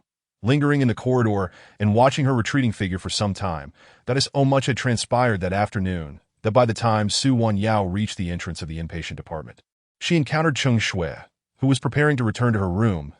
Su Wanyao, halt. Su Wanyao, who had been walking with her head down, did not see Cheng Shui, who was pursuing her in a hospital gown. Why are you here? Startled by the sudden obstruction, Su Wanyao looked up to see Cheng Shui blocking her path, her brow furrowed. You must be the one who went to Brother Cheng Xian to slander me. What are you talking about? I don't understand. Cheng Shui's accusations were nonsensical, and Su Wanyao had no desire to engage in a quarrel with her, attempting to sidestep her and continue on her way. Stop right there. You are envious that I am carrying Brother Cheng Xian's child, so you sought to defame me, didn't you? Grasping Su Wanyao's arm, Su Wanyao, unprepared, stumbled slightly, but was steadied by someone who caught her arm. Let her go. Chapter 66. On a business trip together, Cheng Shui's actions were abruptly halted by a sharp command, and both women froze in place. Su Wanyao and Cheng Shui turned to see the newcomer. Present by? Cheng Shui exclaimed in surprise. Incredulity etched on her face as she looked at Bai Muan. I command you to release her. Bai Muan's gaze remained fixed on Cheng Shui's grip on Su Wanyao's arm. Under his intense scrutiny, Cheng Shui instinctively loosened her hold on Su Wanyao. Yet, as if realizing her actions, she swiftly seized Su Wanyao's wrist again. President Bai, I am no longer your employee. Cheng Shui's look toward Bai Muan was far from friendly, her words dripping with the implication that he no longer held authority over her. That I will repeat myself. Let her go, clearly enraged. Bai Muan stepped forward, grasping Su Wanyao's other arm. The scene left Su Wanyao feeling overwhelmed. Taking a deep breath, she shouted in anger, both of you, let go of me. Cheng Shui and Bai Muan were both taken aback by Su Wanyao's unexpected turn of events. They stood there, momentarily stunned, but it was only Cheng Shui who released her grip, while Bai Muan held on tightly. Seizing the opportunity, while Cheng Shui was lost in thought, Bai Muan exerted his strength, directly pulling Su Wanyao behind him, resembling a hen protecting her chick. With a swift maneuver, Bai Muan offered no chance for Cheng Shui to intervene, dragging Su Wanyao toward the exit of the hospital. As Su Wanyao was shielded by Bai Muan, Cheng Shui could only clench her fists tightly, refraining from pursuing them further. Bai Muan pulled Su Wanyao out of the hospital lobby and finally halted before his car. Let go of me, Su Wanyao protested, her wrist showing signs of redness from Bai Muin's grip. Upon hearing her words, Bai Muin obediently released her. Gaining her freedom, Su Wanyao turned to leave, but Bai Muin, lips pressed together, lowered his gaze and grasped her arm once more. Mr. Bai, please let go. Su Wanyao's voice had turned notably cold, her eyes reflecting a hint of frost. Bai Muin, taken aback by Su Wanyao's demeanor, displayed a fleeting expression of hurt on his face, but he opened his mouth but ultimately managed to say, "Don't resign." Noticing the flicker of pain in Bai Muin's eyes, Su Wanyao's icy demeanor softened slightly. "Mr. Bai, I will ensure the project is completed satisfactorily," she reassured him, acknowledging the significance of the project to the Bai group. She could not bear the thought of it failing under her watch. Such a reputation would ruin her prospects in this field. Upon hearing her assurance, Bai Muin's expression relaxed somewhat, though he still did not release her. "Did I ask there anything else, Mr. Bai?" Su Wanyao inquired, glancing down at the long fingers that still clutched her arm. A flicker of emotion stirred within her, prompting her to adopt a serious tone as she pressed for an answer. Today, Su Wanyao finally observed Bai Muin in earnest, though her superior often wore a smile that obscured his thoughts. There was a depth in his gaze, 9 parts clarity and 1 part inscrutable complexity. His imposing presence, coupled with an appearance that rivaled Gu Yunshao's, left her perplexed as to why such a man would be entangled with her. "A married woman, that I will drive you home."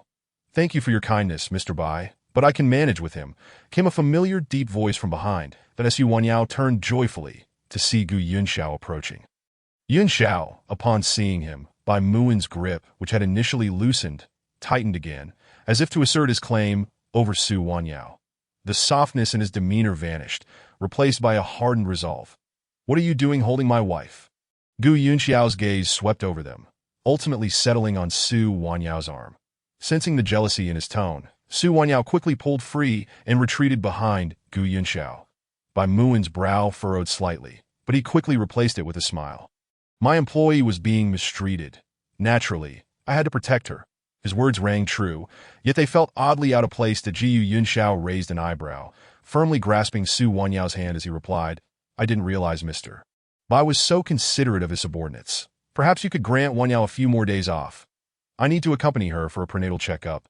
The emphasis on prenatal checkup was palpable, and Su Wanyao felt a shiver of apprehension. Whenever Gu Yunxiao grew jealous, she invariably faced a night of retribution. "Very well, 2 more days off," Bai Muin replied, almost begrudgingly, before opening the car door and stepping inside. He rolled down the window and added, "I expect to see Su Wanyao at the company on Thursday. This is my final concession." With that, he raised the window and drove away, leaving Su Wanyao to sigh inwardly at the machinations of men. As she followed Gu Yunxiao to their car, she was surprised that he did not mention Bai Muin again. Instead, he inquired about Lu Qingqing's condition. "How is Lu Qingqing?" "Both her legs are fractured. They say she'll be bedridden for 2 months. Speaking of Lu Qingqing filled Su Wanyao with both anger and concern. Lu Qingqing's restless nature made 2 months of confinement feel like a death sentence. Gu Yunxiao, noting Su Wanyao's worry, remarked, "Perhaps this will temper her temperament." After this statement, silence enveloped the CA. Su Wanyao was at a loss for how to explain Lu Qingqing's situation, sensing that Gu Yunxiao might know more than he let on. In truth, Gu Yunxiao was preoccupied with how to confront Su Wanyao about their circumstances. "Wanyao, Yunxiao," they both spoke simultaneously. "You go first." The Ji Yunxiao turned off the car's music, waiting for Su Wanyao to continue. "It's nothing. You go ahead." The interruption made Su Wanyao's desire to inquire fade away. "I have a business trip tomorrow." Another business trip? Since they had known each other, Gu Yunxiao frequently traveled for work. Su Wanyao couldn't fathom why a university professor needed to travel so often. "Come with me," Gu Yunxiao suggested, sensing her confusion. "To me?" Su Wanyao questioned in disbelief, pointing at herself. "Yes, just pack your things. It won't be long. Only 2 days." At that moment, Su Wanyao finally understood why Gu Yunxiao had requested those extra days off from Bai Muin. However, she was perplexed as to why he wanted her to accompany him, especially given her current condition. Chapter 67. Gu Yunxiao's friend, back at home. Su Wanyao sat on the sofa, nibbling on the grapes Gu Yunxiao had washed for her. As she watched him busily preparing in the bedroom, she realized it was only a 2-day trip. Yet he seemed intent on packing the entire house into a suitcase. Despite her attempts to assist, Gu Yunxiao insisted on refusing her help, citing her pregnancy as a reason. Every time her feet touched the ground, he would swiftly come over and lift her back onto the sofa, leaving Su Wanyao feeling somewhat exasperated. It felt as though she would become a pampered parasite after just 2 months. Once Gu Yunxiao finished packing, Su Wanyao finally couldn't hold back her curiosity. "Where are we going?" "You'll find out when we get there," he replied, merely sharing the time of their flight for the following day. "What is the deal?" "It's just a business trip. Why the secrecy?" Su Wanyao muttered under her breath, yet she refrained from pressing further. After everything was in order, Gu Yunxiao embraced Su Wanyao, and they fell into a peaceful sleep. Perhaps the packing had worn him out. It was only a short while after they lay down that Gu Yunxiao fell silent. Listening to the rhythm of his steady breathing, Su Wanyao finally felt her anxious heart settle. Although their conversations were few, Gu Yunxiao always seemed to be there when she needed him. His unique, masculine presence brought her an inexplicable sense of security, even when he was not by her side. The thought of having such a man in her life allowed Su Wanyao to regain her strength. She grasped Gu Yunxiao's arm tightly, finally drifting into a restful sleep. The following morning, Su Wanyao awoke to the aroma of food. Ever since learning of her pregnancy, she increasingly felt like a slothful parasite. Aside from her encounters with Lu Qingqing, which invigorated her, the rest of the time, she felt akin to a pet being pampered by Gu Yunxiao. "Eat up, we're leaving soon." Gu Yunxiao urged her to rise, watching as she consumed 2/3 of her nutritious meal before finally relenting. While she slept in, he had already packed their luggage, ready for departure as soon as she was awake. "Can you tell me what we are doing now?"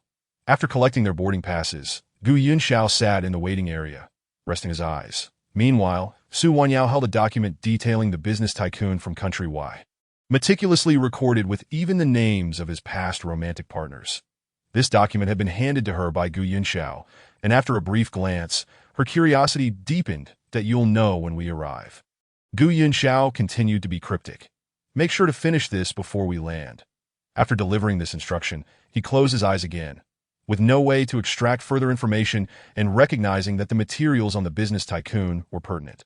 Su Wanyao lowered her head to study the document intently. Since Gu Yunxiao had handled all the ticket arrangements, Su Wanyao had not even touched the tickets herself. As such, she was left unaware of their destination, aside from knowing they were going abroad. However, with her cleverness, she surmised that this trip was likely connected to the business tycoon from Country Y. Why is it just the two of us? After boarding the plane, Su Wanyao looked around the cabin, surprised to find that it was only herself and Gu Yunxiao present. Perhaps it's because it's a weekday that Gu Yunxiao's response was exceedingly forced. Having endured so much, Su Wanyao was no longer the girl who believed in such notions of luck. Yet, Gu Yunxiao had maintained an aloof demeanor these past few days, leaving Su Wanyao utterly perplexed. It was not only Su Wanyao who found herself at a loss. Wang Ming, standing in the VIP waiting lounge, was equally bewildered. Despite having a private jet at his disposal, Gu Yunxiao insisted on purchasing all the tickets for a commercial flight. Logically, he should have been on the same flight as Gu Yunxiao, yet he found himself seated in the first-class lounge, awaiting the next flight. Why complicate matters when he could simply reveal his identity? Given Gu Yunxiao's recent behavior, Wang Ming chose not to delve further into the matter. Instead, he sat restlessly, with his first-class ticket in hand, feeling more anxious than Gu Yunxiao as he prepared to meet him in Country Y. Although he would arrive later than Gu Yunxiao and Su Wanyao, arrangements for their pickup had already been made as soon as Gu Yunxiao and Su Wanyao landed and retrieved their luggage. They were greeted by 4 men with golden hair and blue eyes, clad in black suits, who were scanning the crowd for something. Upon spotting Gu Yunxiao, they swiftly approached the pair. Yunxiao, these individuals seeing the fierce countenance of the 4 men. Su Wanyao instinctively hid behind Gu Yunxiao, her voice slightly strained. "Do not fear. They are here to escort us. Are you Mr. Gu? Please follow us. The vehicle is ready, and the host has been awaiting your arrival for quite some time."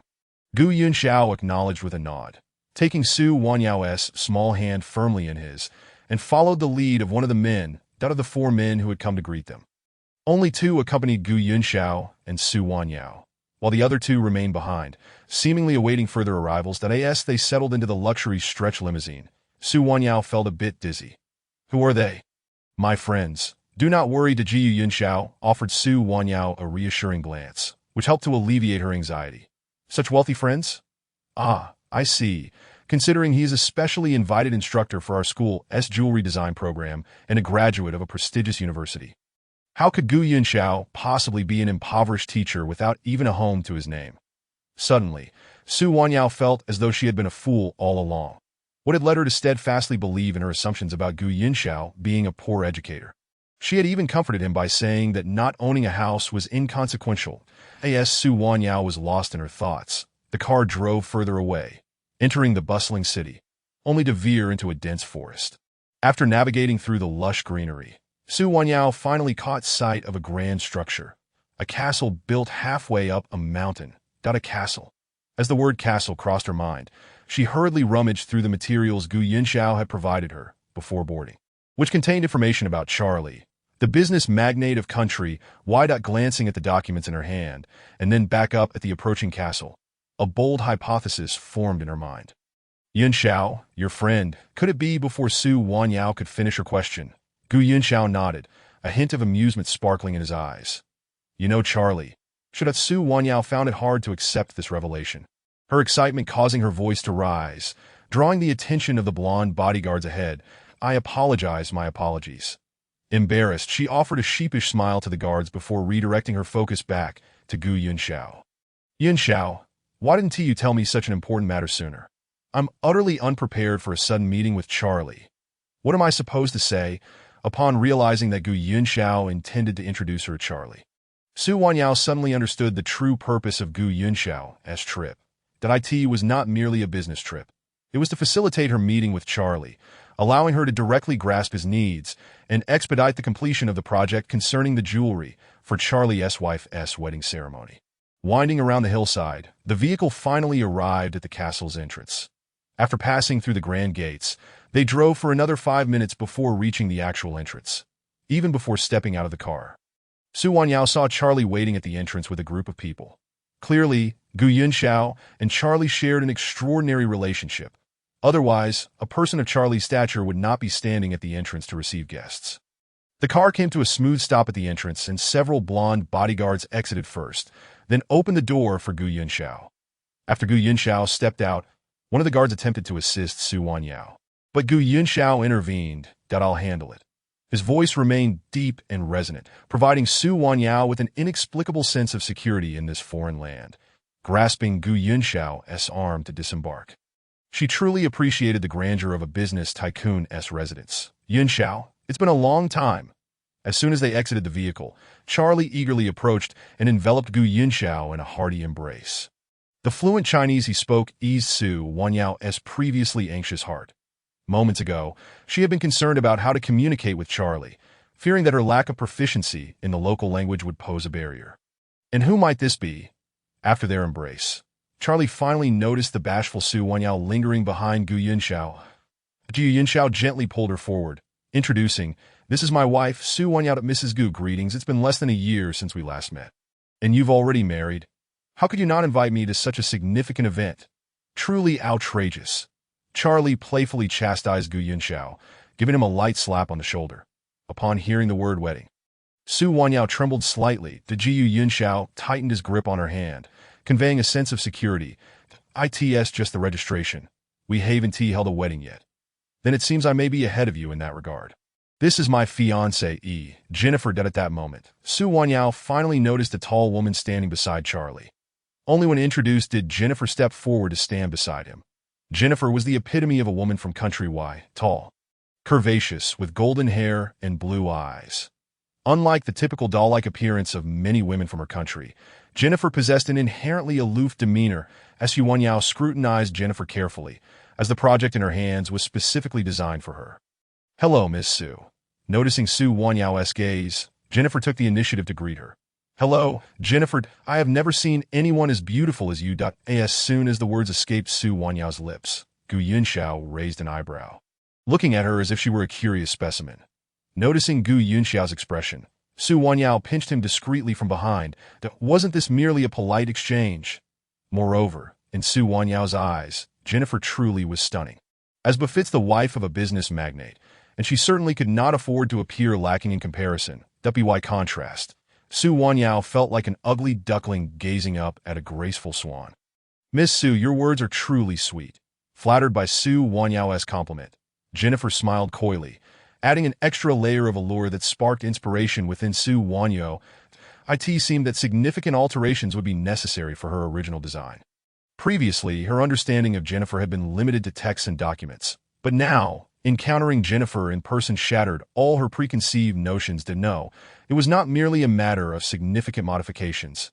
It required a complete redesign. Aside from retaining the original Lotus elements, everything else needed to change. Finally, Su Wanyao comprehended Gu Yunxiao's true intentions.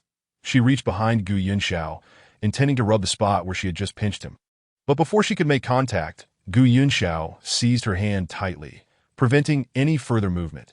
Their subtle interactions did not escape Charlie's notice, and his gaze towards Su Wanyao became increasingly intriguing. All right, let us not linger here. Let us head inside. Following Charlie and Jennifer, Su Wanyao trailed behind the four, hesitant to look around at the lavish decor. Yet, from the corners of her vision, even the limited details she glimpsed left her utterly astonished. At that moment, she felt akin to Lu Laolao entering the Grand View Garden, filled with curiosity at every turn that in contrast.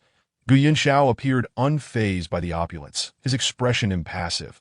Observing Gu Yunxiao's demeanor, Su Wanyao quickly refocused her attention ahead, refraining from scanning her surroundings. That was understandable. Given the close camaraderie between Charlie and Gu Yunxiao, he must have grown accustomed to such decor, which explained his nonchalance. The more she contemplated, the more her feelings of inferiority intensified. Once Su Wanyao took a deep breath to steady her emotions, she heard Gu Yunxiao's concerned voice. Wanyao, why are you so quiet? Lifting her gaze, she noticed all three individuals were looking at her, and her petite face instantly flushed a deep crimson. Her rosy lips parted slightly as she stammered. Despite her prolonged silence, the words eluded her. Why are you two big men staring at me like that? It's making me shy. Can I call you Wanyao? Just then, Jennifer timely intervened, stepping forward to gently link her arm with Su Wanyao's left. Chapter 69.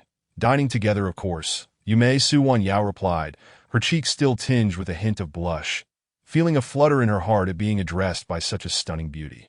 Yet, there was also a slight discomfort.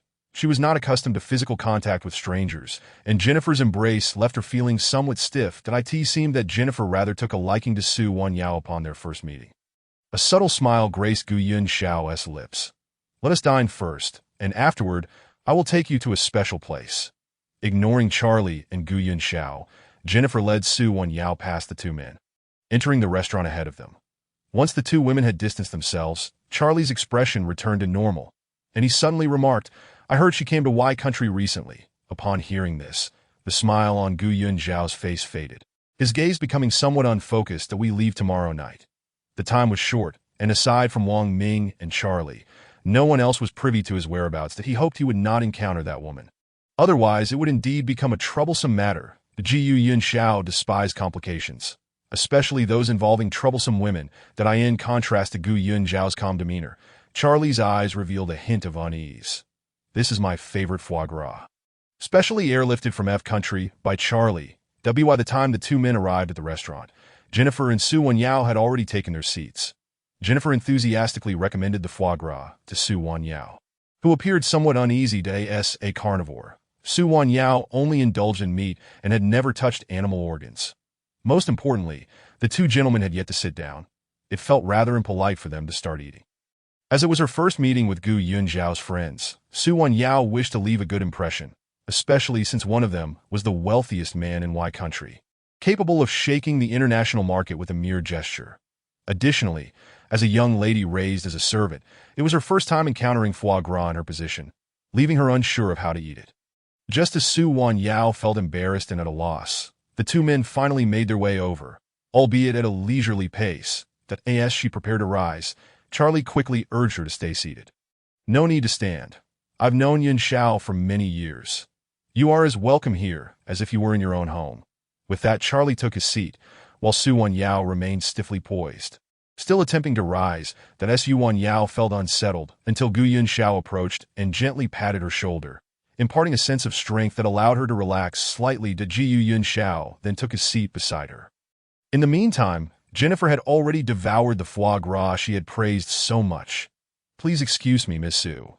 Jennifer has grown accustomed to such indulgence in my presence," Charlie remarked, his gaze toward Jennifer filled with affection. What was this sour feeling? Was she being fed dog food? Su Wanyao's smile appeared somewhat strained, but as she pondered, a warm hand enveloped hers resting on the table.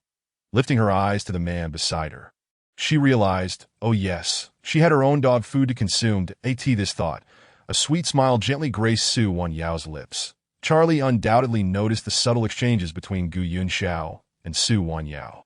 His gaze toward her now imbued with greater scrutiny. Having known Gu Yunxiao for so long, he had never witnessed any woman venture so close to him, aside from that one individual. Moreover, he had just heard Gu Yunxiao introduce Su Wanyao as his wife. By the end of the meal, Su Wanyao had managed to become somewhat familiar with Charlie and Jennifer.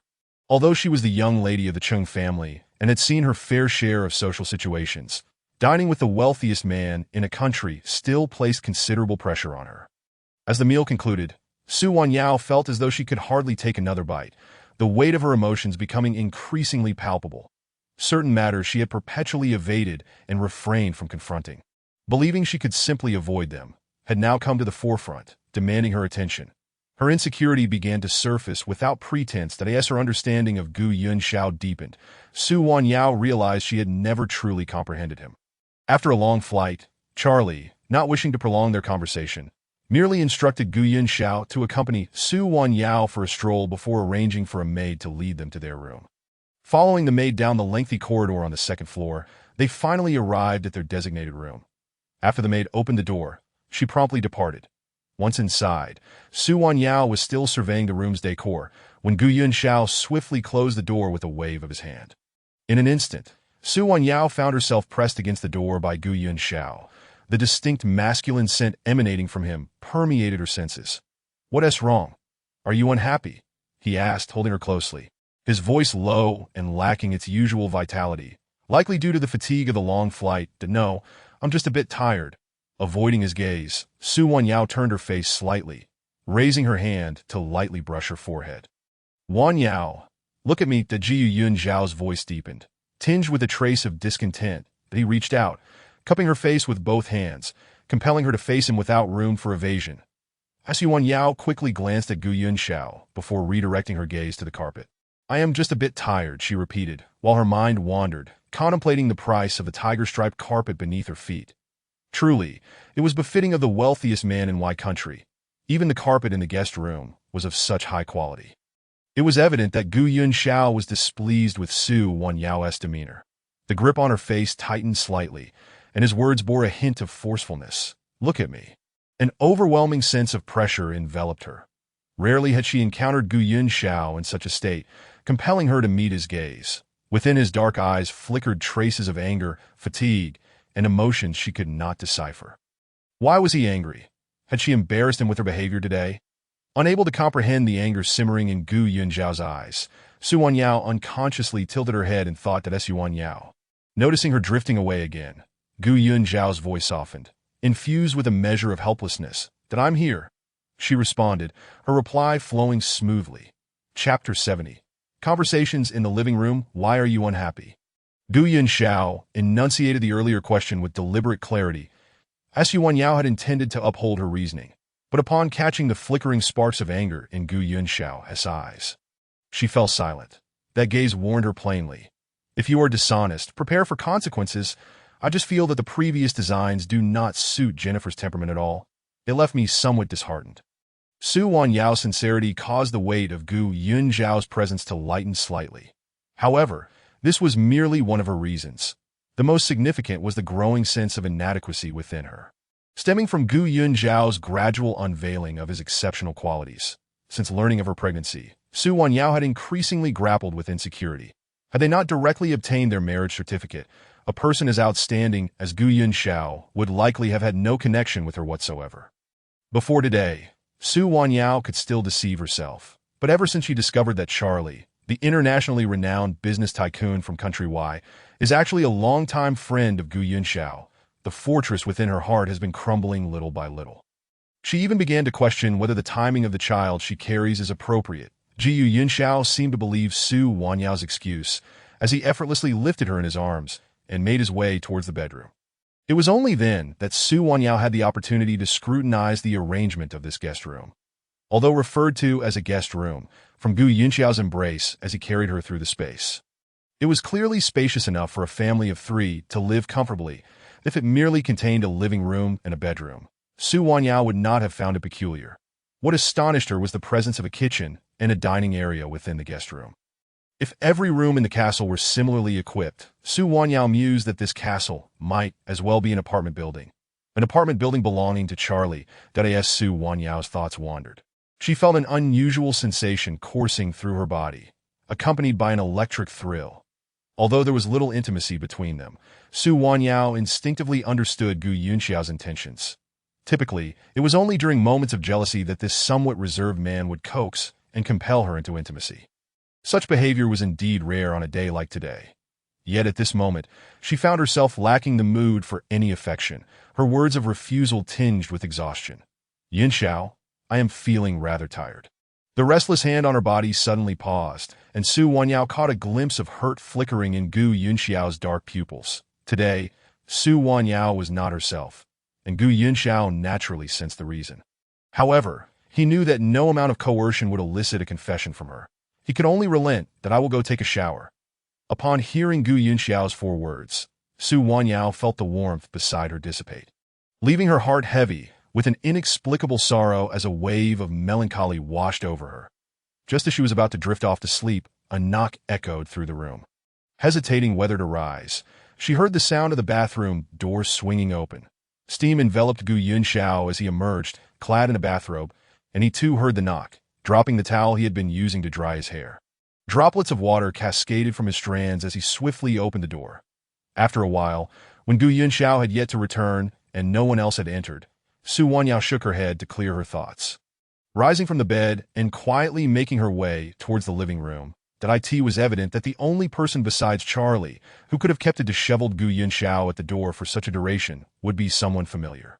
Upon reaching the living room doorway, she indeed spotted 2 men seated on the sofa, engaged in conversation.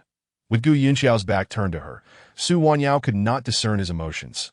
However, Charlie's expression was far from pleasant as he faced her. Initially, she contemplated retreating to bed, but her curiosity proved insatiable. After all, this was the first time she had encountered a friend of Gu Yunxiao. To claim she was not curious about this friend's opinion would be an outright falsehood. I will just listen for a moment. It should be harmless. Unable to resist her burgeoning curiosity, Su Wanyao shifted closer to the 2 men, barely catching snippets of their dialogue. I already know you are here, Charlie remarked, his tone somewhat peculiar. Ji Yunxiao remained silent, offering no response. What do you intend to do? After all, she is someone your parents hold dear. Charlie sighed before continuing. Who are we speaking of? The mention of Gu Yunxiao's parents indicated that this individual was of particular significance. An instinct told Su Wanyao that the subject of their discussion was a woman. Her heart raced, realizing the implication of Charlie's words. This woman shared an intricate relationship with Gu Yunxiao. Could it be Gu Yunxiao's fiancée? No, that couldn't be that Su Wanyao. What absurd thoughts are you entertaining? You and Gu Yunxiao are not only married but also expecting a child. With that realization, Su Wanyao hastily dismissed her wild notions. Why don't you say something? Are you planning to remain silent if she arrives tomorrow? Charlie finally lost patience, raising his voice slightly while his gaze shifted anxiously towards the bedroom, letting out a sigh of relief upon sensing no response. Gu Yunxiao's penetrating gaze remained fixed on Charlie, who appeared momentarily taken aback, as if he anticipated Gu Yunxiao's forthcoming words that don't even think about asking me to cover for you. I am now involved with Jennifer, and the old methods are no longer effective. Charlie quickly interjected. You told her I was here. That Ji Yunxiao's response was not an answer, but rather an assertion, leading to a visible stiffening in Charlie's demeanor.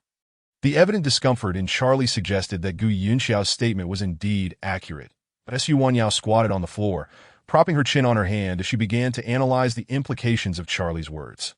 It was clear that they were discussing a woman with whom both Gu Yunxiao and Charlie shared a close relationship. The realization that this woman had been invited over despite Gu Yunxiao's marriage to her. Su Wanyao understood that Charlie was not fond of her. In other words, Charlie believed Su Wanyao unworthy of Gu Yunxiao. Coming to this conclusion only deepened Su Wanyao's despondency. She couldn't absorb the rest of their conversation as she curled up on the floor, lost in her own world. After a painstaking wait, once Charlie departed, Gu Yunxiao found Su Wanyao curled up at the living room door, fast asleep. His dark eyes narrowed. It was evident their earlier conversation had not escaped her notice. "What a fool," he murmured, a pang of pity surging within him as he gently lifted Su Wanyao into his arms, whispering softly in her ear. Chapter 71. The Midnight Visitors Step Aside, Step Aside. The serene castle was abruptly awakened by the sound of a woman's quarrel.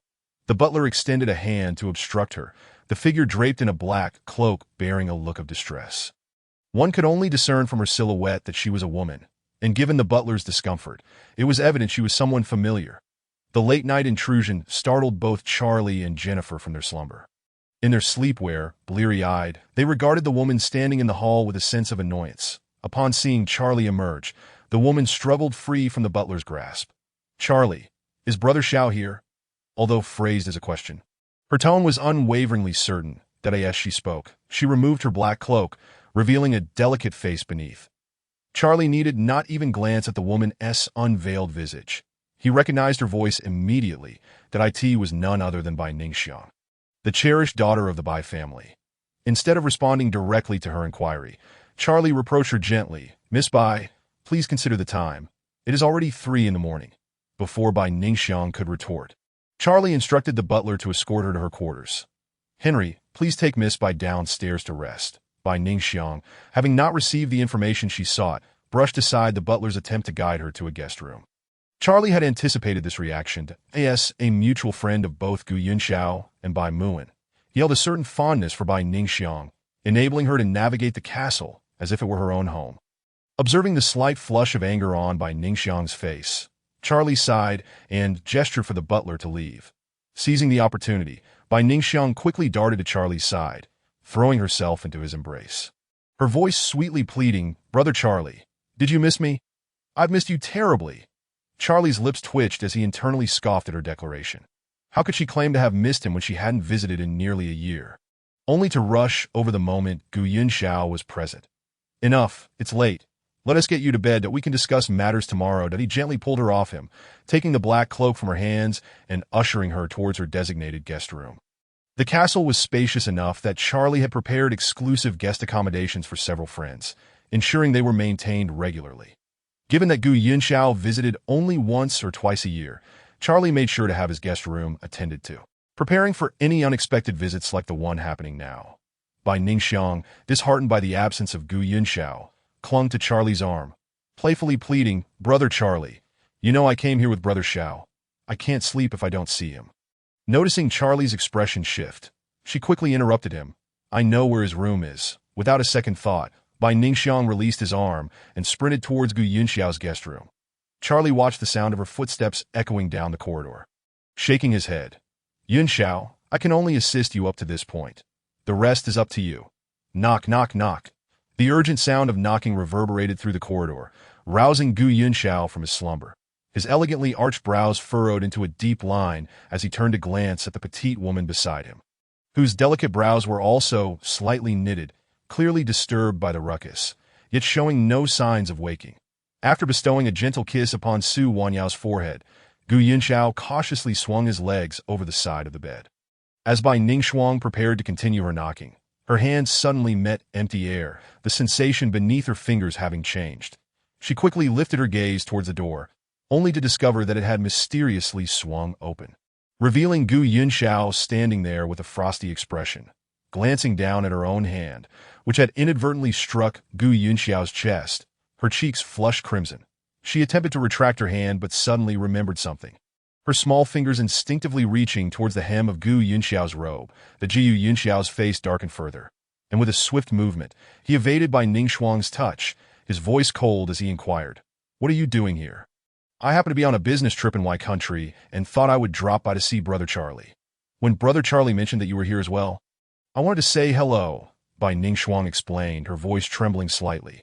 She could clearly sense the reproach in Gu Yunxiao's tone, and her eyes filled with tears in an instant. "That it's just that I haven't seen you in such a long time." And I was a bit too eager to find you that I'm sorry for disturbing your rest. After delivering her heartfelt plea, Bai Ningxuang had painted herself as a pitiful figure, a tactic that would typically ensnare any man. Unfortunately for her, the man before her was Gu Yunxiao, who was impervious to her charms. What worked on Charlie fell flat with him, resulting in a curt, "Just know that." With that, Gu Yunxiao dismissed her with those 4 words and promptly shut the door. "Brother Xiao," Bai Ningxuang called out, taken aback by Gu Yunxiao's abruptness.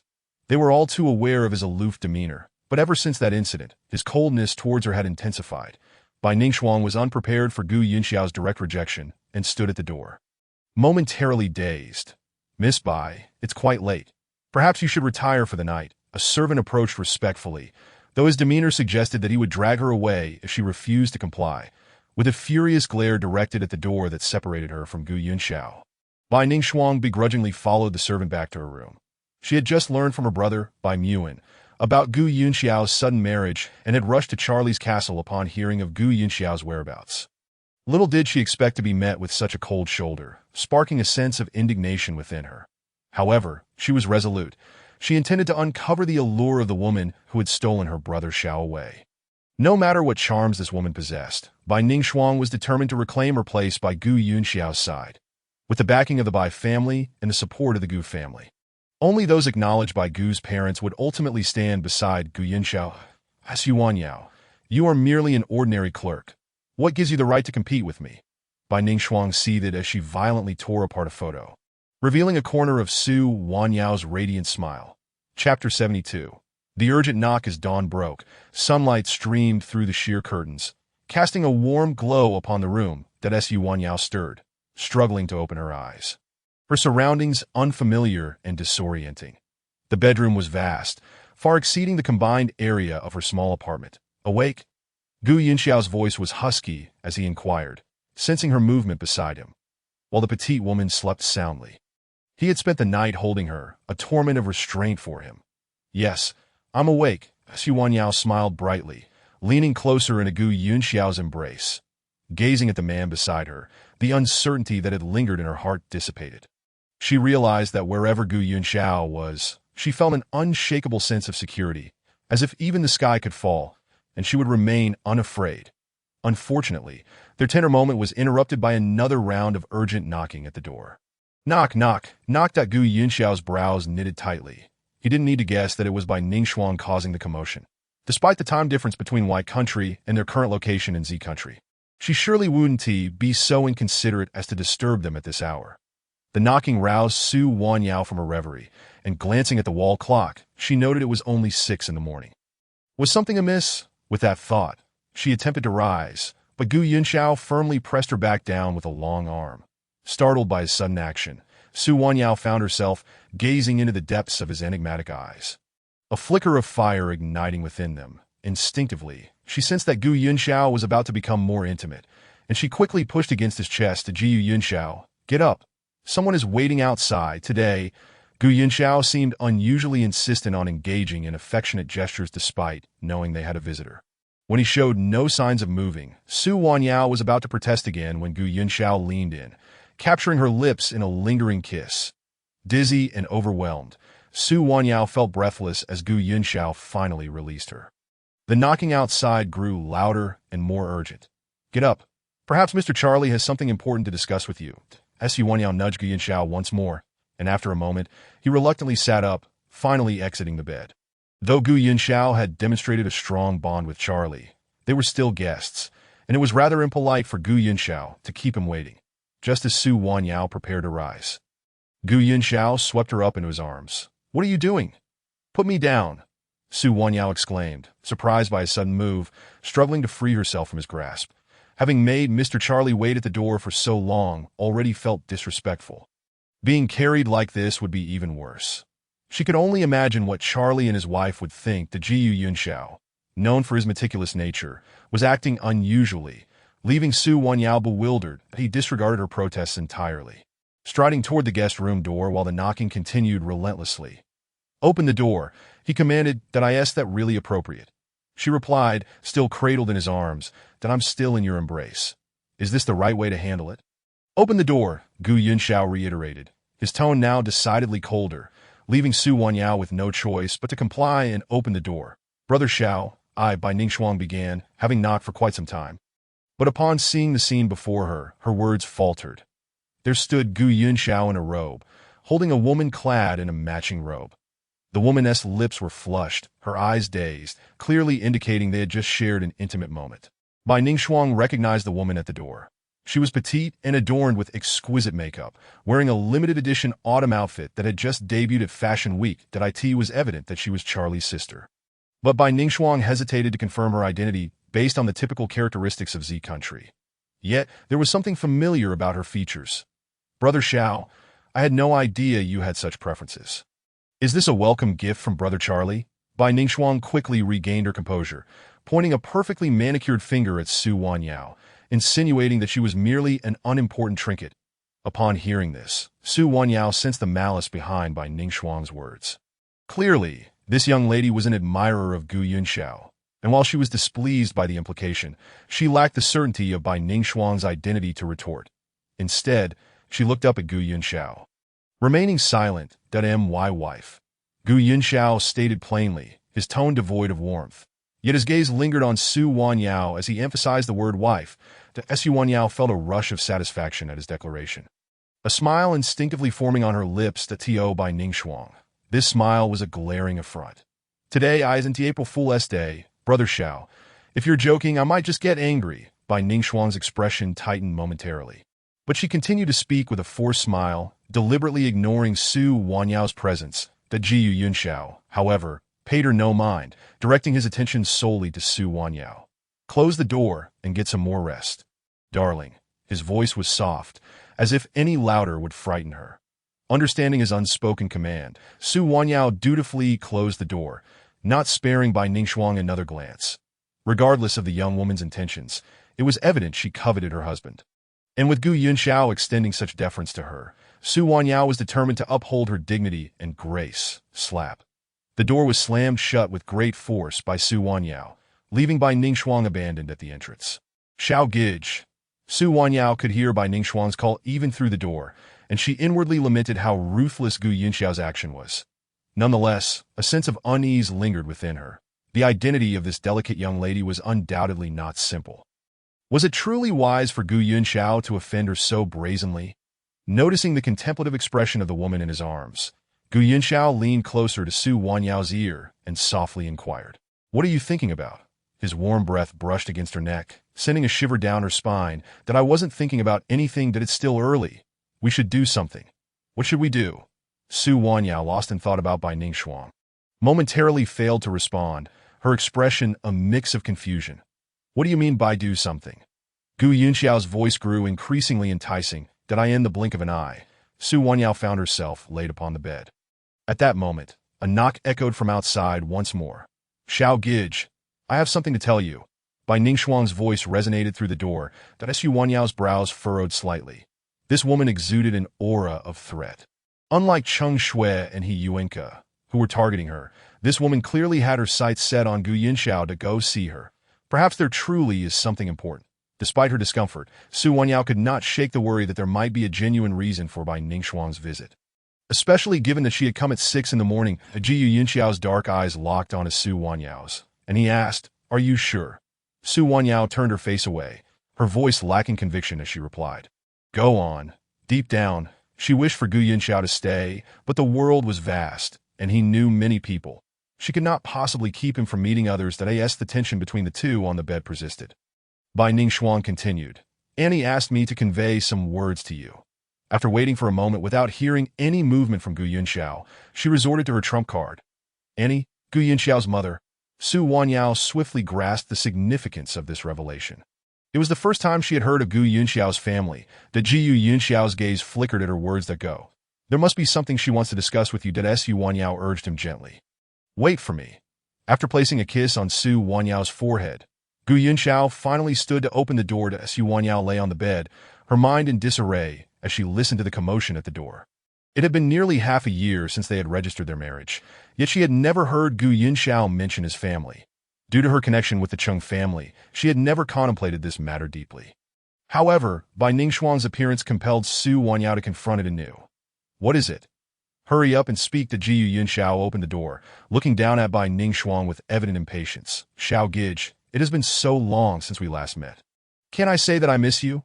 Bai Ningxuang noted Gu Yunxiao's increased coldness compared to their previous encounter and recalled how tenderly he had treated Su Wanyao moments ago, stirring jealousy within her. She reached out to grasp Gu Yunxiao's arm, but he deftly evaded her, that a flicker of hurt crossed Bai Ningxuang's face, her eyes quickly brimming with tears. Xiao Gij, you used to like me very much, didn't you? Weren't you the one who enjoyed holding my hand? Bai Ningxuang's words were loud enough for Su Wanyao, still in the bedroom, to hear every syllable clearly. At that moment, Su Wanyao's curiosity was piqued. She stealthily returned to her previous hiding spot, eager to discern the nature of their conversation. However, upon hearing Bai Ningxuang's statement, her face turned pale. Indeed, they had known each other for quite some time. Yet Gu Yunxiao had never mentioned her existence to Jiu Yunxiao, aware of Bai Ningxuang's intentions, took 2 steps forward, compelling her to retreat and shutting the door firmly, thereby sealing their discussion outside. Once the door was closed, Su Wanyao felt as though her heart was being clawed at by a cat. While she trusted Gu Yunxiao, the mere thought of this so-called sister evoked a profound sense of unease within her. Clearly, Xiao Gij still cares about that gift inside. Was it sent by Brother Charlie? Bai Ningxuang, sensing Gu Yunxiao's deliberate act of closing the door, adopted a somewhat sour tone. Throughout her life, Gu Yunxiao had always presented a cold demeanor to everyone, even to his parents, never displaying such overt concern.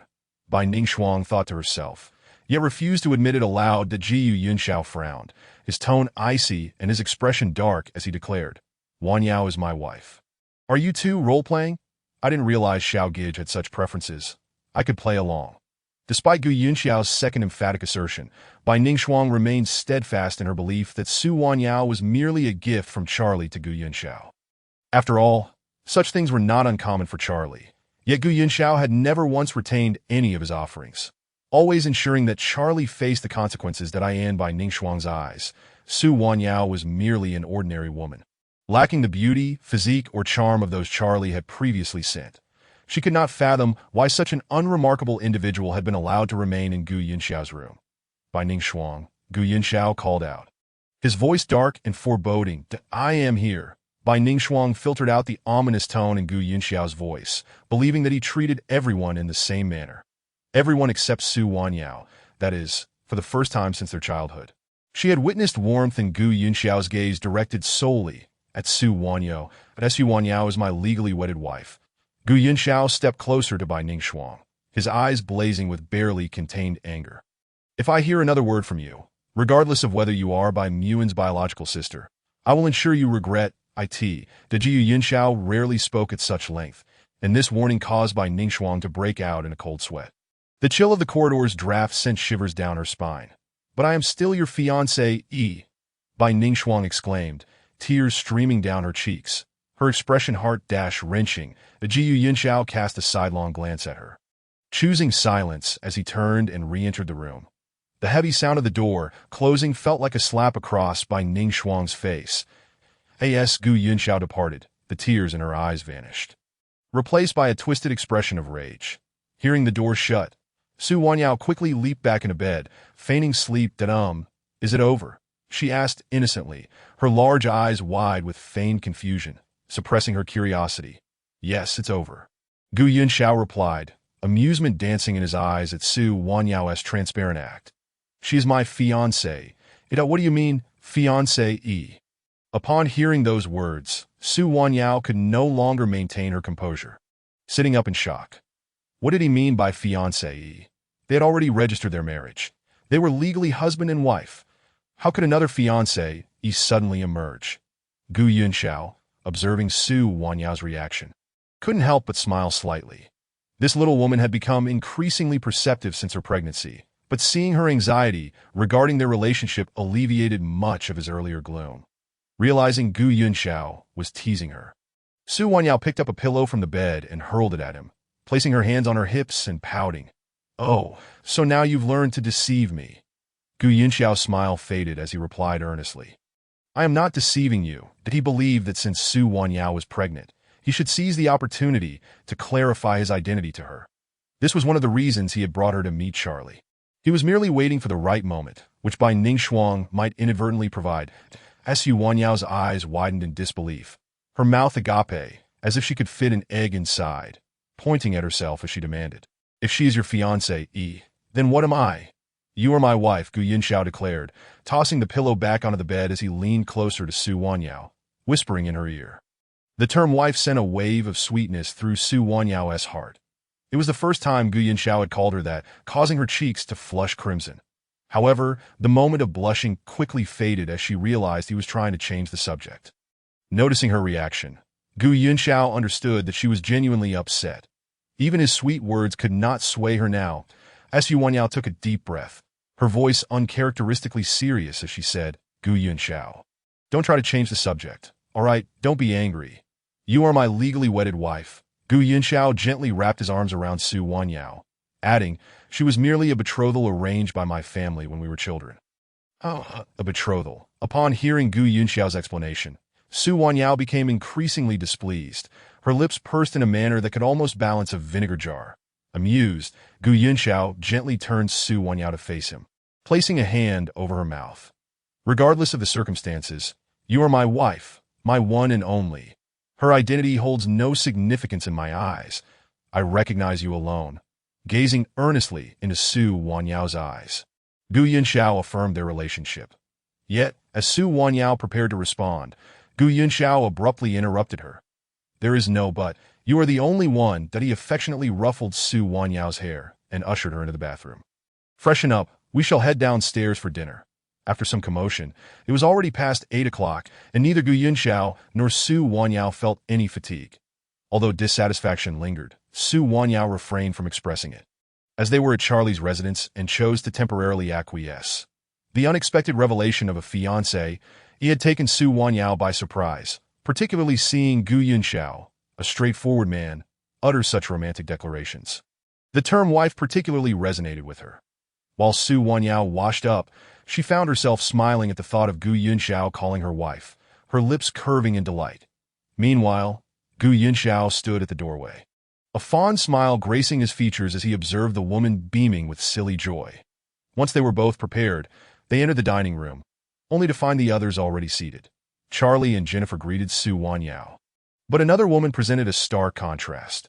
Upon seeing Gu Yunxiao enter with Su Wanyao, Bai Ningxuang immediately leaped from her seat and rushed toward him, grasping his empty left hand and softly exclaiming, Xiao Gu, why did you take so long to come down? Standing beside Gu Yunxiao, Su Wanyao looked on in astonishment at this so-called fiancé. It had ignoring Su Wanyao entirely. Bai Ningxuang continued to shake Gu Yunxiao's arm.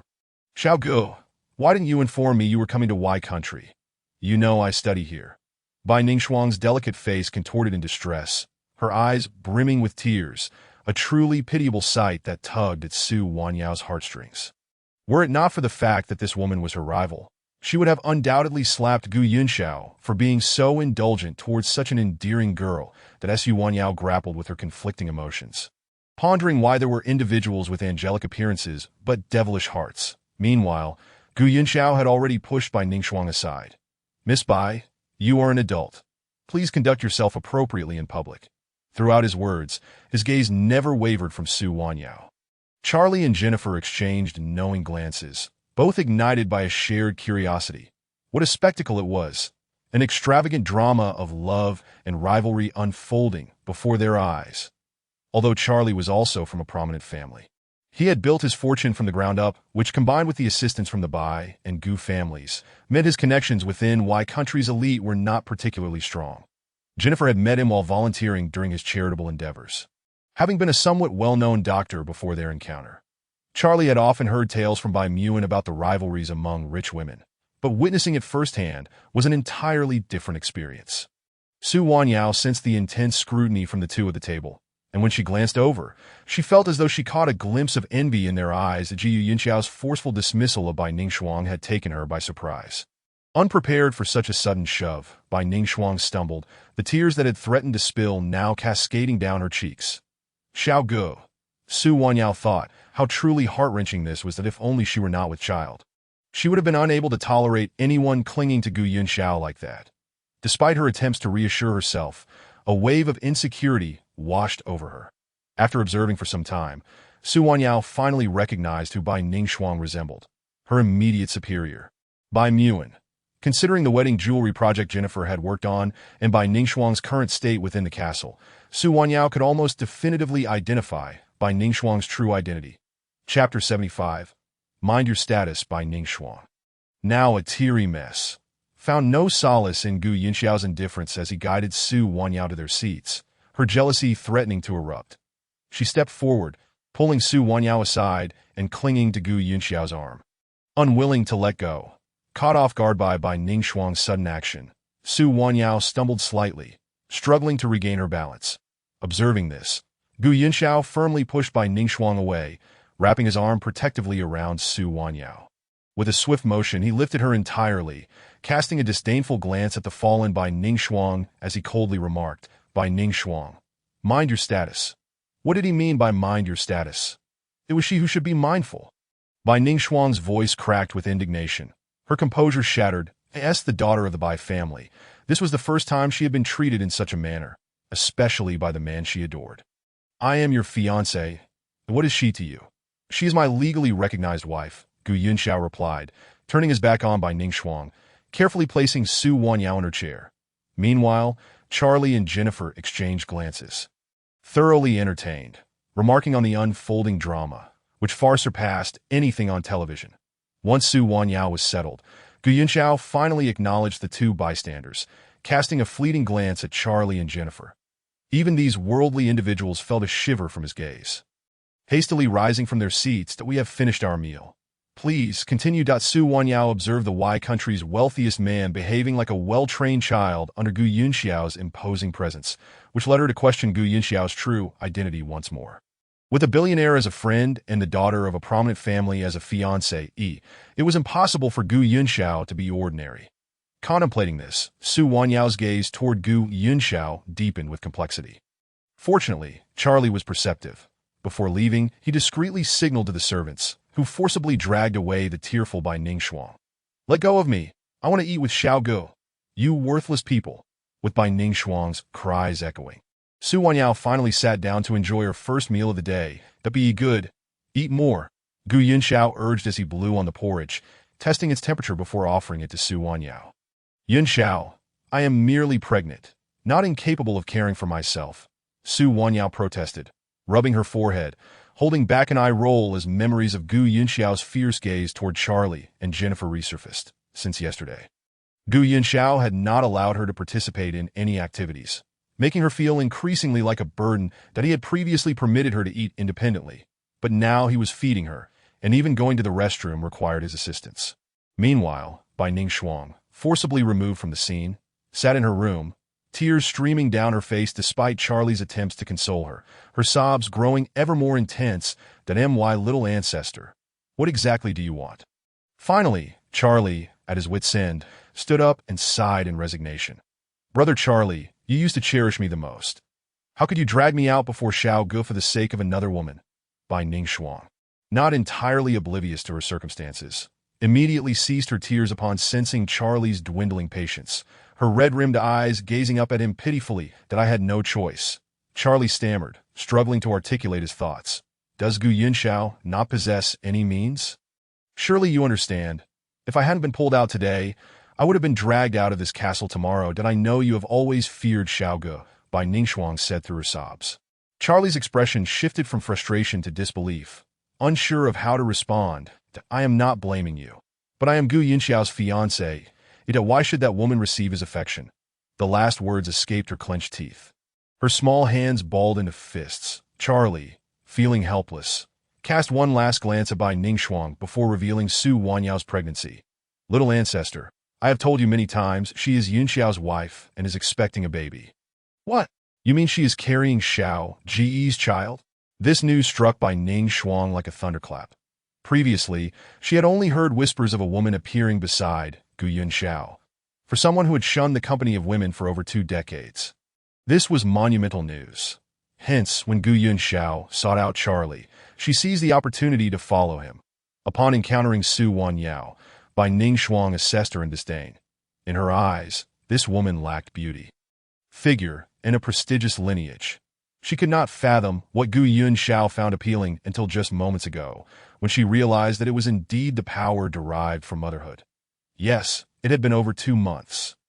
And she could see it now. She could no longer afford to be so willful. Charlie glanced at Bai Ning Shuang's expression, feeling a twinge of concern as he cautioned. Otherwise, your brother Xiao may truly turn against you. Even your brother would be of no assistance. Unbeknownst to Charlie, Gu Yunxiao and Bai Mu had already encountered discord in Yancheng due to Su Wanyao. After imparting his advice, Charlie remained uneasy. After all, Bai Ning Shuang had harbored feelings for Gu Yunxiao since childhood. The sudden emergence of Su Wanyao was jarring for anyone. However, the situation had escalated to this point. And since they had already registered their marriage, he could only offer Bai Ning Shuang some consolation that I understand. Thank you, Brother Charlie, that I will not be so capricious in the future. After a long pause, Bai Ning Shuang finally spoke, her tone calm, concealing any emotion. Charlie cast a complex glance at her, letting out a reluctant sigh of relief. Su Wanyao, so it is true that the power of motherhood reigns supreme. I care not what means you employed to bear Gu Yunxiao's child. I shall not permit this child to remain in this world, for it is unworthy of being Gu Yunxiao's offspring. After bidding farewell to Charlie, Bai Ning Shuang clenched her fists, her eyes shimmering with a fierce crimson glow. I will make you understand who ought to be mindful of their status. Meanwhile, Su Wanyao, having just finished her meal, felt an inexplicable chill run through her. The hairs on her back standing on end as a foreboding sensation washed over her without reason. Ji Yunxiao noticed her discomfort and inquired with concern. What is it? It's nothing, she replied, forcing down her unease and mustering a smile. Yunxiao, you didn't bring me here just to flaunt your affection in front of Charlie and his wife, did you? Of course not. I trust you have already surmised that we will soon be speaking with Jennifer. Chapter 76. Overturning. All overturned once Gu Yunxiao and Su Wanyao had tidied up. Su Wanyao learned that Jennifer was awaiting them in the garden, that if you knew she was waiting for us, why did you let me dither for so long? Su Wanyao chided. I'm Gu Yunxiao, who had caused her to spend an eternity selecting an outfit. You are the pregnant one. Your wishes take precedence, that he chuckled, grasping Su Wanyao's small hand as she playfully struck at him. Such a tease, Su Wanyao laughed, unable to resist chiding him. All the little exchanges between Gu Yunxiao and Su Wanyao did not escape Jennifer's notice. There was no one who would flaunt their affection so openly. No, she was not single. She had no desire for such displays that at last. Jennifer could no longer restrain herself and interjected, Hello, little Wanyao. Only then did Su Wanyao notice Jennifer seated on a stone bench. Her cheeks flushed as she approached, apologizing. I'm sorry for keeping you waiting, Jennifer. After Su Wanyao greeted her, Jennifer shot a glare at Gu Yunxiao, who still loitered nearby. That weren't we supposed to discuss women's topics? Before she could finish her thought, Gu Yunxiao shot her a warning glance, reminding her of Charlie's earlier instruction to keep Gu Yunxiao's identity under wraps. Young Master Gu, I shall ensure you receive a complete and perfect wife. Jennifer glanced around, swallowing her unfinished sentence. Noticing Su Wanyao's cheeks still tinged with a rosy hue, likely due to her earlier jest, she felt a sense of relief. Unbeknownst to her, while Su Wanyao's expression appeared composed, her mind was tumultuous. What had Jennifer refrained from saying? Was Gu Yunxiao concealing another identity? Why the secrecy? These questions lingered in Su Wanyao's mind, refusing to fade. That Ji Yunxiao is truly handsome. Had it not been for Charlie, I would have pursued him myself, Jennifer exclaimed, breaking the reverie as she observed Su Wanyao lost in thought. Indeed, he is quite striking, Su Wanyao replied without much thought, only to realize her slip and hastily covered her mouth. Beside her, Jennifer erupted in laughter, finding Su Wanyao utterly adorable. It was no wonder Gu Yunxiao had forsaken the beautiful Bai Ning Shuang for someone of ordinary background like Su Wanyao. With Jennifer's jesting, Su Wanyao felt her face heat up to her neck, allowing the echoes of Jennifer's laughter to resonate in her ears. This was far from the gentle, introverted Jennifer depicted in the news reports. All the online information was deceptive, misleading. The Jennifer she encountered was vibrant, fiery, and gregarious. Oh dear, my entire jewelry design must be completely redone. Wanyao, I heard you and Yunxiao had a flash marriage. Have you held your wedding yet? Jennifer, filled with curiosity, inquired about their relationship. Yet what history did she have with Gu Yunxiao? If she recounted their tale, no one would believe it. It had merely been a spontaneous decision to register their marriage. How could she articulate such a truth? Fortunately, Jennifer seemed unconcerned with her answers, as if she already knew everything, simply eager to chat. Just when Su Wanyao thought she had managed to evade the more difficult questions, Jennifer's next statement nearly caused her to tumble from the stone bench. That I heard you are a jewelry designer. When my jewelry arrives, you must inspect it thoroughly. That I heard from that little girl named Shuang that my jewelry design was crafted by a recent graduate. I truly wonder if it will suit me today. As she spoke, Jennifer removed a ring from her finger and gazed at it against the sky. Noticing Su Wanyao's prolonged silence, she turned back to ask, Wanyao? Ah, Su Wanyao responded. Why are you so quiet? Su Wanyao's lips twitched as she contemplated how to reveal to Jennifer that the recent graduate she spoke of was, in fact, her. When speaking with me, there's no need to be hesitant. Just say what you wish, Jennifer interrupted, her words barely leaving her mouth when a gust of wind swept through, carrying a flurry of red petals. Delicate petals, shimmering in the sunlight with a passionate crimson hue, danced gracefully to the ground beside Jennifer. In that moment, she resembled Athena emerging from a canvas, radiating an irresistible allure. How stunning, Su Wanyao marveled. Indeed, a woman recognized by the wealthiest man in Y country, Charlie, possessed an undeniable magnetism. It seemed that only a fiery red could complement such beauty. Amidst the allure and sensuality, the innocence in Jennifer's eyes resembled a blossoming lotus in a pond, embodying a blend of seduction and purity. The two seemingly incompatible descriptors coalesced seamlessly within Jennifer. Observing Su Wanyao's continued silence, Jennifer lifted her gaze to meet Su Wanyao's. She found Su Wanyao gazing at her intently, her eyes ablaze with fervor, as if she were a delectable morsel. Although it was unclear why Su Wanyao likened herself to a meat pie, the intensity in her gaze was unmistakable, prompting even the typically unembarrassed Jennifer to blush for the first time. Suddenly roused from her reverie, Su Wanyao blurted, It must all be overturned. Overturned? What do you mean? Jennifer asked, perplexed. Actually, I am the designer of your wedding jewelry. Taking a deep breath, Su Wanyao finally revealed what she had long wished to tell Jennifer since their first encounter. What? It is you. How serendipitous, Jennifer exclaimed, astonished to discover that the designer of her jewelry was none other than Gu Yunzhao's wife. Sitting right beside her, I didn't mean it that way, Jennifer stammered, recalling her previous comments no worries. I was unprepared as well, and truthfully, my designs are lacking. Su Wanyao grasped Jennifer's hand, excitement coursing through her. I realize you do not align with the portrayals in those articles. The reporters have utterly failed to capture the essence of who you are. Chapter 77. The ruby ring, the fusion of the lotus and the red spider lily. That is truly you. Sensual and passionate, yet imbued with a refreshing innocence. That is the real you. My previous conceptions were entirely misguided. At long last, Su Wanyao discovered her inspiration, her excitement barely contained. Jennifer appeared somewhat dazed. This was the first time someone had described her in such a manner, and the first time anyone had truly seen through to her essence. The journalists outside only perceived the facade she presented, oblivious to the deeper truths concealed beneath that exterior. That I must take my leave. Jennifer, without waiting for a reply, she sprang to her feet and rushed back to the guest room where Gu Yunzhao was.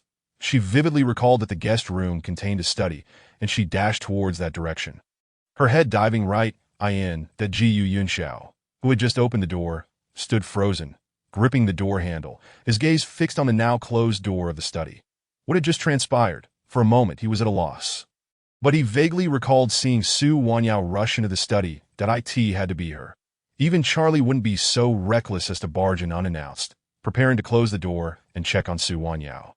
He hesitated just as the door was about to shut when a delicate little hand appeared in the doorframe. That I'm exhausted. Is that little girl truly pregnant? She runs so fast that I can't keep up.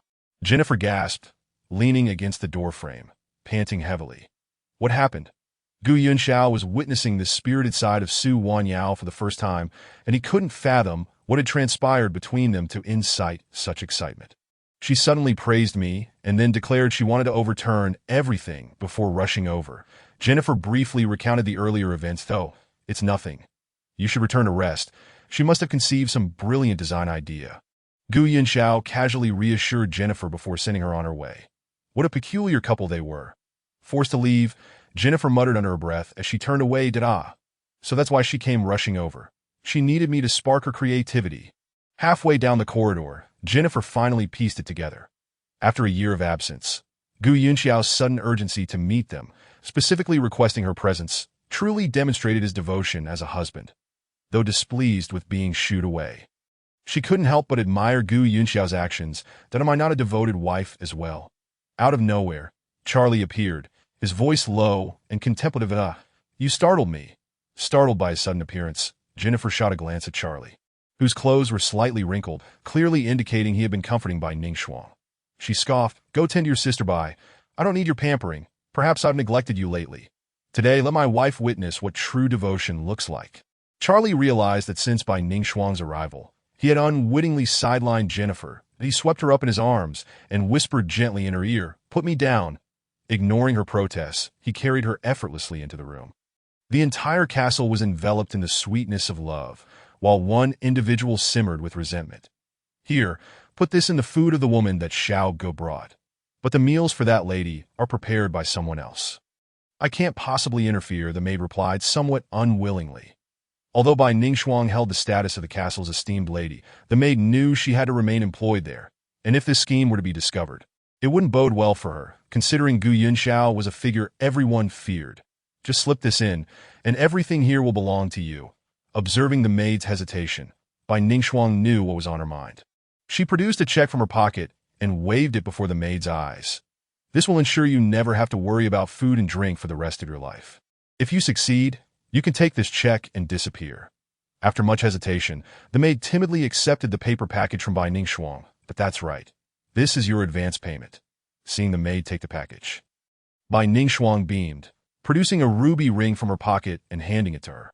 The maid carefully tucked the ring away, casting a cautious glance at Bai Ning Shuang before biting her lip and scurrying off. "Su Wanyao, you may have the favor of the powerful, but I shall see whether Xiao Ge continues to dote on you." A charming smile graced Bai Ning Shuang's porcelain-like face, one that belied the malice lurking beneath. In the castle's basement, the maid who had just been summoned by Bai Ning Shuang now stood before Charlie, her expression icy. The contrast between her cold demeanor now and her previous submissiveness was stark. "You did well. Keep what I've given you." Charlie unwrapped the paper package, inhaling its scent, his expression darkening further, and he dismissed the maid and sat alone in the basement, lost in thought that at what point had the sweet sister they all adored turned into someone so ruthless. The situation had escalated to a critical point.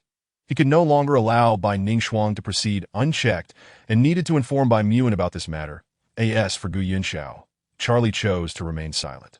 Once today was over, he would send Gu Yunxiao away and ensure Bai Ning Shuang returned to school without any chance of her escaping again.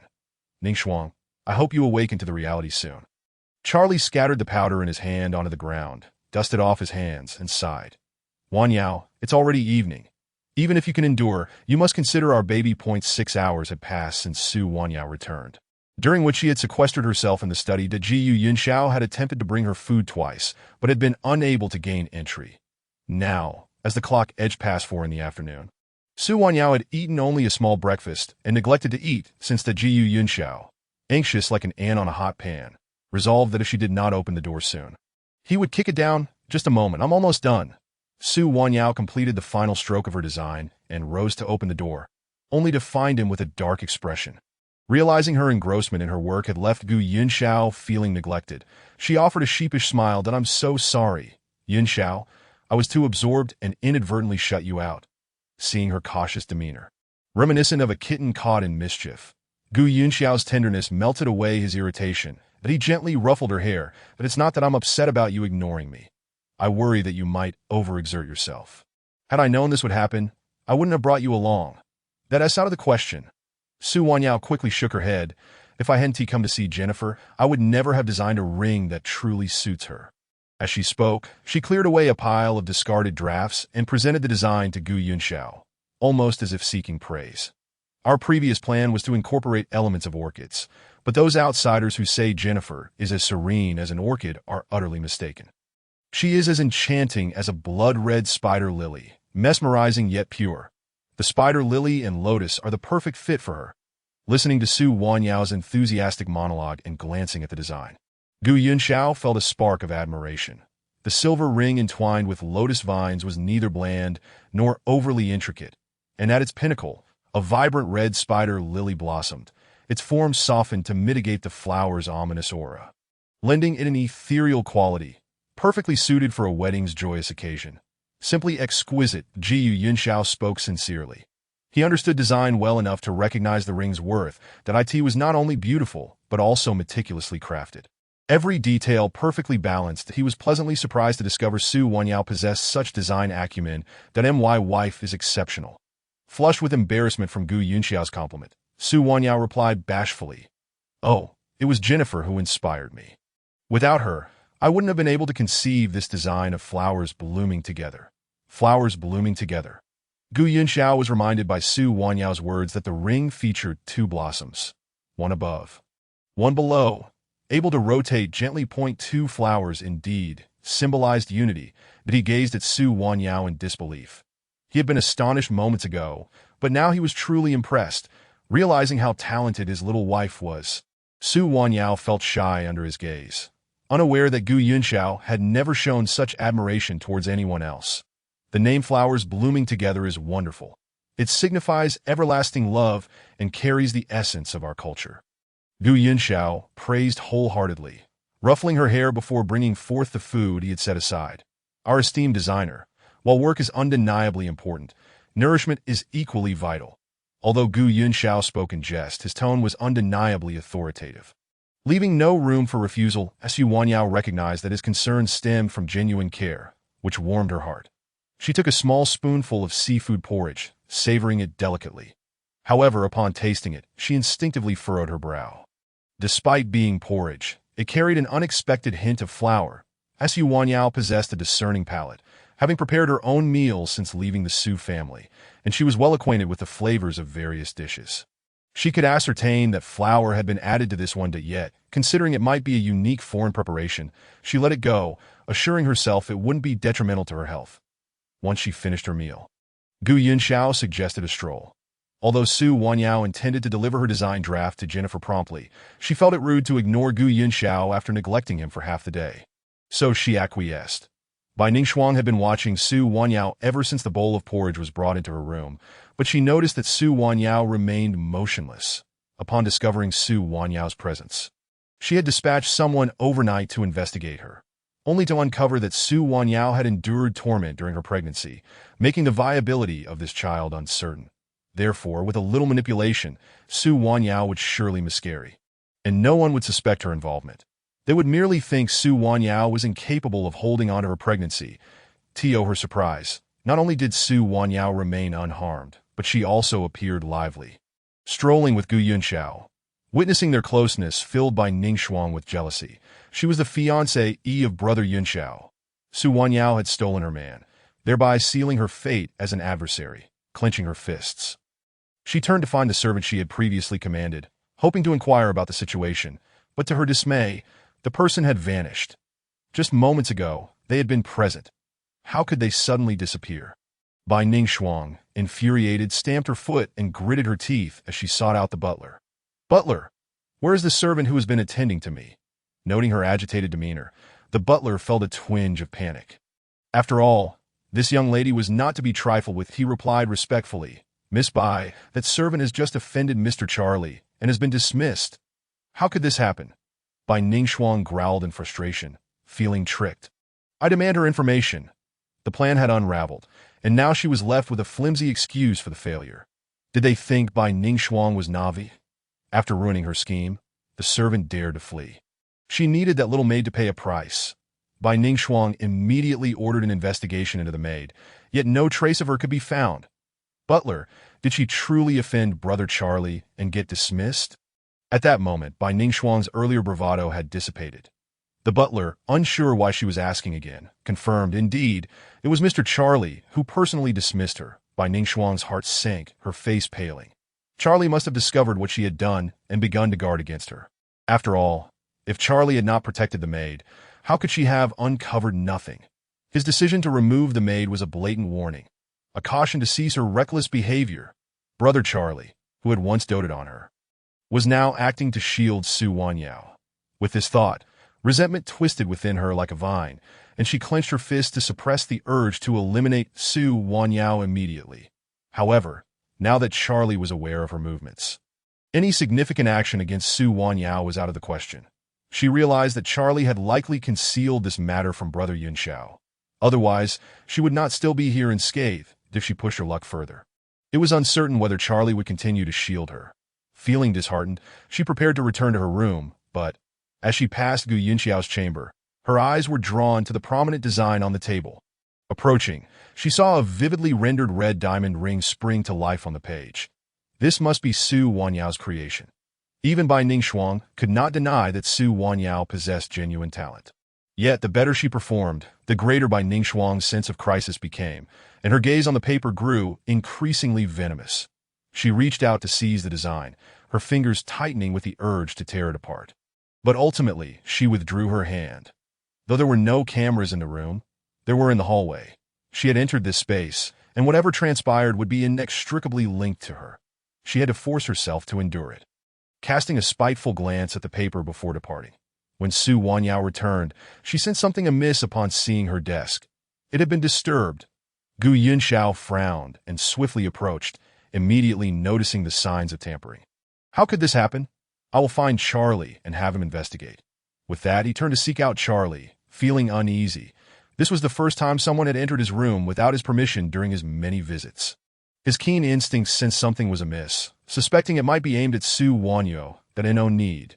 Su Wanyao interjected, having quickly inspected her belongings and finding nothing missing.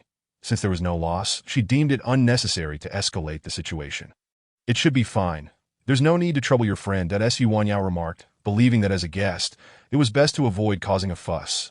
Moreover, Gu Yunxiao's direct approach to questioning Charlie would imply suspicion towards the household staff, which she felt was inappropriate. The Gu Yunxiao halted, gazing at Su Wanyao's hand, which clutched as tightly, and couldn't help but smile.